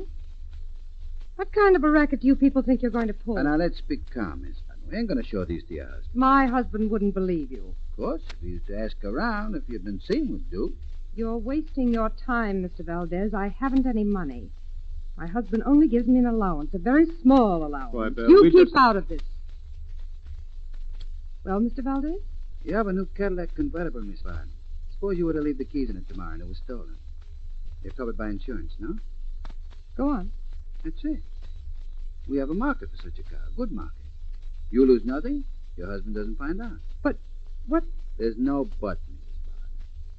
That's the deal. One thing more. You leave the registration in the glove compartment and sign the transfer stuff. What? Just a precaution, you understand. In case you try to cross us, we'd be protected. Not that we don't trust you, of course. I see. The car will be in front of my house tomorrow morning at 10 with the key in it. Now, if you don't mind. May I take you home? What do you think? I don't think she likes you, Duke. No. But I think she likes you, Nicky. I saw the way she looked at you. This is business, Lola. Strictly business. After we get the car and resell it, we can shake Mrs. Barton down for the rest of her life.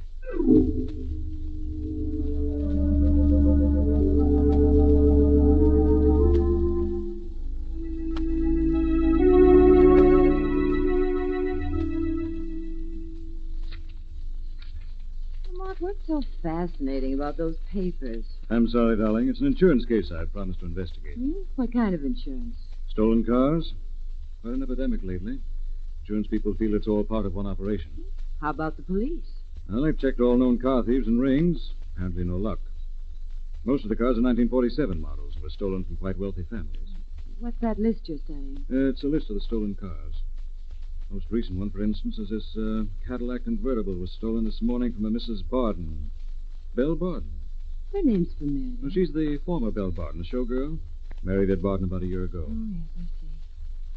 Are you going to see her, Lamont? Yes, Margo. I think it might be worthwhile having a talk with her. She may be able to give us some kind of a lead.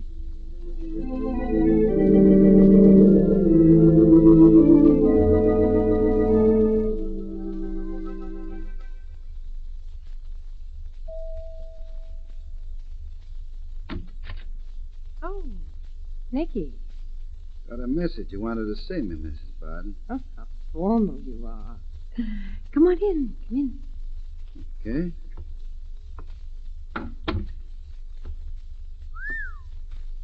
It's a fancy laugh. Kind of out of my class. Confidentially, mine, too. Don't forget I'm only a couple of years out of a chorus line. You sure didn't do bad. It's not as fancy as it looks. My husband isn't the most generous soul in the world. They're doing all right. Yes, but it's kind of hard waiting, living on pennies till the big take comes. Well, you're a pretty regular dame at that, baby. I thought you wanted to see me to beef about your car. No, I can get another car. Well, to tell you the truth, I just wanted to see you again. Why? I liked your style the other night. You're my kind of a guy. You kidding? Why should a doll like you go for a mug like me when there's a guy like Duke around? Maybe I just like your type. Look, baby. We could go places together. I could go places with you, Nicky, but the trouble is I like to go first class. Well, Barton ain't gonna live forever, is he? That's what I thought when I married him, but it looks like he's going to do it just for spite. That'd be tough. Of course, people do have accidents. Mm-hmm. Might be able to help you out on that, baby. That's one of the reasons I asked you to drop by here today. Yeah. About the old man, when's the best time to get at him? About 6 o'clock at night. He always walks across the street to the taxi stand. But do you think the risk is... I ain't thinking about any risk, baby. All I'm thinking about is how gorgeous you're gonna look in black.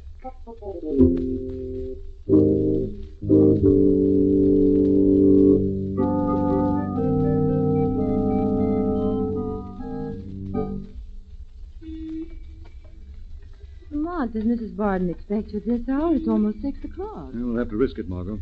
Couldn't get here any earlier. I'm poring over motor vehicle reports all afternoon.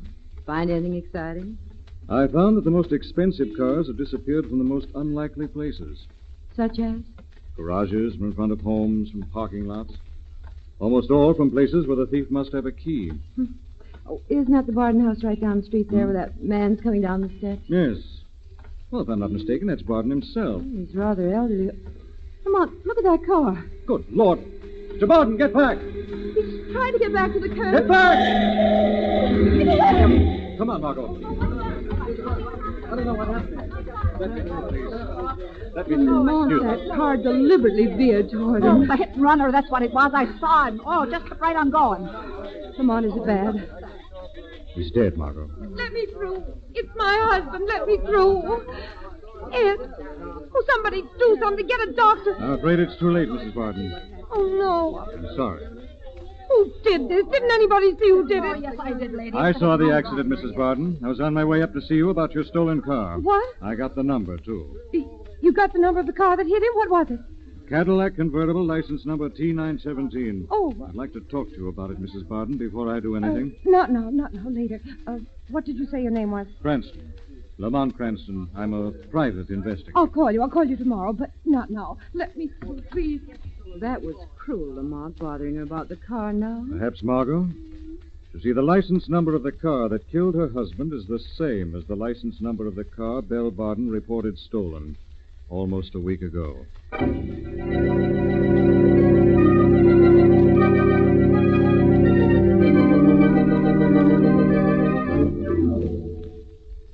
I know. Look, I warn you, Nicky.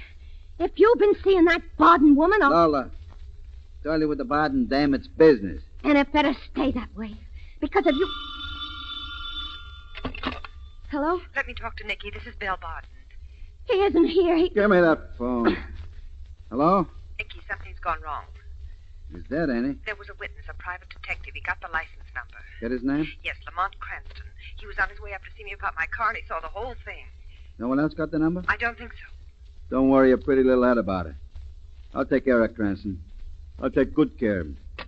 Dirty double-cross. You're in love with us. Forget it, Lola. It's you and me all the way, just like it always was. But right now, there's a guy we got to take care of. A guy named Cranston. What are you going to do, Nicky? Maybe he's going to have an accident. Maybe a car might jump the curb. What do you say? Will you do it for me, baby? Why me? Because you're a dame. Everybody knows how women drivers get excited. No. Lola, you do this one thing for me, and we'll drop the Barden dame for good. It'll be just you and me, baby. Promise, Nicky? Word of honor, baby.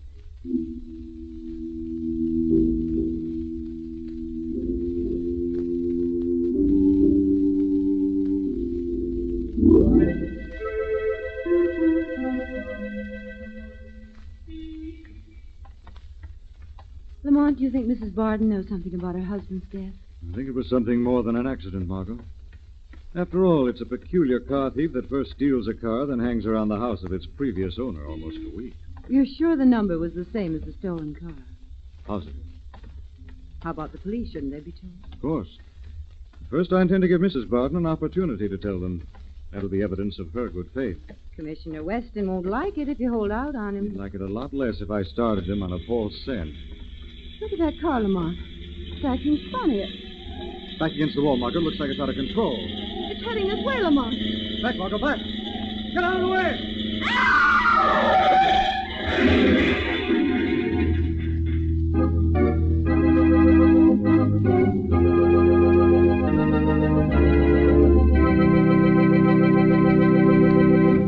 Today, the automatic washer, the electric vacuum cleaner, the refrigerator, and other wonderful devices make life easier for millions of homeowners.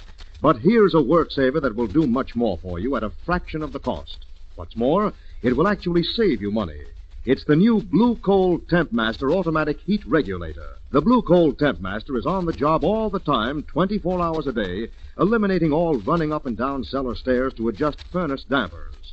You simply set the dial, and the electric eye thermostat in your living room takes full charge of the temperature in your home, keeping it even, constant, and healthful, while you sit back and take it easy. Call the nearest Blue Coal dealer and arrange for a demonstration of the amazing new Temp Master. There is no charge or obligation. Find out how easily, inexpensively, you can have carefree heating comfort in your home from now till next May. Over the course of the winter, you'll find, too, that your Blue Coal Temp Master saves fuel, a lot of fuel. Each Temp Master is unconditionally guaranteed for 5 years. Only Blue Coal dealers have the new Temp Master, so get in touch with the nearest Blue Coal dealer tomorrow. He is listed in the classified section of your telephone directory. And now, back to the Shadow.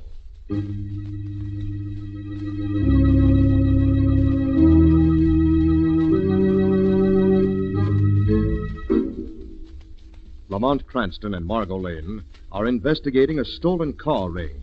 They are walking down a deserted street that evening when suddenly a car swerves out, jumps the curb, and tries to pin them against the brick wall. Lamont, are you all right? It's just a few bruises, I think. Oh, Fender just caught me and threw me as I jumped. thank heavens, darling.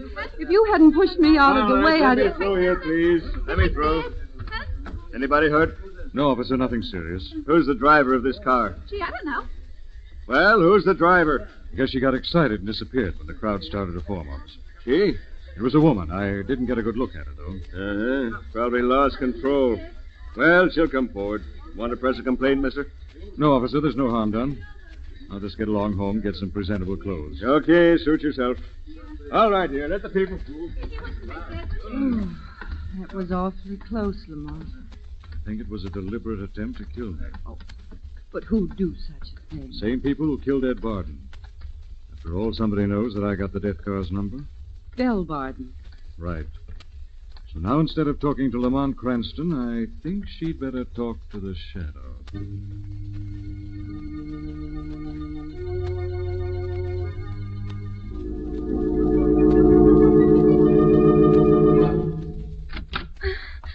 Hello, Lola.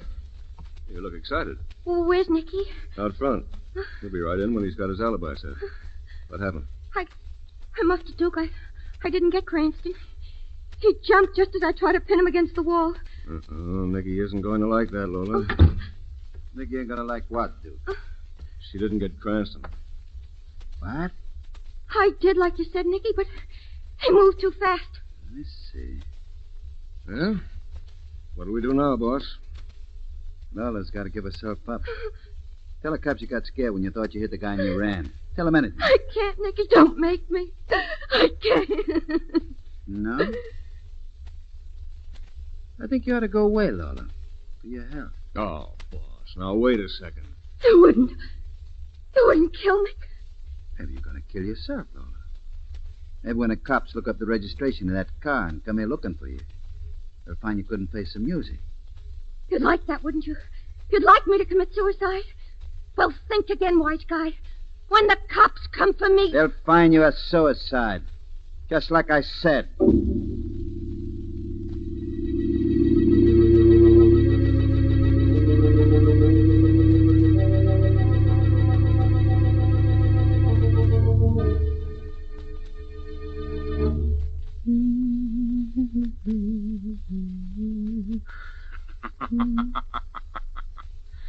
Taking inventory of your new belongings, Mrs. Barden?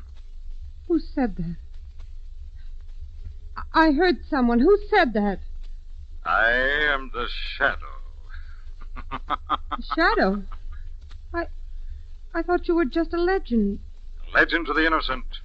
A nightmare to the guilty, Mrs. Barden. Well, why do you come to me? I haven't done anything.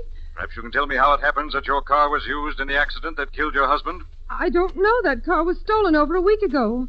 Stolen? Yes, I left it out front overnight, and the next morning it was gone. I notified the police. Very clever, Mrs. Barden.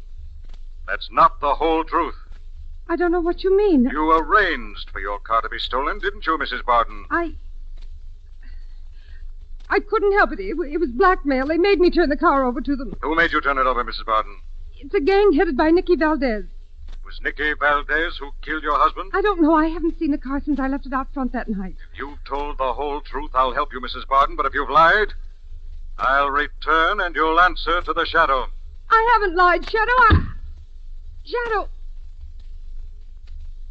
Gone. I'd better warn him right away. Hello, this is Belle. Don't talk, just listen. Something's happened. We've got to get rid of the other two. What? Lola dead?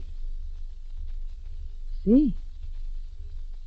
Well, that simplifies everything. That leaves just one for us to take care of.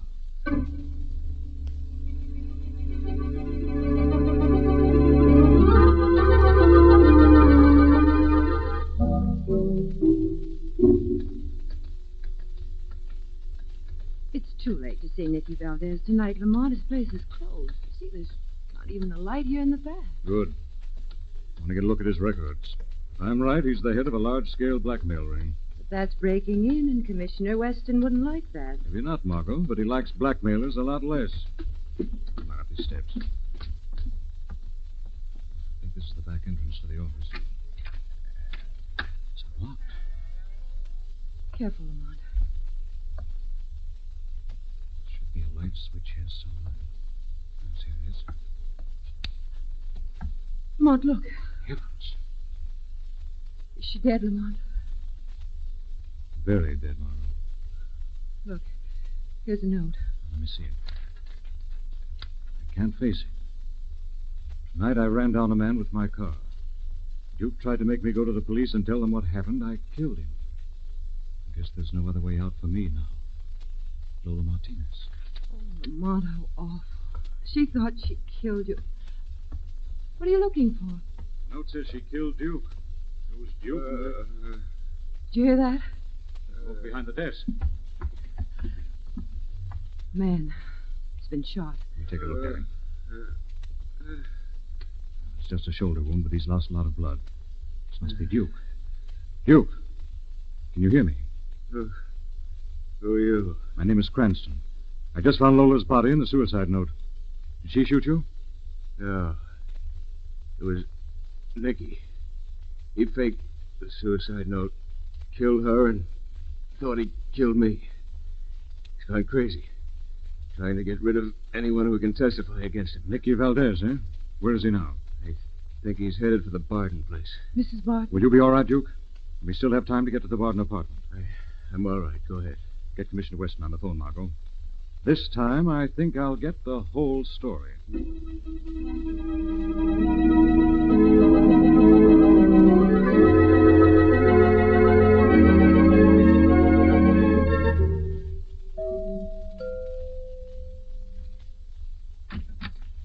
Nicky. What's the matter? Didn't you expect me, baby? Guess I didn't expect you so soon. Come here, baby. Oh. Nicky, please. Nicky, no, phone. Hello? Yes. Yes, I see. Thank you for calling. Ah, where were we? I'm sorry, Nicky. What did you say? That call must have been important. What was it? Your death warrant. What did you say? I said it was your death warrant. What is this? This, my dear Nicky, is what is commonly known as the kiss-off. That call was from Duke. Duke? Yes. You conceited ape. Did you really think I could go for you? Didn't you know that Duke and I have been laughing at you? Duke and you. So it was a cross, eh? A beautiful cross, Nicky.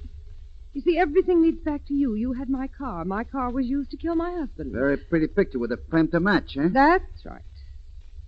Cranston just left your place, Nicky. When he walks in with the cops, I'm going to shoot you, and they'll come just in time to see that it was self-defense. So you played me for a sucker, Don't eh? try anything, Nicky. You think you'll get away with this? You've gotten rid of my husband for me. Lola's out of the way. I'll get rid of you, and that leaves just you and me. And my husband's money, of course. Why, you This double-crossing... is it, Nicky. What are you doing? We've got to make it look as though we've had a struggle, haven't we? Nice show you're putting on, Mrs. Barton. The Shadow. I said I'd be back. He tried to kill me, Shadow. He killed my husband, and he wanted to force me to marry him. I just got the gun away This from lying him. sure I killed her husband, but it was her idea. She was going to knock me off. Quiet. Now drop that gun, Mrs. Barton. Drop it. Okay. But you'll never get me. No, you don't, Mrs. Barton. Let go of me. Oh, no. We need you to testify against Duke and Nicky, just as we'll need them to testify against you. You got Duke? The police already have him. They're on their way here to pick you two up right now.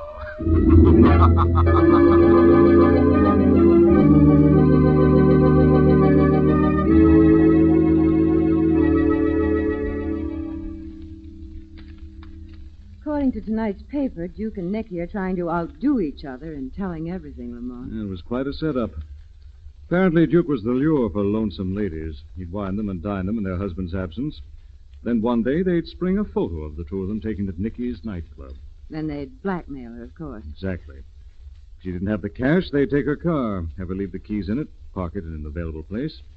She'd sign the transfer certificate so they'd have an additional hold on her. How about Belle? She wasn't part of the gang, Margo, but she was as vicious as any of them. She saw a chance to have Nicky get rid of her husband for her, so she played up to him. She was really in love with Duke. Mm-hmm. What made you suspicious of the setup, Lamont? Well, I guess the truth when I saw Duke's wound. The angle was upward, indicating it was self-inflicted. If Nicky had shot him, Nicky would have had to shoot from the floor. Besides, Nicky would never have left him there alive. A man like Valdez would have been sure he was dead. Well, I hope the whole gang get what's coming to them. They will, Margaret. Death houses all over the country are filled with people who were sure they knew how to commit a perfect crime.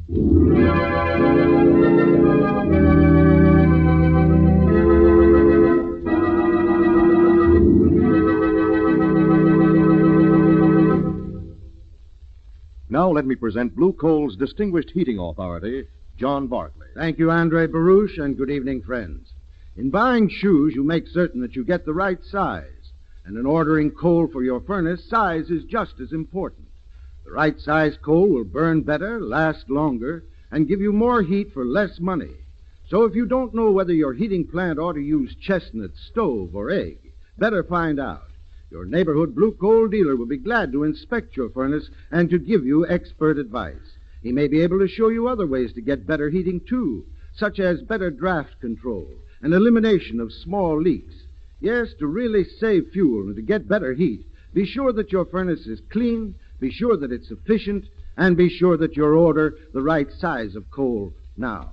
I thank you.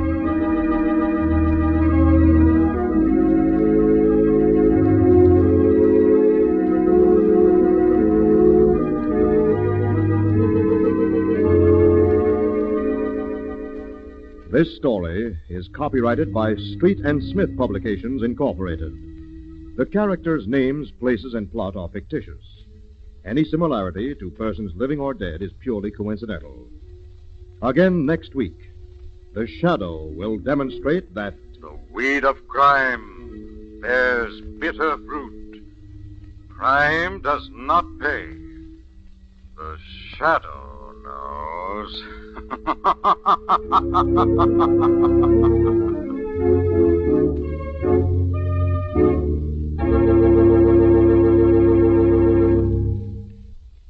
next week, same time, same station, your friendly blue coal dealer brings you another strange and thrilling adventure in The Shadow's daring battle against the forces of evil.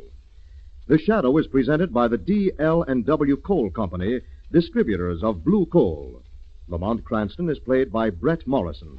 Margo by Grace Matthews. Your announcer is Andre Baruch. Remember, it's blue coal for finest heating service. It's blue coal for finest modern equipment. It's blue coal for the best home heat money can buy.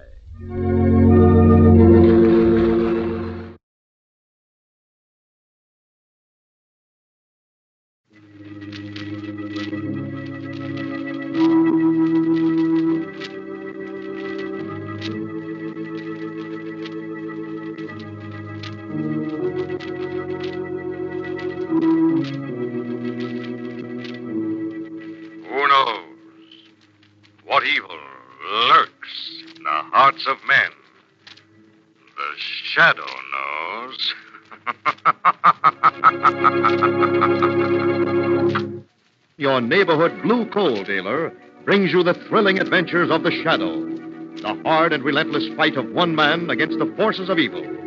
These dramatizations are designed to demonstrate forcefully to old and young alike that crime does not pay. Government forecasts indicate that homeowners may face another winter of shortages of all type of fuel for home heating. You're fortunate if you heat with coal and you're able to store fuel. Call your blue coal dealer tomorrow and place your order so we can schedule early delivery. Make sure that you order the right size for your furnace. And if you're not sure what it should be, ask your blue coal dealer. He'll be glad to inspect your heating plant and may be able to make other recommendations, too, that will help you get more heat and to burn less fuel. Tomorrow, first thing, call the nearest blue coal dealer and ask him to schedule your supply of blue coal for early delivery.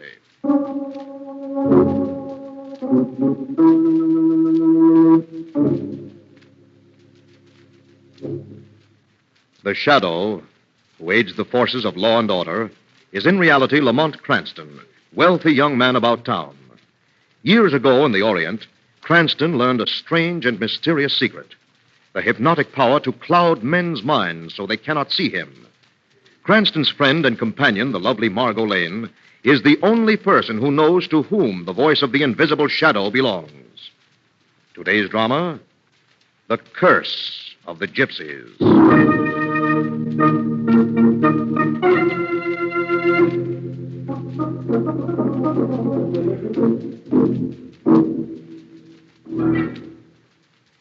For a dozen years, the old Stanfield mansion has been locked tight. Creepers have overgrown the walls. Dead branches scratch at the windows.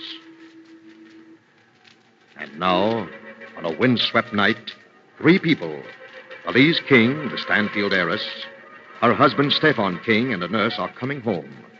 Stefan unlocks the door. And 3 walk into the long, deserted house. See, Elise, nothing in here but dust sheets and the musty smell of an old house. No gypsy curses, no ghosts, no... Oh! I was just closing the door, Mrs. King. I'll light a candle. Let there be light, huh? And the terror will end. There. No. No, it's worse now. Shadows looming everywhere. Ah, you're overwrought, my darling, and tired. Let's get you to bed. Take my arm on the stairs. Stefan, which room am I to sleep in? Your mother's. Where she was brought at? After that accident? No, I won't go up there. Control yourself, Elise. No. You must conquer these fears. Realize they exist only in your mind. Stefan, what was that? I didn't hear anything. Came from Father's room. Mrs. King, please. There it is again. His father. He's still in there after all these years. Oh, stop talking nonsense, Elise. Your father was given a decent burial. You saw him in the grave yourself. No, he's come back. He's come... You must hear that, Stefan. Oh, tell me you hear it. Tell me. I hear a noise of some kind. Probably a tree outside the window. But we'll soon find out. Oh, no. Courage now. I'm opening the door to your father's room. I'll hold the candle up. Elise, what is it? A man. Hanging by the neck. Where? I don't see anything. Do you, nurse? No, Mr. King. I don't see anything.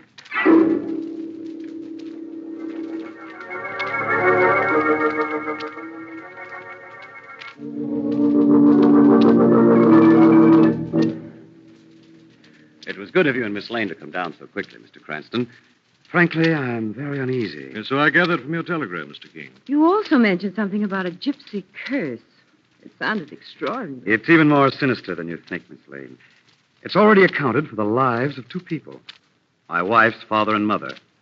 Now I'm afraid that Elisa's life is threatened. Suppose you start at the beginning, Mr. King. Now, that takes us back a good many years. When George Stanfield, Elisa's father, was a young man, he fell violently in love with a gypsy girl. Eventually, he tired of her, though, and cast her off to marry Elisa's mother. Oh, dear, romance that went sour. Very sour, I'm afraid, Miss Lane. The gypsy girl became crazed with grief and took her own life. But not before she had put a curse on George Stanfield and his family. Curse, eh? What was the nature of this malediction? That all three of the Stanfields, father, mother, and daughter, should die by violent deaths, Mr. Cranston. How horrible. So far, it has worked out to the letter. Lisa's mother was killed in a strange riding accident. And Elisa's father? Death by hanging in this very house. Apparently suicide. Yet he had no reason for doing away with himself. He left no suicide note. I see. There was another suspicious circumstance surrounding each death. The Gypsies were encamped across the hill. The Gypsies? They make their winter headquarters here each year, Miss Lane. Oh. And they're back now. In that case, it seems a little strange you brought your wife back to this environment, Mr. King. I did it deliberately on good medical advice. I wanted to prove to Elise that there was no basis for the neurotic fear she developed.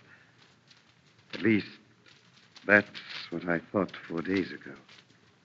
I see. And what's happened in the meantime? Well, the first night we arrived, she saw, or thought she saw, the body of a man hanging in her father's room. All in her mind, of course, But it wasn't all in my mind, Stefan. Elise. There was somebody in that room. Elise, dear, please. I have proof now. I went back in that room. I forced myself to go back in. I was so sure of what I'd seen. You were very brave, my dear. Now, let me introduce our guests. Oh. Miss Lane and Mr. Cranston, my wife. How do you do, Mrs. King? How do you do? So you found something in your father's room, Mrs. King? Yes, Mr. Cranston. I picked this up from the floor. A brass earring. Extraordinary. It must have been lying there unnoticed ever since the house was locked up. I doubt it, Mr. King. It would have tarnished in that time. You mean... Still brightly polished. Couldn't have been dropped there more than 4 days ago. And somebody's been playing tricks on my wife. The Gypsies. We'll know more about that, Mrs. King, when Margo and I visited their camp. Come on, darling. All right, but there isn't much hope of finding the one gypsy with the missing earring. Perhaps, unless we get help from the gypsy fortune teller.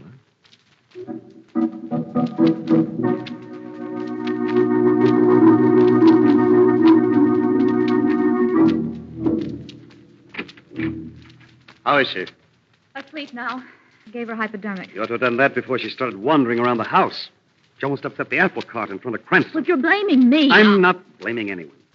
You know the thin ice we're skating on. That's your doing, Stefan. I was all against getting that detective down here. It's insane. We had to have someone to testify that Elise was going off her head. A nice old lady would have done just as well.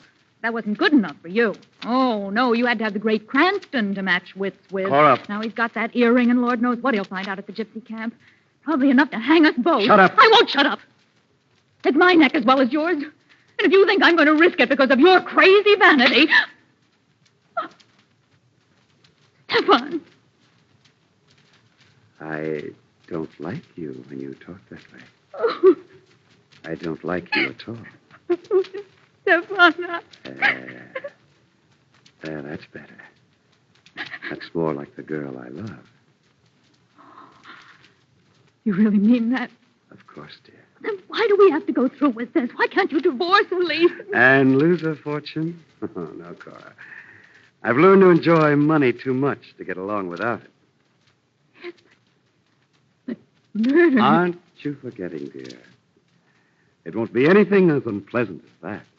Just the suicide of a mentally deranged girl. Let Cranston try to prove anything different.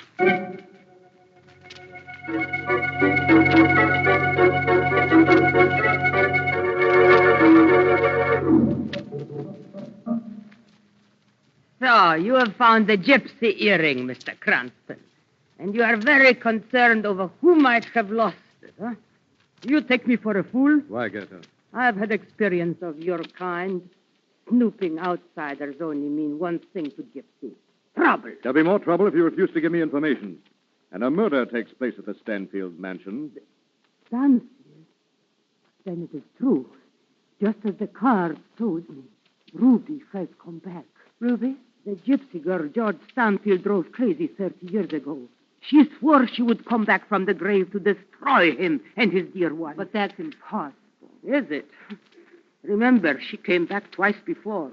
And each time it was in the cards. Look, I deal them out again. And you can see for yourself. There. She is guiding my hand. The black ace, followed by the queen. It is certain death, I tell you. She's here. Ruby's here. Back from the grave. What?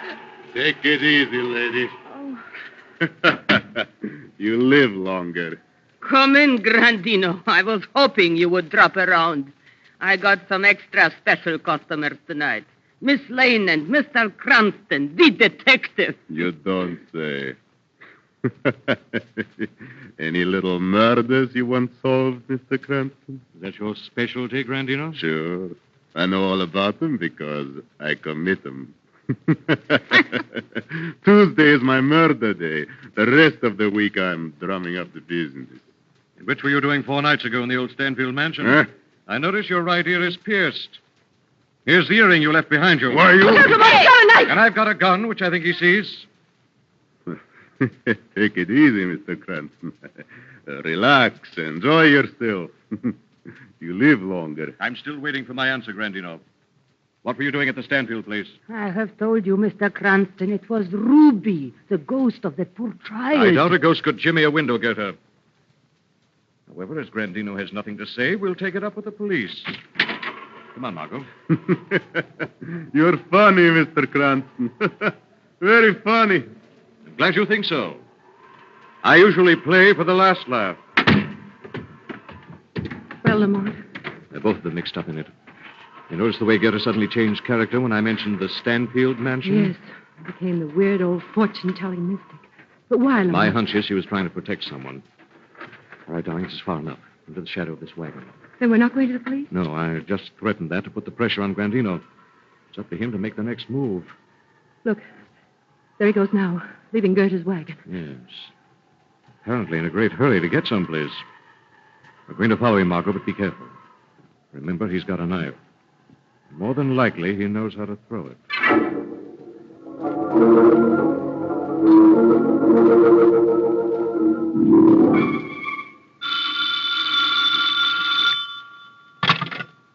Hello? Grandino, Mr. King. You fool. I told you never to phone this house. Take it easy, Mr. King. If it's Cranston and his girlfriend you're worried about, I fixed him. What? They took it into their heads to follow me. I led them a merry chase, all right, through the swamp. But the quicksand. That's the idea. They're good and lost now. They'll be lucky if they ever get out. Oh, you blundering fool. How dare Take you? it easy, Mr. King. There isn't healthy talk. I'm phoning from the diner to say I'm coming over to see you. No, it's too dangerous. You Be mustn't- right over, Mr. King. Grandino! The blundering idiot. He's ruined everything. You mean Miss Lane and Cranston? If they ever get out of the swamp, they'll be too suspicious. They'll watch every move I make. Well, perhaps it's all for the best, dear. Oh, don't start that again, Cora. Stefan. Why did I ever trust anyone? It was so easy before. What? But I won't give up now. I'll work out some other plan. I won't stop till I've wiped out every last member of the Stanfield family. Then it was you who killed Elisa's father and mother. What are you talking about? That's what's been burning in your mind, revenge. That's why you want to do away with Elise, too. Cora. You don't give a rap for me. You never have. You've just been using me as an accomplice. Darling, listen to me. No! It's too late now. Perhaps you're right. It's too late. And you know too much. Stefan, that knife... You're another fool who had to meddle. Stefan, you're mad. If you kill me, you'll never escape. You're wrong, Cora. It's my one way out. I've been working out a plan, you see, that starts with your death. Death!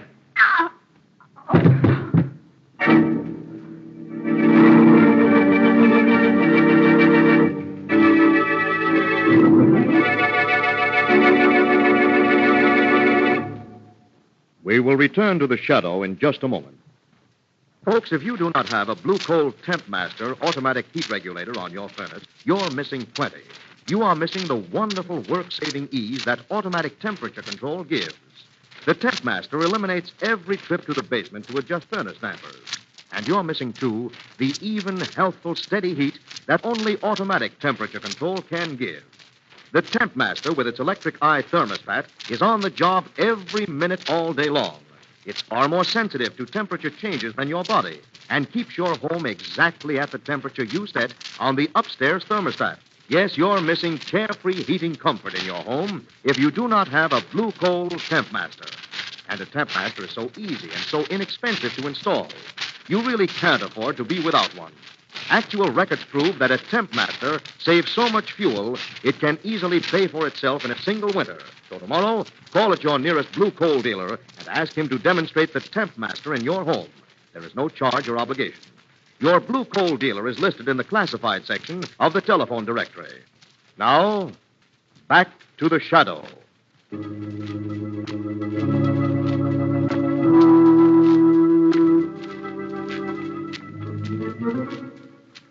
Lamont and Margo, in search of the truth about a strange gypsy curse, have extricated themselves from the swamp into which they were led by the gypsy Grandino and are now entering the Stanfield mansion. Mr. King? Mr. King? He doesn't seem to be in. I hardly expected it, Margo. My guess is he's out somewhere keeping a tryst with Grandino. Then you think there's a connection between them? I'm almost certain of it. The first job is to get Elise out of this house into safety. After that, we can complete our case against the other two. Let me see. I think this was her room. Yes, she was moved downstairs. Seems to be something holding the door. Maybe Elise moved a chair up against it. Doesn't feel like it. Yeah, now we can get through. It's so dark. Just a minute. Here's a switch. Lamont. That's what was holding the door. The body of the nurse. The knife. Grandino's knife by the looks of it. Look at the room, all torn up as if there'd been a struggle. Grandino must have come in for Elise, and the nurse died defending her. Anyway, Elise is gone now. Must have been carried out through this open window. Yes, there's dirt on the ledge. Oh, come on, Margo. All we can do is follow. I'll go first. Be careful, darling. I'll give you a hand down. Here I come. We'll try the garage first, see if the car is gone. It's just possible. What was that? Over there, it's Mr. King. He's been hurt, Lamont. That gash on his forehead. Mr. King, you hear me? Oh, Mr. Cranston, help me up. There you are. Now, what happened, Mr. King? I heard a noise outside, came out here to investigate. There was a scream from Elisa's room. I ran up to the window and something hit me. I don't remember. Elise is gone, Mr. King. What? Oh, they've taken her. Easy, Mr. King. Margo and I are going after Elise now. Come on, darling. The gypsies, Mr. Cranston. The gypsies. It's clear now what's happened. Whatever game Mr. King was playing with Grandino, it backfired. Grandino must have kidnapped Elise, probably for ransom. Probably taken her back to the gypsy camp. If so, Margo, there's only one person who can tell us for sure. Goethe, the fortune teller. Goethe? Yes. She's going to get a visitor she didn't foresee in the cards. The shadow.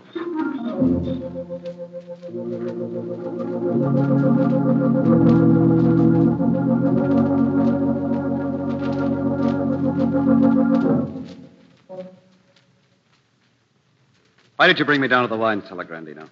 I wanted a private talk with you, Mr. King. Well? 5,000 is not enough, Mr. King. But that was our bargain. Now Grandino is changing the bargain.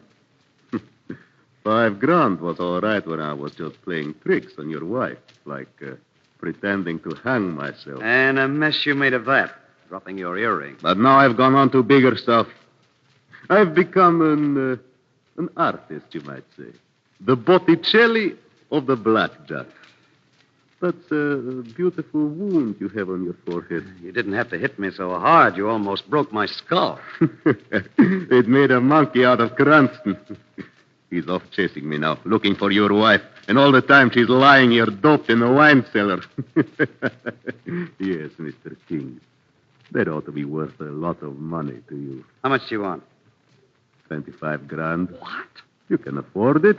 You'll be a rich man soon. A fortune all to yourself. Left by your poor, dead wife. I'll think about it. Another glass of wine? Yeah.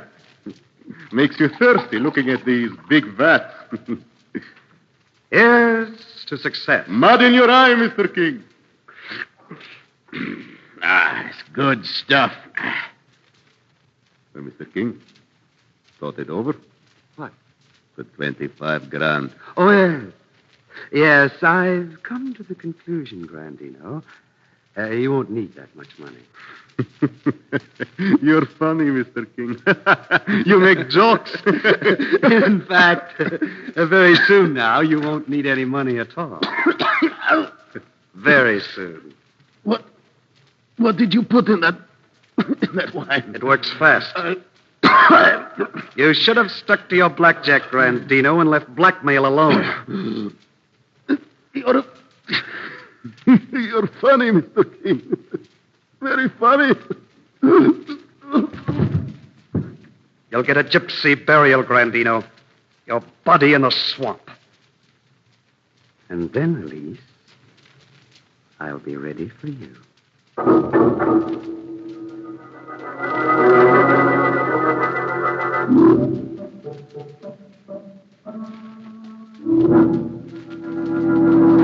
What's wrong with the cards? They tell me nothing. No faces come up, only numbers. Because your days are numbered, Getter. Who's there? This is the shadow, Getter. I hear a voice from nowhere. Shadow is right here beside you. What do you want with me? Where is Elise King? I don't know. She was taken from the house. Her husband was knocked unconscious. Was he hurt? Was Stefan badly hurt? You seem very concerned about Mr. King, Getter. I believe I understand. I don't suppose you feel as affectionate toward Grandino? No, I always hated him. He was always snooping around my wagon, trying to find out things. What things? No lies, Getter. He was curious about my little boy, the child I adopted long ago. I see. So you raised an adopted child, Getter. That must have taken money. Where did you raise it? I had a rich admirer once. He was generous. I think I can guess his name. George Stanfield. But this locket around your neck should prove it. There. Shadow, give that back. Not till I've read the inscription. Oh, to my beloved Ruby. Shadow. So that's it. You're the crazy girl who was supposed to have died of heartbreak. The gypsy girl who cursed the Stanfield family. No. But you lived on to take your revenge, didn't you, Gerta? Or should I call you Ruby? Listen to me. I haven't time for that now. Your son must be stopped before he commits his last crime. You will be too late. The last of the Stanfields must die tonight. The cards say so. But the shadow says no.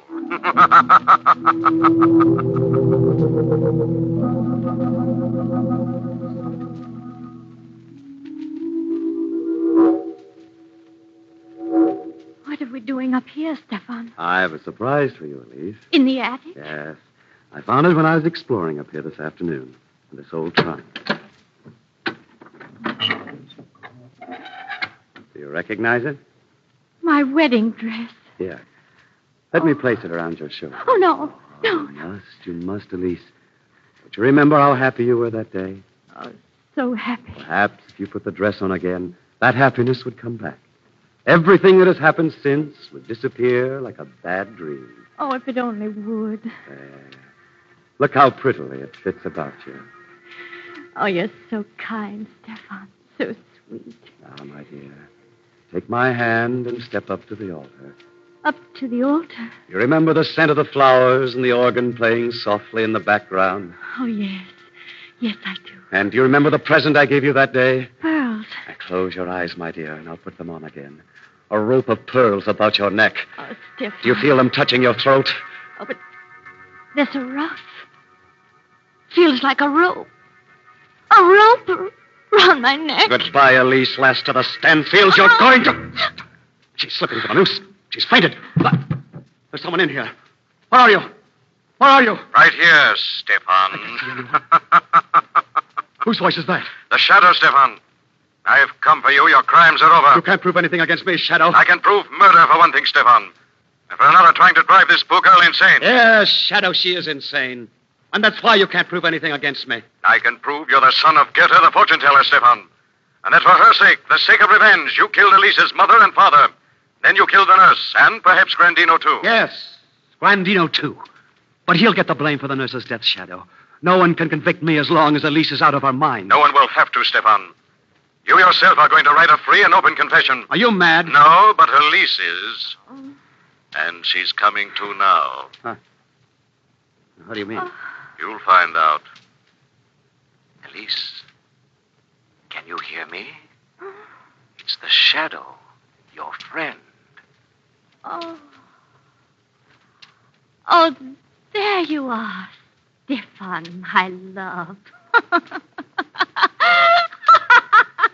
You didn't leave. Elise. I'm glad you didn't. Because now I can kill you. Shadow, stop her. You fail, Stefan, but I won't. Shadow. Ready for a confession, Stefan? No. Don't shrink from me, Stefan. You love me, remember? You're my husband. A free and open confession, Stefan? No! No, Stefan! No! All right, Shadow. I'll confess. I'll sign anything. Get her away. Elise! Elise! Oh. I had to do that, Elise. What have I done? What have I done? You merely aided justice, Elise. I don't understand. Perhaps that's just as well. Soon you'll be completely well again and will hardly remember the horror you suffered from a man named Stefan King. By then, will have died in the electric chair.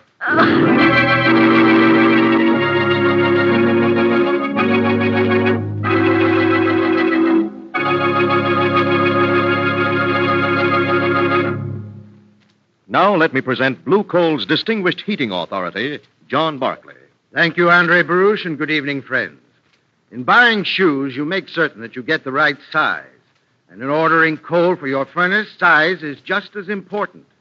The right size of coal will burn better, last longer, and give you more heat for less money.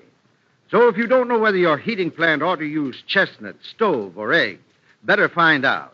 Your neighborhood blue coal dealer will be glad to inspect your furnace and to give you expert advice.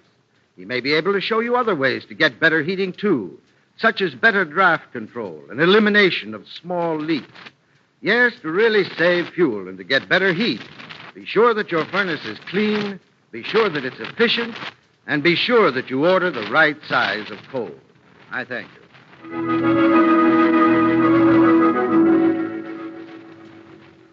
This story is copyrighted by Street and Smith Publications, Incorporated. The names, characters, places, and plot are fictitious. Any similarity to persons living or dead is purely coincidental. Again, next week, The Shadow will demonstrate that the weed of crime bears bitter fruit. Crime does not pay. The Shadow knows.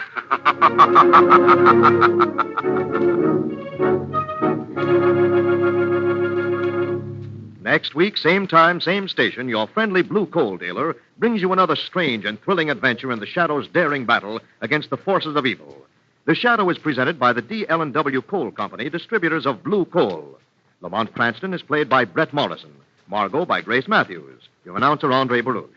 Remember, it's blue coal for finest heating service. It's blue coal for finest modern equipment. It's blue coal for the best home heat money can buy.